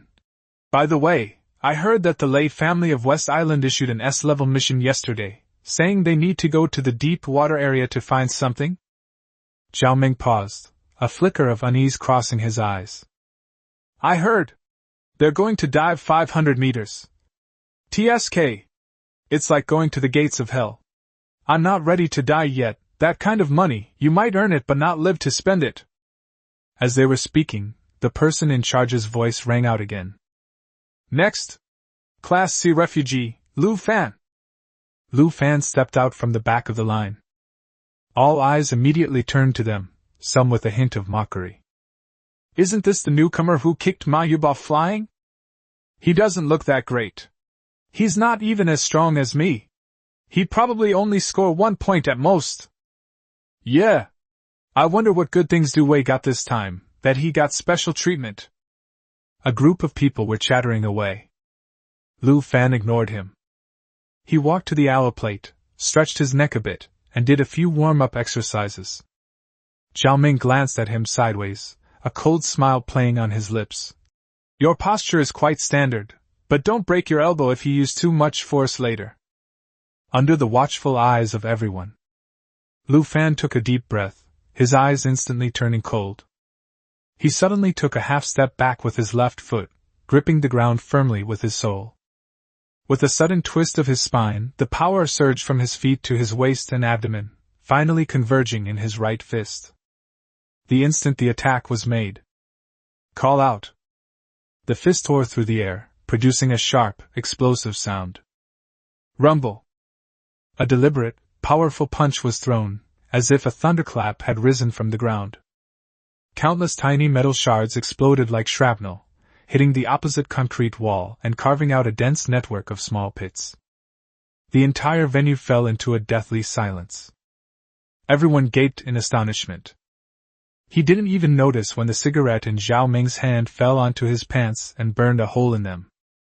He stared intently at the alloy plate, his eyes almost popping out of their sockets. The alloy steel plate, which was originally 2 fingers thick, now has a large, clear hole right in the middle. The edges are curled and the cross-section is charred. It's been breached? How is that possible? Even with his full-force attack, he only left a mark half an inch deep. The person in charge of testing adjusted his crooked glasses and stared blankly for a long time before coming to his senses. 10 points! Whoosh! The crowd erupted in chaos. The person scanning the code and Sister Qin, who was in charge of registration at the door, were both terrified by the noise Lu Fan made, and their expressions were filled with fear. This kid is a mutant too. And he's an even more terrifying power-type mutant than Zhao Meng? This is terrible. Lu Fan withdrew his hand, shook off the iron filings on the back of his hand, and calmly turned to walk back. Zhang Xiaomin blushed with excitement and whispered, Lu Fan! You're amazing! I only got 5 points, and you got a perfect score! Basic operation, don't be silly! Just as Lu Fan was about to put on a calm front, A loud shout suddenly came from the side. Wait! Zhao Ming rushed over, pointing at the large hole, his face flushed. Something's not right! Something's definitely not right! Even an A-grade steel plate might not be able to penetrate this alloy plate. How could a newcomer like him manage to do it? He leaned closer to the steel plate, examined it carefully, and suddenly pointed at the hole and shouted. I knew it! Look at the location of this hole! Everyone crowded around to take a look. On the edge of that large hole, the outline of the fist mark left by Zhao Ming can still be vaguely seen. I knew it! Zhao Ming sneered and shouted. He's using a trick! That punch landed right on the mark I left, which is why the alloy plate was fatigued and broke through. The person in charge wiped his sweat. Although the reason is far-fetched, it is still somewhat plausible. After all, it's truly terrifying that a sea-level refugee could inflict damage on an A-level mutant. Mr. Liu, the person in charge said with a troubled expression. How about we change the location and test again? That way we can recalculate the scores. Lu Fan frowned. Zhao Ming really looked jealous, and he wouldn't let go once he bit down. Okay. Lu Fan didn't want to waste any more words and turned around to prepare to throw another punch. Just then. Glug. Lu Fan's heart clenched suddenly, as if it were being gripped tightly by a pair of large hands. Immediately afterwards, the intense burning sensation spread throughout my body via my blood vessels. Lu Fan's face turned deathly pale. He looked down at his wrist and saw that the black poison lines that had faded under his skin had reappeared, twisting and writhing like living things. Cough! A mouthful of dark red blood spurted out. Lu Fan! Jiang Xiaoman screamed in fright, and quickly supported the swaying Lu Fan. Lu Fan wiped the blood from the corner of his mouth and stared intently at his wrist. The toxin has disappeared again. What happened? Didn't Ao Feng say that the poison was sealed for 3 months? Why did the seal suddenly loosen for a moment? A terrible premonition welled up inside me. Lu Fan subconsciously looked up, his gaze passing through the high windows of the stadium, and towards the main island of Shihuan Mountain. There seemed to be a strange magnetic field fluctuation there, interfering with the seal within his body. Ha ha ha ha! Seeing this, Zhao Ming burst into wild laughter. See? This is what you call showing off and getting struck by lightning. Trying to act like a strongman by using clever tricks, only to have your internal organs backfire and vomit blood, right? Even the person in charge was a little unsure. He vomited blood after delivering a single punch. His physical condition is indeed a bit worrying. Then this score. I think 3 points is the absolute maximum. Zhao Ming interrupted, his face full of disdain. With that sickly physique, he'd be fish food even if he went into the water. Giving him a high score would be doing him a disservice. You're talking nonsense. Lu Fan clearly. Jiang Xiaoman was so angry that she was about to rush up and argue. All right. Lu Fan grabbed Jiang Xiaoman and said, 3 points it is, I accept it. A tree that stands out in the forest will surely be felled by the wind. Now that I'm experiencing health problems, keeping a low profile is actually safer. The person in charge breathed a sigh of relief and went along with it. All right, Lu Fan, the sea-level refugee, is given a final score of 3 points. We'll issue diving equipment according to the lowest standard. Zhao Ming gave a smug snort. Luckily, I was quick-witted. If this kid gets a perfect score, he'll take away most of the special treatment he received during the water trip. On this island of the East, no one but Marseille can outdo him. Then let's meet at the East Island Gate at 6 o'clock in the morning, 3 days from now. The person in charge closed the notebook. Dismissed. The refugees shall leave the island in an orderly manner under the leadership of the defense forces. The crowd dispersed. As Zhao Ming passed by Lu Fan, he deliberately slowed his pace, his eyes filled with malice. Kid, remember who you are. Don't take on a job you're not qualified for. If you end up underwater, nobody's going to collect your corpse. After saying that, he strode away, walking with the force of a gust of wind. Lu Fan stared at his retreating figure with icy eyes. Zhao Mengfu, right? I hope you're not crying and begging me from underwater. He rubbed his chest, which was still throbbing slightly, and turned to Jiang Xiaomin, saying, Let's go too. Anyway, there are still 3 days left. This is a good opportunity to upgrade the God-level fishing rod to level 2. He also needs to find some help. The Western Huan Mountain is strictly ordered, and the strongest individuals are unknown. One has no advantage in a one-on-one fight. Ideally, we should establish our own power base and take control of the intelligence network. As soon as the two left the island and returned to the refugee slum, they saw a crowd gathered around watching the spectacle. The two went over to take a look and realized that something was wrong. Xiaomin, something bad has probably happened to your family. Chapter 52. I'm a very reasonable person. In front of the tin-roofed house not far away, the two bespectacled men and the sausage-lipped man who had been crying and begging for their fathers were now blocking the entrance with several burly men. Old Zhang is hiding inside pretending to be dead, isn't he? Brothers, smash it! The bespectacled man picked up a wooden stick and swung it hard against the door frame. It smashed a huge crater. You bastard! Don't you dare touch my dad! A delicate shout. Jiang Xiaomin rushed out and kicked the bespectacled man in the stomach. Vomit! The bespectacled man even spat out bile, and was sent flying backward. Just as the two burly men next to him were about to make a move, Jiang Xiaomin delivered a low sweeping leg kick, followed by a swift elbow strike. 2 loud bangs. The two men collapsed to the ground one after the other, clutching their chests and wailing in the mud. Lu Fan sat on the rock behind him, observing Jiang Xiaomin with great interest. This girl's movements are clean and efficient, and her striking points are precise. He could easily handle 3 opponents at once. Unfortunately, they held back in every move, only hitting the weak points and not the fatal ones. With a little training, he should be a great helper. Brother Jiang! It's this slut! Sausage Lips, terrified, hid behind, clutching the hem of a burly man with a crew cut, and pointed at Jiang Xiaomin, crying, And that man! They're the ones who crippled Brother Ma Yubao! The man called Brother Jiang pushed him away, twisted his neck, and rubbed his hands together in anticipation. He was 1.8 meters tall, muscular, and had a glossy bronze complexion. Jiang Wei, a Class B mutant!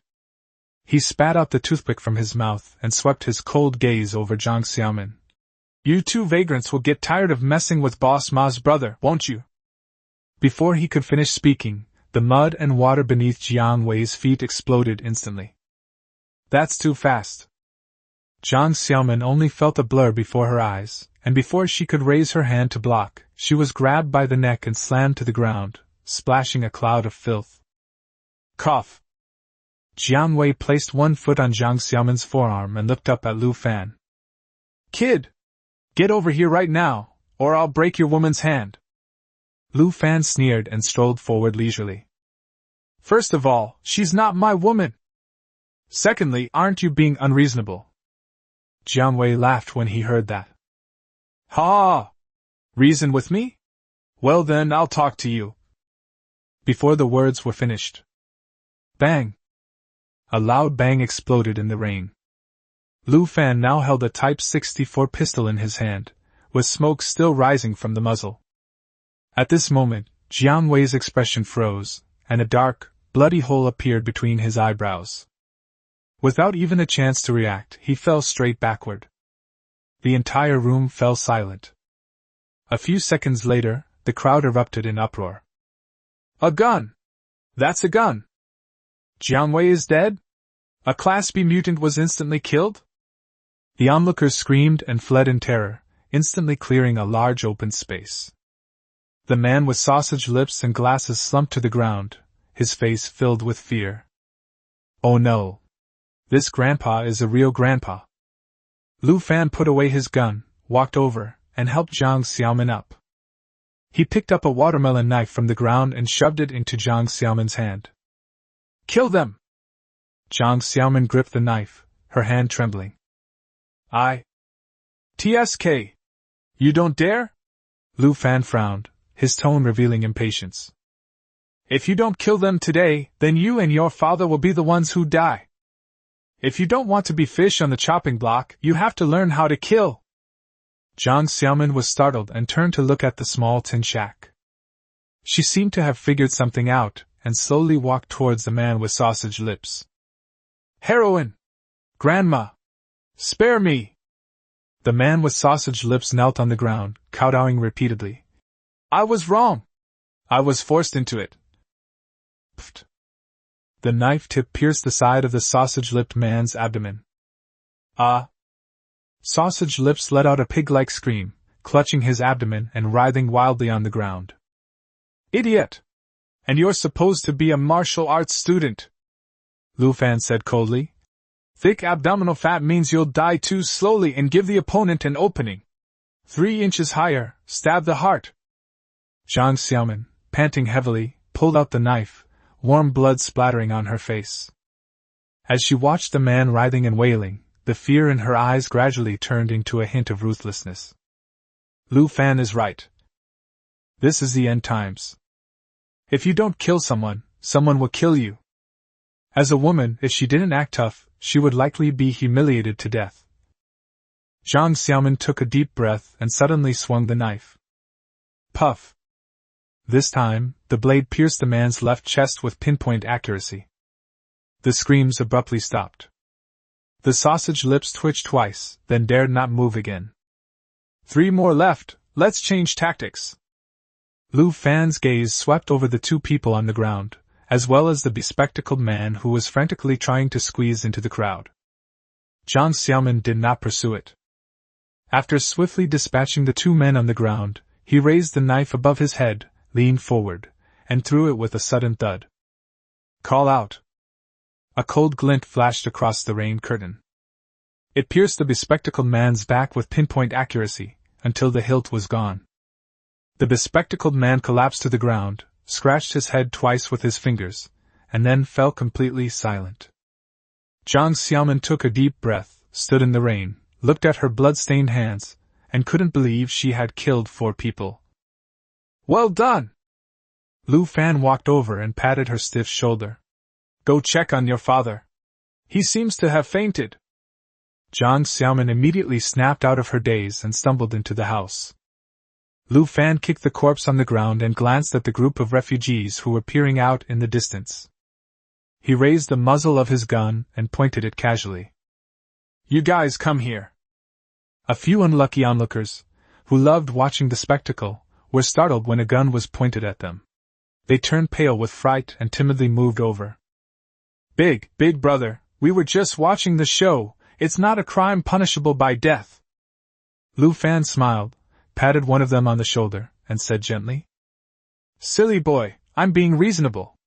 How could I kill people indiscriminately? Go and help me throw these bodies into the sea. Yes. The group felt as if they had been granted a pardon, and quickly dragged the corpses toward the sea. Etc. Lu Fan stopped one of them. Where does Ma Yuba live? Lead the way. Now that we've taken action, we must nip it in the bud and eliminate any future troubles. Soon. Led by this man, Lu Fan arrived at a wooden house built on a high ground. It was supported by moisture-proof wooden stakes and even had a small terrace. Great offer! You're mine now! Lu Fan pushed open the door and went in. The room was warm and cozy, with a stove burning inside. On the bed, Ma Yubal was wrapped up like a mummy, with only his eyes and nostrils showing, groaning as his woman fed him medicine. Upon seeing Lu Fan walk in, the woman who had been feeding him the medicine quickly retreated to the wall, covered her head, and begged for mercy. Lu Fan ignored her, walked to the bedside, and looked down at Ma Yubal's terrified eyes. Ugh! Ugh! He tried desperately to shrink into the corner of the bed, but he couldn't move his entire body. You survived that kick? You're pretty tough. Lu Fan shook his hand and twisted his neck. Don't be afraid, take a deep breath, I'm here to help you. He grabbed Ma Yubal by the neck with one hand, lifted him up, and walked out of the wooden house. Wah! Ma Yubo struggled frantically, letting out desperate sobs. Under the watchful eyes of everyone, Lu Fan carried Ma Yubo to the shore without making any unnecessary movements. With a loosening of his grip, the powerful Vajra kick was unleashed. "Get out of here!" Thump!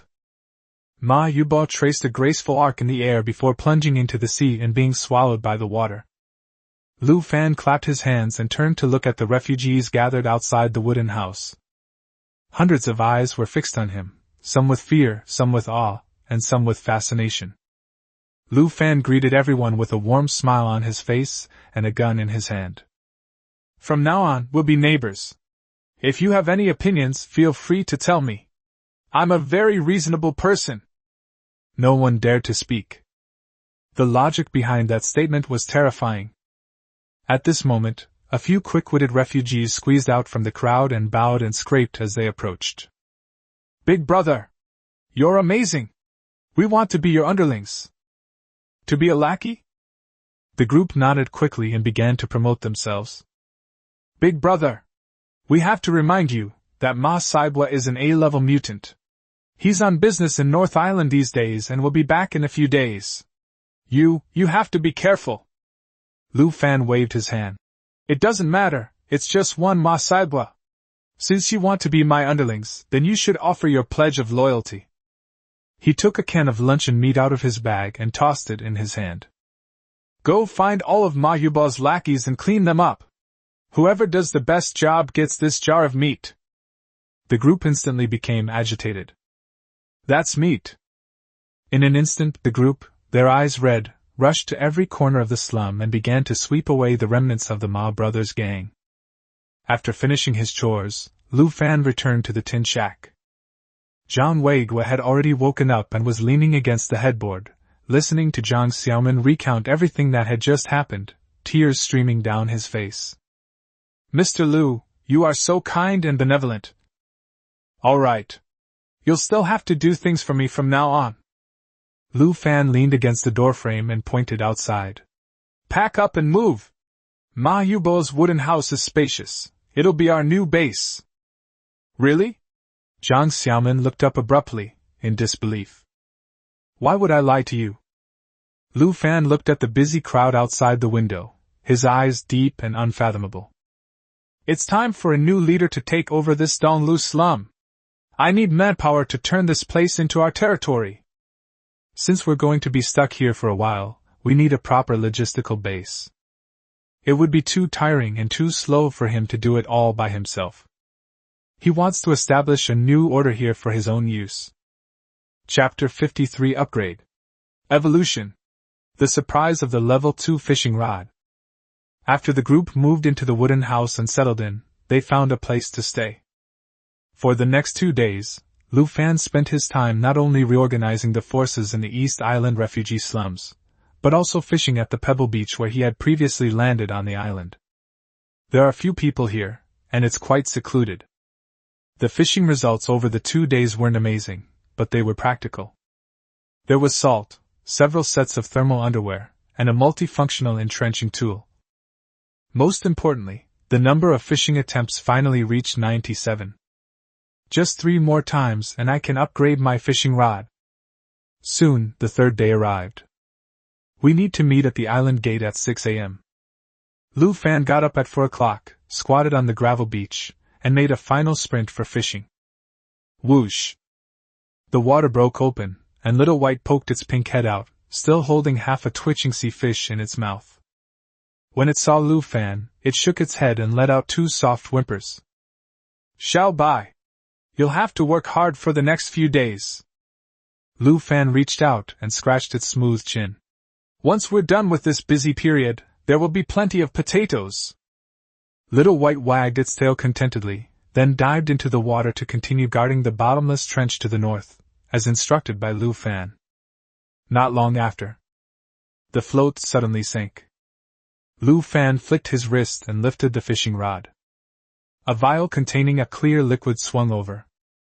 Fishing successful. Obtained Healing Fusion Potion X1. Type, low-level survival supplies. Rarity, excellent. Gain 5 proficiency points and 1 spirit point. Current fishing attempts, 98 out of 100, proficiency, 230/200, spirit, 29/30. Description: its healing effect is average, but it can be fused with any 2 or fewer medications, gaining the healing abilities of both while eliminating all side effects. Lu Fan held the bottle of medicine, his eyes lighting up. This stuff, when combined with strong medicine, is practically a medical miracle. If we could get our hands on Qing Shue's alpha-type serum and incorporate it. That's the super soldier serum with no side effects. Good stuff, let's save it! Lu Fan put away the medicine and cast his line again. Not long after, there was another pulling sensation. This time, a huge thing came up, a clownfish model about half the length of a person, made of some kind of high-strength metal, and emitting a strange fragrance. Fishing successful. Obtained 1 one-time decoy torpedo. Type: low-grade miscellaneous items. Rarity: excellent. Gain 5 proficiency points and 1 spirit point. Current fishing attempts, 99 out of 100, proficiency, 235/200, spirit 30/30. Description: a one-time use item with built-in navigation and evasion functions. After pressing the switch, this decoy torpedo will swim towards the target and release a large amount of decoy pheromones. It will automatically detonate if destroyed by the target. It's good stuff too. Lu Fan took a deep breath, accepted the item, and continued fishing. 99 times! The last shot. Whether a bicycle can turn into a motorcycle depends on this one tremor. Whoosh! The fishing hook pierced the darkness and fell into the surging waves. Half an hour later, the distant buoy suddenly sank to the bottom of the water.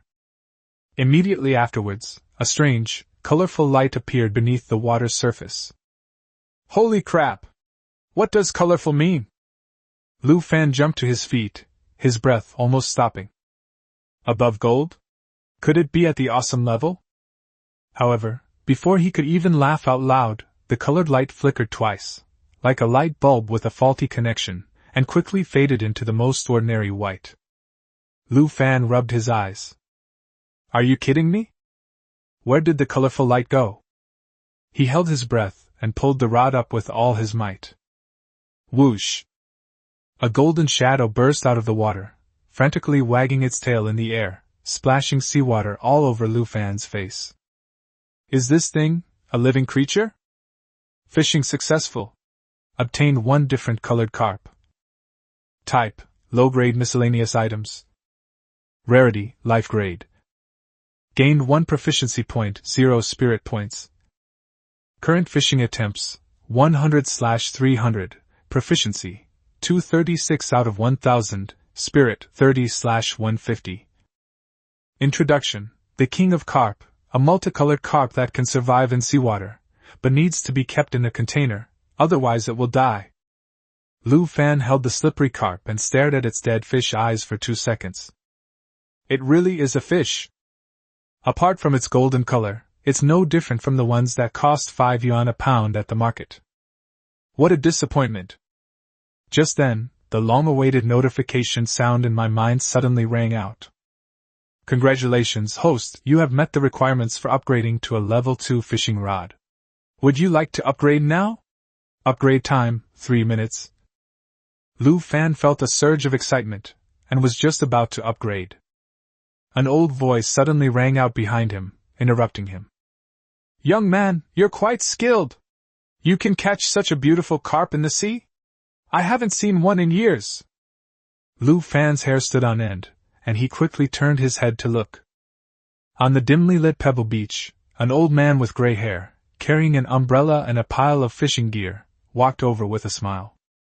That's too close. He hadn't even noticed the person's presence.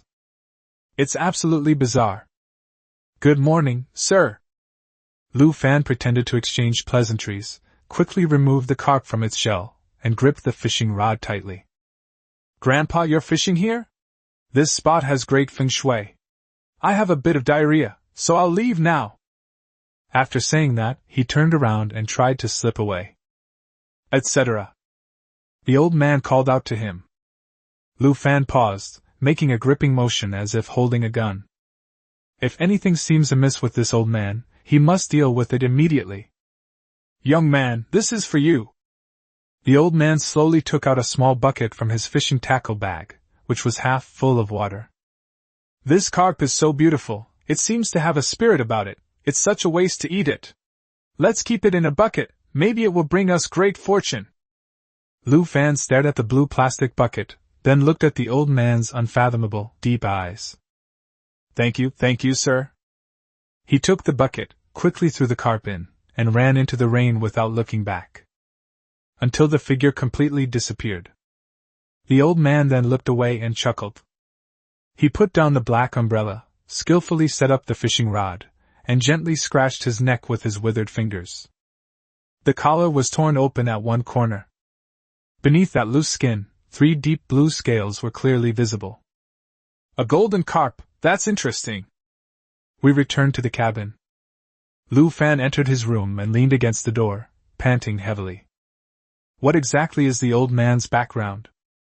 Judging from their clothes, they seem to be from the island, but why are they fishing in the slums? Lu Fan couldn't understand it. He casually placed the bucket containing the carp in the corner, sat on the edge of the bed, and calmed his racing heart.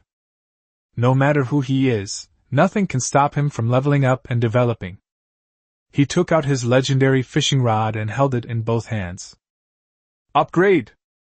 Buzz! The fishing rod began to vibrate. A layer of flowing light spots appeared on the originally dull surface of the rod, as if some kind of liquid metal had been injected, instantly elevating its texture several levels. 3 minutes later, the light faded. The panel reappeared. Upgrade complete. Current fishing rod level, level 2. Unlocked fishing content, intermediate survival supplies, intermediate blueprints, intermediate miscellaneous items, and hidden items. Stamina has increased to 150 points, and can be restored through rest and food. Unlock special ability targeted fishing. By equipping specific bait, you can choose to fish for one of 3 items: survival supplies, blueprints, or miscellaneous items. Preview. Upgrade your fishing rod to level 3 to receive a mystery gift pack, unlocking new special abilities, a higher stamina cap, and higher quality fishing content. Upgrade requirements. Complete 300 fishing attempts, achieve 1000 proficiency points, and reach 150 sanity points. It's safe now. Holding the brand new fishing rod, Lu Fan was so excited he wanted to give it a couple of swings. His physical strength has been restored, which means he no longer has to be so frugal as before, only able to fish a few times a day. As long as you eat well and sleep well, fishing dozens of times a day is no problem. And that directional fishing is simply a magical skill that can make up for anything you lack. The survival tech tree iterates at a speed far beyond imagination. Before Lu Fan could finish celebrating, the spatial ring on his finger suddenly started flashing again. Holy crap! There's another expert. Mental strength detected, 30 points. Spatial ring completes its first evolution. Current space, 30 cubic meters. New feature, removes system output restrictions, allowing storage of any non-living matter. Lu Fan looked at the expanded storage space, and his breathing became rapid. Previously it could only carry things caught by fishing. If you wanted to carry something else, you had to use a bag. Now, as long as it can fit, this is a mobile warehouse. Next time we go scavenging for supplies, we don't need to bring anything. We can just take everything. This is such a wonderful surprise. Just as Lu Fan's eyes lit up, Zhang Xiaoman's urgent knocking came from outside the door. Lu Fan!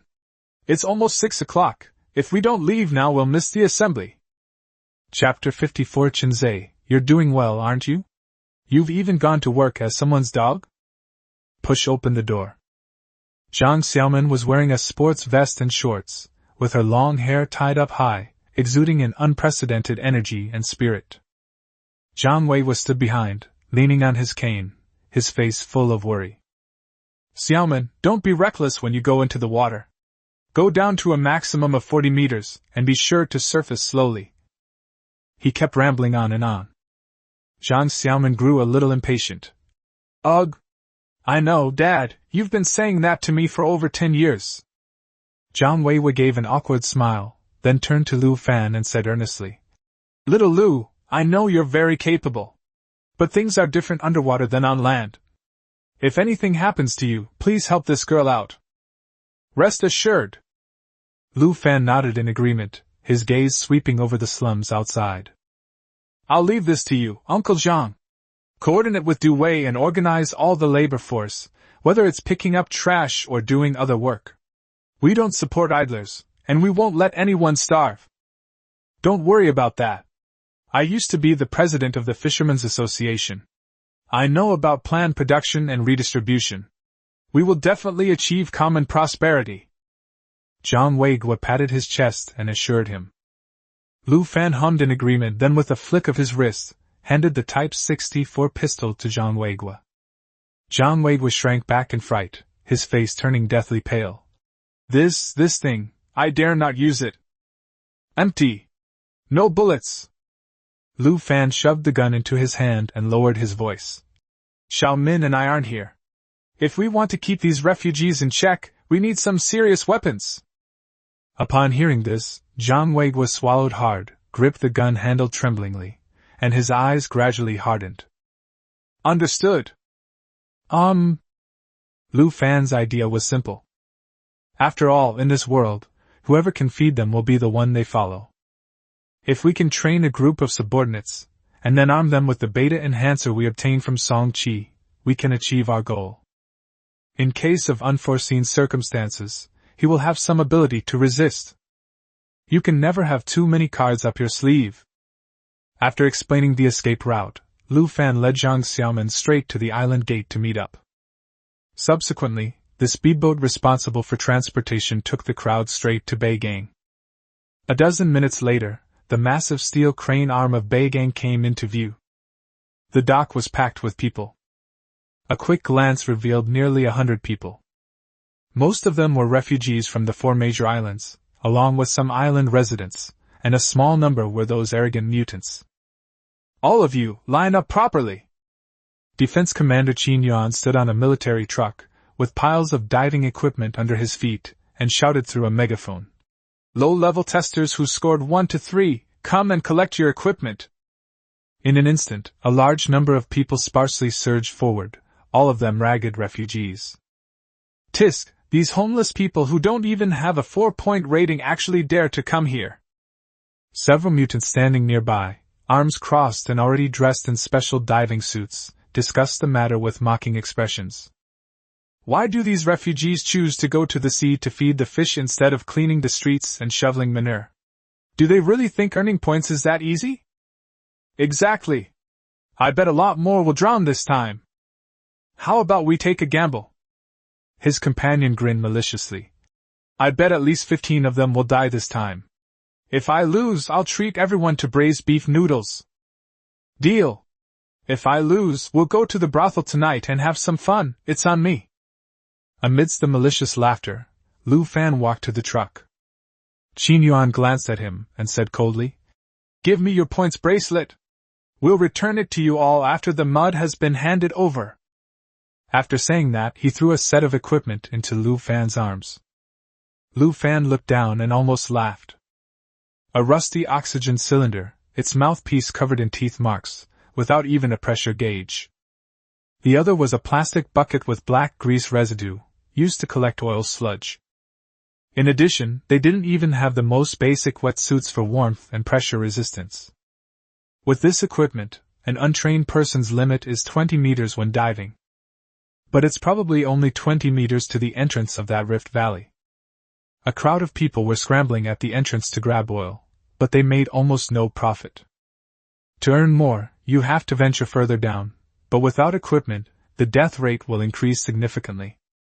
This is essentially a vicious cycle.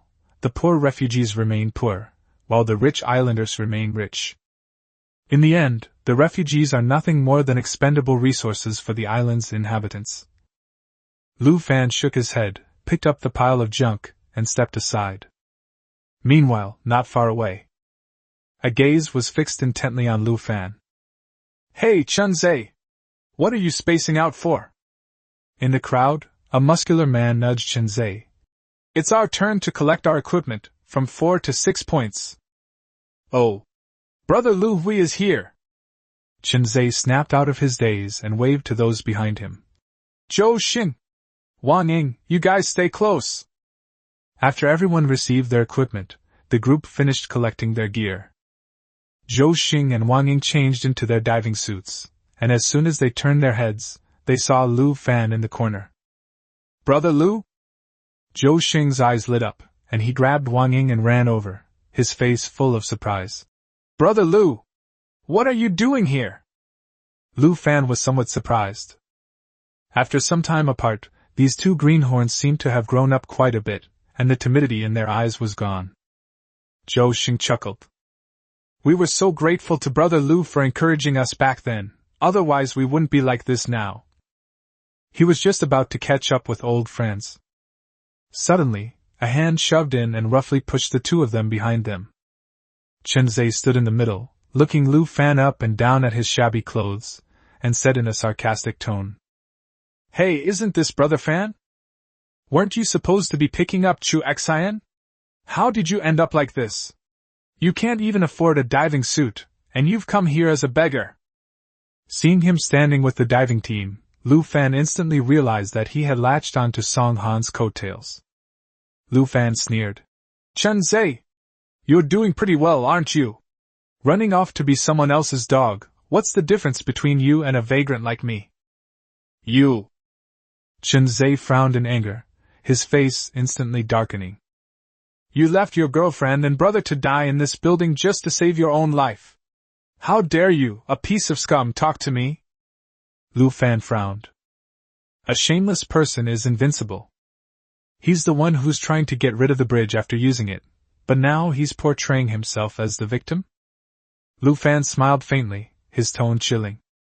"Chunzhe!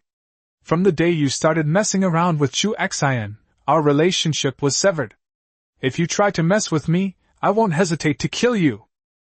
Chunzhe froze. How did he find out about his relationship with Chu Xian? And why does his gaze look so different from the honest and unassuming Lu Fan of the past? Seeing the tension between the two, Lu Hui pulled Chunzhe away. "All right, why waste words with a homeless person?" He glanced at Lu Fan, his eyes full of contempt. "This kind of trash wouldn't even survive 10 minutes in the water. We're the elites chosen by young Master Song, don't let us become a laughing stock." Chunzhe snapped out of his daze and remembered his current identity, glaring at Lu Fan through gritted teeth. "Lu Fan, we'll settle our score when we get here." Lu Fan chuckled and turned to leave. "Let's calculate it after we come up. Let's see if you can survive in the water later." Soon everyone was ready. Gather at the edge of the pier. After the guide led everyone through warm-up exercises, they jumped into the water with a splash. Immediately afterwards, more than 100 people entered the water one after another, like dumplings being dropped into boiling water. Lu Hui led his team to hide at the very back, took out a metal box containing several pale gold vials neatly arranged inside.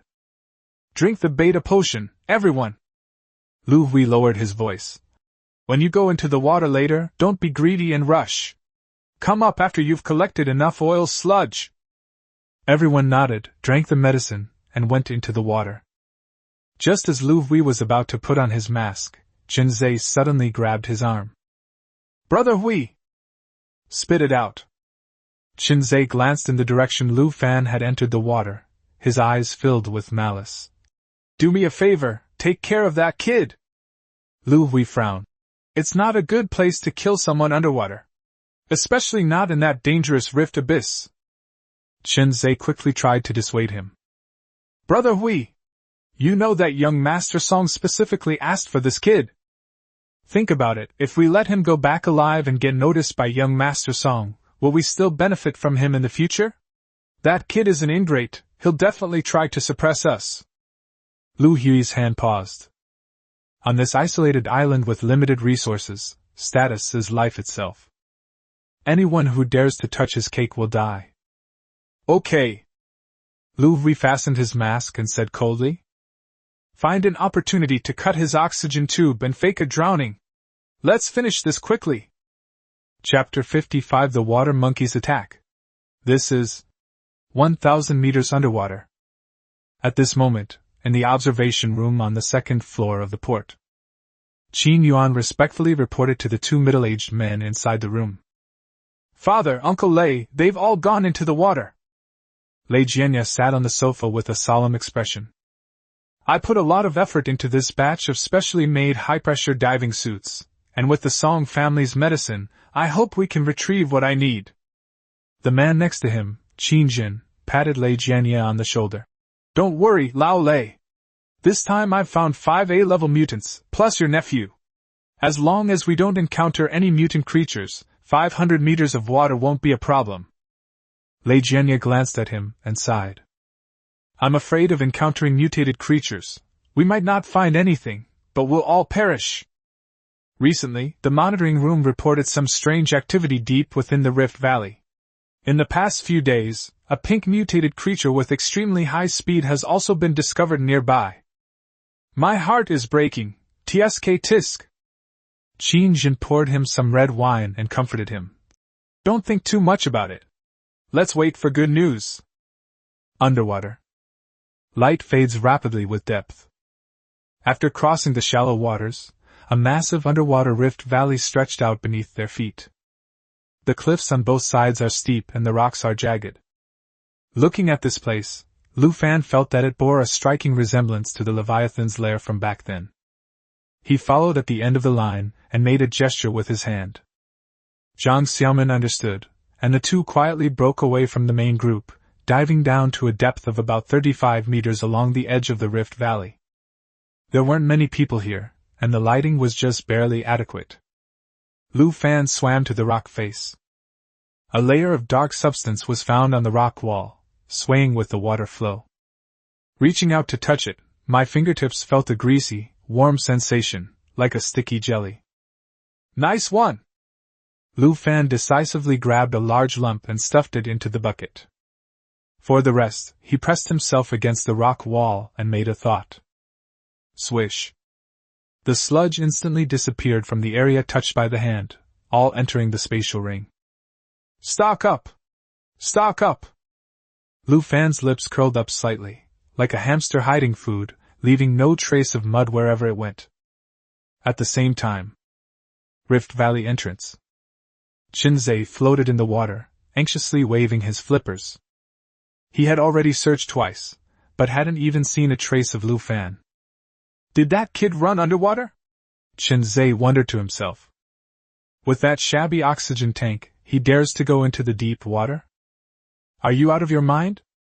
He tugged at Lu Hui beside him and pointed downwards.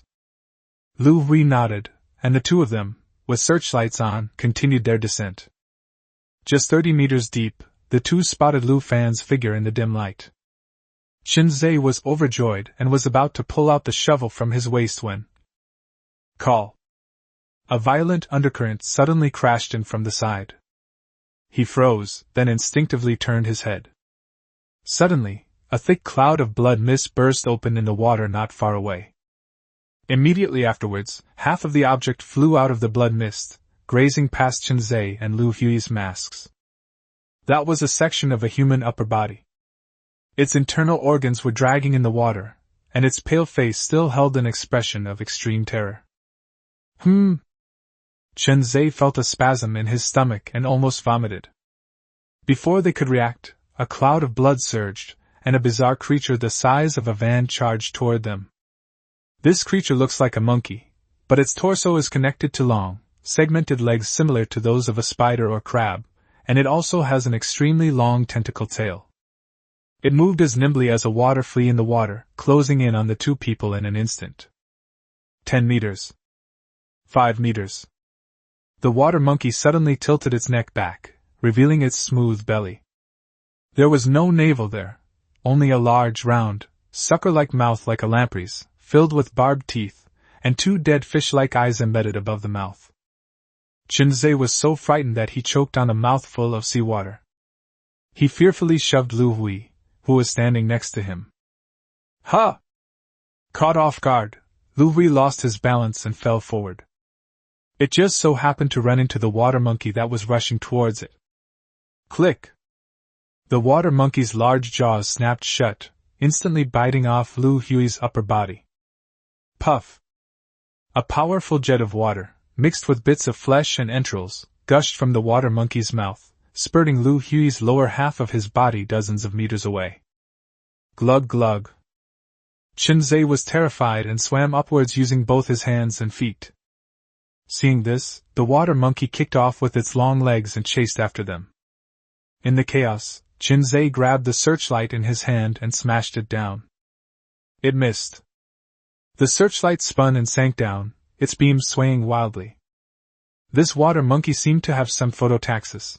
Its belly eye instantly locked onto the beam of light below, and it abandoned Chen-Zai, turning around to chase after it. Chen-Zai glanced back, then swam upstream frantically, a look of wild joy on his face. The searchlight fell in the direction of Lu Fan's location. Rock wall below. Lu Fan had just finished scraping off a patch of grease when he heard the sound of rushing water above him. I looked up. A huge black shadow was hurtling down at high speed. What the hell? Lu Fan's pupils contracted. Monkey head, spider legs, and a huge mouth on its abdomen. It looks like a facehugger. There are only 2 words to describe it: disgusting. It opened its large, spiraling maw and swooped down on Lu Fan.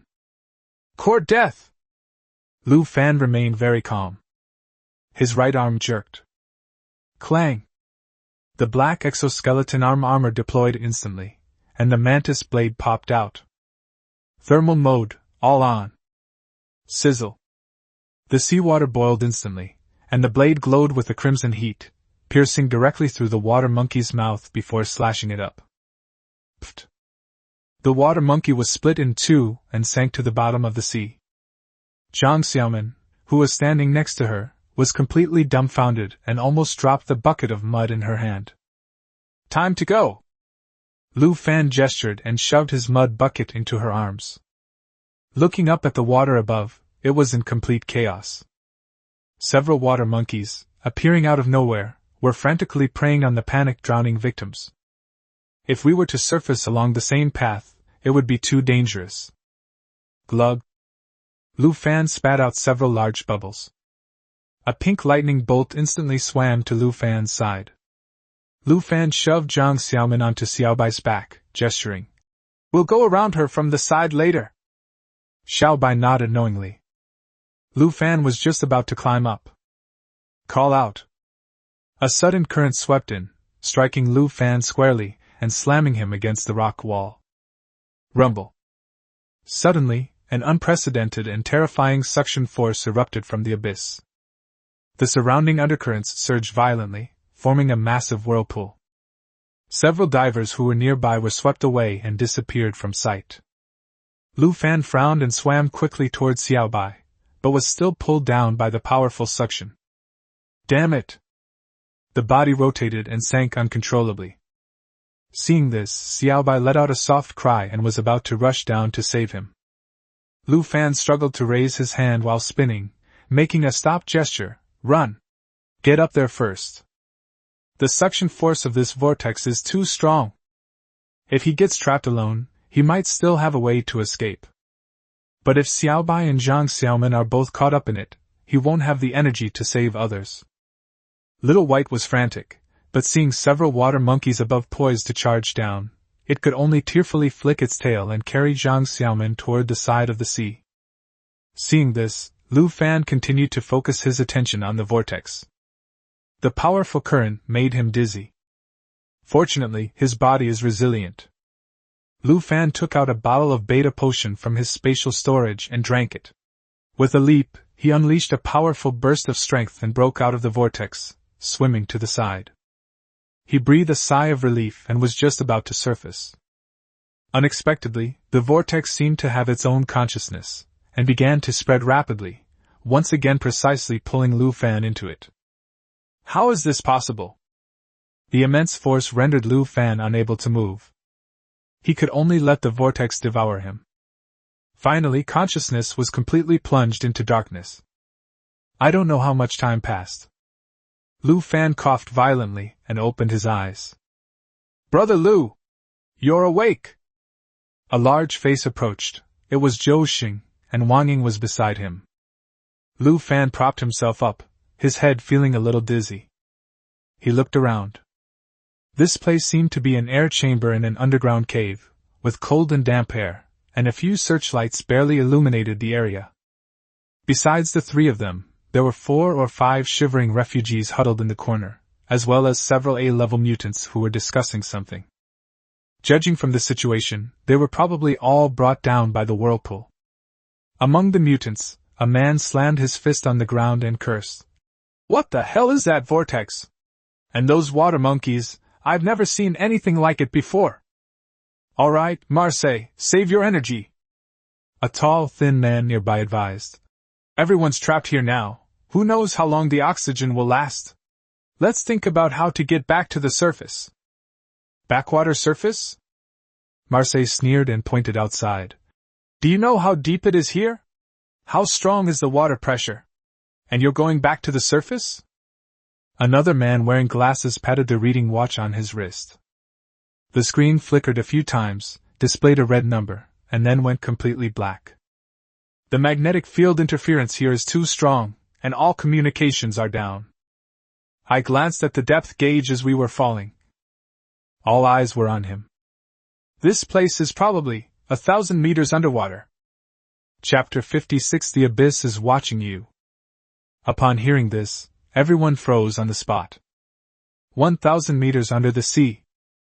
This is a forbidden zone for humans. How did they get here? Several homeless people huddled in a corner, their emotions instantly collapsing and exploding. It's over, there's no going back. What should I do? I don't even have a wife. I don't want to die here. Marcelo, looking annoyed, yelled. Shut up! Scream one more time and I'll send you on your way right now. He flexed his wrists, his gaze sweeping over several homeless people. No one dared to make a sound, they could only sob quietly. Among the A-level mutants, a handsome man adjusted his glasses and spoke calmly. Don't panic, at least we're still alive. You know, in an air chamber 1,000 meters underwater, if the air pressure were balanced, our lungs would have exploded long ago. But here we can not only breathe, but we haven't experienced nitrogen narcosis. This means there's some unique oxygen supply and pressure stabilization mechanism here. He turned around and glanced at the people present. Besides the 6 of us, the 1 of us, who are Class A and Class B mutants, there are also 6 refugees and 2 islanders. Before we figure out the situation, we should follow the emergency escape manual for Shihuan Mountain and prioritize letting the refugees go out to collect data so that I can analyze the escape plan. That's all. The other mutants nodded knowingly. In this cave filled with unknown dangers, refugees are the cheapest expendable commodity. I agree. Ling Xiao, then who do you think we should choose? Ma Saibwa asked. Zhao Meng, who was squatting in the corner, suddenly laughed. He pointed at Lu Fan, who was leaning against the corner, with a playful look in his eyes. Isn't there a perfect example? He cheated during the physical test and could punch through a steel plate. Let him give it a try. Ma Saibwa glanced at Lu Fan, his brows furrowing slightly. You know this kid? Brother Ma, don't you know? Zhao Meng took a step closer, lowered his voice, and said with a hint of schadenfreude. This is the kid who kicked your brother away before. What? Marcel's face twitched suddenly, and veins bulged on his forehead. He strode up to Lu Fan, his fists clenched so tightly they cracked. You dare touch my brother? You're asking for trouble. Lu Fan leaned against the rock wall, tossing a small pebble in his hand, without even glancing at him. This A-level mutant's strength seems to be about the same as Tang Haikung's, or even a little weaker. That's simply not enough. Wait a moment! Ling Xiao reached out and stopped the enraged Marseille. This kid looks sturdy. Let's save him for last. Use that one first. Ling Xiao pointed his finger at a gaunt man in the corner. The man, wearing a tattered life jacket, knelt down with a thud upon hearing this, kowtowing repeatedly. Please! Don't choose me! I have a wife and children. Please! You talk too much nonsense! Marseille snorted coldly, grabbed the man by the collar, and dragged him to the only exit of the air chamber, above a pool of water. Don't worry, I'll take care of your wife. No! Before the man could finish shouting, Masebo pressed down and pushed his lower body directly into the water. Pfft! A muffled sound, similar to squeezing a tomato. The man's screams instantly became sharp and shrill. Marseille lifted him up in confusion. The scene before them made everyone gasp in shock. The man's legs were gone. To be precise, it was flattened. Subcutaneous tissue was everted, hanging like mud on broken bones, with red and yellow fluids flowing all over the ground. Holy crap! This water pressure! Marcel's hand trembled, and he disgustedly threw the whole man into the pool. Glug! The moment he entered the water, it was as if the man had been thrown into a hydraulic press. Before he could even struggle, he was instantly crushed into a twisted mass of flesh by the terrifying water pressure, and swept away by the undercurrent, leaving only a pool of blood. The cave was deathly silent. Everyone felt a tightness in their throats, and difficulty breathing. This is the water pressure at a depth of 1,000 meters in the ocean. After this incident, the group could only try to find a way out of the room. They discovered that the rock walls here were not as hard as granite. It actually has a feel similar to pumice. With a little force, you can pry off a piece. Inside, there are tiny air pores. If we had a tool like a shovel, we should be able to dig a road upwards. The problem is that, apart from diving equipment, there are no suitable tools available here. Soon, the group spent 2 days in suffocating fear. Lu Fan spent most of his time pretending to be dead, observing from the sidelines and trying to minimize his presence. After all, with these A-level mutants coming up with solutions, he only needs to follow behind and reap the benefits. We have the results! Ling Zhao's voice broke the silence. As a unique, intelligent mutant, he has reached a conclusion through various measurements and calculations over the past 2 days. These specially supplied beta-type enhancement drugs from the Song family can significantly increase muscle density and bone strength, and also maintain internal pressure. Ling Xiao waved a vial of orange potion in his hand. With our special diving suits, we can theoretically withstand this water pressure for half an hour. If it's an A-level mutant, the time will double. Marcel said impatiently. What's the use of theory? Someone has to try it. All eyes turned once again to the group of refugees who were starving and on the verge of death.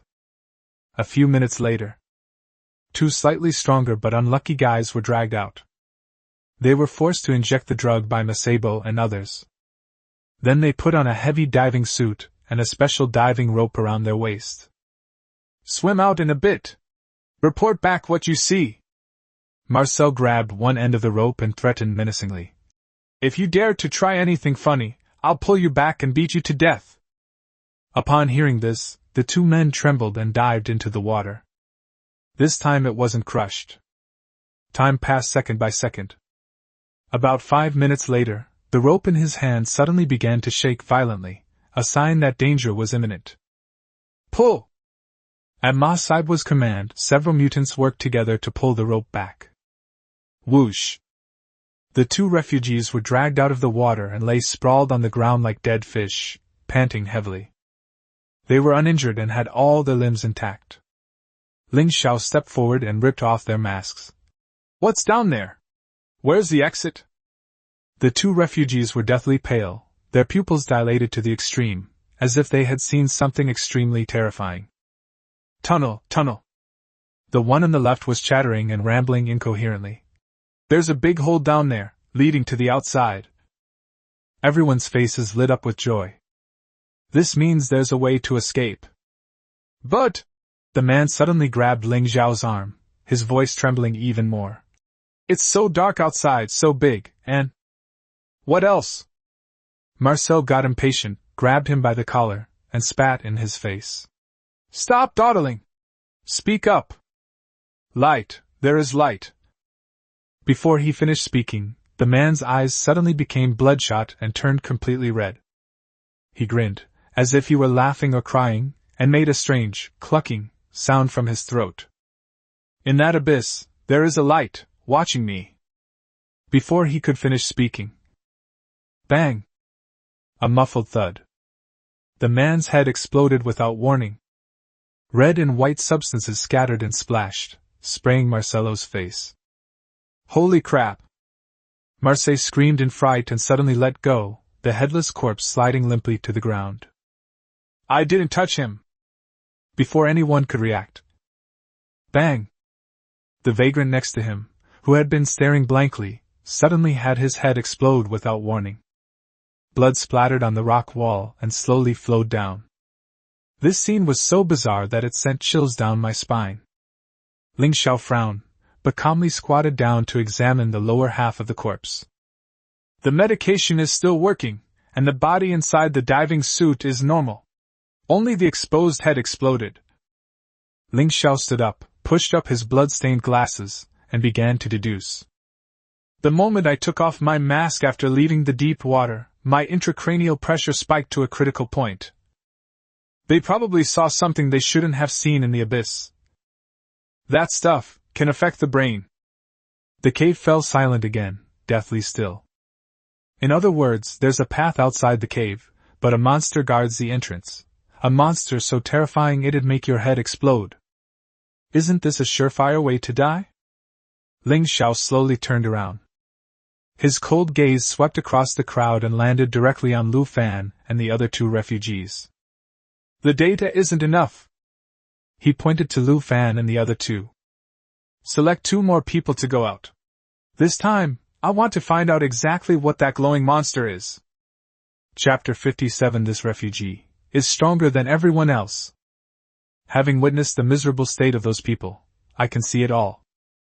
A displaced man, already broken and desperate, knelt on the gravel ground, his forehead slamming heavily against the ground, leaving him a bloody mess. Please spare me. I don't want to go. I don't want to die. I beg you. The piercing cries echoed through the cave. The crowd reacted with extreme indifference. Only Zhou Xing and Wang Ying turned their heads away, their shoulders trembling slightly. Here, sympathy is the most useless emotion. Seeing that no one responded, the desperate man suddenly stopped crying, his eyes becoming vacant and crazed. I don't want to die. He let out a scream that sounded inhuman, then suddenly accelerated and slammed his head hard against the sharp rock corner. Click. A crisp sound came from his forehead. The man's body twitched twice, then he slumped down and remained motionless. You dare to commit suicide? Marcelo immediately rushed over and carefully checked his breathing. Damn! He's really dead! In a fit of rage, he stomped on the still bleeding head, splattering red and white matter everywhere. He spat and turned to point at the last remaining terrified refugee in the corner. Put it on him! If he dares to commit suicide, I'll skin him alive! A short mutant quickly stepped forward, grabbed the refugee, and forcibly put the heavy diving suit on him. Then Ma Saibo twisted his neck and turned to Lu Fan with a sinister look. There's another refugee, kid, I'll personally send you on your way. He approached step by step, his eyes fierce. Since you're going back to die anyway, you might as well stay here and do your part. Behave yourself and suffer less. Lu Fan let out a breath. He slowly stood up, patted the dust off his trousers, took 2 steps back, and leaned against the rock wall. How do you know it's me who will die? He paused. And not you? The air seemed to freeze for a moment. Ha ha ha ha! Marcel laughed so hard he almost fell over, as if he had heard the funniest joke in the world. The other 3 A-level mutants also joined in the laughter, their eyes filled with pity for the fools. Zhao Ming shook his head speechlessly, leaned closer, and pointed at Lu Fan's nose. Kid, are you scared out of your wits? Do you know what an A-level mutant means? Crushing you is easier than crushing an ant. Ma Saibo's smile vanished. He strode up to Lu Fan, grabbed him by the collar, and spoke in a chilling tone. You have 1 minute to get dressed and get down here. Otherwise, I'll show you what it means to wish you were dead. Wouldn't living be as bad as dying? Lu Fan smiled. He suddenly reached out his right hand and gently grasped the thumb of the hand that was gripping his collar. You mean, like your younger brother whom I kicked into the sea to feed the fish? Marcel's pupils constricted sharply. What? Click. Before the words were finished, a crisp sound of bone cracking rang out. Lu Fan's movements appeared gentle, yet they were like a giant elephant crushing something. Marseille's thick thumb was actually bent backward at a 90-degree angle. Ah! The pain, so intense it pierced through Marcelo's nerves, was excruciating. He released his grip, clutching his fingers and letting out a piercing scream. My hand! Marcel is a strength-type mutant. His single-arm strength is probably the strongest among them. At this moment, a refugee broke his finger as easily as breaking a chopstick? Before they could even react.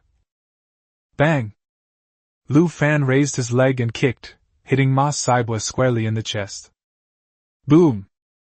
The burly man, weighing over 300 pounds, was sent flying backward and crashed heavily into the rock wall, creating a large, human-shaped crater. Rock fragments flew everywhere, and the entire cave trembled. Cough, cough. Pfft. Marseille slid down into the pit, collapsed to the ground, and coughed up blood. His sternum was shattered, and his limbs were twisted in a bizarre manner. You, hurry up and do it! He looked at his companion, who stood frozen in place, and said in a hoarse voice, Kill him! This monster will kill all of us! The remaining 3 A-level mutants finally came to their senses. Fear instantly turned into rage. Court death! 3 of them roared and lunged at Lu Fan at the same time. Another burly man was about to make a move when Ling Xiao, who had been watching coldly from the sidelines, pressed down on his shoulder. Brother Lei Hu, you shouldn't go! Why? Lei Hu is in a bit of a hurry. Ling Xiao pushed up his glasses, a glint of light flashing in his eyes. Can't you tell? That refugee is stronger than all of us! The words had barely left his mouth. Pfft. Before the mutant at the forefront could even touch Lu Fan's clothes, a bloody hole appeared in its abdomen. Lu Fan's palm was like a sharp blade, piercing directly through his enhanced muscles and bones. Immediately afterwards, Lu Fan turned to the side and threw out both fists at once. Bang! Bang! 2 muffled thuds sounded almost simultaneously.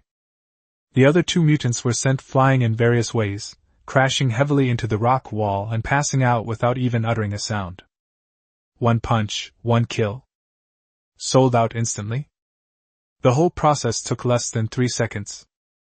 Everyone except Ling Xiao gasped, feeling a chill run down their spines. What level of power is this? S-class? Or even higher? Lu Fan shook his hand, and a scrape on the back of his hand was healing at a speed visible to the naked eye. Damn it, you guys have really thick skin! He muttered something, stepped over the corpse on the ground, and walked straight to Marcelo, who was still convulsing. Marseille was so terrified that he lost control of his bladder, his crotch was soaked, and his eyes were filled with nothing but pure fear. Give me the stuff! Lu Fan held out his hand. WH. What? Integrity bracelet. Lu Fan pointed to his wrist. Don't play dumb. Your mutant bracelets weren't taken away. Give it to me. I'll give it all to you. As if grasping at a straw, Masebo endured the excruciating pain of his fractured bone, pulled off the bracelet, and offered it to her with both hands. Password 952788. There are over 2,000 points inside. I'll give them all to you. I just beg you to spare my life. Lu Fan took the bracelet, put it on, tried it on, and nodded in satisfaction. Fine, I'll spare your life. Marseille was overjoyed. Thank you? But... Lu Fan grabbed his ankle and dragged him towards the bottomless pool of water like a dead dog. Whether the water pressure will spare you or not, I don't know. No! Please! No!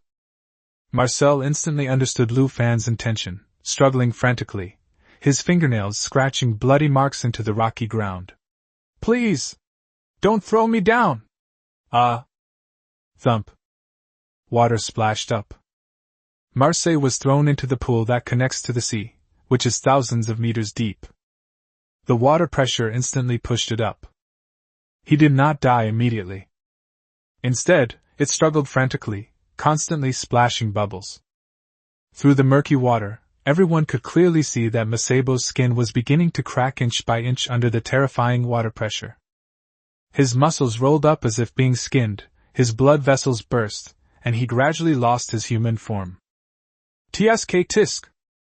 Ling Xiao walked to Lu Fan's side, looked at the bottom of the pool, pushed up his glasses, and a cold glint flashed on the lenses. Water pressure cannot kill an A-level enhanced individual instantly. It will continuously peel off the skin, then crush the soft tissue, and finally grind the bones into powder. Even for mutants with insensitive pain receptors, it is the ultimate torture. Upon hearing the description, everyone felt their hair stand on end and were filled with nausea and fear. Lu Fan watched expressionlessly as the pile of rotten flesh of Marseille was swept away by the undercurrent. He turned around and glanced at the remaining people. Finally, the camera focused on Zhao Meng, trembling in the corner. You're the one! Lu Fan pointed to the diving suit on the ground and revealed a kind smile. Get dressed, prepare your potions. Let's go outside and see what's in that abyss. Chapter 58. This isn't a cave, but...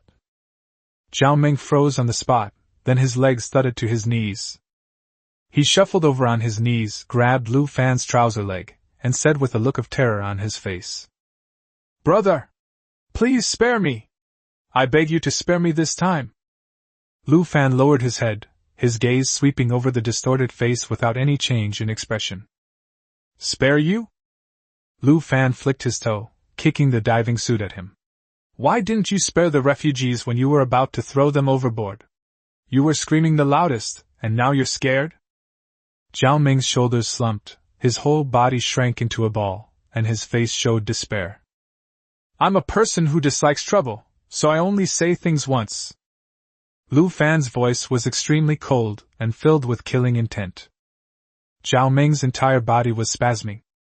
He glanced back at the bottomless pool, then at Lu Fan's emotionless eyes.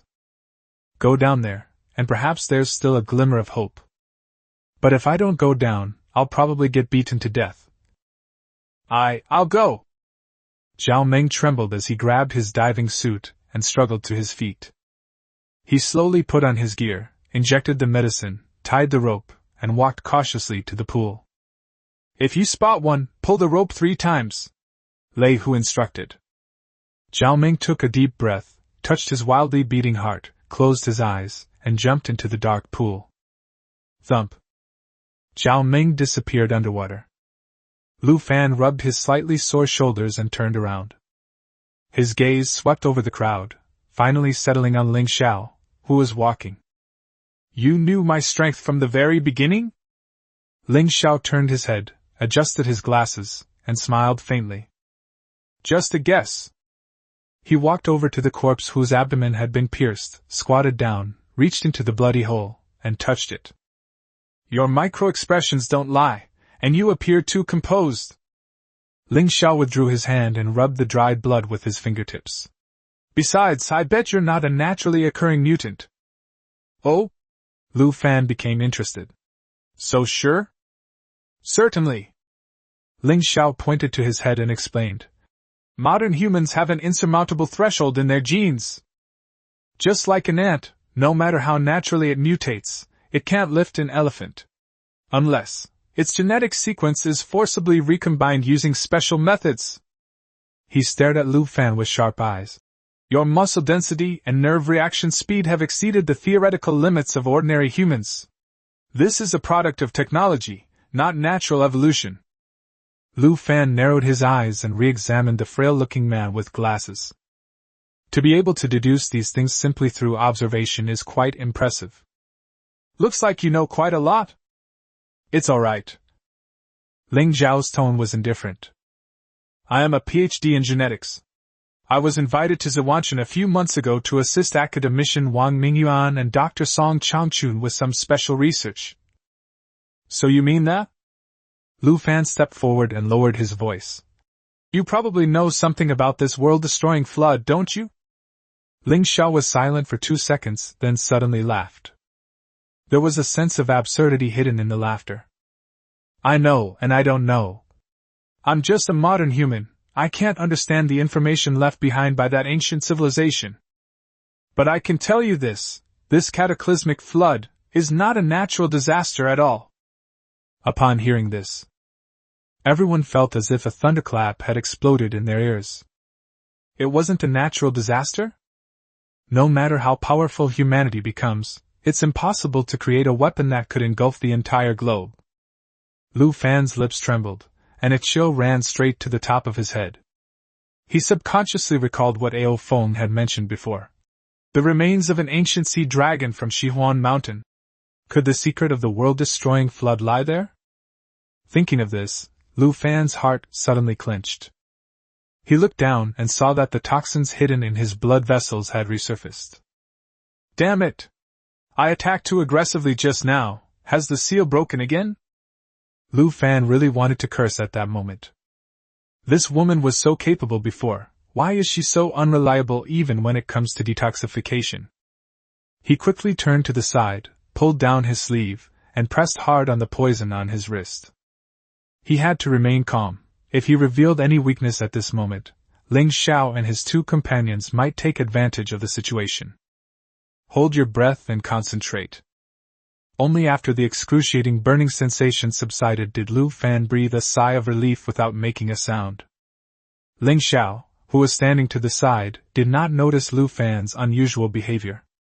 He walked over to the other 2 unconscious mutants, observed them for a while, and then revealed a strange expression.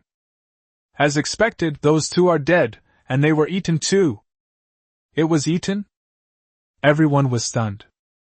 Following the line of sight, I finally understood the meaning of that sentence. The 3 men hadn't been dead for long, yet their bodies had shriveled up, and their skin had turned a deathly gray, like dried bacon. Especially the mutant whose body was pierced through.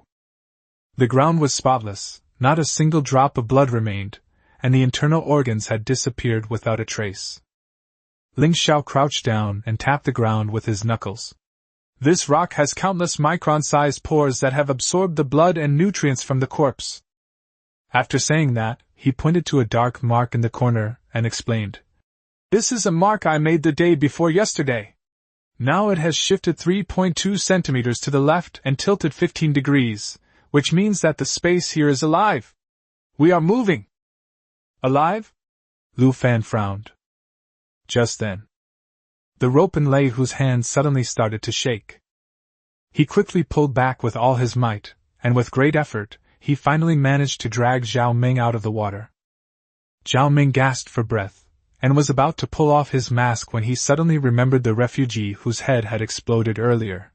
He stopped, and a muffled sound came from behind his mask. This isn't a cave. I just swam out of the cave, and looked back. The surface of the entrance was a transparent, curved structure. It looked like a giant, monstrous egg. Strange egg? Everyone frowned. Besides, Zhao Ming took a few breaths and continued. There's a strange streak of light in the darkness in the distance. It saw me. It's swimming towards me. It's so big, so long, so terrifying.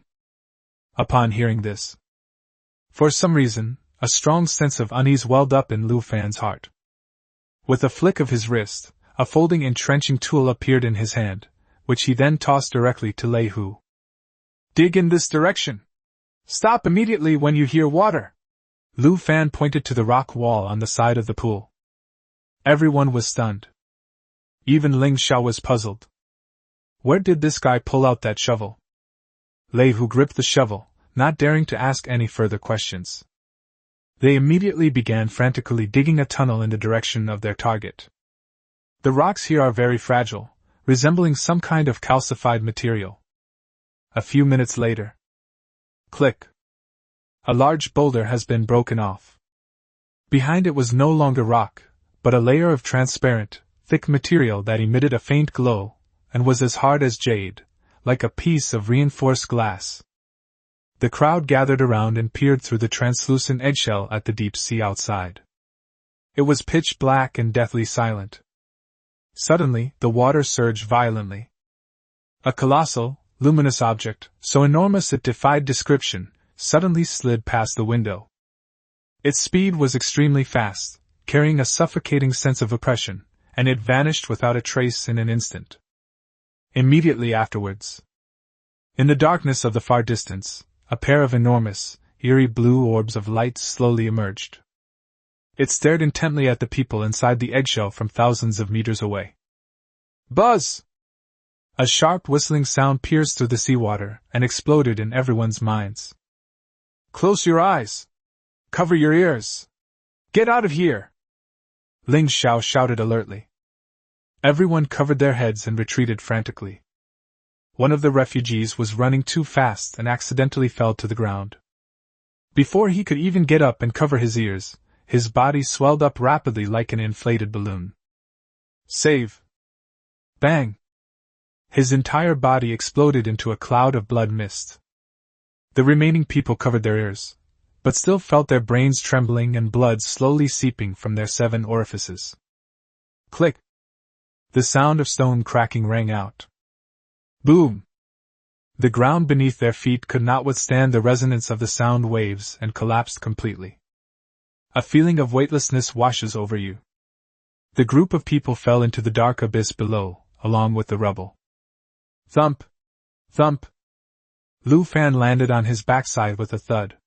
As soon as he opened his eyes, he was so shocked by the scene before him that he was speechless. This is a huge semi-elliptical space. The egg-shaped walls were translucent, and outside was the pitch-black deep sea. In the center of the space hung a huge, faintly glowing ball of flesh. The fleshy ball was translucent, and inside it was a strangely shaped biological embryo. Countless thick blood vessel structures extended down from the crevices in the rocks above, inserting themselves into the embryo and delivering dark red nutrients. Those nutrients.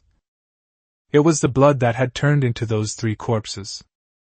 In an instant, everyone understood. This air chamber is just a digestion chamber. And they are like insects caught in the Venus flytrap, waiting to be slowly digested and become nourishment for the embryo. Chapter 59 Abyss Overlord, Ghost Leviathan. Look there! Suddenly, Zhou Xing pointed to the dark abyss outside the eggshell. Everyone looked over. In the deathly darkness, clusters of lights of varying sizes floated slowly. Through the transparent eggshell, everyone finally saw the true appearance of those spots of light. That's a head. A huge, translucent, insect-like bizarre head. Their bodies were completely transparent, shimmering with an eerie light, like centipedes magnified countless times. You can even clearly see the blue bodily fluid flowing inside and the internal organs wriggling under that membrane. These ghosts swam silently in the dark, high-pressure seawater, like demons from hell.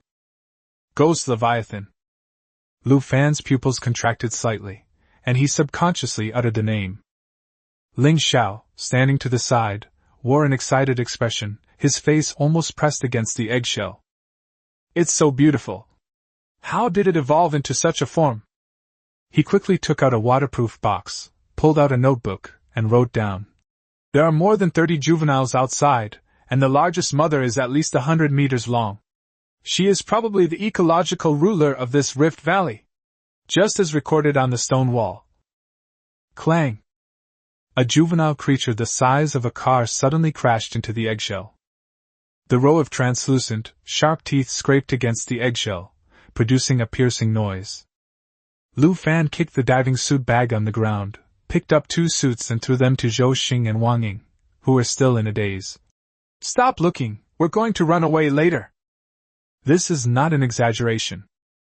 As more and more Leviathan ghosts gathered around, their glowing eyes fixed on the people inside the eggshell, emitting a terrifying hostility. These monsters are insane! As Lei Hu gazed at the hordes of shimmering beasts, he, an A-level mutant, couldn't help but tremble. He took a deep breath, forced himself to calm down, and distributed several bottles of enhancement potions to everyone. Lu Fan surveyed his surroundings, pondering a way to escape. If we just go out like that, we'll definitely be torn to shreds by those leviathans. Is there anything that can attract their attention? Lu Fan suddenly remembered something good. One-time decoy torpedo. Seeing the strange prop in Lu Fan's hand that looked like a clownfish, Lei Hu came closer, no longer caring where he had pulled it out from. What's this? This could save a life. Lu Fan decisively opened the starter hood to check the power. Hiss. He took a breath. The indicator light inside the lid is not lit. He then realized that electronic components would be interfered with and paralyzed here. This means it has lost its navigation and automatic evasion capabilities, becoming nothing more than a piece of iron that can only move around haphazardly. It's simply not enough to deal with these agile sea creatures. Unless someone takes it with them. Lu Fan raised his head, his gaze sweeping over everyone, his tone chilling. Someone has to hold it and act as human bait. The air froze instantly. Human bait? In the deep sea where such monsters gather, bait means nothing but destruction. No word other than despair can describe this situation. Several gazes simultaneously fell upon Zhao Meng.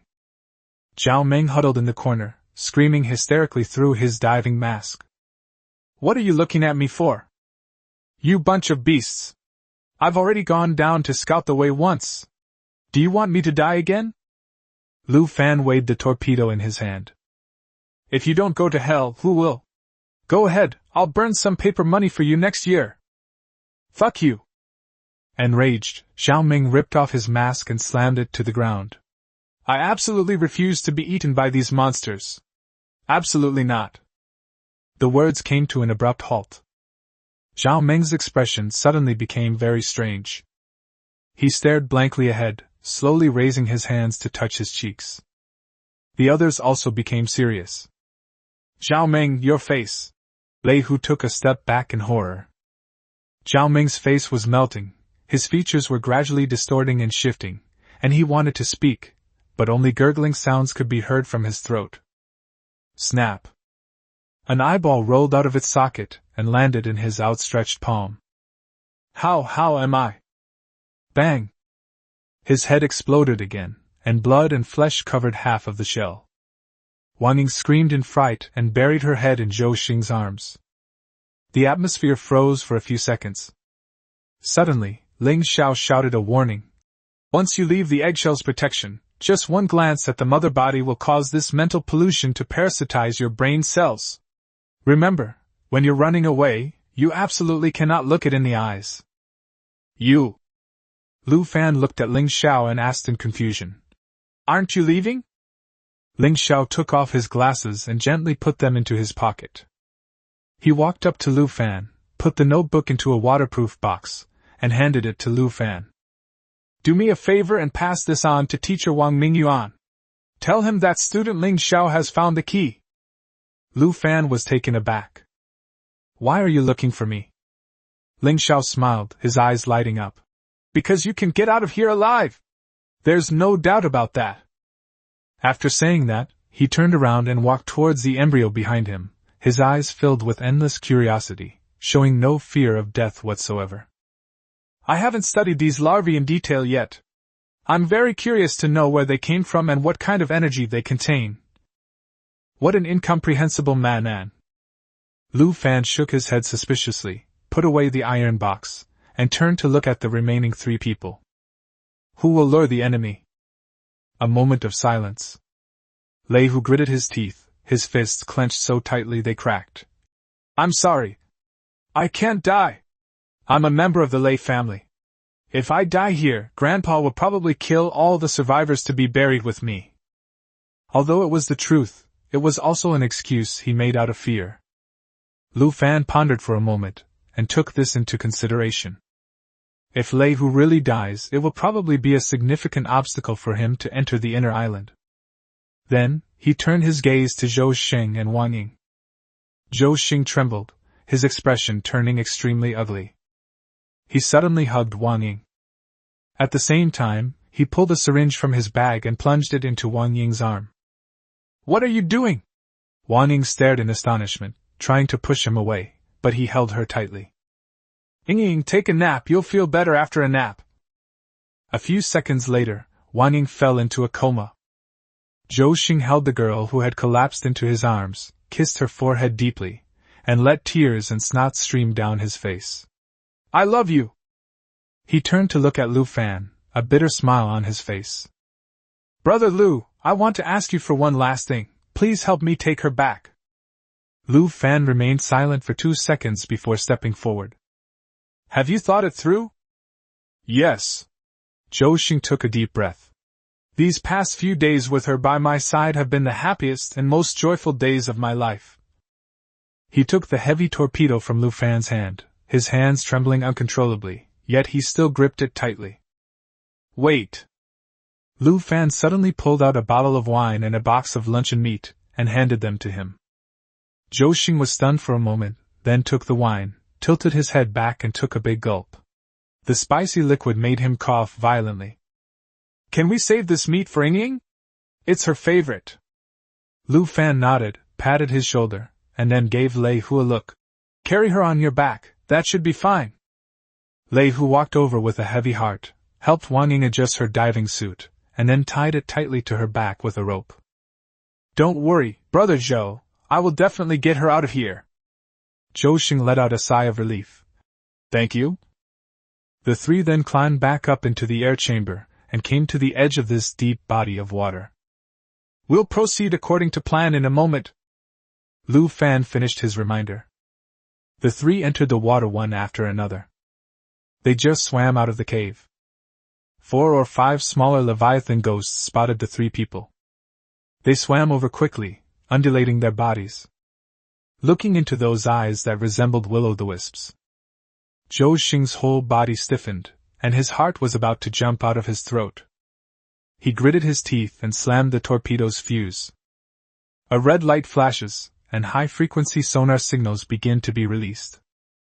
Come on! You bunch of bastards! If you've got the guts, eat me! Zhou Xing roared through his mask. He glanced one last time at Wang Ying behind him, then grabbed the torpedo, kicked off with both legs, and charged headlong into the center of the abyss like a burning meteor. All the Leviathans were drawn to the bright signal and chased after it frantically. Run! Seeing that the surroundings were safe, Lu Fan quickly gestured to Lei Hu. He carried the unconscious Wang Ying on his back and quickly caught up with Lu Fan, swimming desperately upwards. 10 meters, 50 meters. Just as they were about to escape this dangerous area, in the darkness, a huge shadow suddenly appeared from the side. It was a ghostly Leviathan, over 10 meters long. It wasn't lured away, instead, it lay across their heads. The enormous head swayed, staring intently at the two of them, revealing a sinister smile. Chapter 60 Escape from Death. This man is terrifyingly strong. It's over. Lei Hu's breathing suddenly stopped. Under the gaze of those deep blue eyes, he felt as insignificant as a grain of sand, forever unable to shake anything here.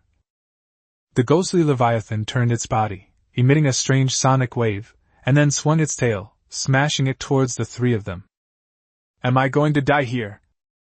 Just as Lei Hu was about to close his eyes and await death, the water beside him suddenly burst open. A dark figure darted out. It's Lu Fan.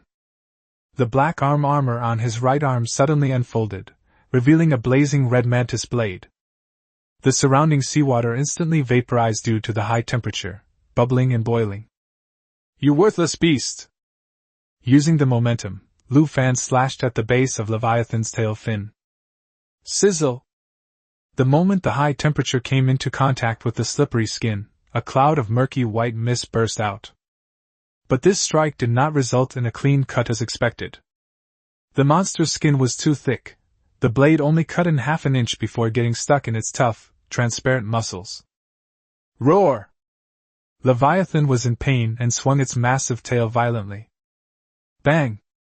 Lu Fan flew out horizontally and spun around in the water 2 or 3 times. The energy indicator light on the armor flashed wildly, and the blade in thermal mode began to become somewhat unstable. We can't hold on much longer. Lu Fan steadied himself, rolled over in the water, and then adjusted his pace before rushing forward again. Lei Hu was dumbfounded. This man is terrifyingly strong.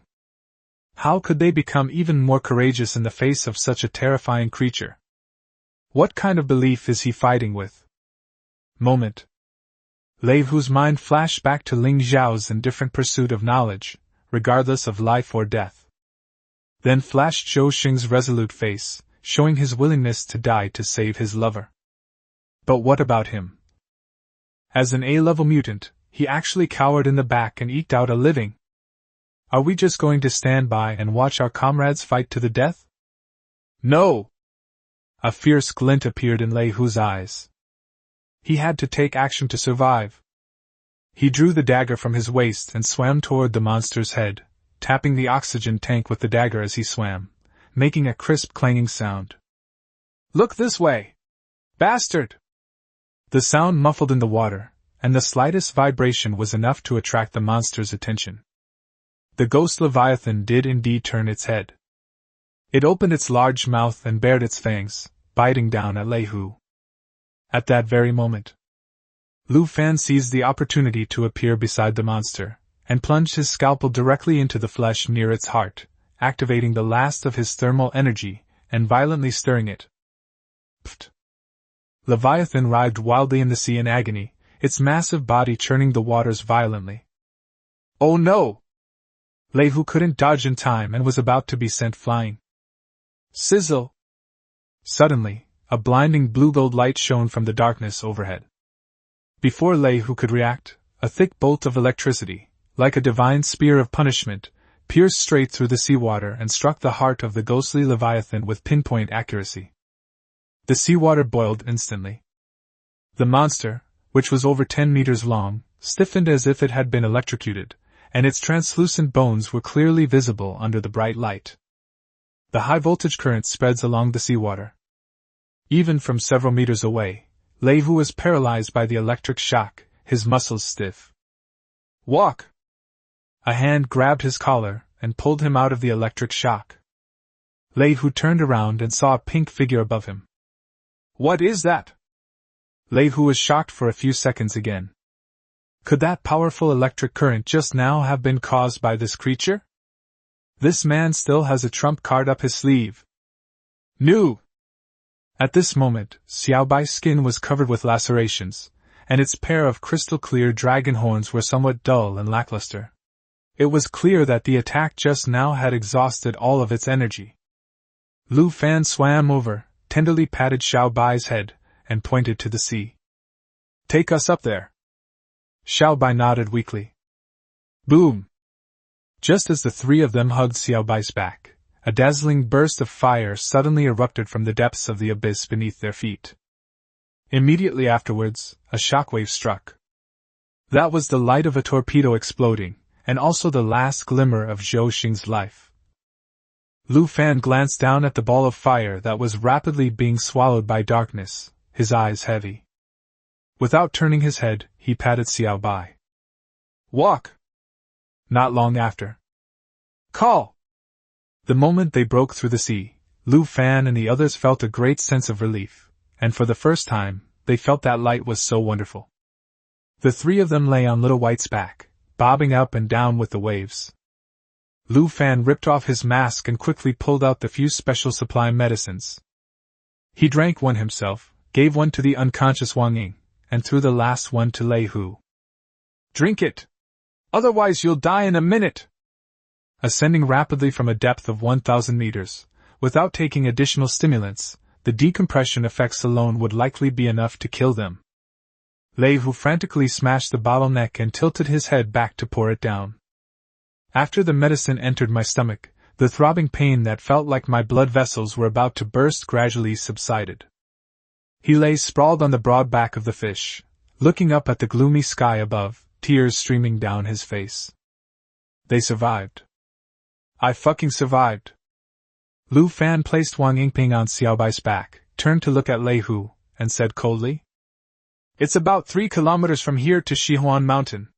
You can swim back by yourself, right? Lei Hu was taken aback for a moment, then immediately realized what he meant and nodded frantically. No problem. Absolutely no problem. Besides, Lu Fan leaned closer, his tone laced with threat. Since you've survived, you'd better keep your mouth shut. If anything about me leaks out. He pointed to the bottomless sea beneath his feet. I wouldn't mind wiping out your Lei family, and then taking you to that deep sea. Lei Hu trembled with fear.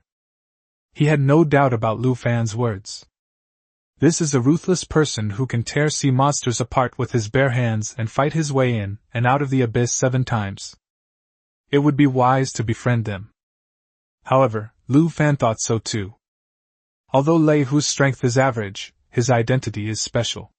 If we can befriend him, it will be a great help in entering the inner island later. Don't worry, Brother Lu! Lei Hu raised 3 fingers, pointed to the sky, and swore.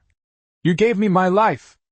If I dare to utter a word, may I be struck by lightning, have no descendants, and be wiped out along with my entire family and ancestors for 18 generations.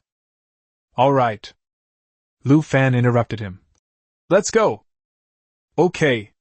All right. Lei Hu felt as if he had been granted a pardon. He plunged into the water and swam desperately toward Shihuan Mountain. Watching Lei Hu swim away, Lu Fan patted Xiao Bai on the back. You've worked hard, let's go home and rest for a while. After saying that, Lu Fan made a move. A huge amphibious self-sufficient vessel floated silently on the sea. Lu Fan carried Wang Ying into the living room on the first floor, threw her onto the soft leather sofa, and covered her with a blanket. This girl won't wake up anytime soon, so we don't need to worry about her.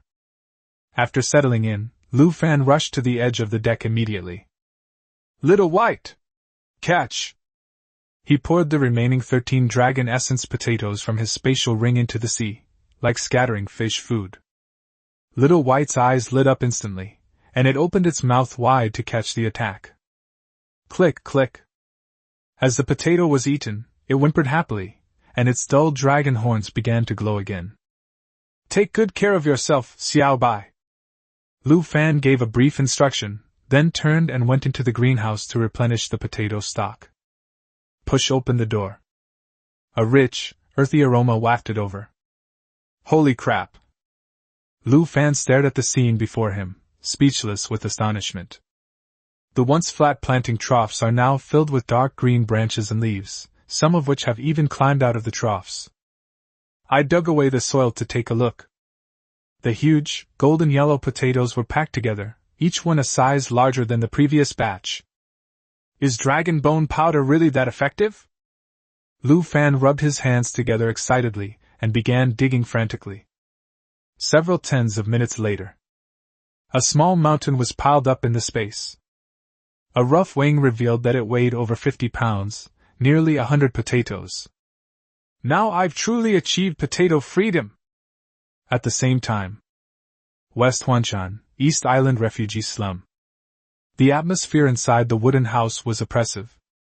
Zhang Xiaoman sat at the table, clutching her hair tightly with both hands, her eyes red and swollen. Father, it's been 3 days. Her voice choked with emotion. I heard that none of those A-level mutants came back.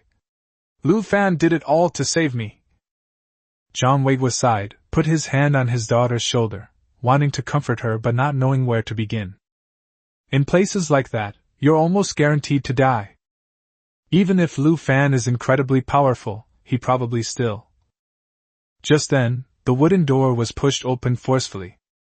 Du Wei rushed in, covered in sweat, his face extremely pale. Something's happened. The Song family of Beidao has sent a few more lunatics. This time they stormed into the slums and started beating people indiscriminately. Zhang Xiaoman suddenly stood up. Again? These bastards are going too far. Chapter 61 The First Strawberry in the Apocalypse.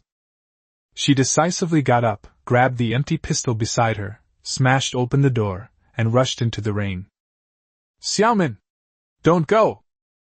Zhang Weiguo staggered out with his cane, but he couldn't keep up with Zhang Xiaoman's pace no matter what. At this moment, in the open space of the slum, a dozen men in black uniforms, carrying rifles, drove hundreds of refugees like livestock to the center while shouting and cursing.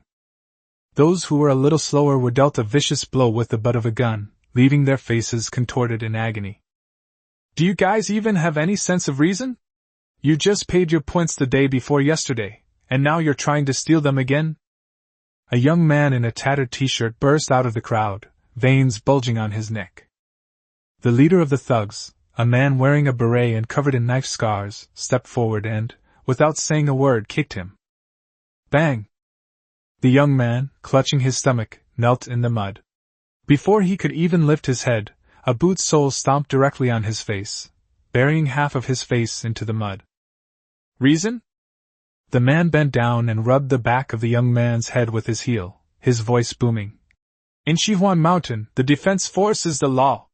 Here I, Song Chuxing, am the rule. As soon as he finished speaking, the surrounding refugees shrank back in fear, and several elderly people even knelt on the ground, kowtowing loudly. Please, gentlemen of the defense force, give me a way out. We're really starving. The child hasn't eaten for 2 days. Song Chuxing straightened up and gave a cold laugh. If you want to blame someone, blame that short-lived bastard named Lu Fan. He offended a big shot, and now that he's dead, this debt should be paid by you, the people who followed him. A commotion broke out in the crowd. We're innocent. We don't know him at all. What does it matter to us whether he lives or dies? Please. They're all dead, so please spare us. A group of refugees cried and begged for mercy.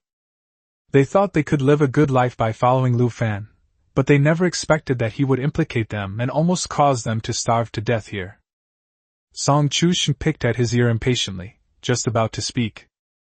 The young man who was being trampled underfoot suddenly sprang up, clutching a sharpened stone in his hand, and shouted, "Fight them!" Several of his close friends rushed out from the crowd, their eyes red. But Song Chuxing didn't even lift his eyelids. Bang! A wisp of smoke rose from the muzzle of the gun.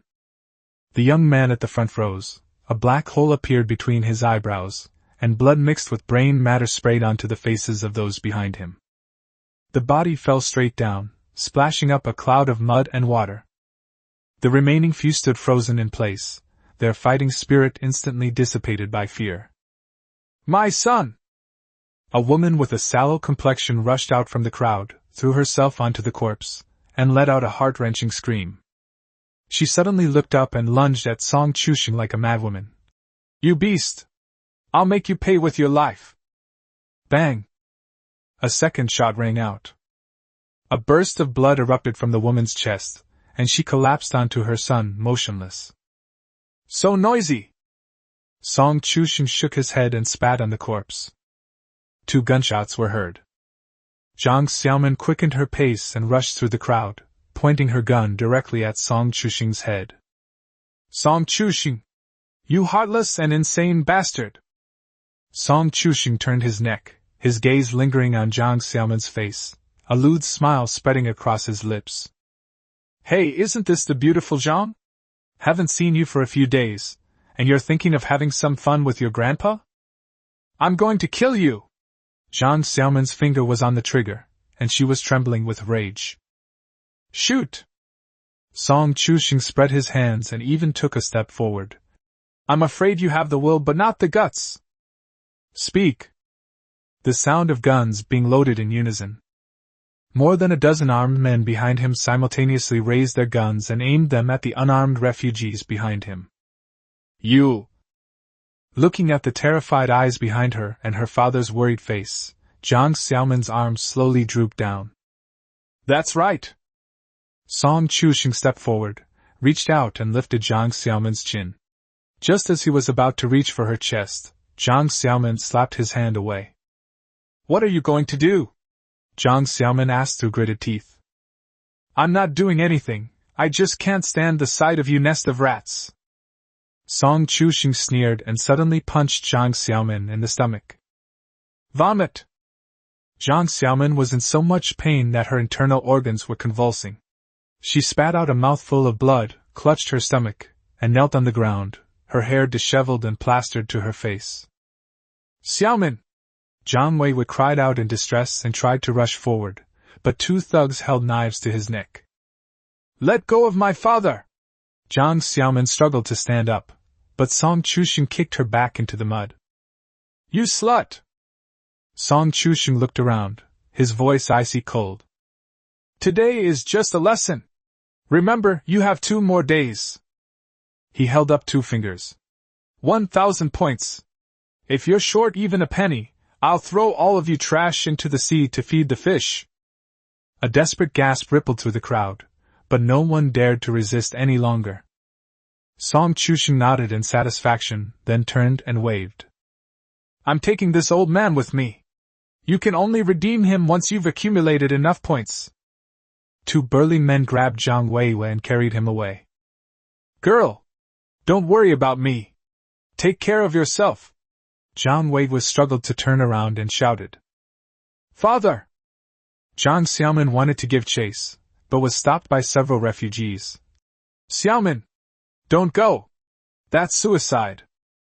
Song Chushing! I'll haunt you even as a ghost! Jiang Xiaomin knelt in the rain, her voice hoarse from shouting, tears mixed with blood flowing into her mouth, leaving her with a bitter taste. In the end, all they could do was watch helplessly as Song Chushing strode away. Du Wei squeezed out of the crowd, helped Jiang Xiaomin up, and sighed. Don't cry. Let's quickly figure out a way to collect enough points. 1,000 points. The refugees nearby collapsed to the ground in despair. All of them combined can only accumulate a maximum of 200 points per day. To raise 1,000 in just 2 days would require everyone, young and old, to risk their lives to dredge oily mud from deep water. But this is pushing them to the brink of despair. Not long after. North Island of Shihuan Mountain, a military base. In a restroom, the stove was burning brightly.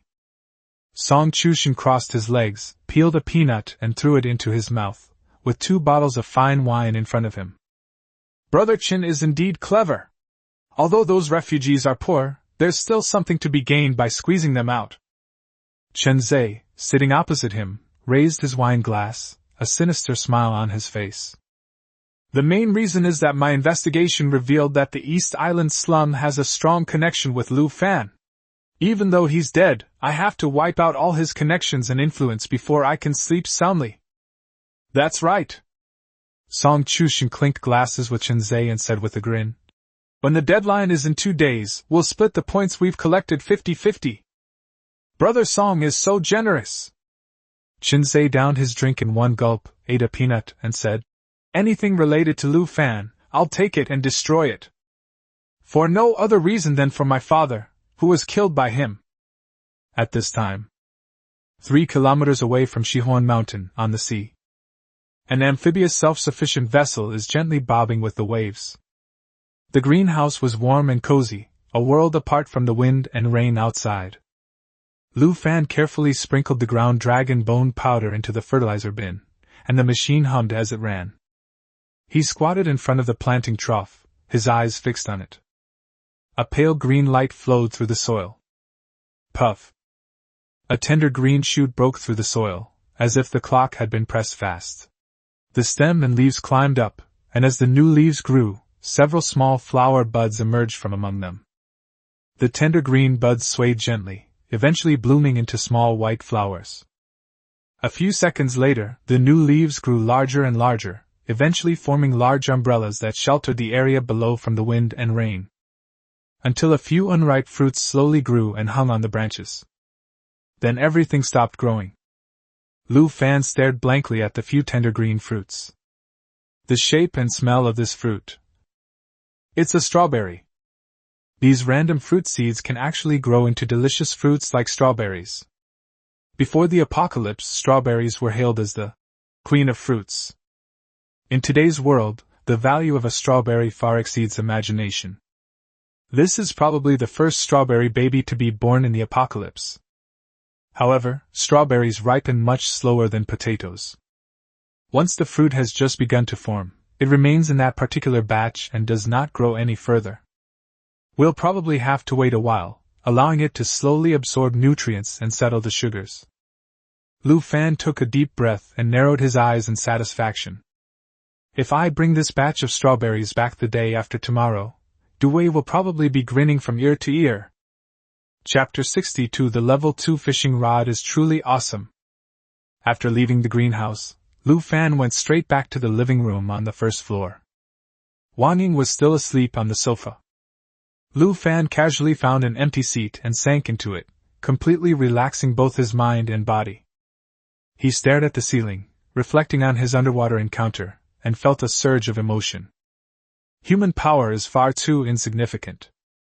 In the face of nature and these terrifying behemoths, we are truly like ants, unable to shake a great tree. Call! He let out a long breath, listening to the low hum coming from under the floor. Fortunately, the trip was quite fruitful. Before planting strawberries, he stuffed the black sludge he had dug up into the combustion chamber. This stuff not only has a high calorific value, but also leaves very little residue. It can basically replace other fuel energy sources, and is even of higher quality. The only downside is that the quantity is a bit small. He'll have to go back to the Rift Valley again in a while to take even more. Lu Fan rubbed his temples, trying to clear his mind and relax his tense nerves. Gurgle. My stomach rumbled at an inopportune moment. I haven't eaten properly for 2 days, and my stomach is starting to rebel. Lu Fan got up and walked to the open kitchen. He rummaged through his spatial ring. A Teflon frying pan, a cutting board, and a fruit knife, that's all the kitchen utensils I caught earlier. Conditions were tough, but they were manageable. Then, he took out 4 fist-sized Dragon's Brew potatoes from his ring, along with a can of luncheon meat and a bag of salt. Although there was no oil or other seasonings, this didn't stump the seasoned foodie. Lu Fan first cut the luncheon meat into thick slices. Remove the pot from the heat and turn on the fire. Instead of adding water, he threw several slices of fatty luncheon meat directly into the hot pan. Sizzle. As the temperature rises, the fat in the luncheon meat begins to render out, sizzling at the bottom of the pan, and an irresistible aroma of meaty fat instantly fills the air. Using the rendered oil, Lu Fan poured in the shredded potatoes. Stir-fry over high heat. The shredded potatoes turn golden and translucent after being coated in oil, with slightly charred edges, and then sprinkled with a pinch of salt for seasoning. That primal aroma of starch and oil is practically a crime in the apocalypse. On the other side, the oven dinged. 2 roasted potatoes with their skins on came out of the oven. The outer skin cracked and crisped, revealing a soft, golden yellow interior, steaming hot.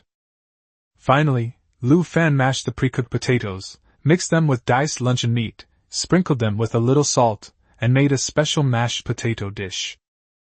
These 3 simple dishes were, in the eyes of most survivors, the most luxurious feast. Lu Fan sat in front of the island counter, using a can of luncheon meat as a bowl and a frying pan as a plate. He grabbed the piping hot roasted potato and took a big bite. Hiss ha! The hot air swirled around in my mouth. Its texture is smooth and soft, and the moment you swallow it, that familiar warmth washes over your entire body again. He picked up another piece of oily shredded potato. Crisp and savory. It's so addictive. Lu Fan squinted, just as he was about to begin his feast. The rustling sound of fabric against fabric came from the sofa behind me. Wang Ying woke up. She sat up blankly, looking at the luxurious decor around her, her eyes vacant, as if she had come to heaven after death. But it wasn't until he saw the figure wolfing down his food in the distance that he realized. She then realized what was happening and asked in a hoarse voice. Brother Lu, where's Zhou Xing? Lu Fan paused. He put down his chopsticks, picked up the still steaming jar of luncheon meat and mashed potatoes, walked to the sofa, and handed it to her. He said this is your favorite food, and he saved it for you. Eat it while it's hot. Lu Fan's voice was flat and devoid of any emotion. Wang Ying did not answer. She stared at the jar of mashed potatoes, her brows furrowed, as if resisting the unbearable truth. A long time. She reached out her trembling hand and took the can. Scoop up a spoonful and put it in your mouth. The soft mashed potatoes mixed with savory luncheon meat chunks are a familiar taste, the taste that the boy had promised countless times. Is it good? Lu Fan asked. Wang Ying nodded. Tears fell without warning, landing in the can. She didn't cry out loud, and seemed unaware that she was crying. He just mechanically swung the spoon, stuffing one spoonful after another into his mouth. Chewing and swallowing. Chew again, then swallow. Until that jar of mashed potatoes was empty. She started sobbing, unable to hold back her emotions any longer. Whoa! A piercing wail finally erupted. Wan Ying hugged the empty can, curled up on the sofa, and cried her heart out, as if she was about to vomit up her insides. Lu Fan did not disturb her. Instead, he picked up the remaining roasted potatoes, turned around, and went to the green balcony outside the living room to quietly watch the waves. The sea breeze was slightly cool. He ate a potato while listening to the crying coming from inside the house. This is the cruel end times. Every day, people experience life and death separations. Half an hour later, the crying stopped. Lu Fan returned to the room and threw a set of clean clothes at the sobbing Wan Ying. Go upstairs and take a shower. I don't think Zhou Xing wants you to look so, is a difficult word to translate, but it implies a state of listlessness, apathy, or dejection. Wan Ying, her eyes vacant, clutched the clothes and went upstairs like a puppet. Lu Fan tidied up the kitchen briefly, then returned to the balcony and took out the brand new level 2 fishing rod to examine it. The rod has a dark golden sheen and a unique texture when held in the hand. Targeted fishing? With a thought, Lu Fan noticed the system panel appearing. Targeted fishing is now open. Each attempt will consume 30 stamina and a specific bait, and will increase the speed at which resources are hooked, with a small chance of increasing rarity. Survival resource bait, low-tier sea crystal. Miscellaneous lure, mid-tier sea crystal. Blueprint bait, high-tier sea crystal. What a swindler! Looking at the harsh conditions, Lu Fan couldn't help but complain. He had never even seen mid to high level sea crystals before. He guessed that only monsters of the Leviathan level would drop them. Lu Fan rummaged through his spatial ring. Only one low-grade sea crystal remains. I grabbed it when I killed that water monkey, and it's perfect for testing the waters. Lu Fan hung Hai Jing on the hook. Driven by intention. The sea crystal instantly transformed into a stream of light and was absorbed by the fishing rod. Whoosh! The fishing line was cast into the sea. The wait wasn't long this time. It took only about 10 minutes for the float to suddenly sink. Unlike the previous trendy trash color schemes, this time, a highly technological azure light shines from beneath the sea. Are they going straight for the high-tech grade? Lu Fan exclaimed in surprise, exerted force with both arms, and suddenly lifted the rod. Whoosh! A small, silvery white metal box emerged from the water and landed steadily in the palm of the hand. The box popped open automatically, revealing a contact lens as thin as a cicada's wing lying quietly inside. Fishing successful. Obtain true side-eye nano-tactical terminal ×1. Type, intermediate survival supplies. Rarity, tech grade. Gained 15 proficiency points and 3 spirit points. Current fishing attempts, 101/300, proficiency, 251/1000, spirit, 33/150. Description: individual soldier auxiliary equipment made of high-precision nanomaterials, featuring wireless charging and retinal projection. For main functional modules. Dynamic information tags. AI analyzes in real-time data on the name, hazard level, and vulnerable parts of carbon-based organisms within the field of view, with an effective range of 50 meters. Visual correction. Sonar imaging can be performed in low-light or deep-sea environments to construct terrain projections. Ballistic assist. When using long-range weapons, it calculates data such as wind speed and water flow in real time, and draws a dotted line trajectory in the field of view to predict the impact point. Targeted EMP intrusion. Utilizing a miniature phased array radar built into the lens, it emits high-frequency laser beam electromagnetic pulses to disable electronic devices within a 20-meter range. Caution: continuous use 3 times may cause overheating and potential eye damage. Please use with caution. That's cutting-edge technology. Lu Fan picked up the lens, his breathing becoming a little rapid. If this thing existed before the apocalypse, it would definitely be a high-end piece of equipment that every country would be vying for. He carefully placed the lens on his right eyeball. It was cool and there was no foreign body sensation. The next second. Sizzle! The field of vision in my right eye has changed.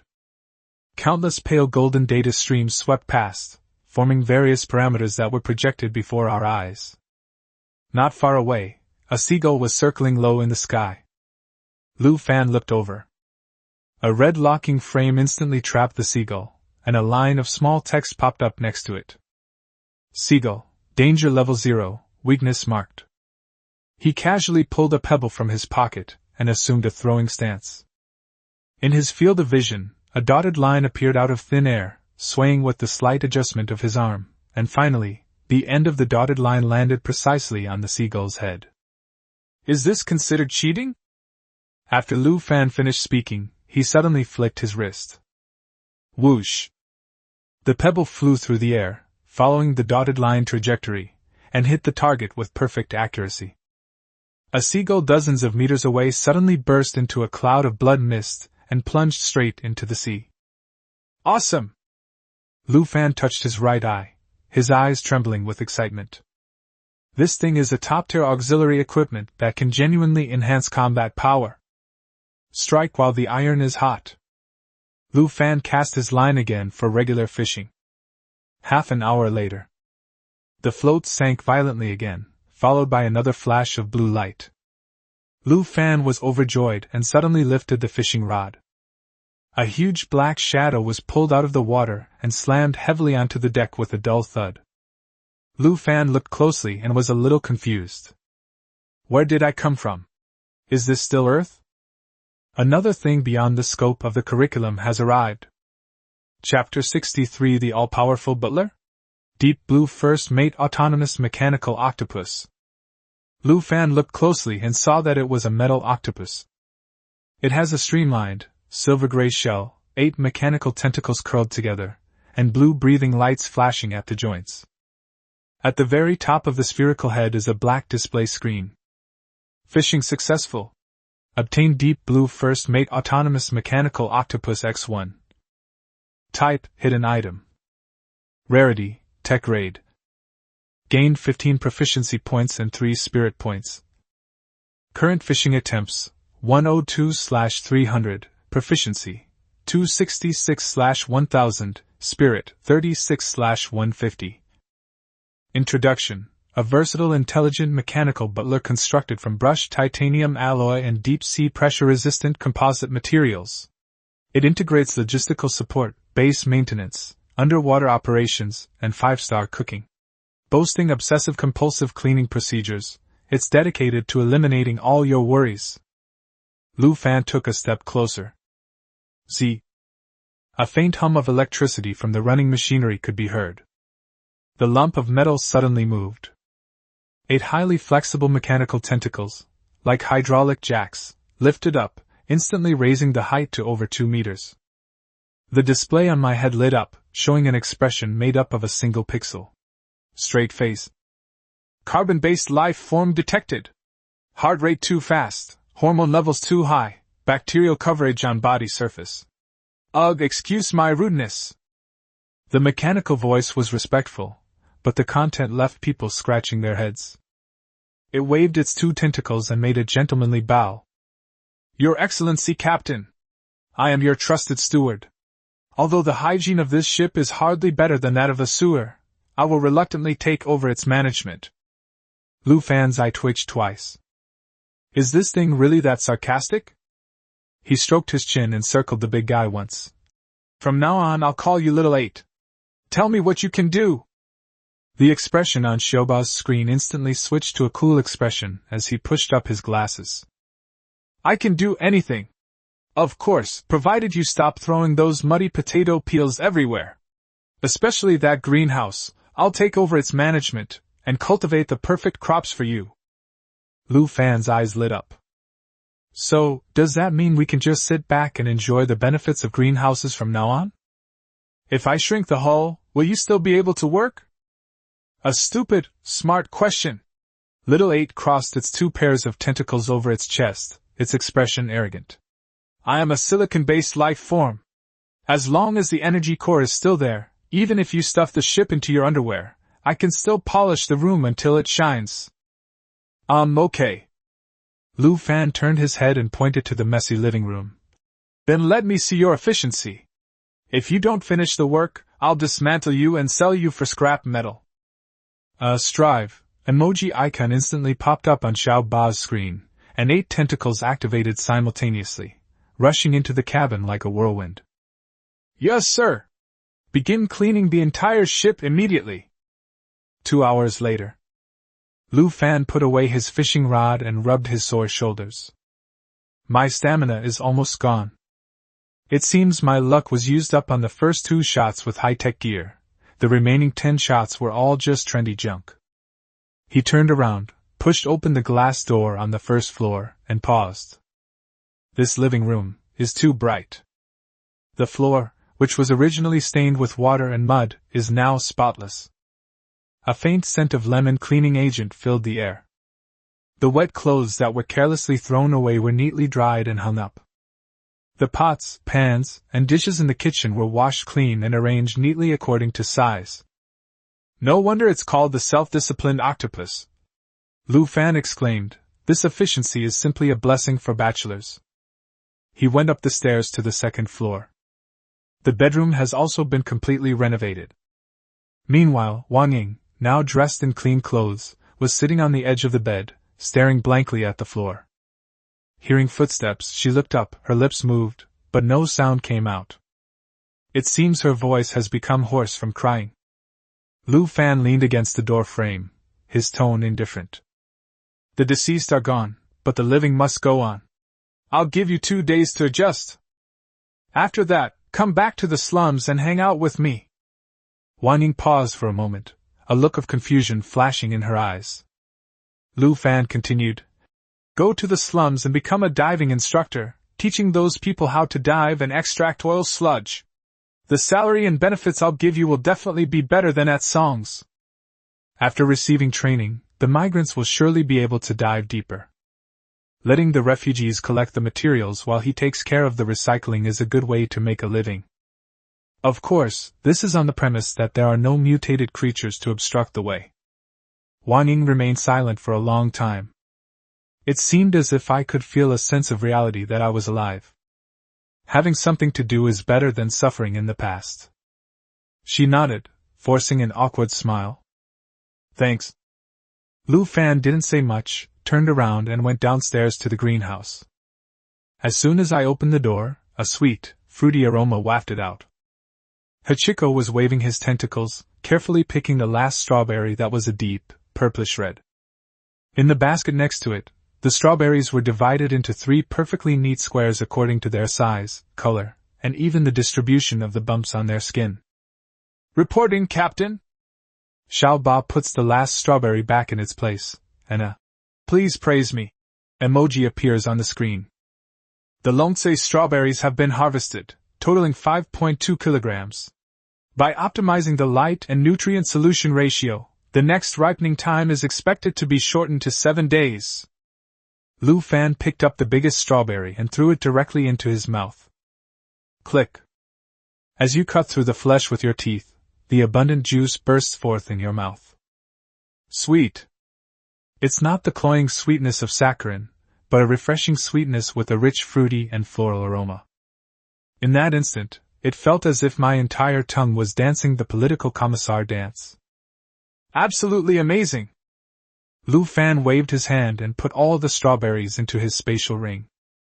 I reckon that wherever you go in the future, these dragon extract strawberries and potatoes will be a kind of hard currency. Well done! Lu Fan patted Xiao Ba's cold metal head. Go stand by. Yes, ma'am. Also, please note that there is 0.3 grams of dirt under your nails, I suggest. Get out! For the next 2 days, Lu Fan lived the life of a true captain. No need to worry about trivial matters, no need to eat cold canned food. Xiao Ba's cooking skills are indeed 5-star. Even with just potatoes and luncheon meat, she can create amazing dishes. Baked, mashed, pancake style, Every meal is different. On the morning of the third day, the rain actually stopped, and a sliver of sunshine finally appeared after a long time. Feeling refreshed, Lu Fan, along with Wang Ying, mounted Little White and sped off towards the East Island refugee slum. Dongdao Island, a refugee slum. Lifeless. The once bustling shantytown is now mostly empty. In order to survive, most people, even knowing they would be ostracized, still fled to the slums on other islands with their families. Now, only about 30 people remain here. Most of them are elderly people with limited mobility or orphans with nowhere to go. Inside the wooden house, Zhang Xiaomin stood in front of the table, her arms wrapped in bandages. Behind her stood 10 emaciated young men. They held sharpened steel pipes in their hands, their bodies trembling with fear and hunger. Big sister. A boy who looked only 16 or 17 swallowed hard. Can we really kill those defense troops? Zhang Xiaomin turned around, her fierce gaze sweeping over the young and desperate faces. I have no idea. Her voice was low yet chilling. Those in power want us dead. Are you willing to accept that? Zhang Xiaomin took out a fake bomb button and said coldly. We're going to die anyway. Killing one isn't a loss, killing two is a huge win. I want those beasts to know that refugees are human beings too, not ants that can be crushed at will. The young people's breathing quickened. The fear that had been suppressed for too long transformed into a frenzy of mutual destruction at this moment. Let's fight them. Big sister. I'm willing to fight alongside you. Dewey stood in the corner, watching the group of enthusiastic young people, and couldn't help but sigh. He knew very well that this was like a moth drawn to a flame. The final outcome will probably be, Mr. Du, you should leave now. Zhang Xiaomin looked at Dewey. If you go to the Wang family for refuge, please find a way to save my father. Dewey's eyes were slightly red, and he nodded heavily. Take care. I'll find a way. Zhang Xiaomin didn't say anything more, and led the 10 young men out of the wooden house without hesitation. On the open ground outside the slum, more than 30 fully armed defense soldiers surrounded the area. Song Chuxing, a cigarette dangling from his lips, glanced contemptuously at the empty street. There's no one here anymore? He sneered and waved his hand. Go, catch all the rats hiding in the house. A commotion erupted with cries and screams. Soon, more than a dozen elderly people with mobility issues and orphans were dragged out by soldiers and thrown into the mud and water in the middle of the road. Why are they all old fogies? Song Chuxing frowned and kicked an old woman who was begging for mercy to death. This lowly commoner dares to run away? Damn it, we'll go to the other islands and bring them all back. A flash of rage crossed his eyes, and he waved impatiently. This is pointless. Just kill them all, don't use guns, save your bullets. Click. Several soldiers drew their daggers and rushed forward. Just then. Go to hell! A sharp shout rang out from the darkness. Zhang Xiaomin darted out like a ghost, and 2 daggers instantly plunged into the necks of the 2 men. Immediately afterwards, 10 more youths rushed out from all corners, recklessly attacking the nearest enemy. Court death! Song Chuxing reacted extremely quickly, drawing his pistol and firing. Zhang Xiaomin dodged the bullet with a roll, knelt on the ground, and raised her right hand high. Don't move! Her eyes were bloodshot as she stared at Song Chuxing, picked up the fake button, and bluffed. There are explosives buried underground. Put down your gun if you don't want to die. Explosives. Song Chuxing's eyes twitched. Are these refugees serious? Chapter 64 I won't let you die so easily. Song Chuxing's forehead was covered in cold sweat. He stared intently at the plastic button in Zhang Xiaomin's hand, his brow furrowed. An adjutant leaned close to his ear and whispered a reminder. Sir, that thing looks like a TV remote that was taken apart. Where did these refugees get explosives? Shut up! I know that! Song Chuxing cursed, his Adam's apple bobbing up and down. Although reason tells him it's fake. But he dared not gamble when faced with a group of lunatics.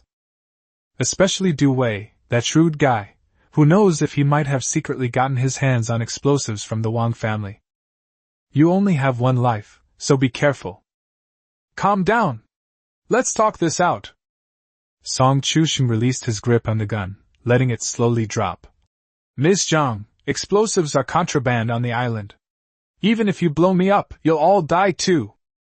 The veins on the back of Zhang Xiaomin's hand bulged, and her gaze was sharp. Stop talking nonsense. Throw away your guns and put your hands up.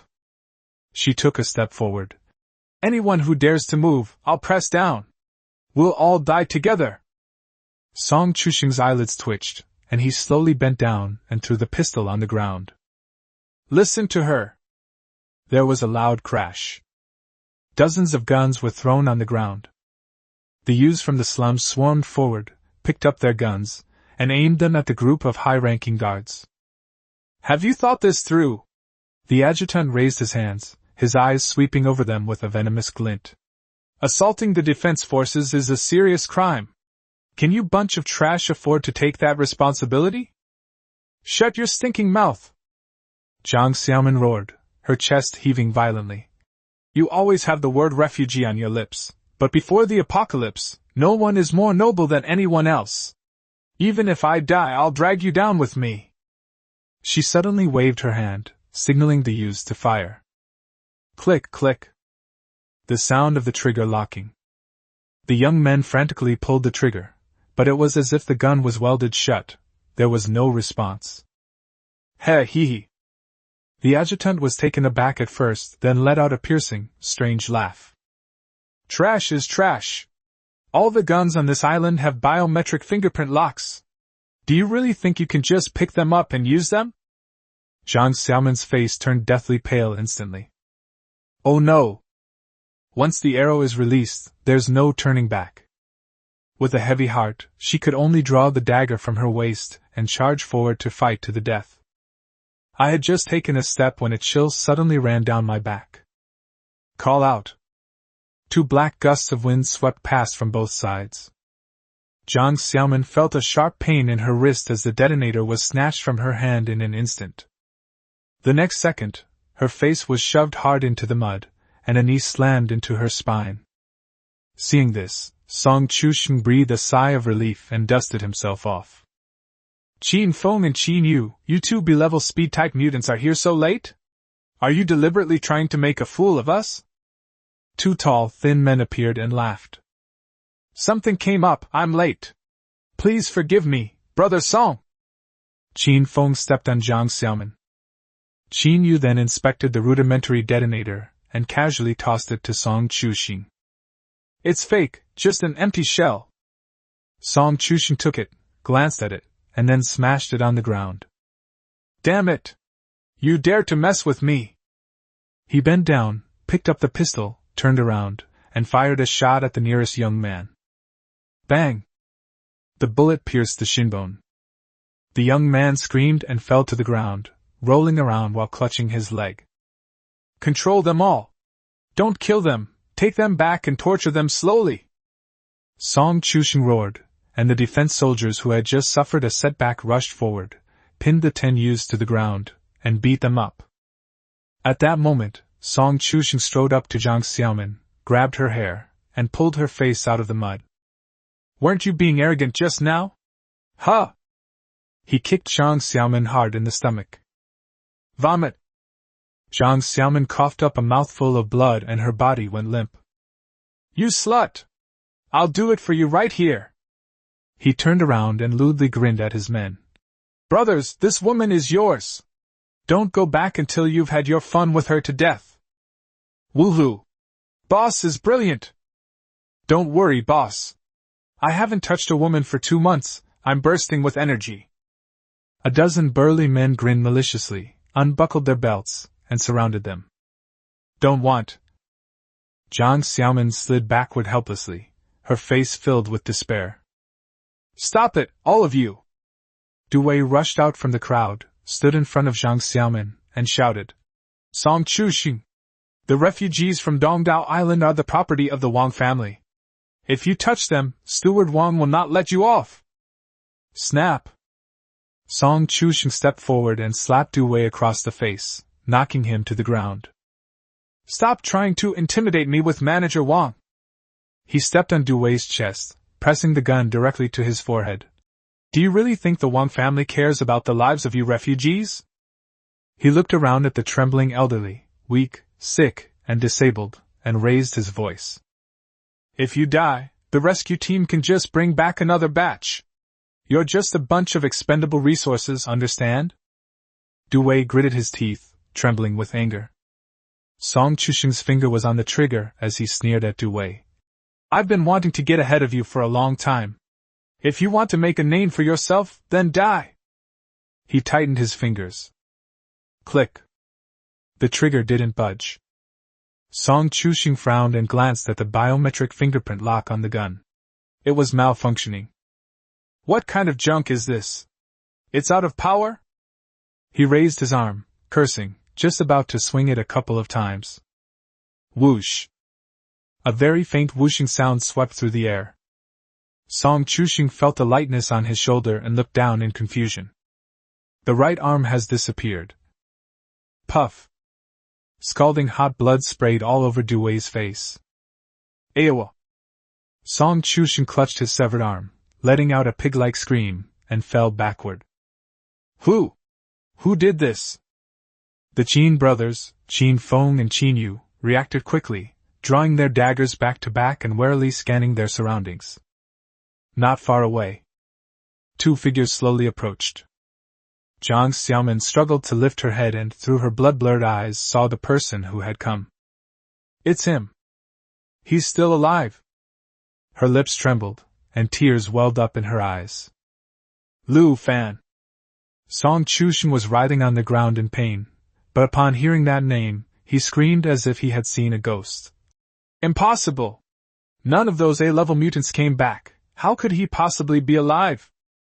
The surrounding refugees trembled uncontrollably when they saw Lu Fan. Mr. Lu! Mr. Lu is back!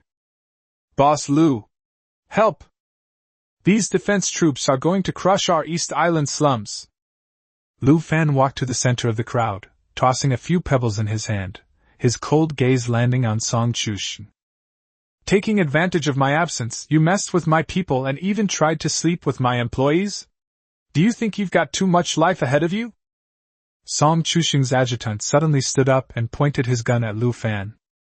You filthy bastard, don't try to intimidate me. I don't believe you're not afraid of bullets. He pulled the trigger hard. Still no movement. What happened?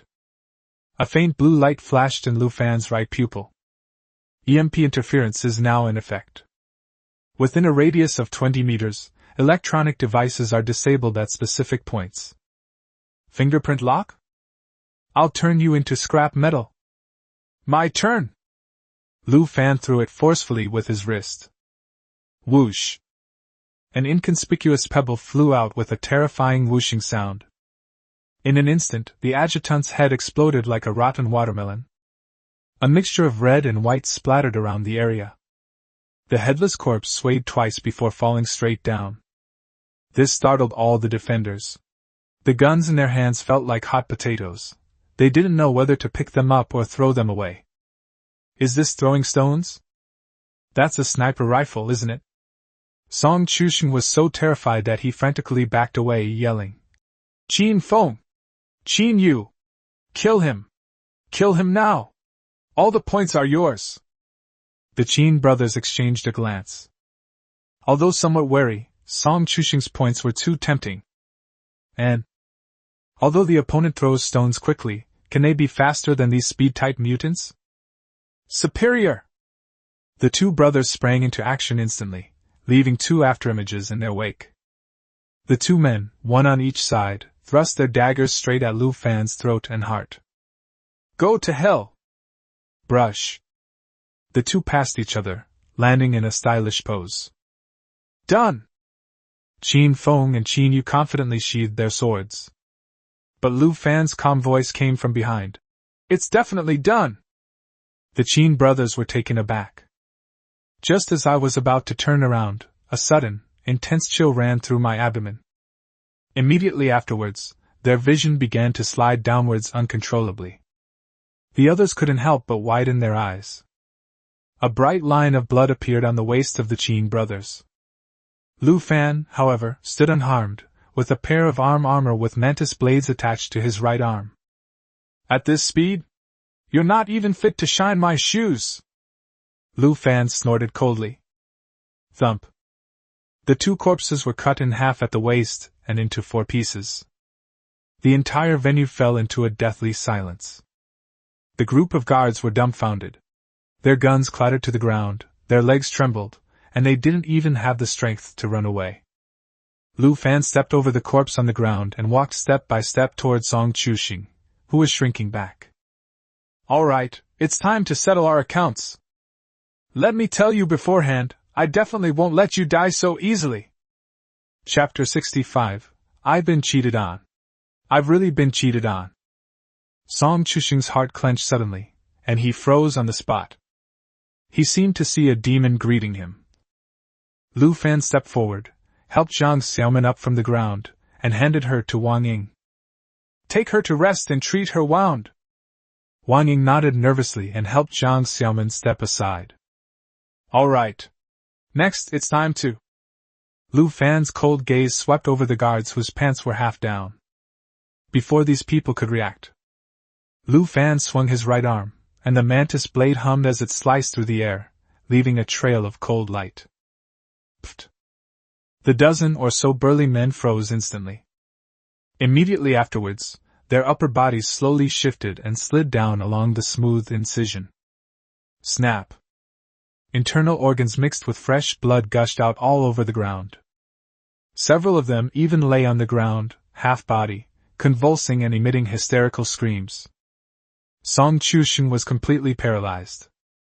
His once lively subordinate was now a pile of minced meat in the blink of an eye. The visual impact left his mind blank, and all that remained was trembling.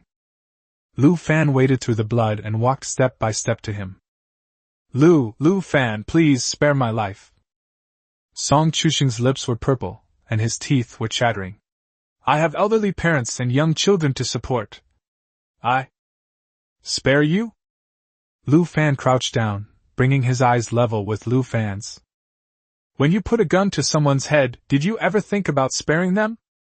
Song Chuxing choked and dared not reply. Tsk tisk. Lu Fan clicked his tongue impatiently. The next second, he raised his foot and stomped on Song Chuxing's crotch without hesitation. Splat!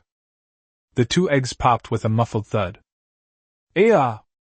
Song Chuxing let out a pig-like scream, his whole body tensed up, his eyes rolled back violently, and he fainted from the pain. You've already fainted? Lu Fan shook his head.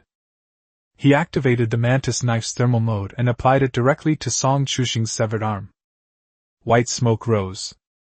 The air was filled with the smell of roasted meat and burned meat. Oh whoa! Song Chuxing, who had just fainted, was scalded awake. His body convulsed violently, and his throat was about to crack from shouting. Lu Fan grabbed his hair and lifted him into the air. Tell me, who sent you? Song Chuxing's face contorted in pain, and his voice was as thin as a woman's. It's Zhenzhe, it's him. A fierce glint flashed in Lu Fan's eyes. He immediately released his grip, and the thermal mantis knife slashed across. Swish, swish, swish. Song Chuxing's left arm and both legs were severed, and the wounds were sealed with high temperature to stop the bleeding. He collapsed to the ground like a human stick, convulsing and roaring. He turned around, looked at the few remaining guards, and gave instructions to the youths in the slums. Tie them up and give them a beating. I'll deal with them when I get back. The bruised and battered youths were stunned for a moment, as if waking from a dream. They roared and charged at the defense force with bloodshot eyes. Damn it! Weren't you so arrogant just now? You hit my leg, huh? I'll beat you to a pulp. Their pent-up anger finally erupted. If Lu Fan hadn't forbidden them from killing, they probably would have beaten these guys to death. Screams erupted one after another. Seeing this, the surrounding refugees, without anyone noticing who led the way, all knelt down in unison. Long live Mr. Lu! Thank you so much, Lord Lu, for saving my life. Lu Fan nodded and walked over to Du Wei. Du Wei, clutching his swollen cheek, looked at Lu Fan with a complicated expression. Mr. Lu, you killed members of the North Island Defense Force this time. The Song family. I'm afraid they won't let this go. I have plans. Lu Fan paused. What about Zhang Weigua? Du Wei sighed, his face darkening. They've been taken to North Island. I'm afraid their fate is grim.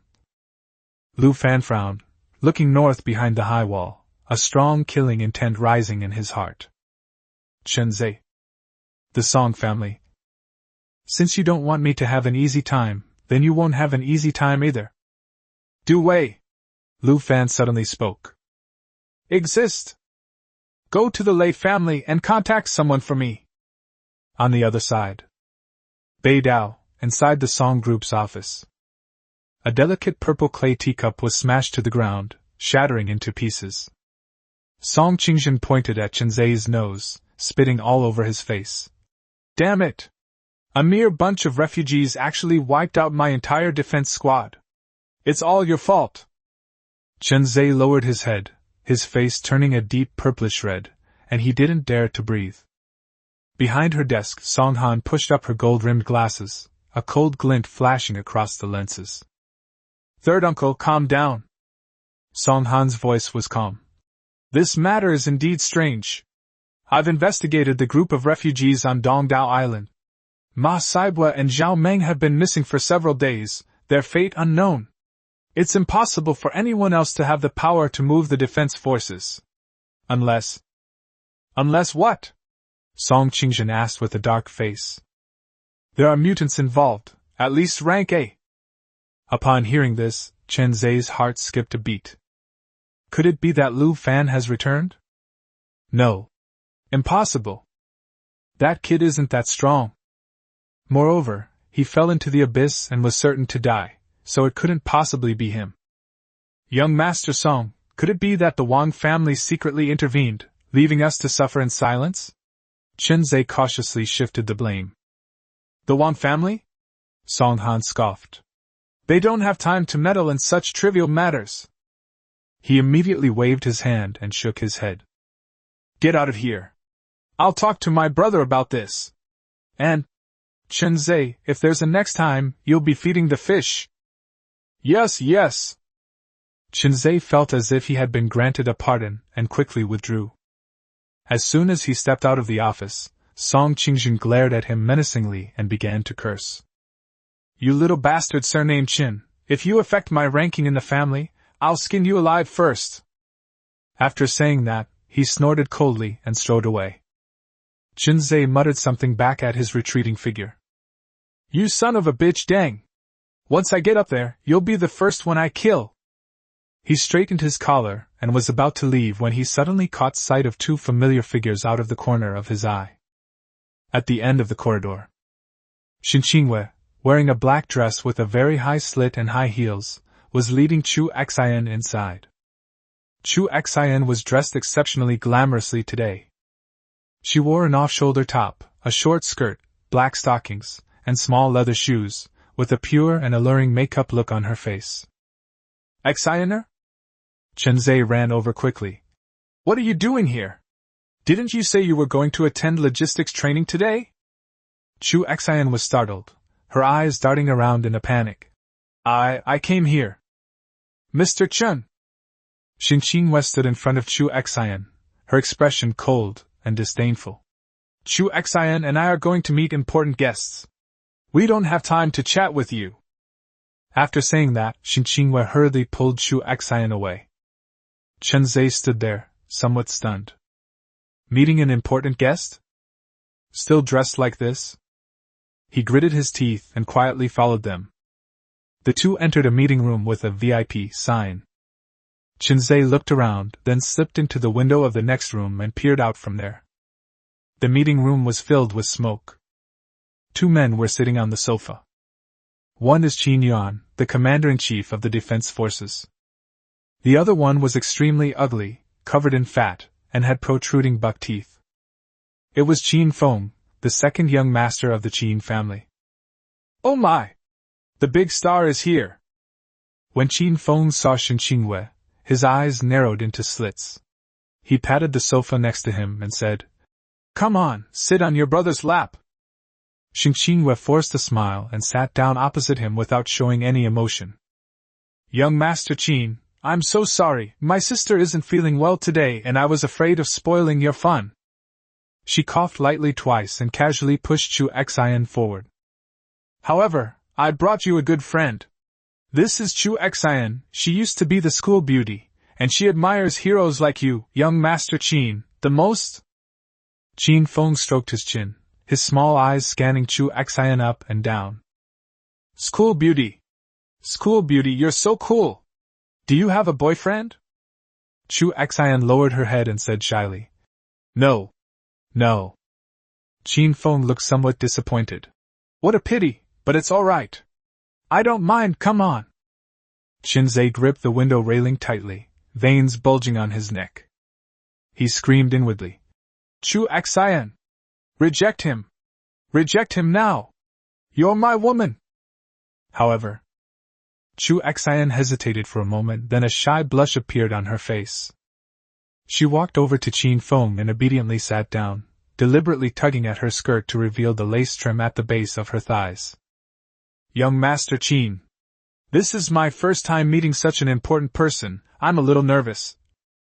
Her voice was so sweet that Qinzhe wanted to kill her. "What are you so nervous about? Your brother's not going to eat you." Qin Feng chuckled lewdly, and a large, hairy hand wrapped around Chu Xian's shoulder, reaching down her neckline. "Wow, so big! So soft!" Chu Xian let out a soft moan and collapsed into Qin Feng's arms, letting him touch her all over. Shen Qingwei, sitting opposite, coughed twice and took out a stack of documents at the opportune moment. "Young Master Qin, since we all get along so well, how about the sales contract for the 30 refugees from the South Island? Sign! Sign it now!" While kneading Chu Xian, Qin Feng waved his hand generously. "But I have to add a condition. This little beauty has to stay with me for a week." "This?" Shen Qingwei pretended to be hesitant. "Young Master Qin, Chu Xian might be on her period in a couple of days." "Who said that?" Chu Xian suddenly spoke up, looking at Qin Feng with seductive eyes. "Sister Qin is mistaken, I'm not coming for another week or so. As long as young Master Qin is happy, it doesn't matter how long it takes." The railings outside the window creaked. Qinzhe felt like his head was about to explode. "It's green. I've really been cheated on. This despicable woman actually offered herself up to this pig just to climb the social ladder?" He gritted his teeth, his mouth filled with the taste of blood. "Pain. It hurts so much. Chu Xian, you shameless woman, why did you treat me like this? You deserve to die." Chapter 66. You two are not important, but it's very important to me that you two aren't here.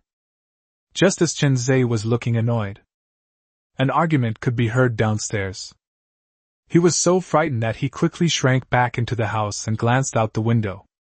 In the distance, in front of the blast-proof gate, a group of burly men blocked the doorway and shouted.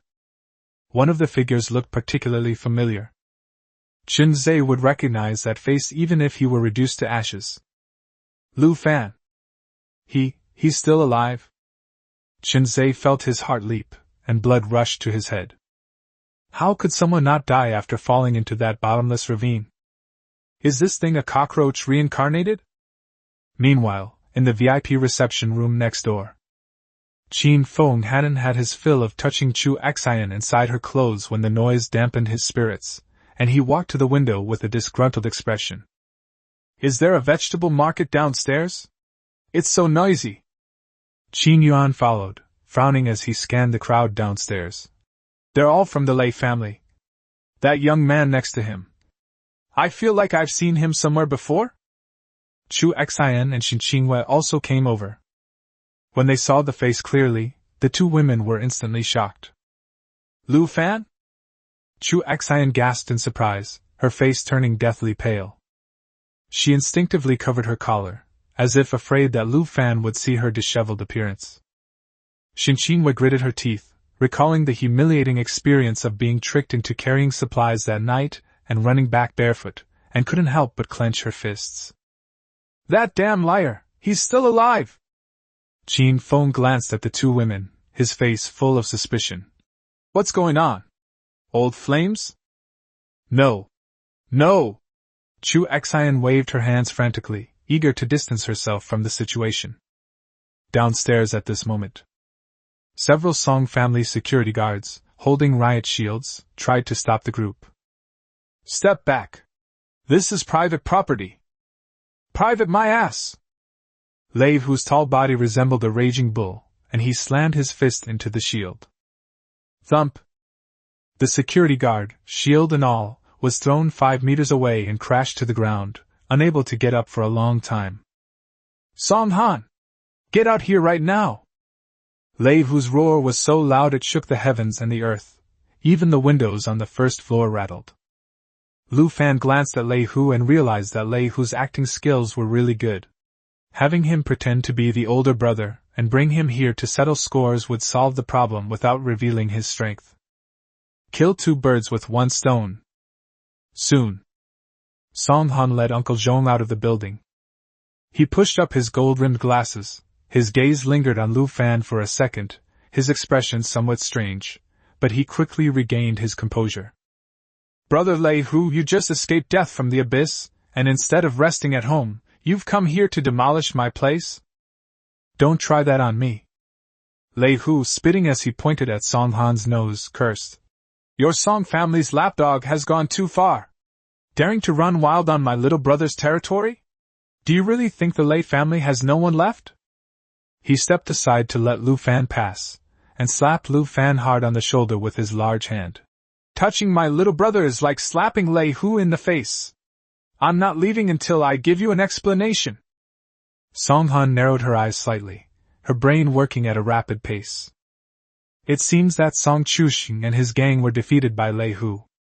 It's just that Lei Hu, such an arrogant and reckless man, actually recognized Lu Fan as his subordinate. Could it be that Lu Fan has some secret that Lu Fan doesn't know about? If it really exists, we absolutely cannot let the Lei family get it. We must do everything we can to win them over. Song Han's eyes darted around, and he apologized lightly. Brother Lei, you've misunderstood. It was Song Chuxing who acted on his own in Dongdao. I just received the news. It's just right to deal with such a disobedient servant. He paused, then said sincerely, Since Brother Lei is here, I'll definitely give him face. Tell me, what will it take to appease him? Lei Hu gently pushed Lu Fan's back. Lu Fan took a step forward, raised his chin slightly, and uttered 2 words. Chen Zai! Song Han raised an eyebrow, feeling a sense of relief. Chen Zai is someone who's dispensable. If I were to use my life to do Lu Fan a favor, I might be able to use this opportunity to test his true colors. This is a great deal. Uncle Zhong! Song Han turned her head and casually instructed. Go and invite Chen Zai down. Yes.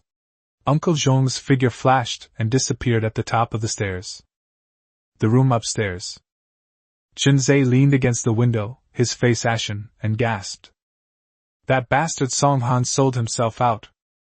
He was so frightened that he scrambled to his feet and crashed into the VIP room next door. Chu Xian! Chu Xian!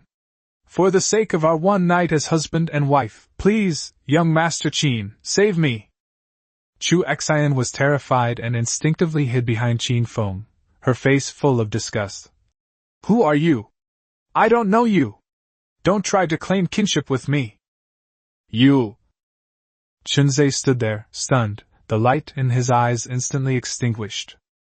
Before he could speak again, a lean and capable figure appeared behind him. Mr. Chen, the young master requests your presence. Uncle Zhong appeared like a ghost, grabbed Chen Zai, and dragged him out. A few minutes later. Thump! Chen Zai was thrown heavily onto the concrete ground, looking disheveled.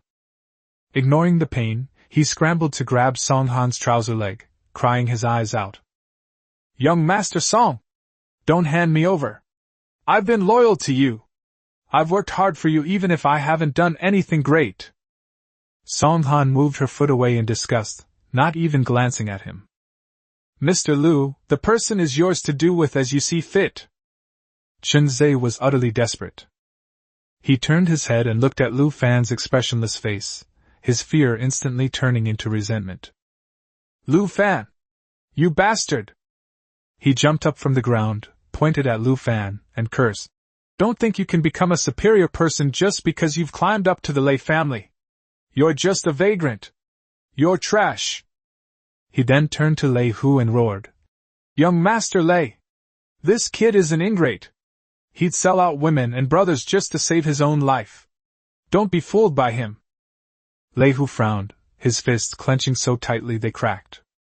If Lu Fan hadn't remained silent, he would have already punched this foul-mouthed guy to pieces. Lu Fan watched Chen Zai's performance, silently took out a cigarette from his pocket, took a puff, and exhaled the smoke. Are you done talking? Lu Fan flicked his cigarette ash.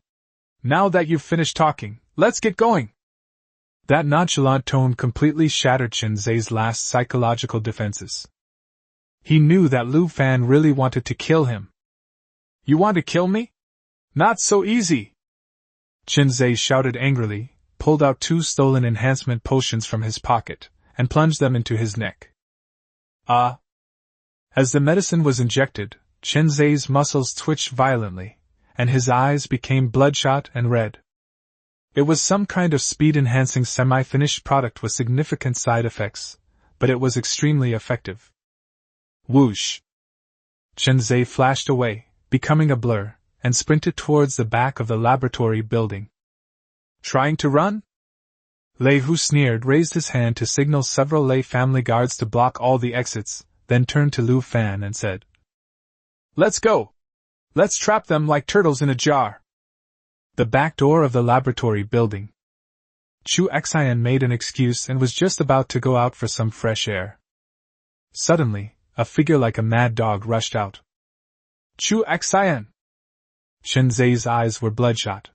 He grabbed Chu Xian's hair and pressed the dagger against her snow-white neck. Please don't do this! Chu Xian screamed in terror. You betrayed me too, you even betrayed me! No matter how much she begged, Chen Zai dragged her along and ran wildly until they finally reached a pool of water in a panic. There is no road ahead. It was a huge square culture tank filled with murky seawater, and 2 mutated sharks used for experiments were lurking beneath the surface. Chen Zai turned to run away, but the footsteps were already getting closer. Lu Fan and Lei Hu calmly blocked the only exit. Don't come any closer! Chen Zai retreated to the edge of the pool, held a dagger to Chu Xian's neck, and roared hysterically. If you come any closer, I'll kill her! Chu Xian cried so hard her makeup was ruined. As Lu Fan approached step by step, she instinctively began to cry for help. Lu Fan! Save me! It's me, Xianer! She reached out her hand, tears streaming down her face. You used to love me so much. I forgive you for not helping me when I was dying. I won't blame you. Please save me. Lu Fan stopped and tilted his head to look at the 2 treacherous people who had betrayed him, a smirk playing on his lips. Just kill them. They're disgusting to look at anyway. Chen Zai was stunned. Chu Xian was also stunned. What did you say? Chu Xian asked incredulously. You don't love me anymore? Didn't you say I was the most important person in your life? Pfft. Lu Fan laughed out loud. He quickly waved his hand, then took a deep breath, feigning seriousness. Ahem, to me, either of you is important. It's very important to me that you 2 aren't here. Chen Zai's body began to tremble. Now even the hostages we used to appeal to emotions are gone. Lu Fan! How could you be so heartless? Chen Zai gritted his teeth and shouted at the top of his lungs. They wouldn't lend me money back then, causing my dad to miss the best treatment period. Now they want to harm me too, and they want to harm Chu Xian as well. I will curse you for all eternity. I will be waiting for you in hell with Chu Xian. Chu Xian sensed that Chen Zai had completely lost his mind and could only frantically beg Lu Fan for help. Lu Fan! I don't want to die. Save me! I don't love him! He forced me! Chu Xian cried out, blaming Chen Zai for everything. He drugged and raped me. I was afraid of hurting you, that's why I didn't dare tell you. I'm the victim. You have to believe me. Chapter 67. What goes around comes around. No one escapes the wrath of heaven. You're talking nonsense. Chen Zai was so angry his eyes almost popped out. He stabbed Chu Xian in the lower back with a knife, yelling, You slut! You were the one who slept with me. Now you want to shift the blame? Chu Xian screamed and instinctively looked down, biting hard on Chen Zai's hand and tearing off a piece of flesh. Chen Zai let go in pain, but his back foot accidentally stepped on the moss on the ground, causing him to fall backward. Chu Xian clutched her waist, her face contorted in pain, and grabbed a rusty electrofishing fork from the ground, aiming it at Chen Zai. That was her only chance to survive. Only by killing Chen Zai could Lu Fan possibly forgive her. Go to hell! Chu Xian screamed, gripped the steel fork with both hands, and with all her might, plunged it into Chen Zai's chest as he had just gotten up. Pfft! Chen Zai gripped the steel fork handle with both hands, blood and foam gushing from his mouth, his eyes wide open, staring intently at Chu Xian's distorted face. Why? His body convulsed, his voice weak. I love you so much. I did everything for you. Why are you doing this to me? Chu Xian, panting heavily, widened her eyes, revealed a strange smile, and suddenly pushed forward. I will remember your kindness, and I will live well for you. The words had barely left his mouth. Chen Zai lost his balance and fell into the cultivation pool. Water splashed, and two gray-black figures instantly sliced through the water and rushed over. Gurgle! Help! Chen Zai had just poked his head out when a gaping maw covered in barbs bit down on his shoulder. Click! The sound of bones cracking echoed continuously. Another shark bit his thigh. The two beasts suddenly tore at each other in opposite directions. Pfft! The originally murky seawater instantly turned dark red. Chen Zai let out a final, mournful cry before being torn in two and becoming food for the fish. Lu Fan came to the edge of the pool and quietly gazed at the rippling water. His eyes were calm, even somewhat relieved. In his previous life, he was also pushed into the sea in the same way, experiencing the excruciating pain of his body being torn apart. What goes around comes around. You've tasted that flavor too. Hee hee! Lu Fan chuckled. Chu Xian, who was sitting on the ground, seemed to be awakened by the laughter. She trembled, ignoring the knife wound on her waist, and crawled to Lu Fan's feet, reaching out to grab his trouser leg. Lu Fan, look, I killed him! I still love you! She tilted her head back, her head pressed messily against her face smeared with blood and tears. Please forgive me? I was really forced into this. You've always been the only one in my heart. Let's start over. Lu Fan looked down at her, took a half step back as if avoiding a pile of dog poop. His eyes were filled with deep disgust. Chu Xian, you and Chen Zai are a match made in heaven. If I let you go, wouldn't that be incredibly disrespectful to him? Chu Xian's expression froze. Don't come out and discuss people in your next life.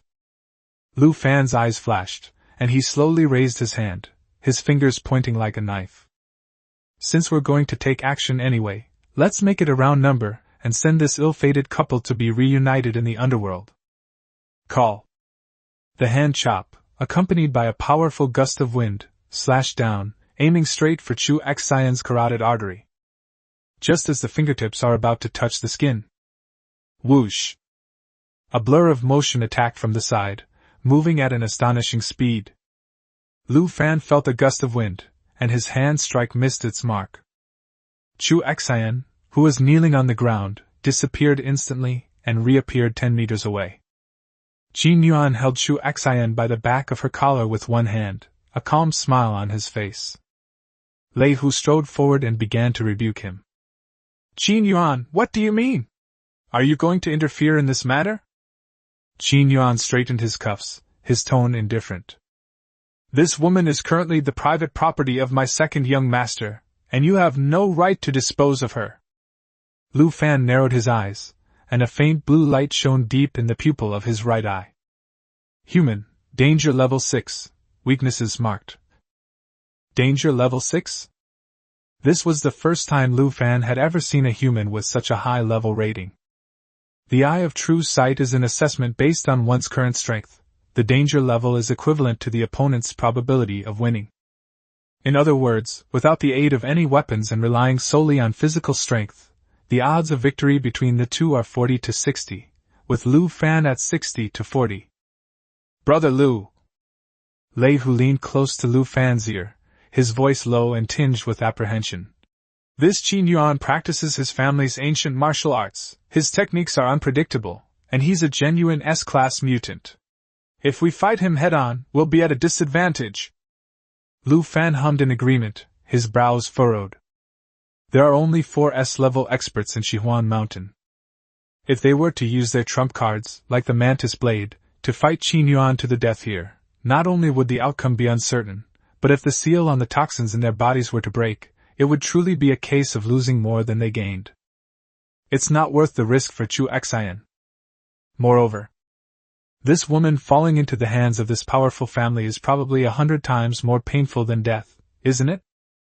Lu Fan raised the corner of his mouth and turned to exchange a glance with Lei Hu. Lei Hu immediately understood. He stepped forward and waved his hand magnanimously, saying, All right. Since young Master Qin likes wearing worn-out shoes, then we'll do you a favor. Consider this a favor your Qin family owes me. Thank you for the honor, young Master Lei. Qin Yuan didn't linger. He nodded slightly, picked up Chu Xian, turned around, and left, quickly disappearing from the scene. That bitch got off too easily. Lei Hu spat. But don't worry, Brother Lu, Qin Feng is a notorious sadist. This woman won't last more than 3 days in his hands. Fine, the wicked will be punished by the wicked. There will be a time to settle things with her. Lu Fan withdrew his gaze, put his hands in his pockets, and said, Let's go, find the person, and go back to East Island.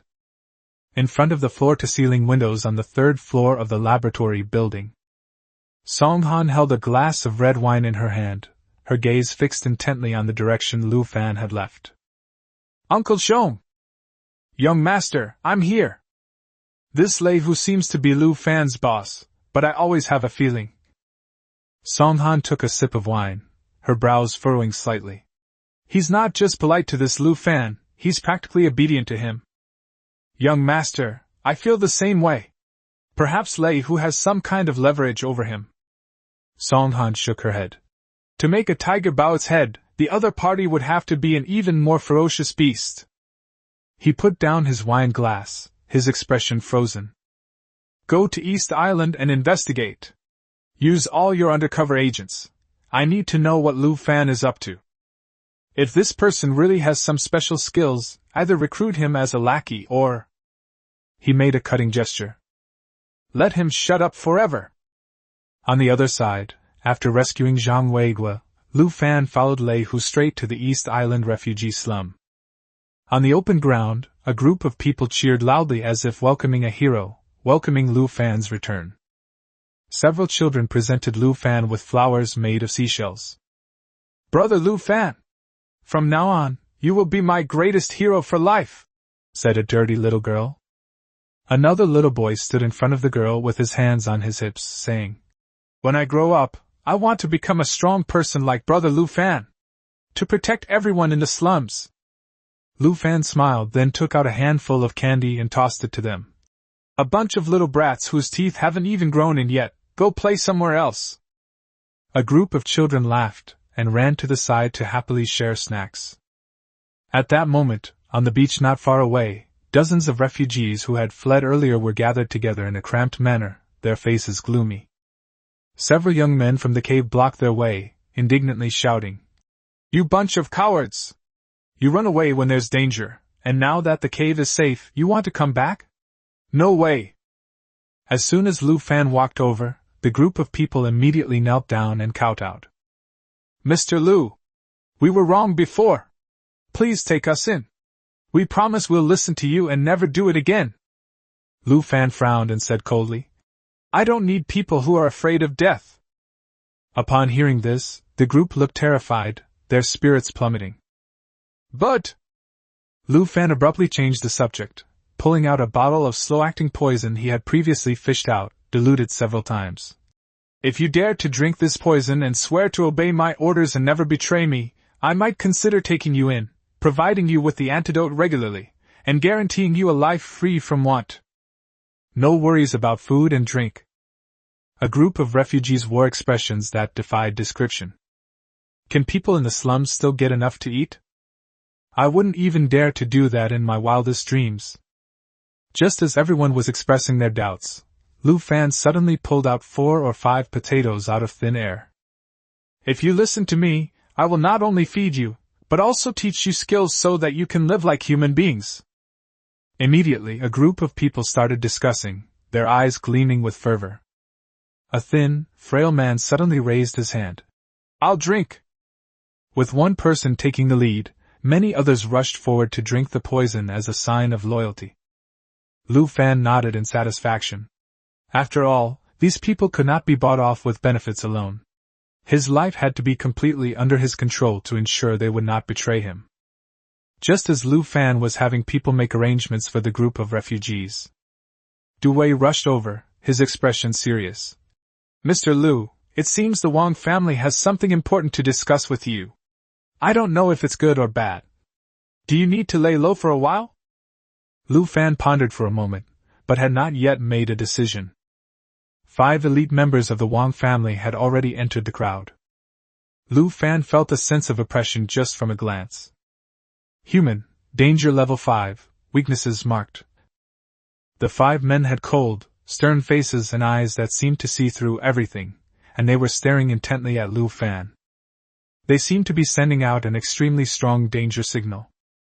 This made Lu Fan feel a chill run through his body. Is this an enemy, or... Chapter 68 Danger Level Unknown? Wang Family Head, Wang Mingyuan. "May I ask what brings you esteemed guests to this cold land?" Lu Fan stood in the mud, a standard fake smile on his face. The 5 men in black did not move. Only the leader spoke, his Adam's apple bobbing laboriously up and down. "Come here! Hurry up, come with us! Steward Wang wants to see you!" Lu Fan raised an eyebrow. What kind of new mutation is this? Is the language center damaged? He talks like an idiot. But he didn't ask any more questions, and turned to Du Wei and Zhang Weigui. "I'll leave this to you for now, I'll be right back." "Mr. Lu, be careful," Zhang Weigui said with a worried expression. Lu Fan nodded and followed the 5 strange men toward the inner island.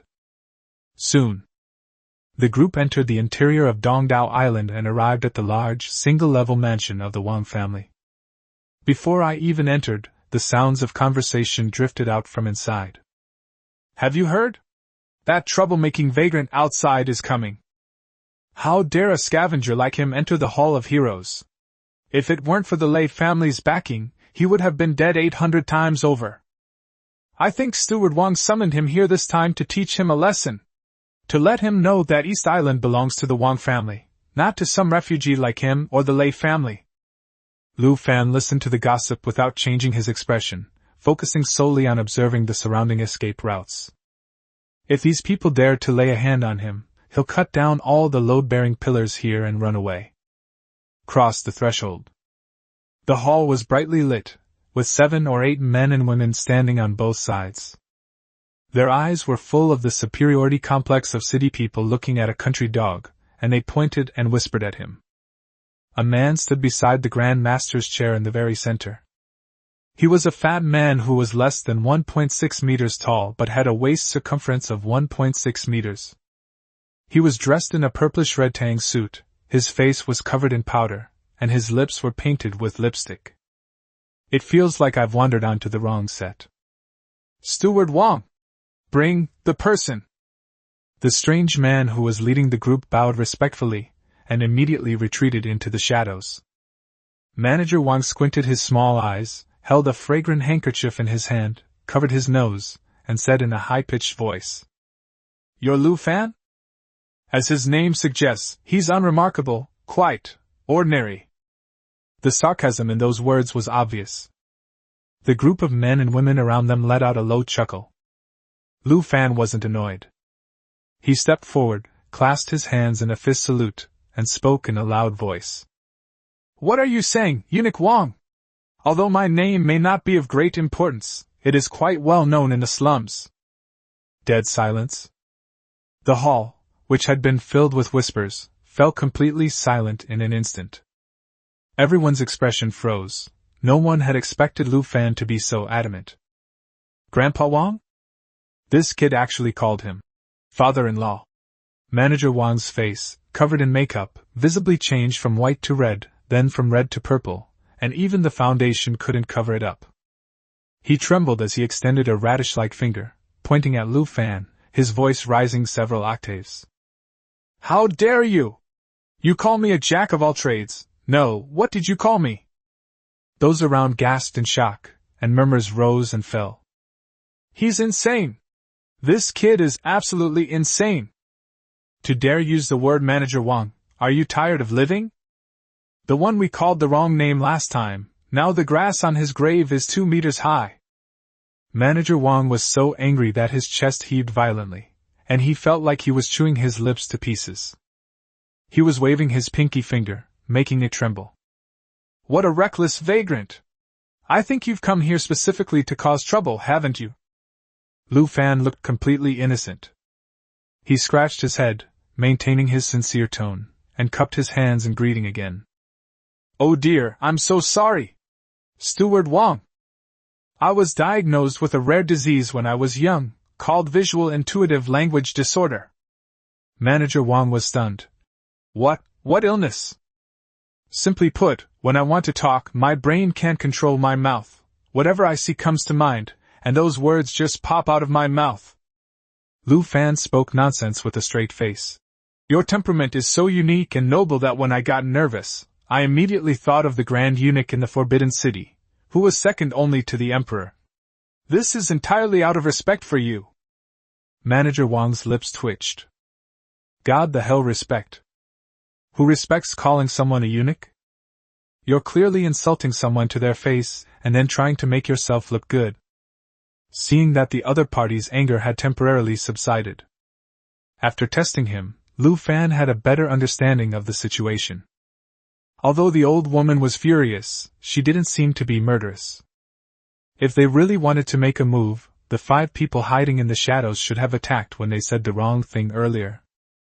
Since they're not taking action, it means they need something from him. Lu Fan straightened his back, waved his hand, and coughed lightly. "Manager Wang! You didn't call me here just to hear me praise your good looks. Get to the point. I have a huge mess to clean up in the slums waiting for me to get back and take charge." Presumptuous! Before Steward Wang could speak, a young member of the Wang family couldn't hold back any longer.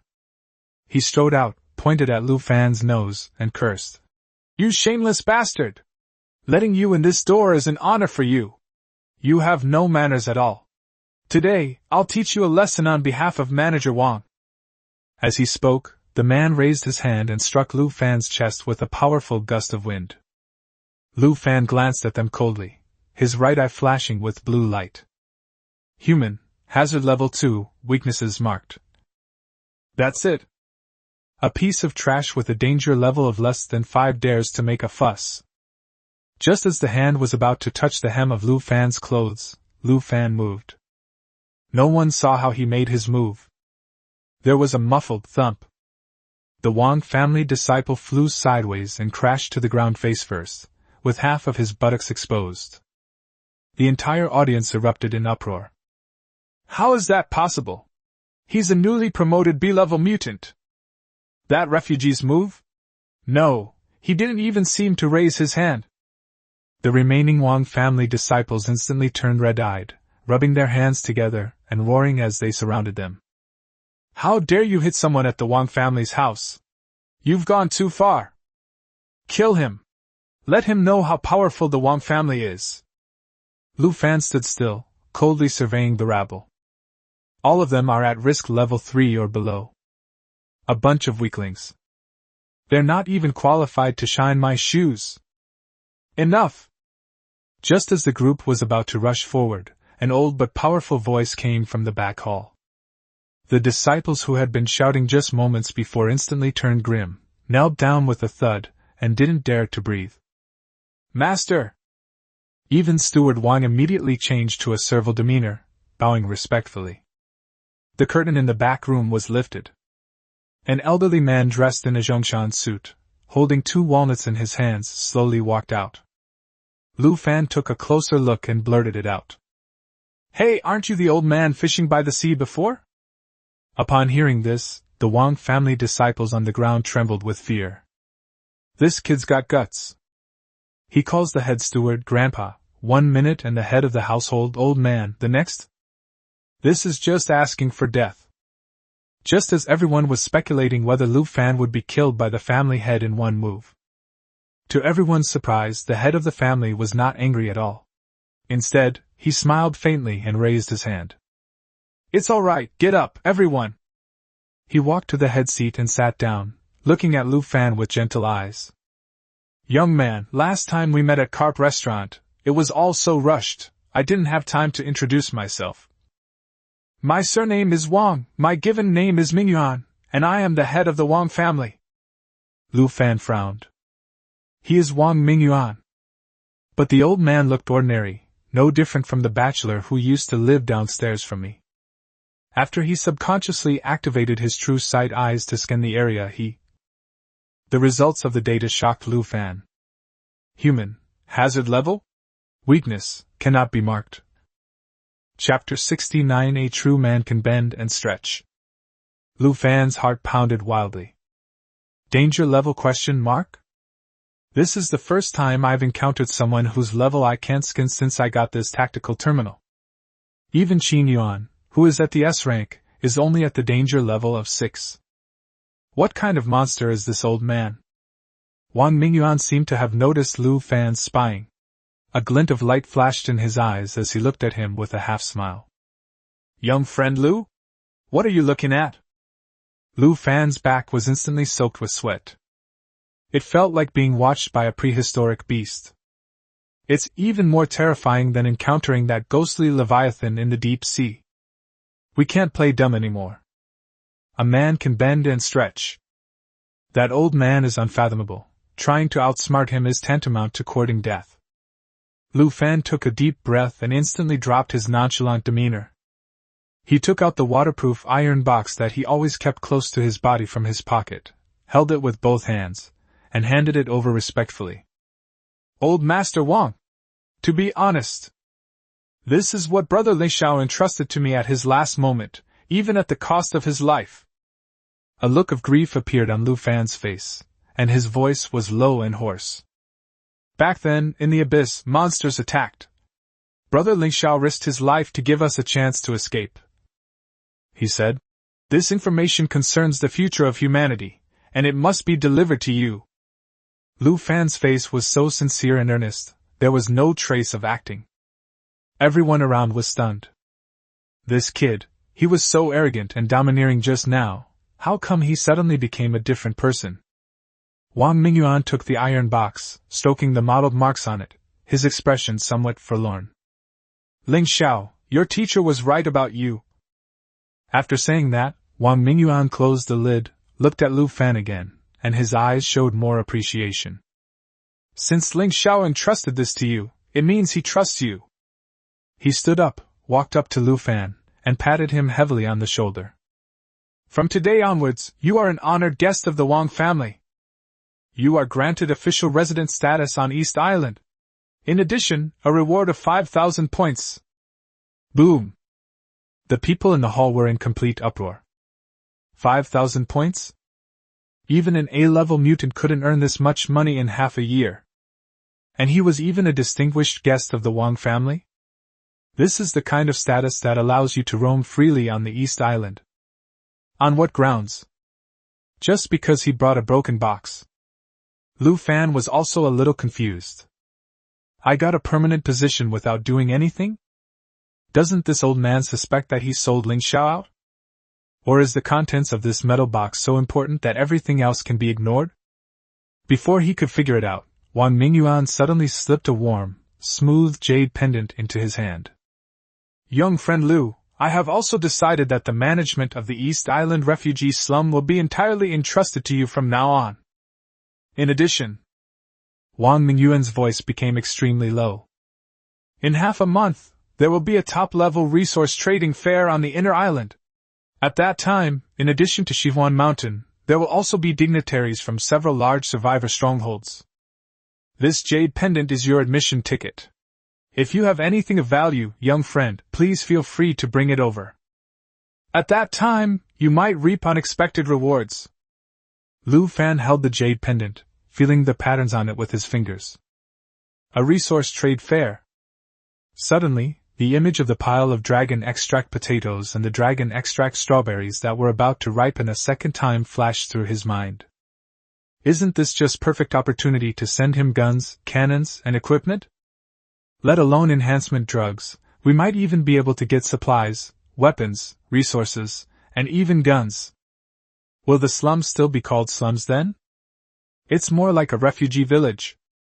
And being able to enter the inner island is an incredible opportunity. Lu Fan couldn't help but smile. This time it was genuine. All right. Don't worry, sir. I'll give your grandfather a big surprise in half a month. Wang Mingyuan smiled and patted Lu Fan on the shoulder. Looking forward to Lu Fan's performance. Thank you, sir. I have other matters to attend to at the refugee camp, so I'll take my leave now. Lu Fan nodded quickly and disappeared in a flash. No sooner had they left than the main entrance to the hall slammed shut. Steward Wang dismissed the disciples in the hall, and soon only the two of them remained. Tai Jian! Wang Mingyuan sat in the armchair, crackling as he played with the two walnuts in his hands. Can you smell that aroma? A bead of cold sweat broke out on Manager Wang's forehead. He took out the fragrant handkerchief and vigorously wiped his forehead. Sizzle. The thick layer of makeup was rubbed off, revealing not white flesh, but a patch of bluish-black-skinned scales. I can smell it, old man. Not only does it have the scent of the azure-scaled dragon clan, but it also has the aura of dragon jade. It's on him, very faint, but I don't know where it is. Wang Mingyuan stopped eating the walnuts. He couldn't help but touch the three deep blue scales on his neck. It seems this child is even more mysterious than we imagined. But the azure-scaled dragon clan is so arrogant, how could they possibly sign a contract with a human? Then, should we kill him? Steward Wang asked. You mustn't kill him. Wang Mingyuan glanced at him. We can't let the owner of that emerald-scaled creature notice our presence. We even have to protect him. This child might be our only hope. Steward Wang opened his eyes wide, his pupils suddenly contracting into two vertical blue dragon pupils. I understand, sir. Leave everything to me. East Island, inside a refugee settlement. The previous wooden cabin has been converted into a management meeting room. Zhang Xiaomin, Wang Ying, Zhang Weigui, Du Wei, and the two young people who had been promoted were all gathered here. This is the management team of the slum. Lu Fan didn't waste any words and tapped his fingers on the table. We don't have much time. A great opportunity is coming in half a month. Before that, we must stabilize and develop this slum. The group sat upright, not daring to breathe too loudly.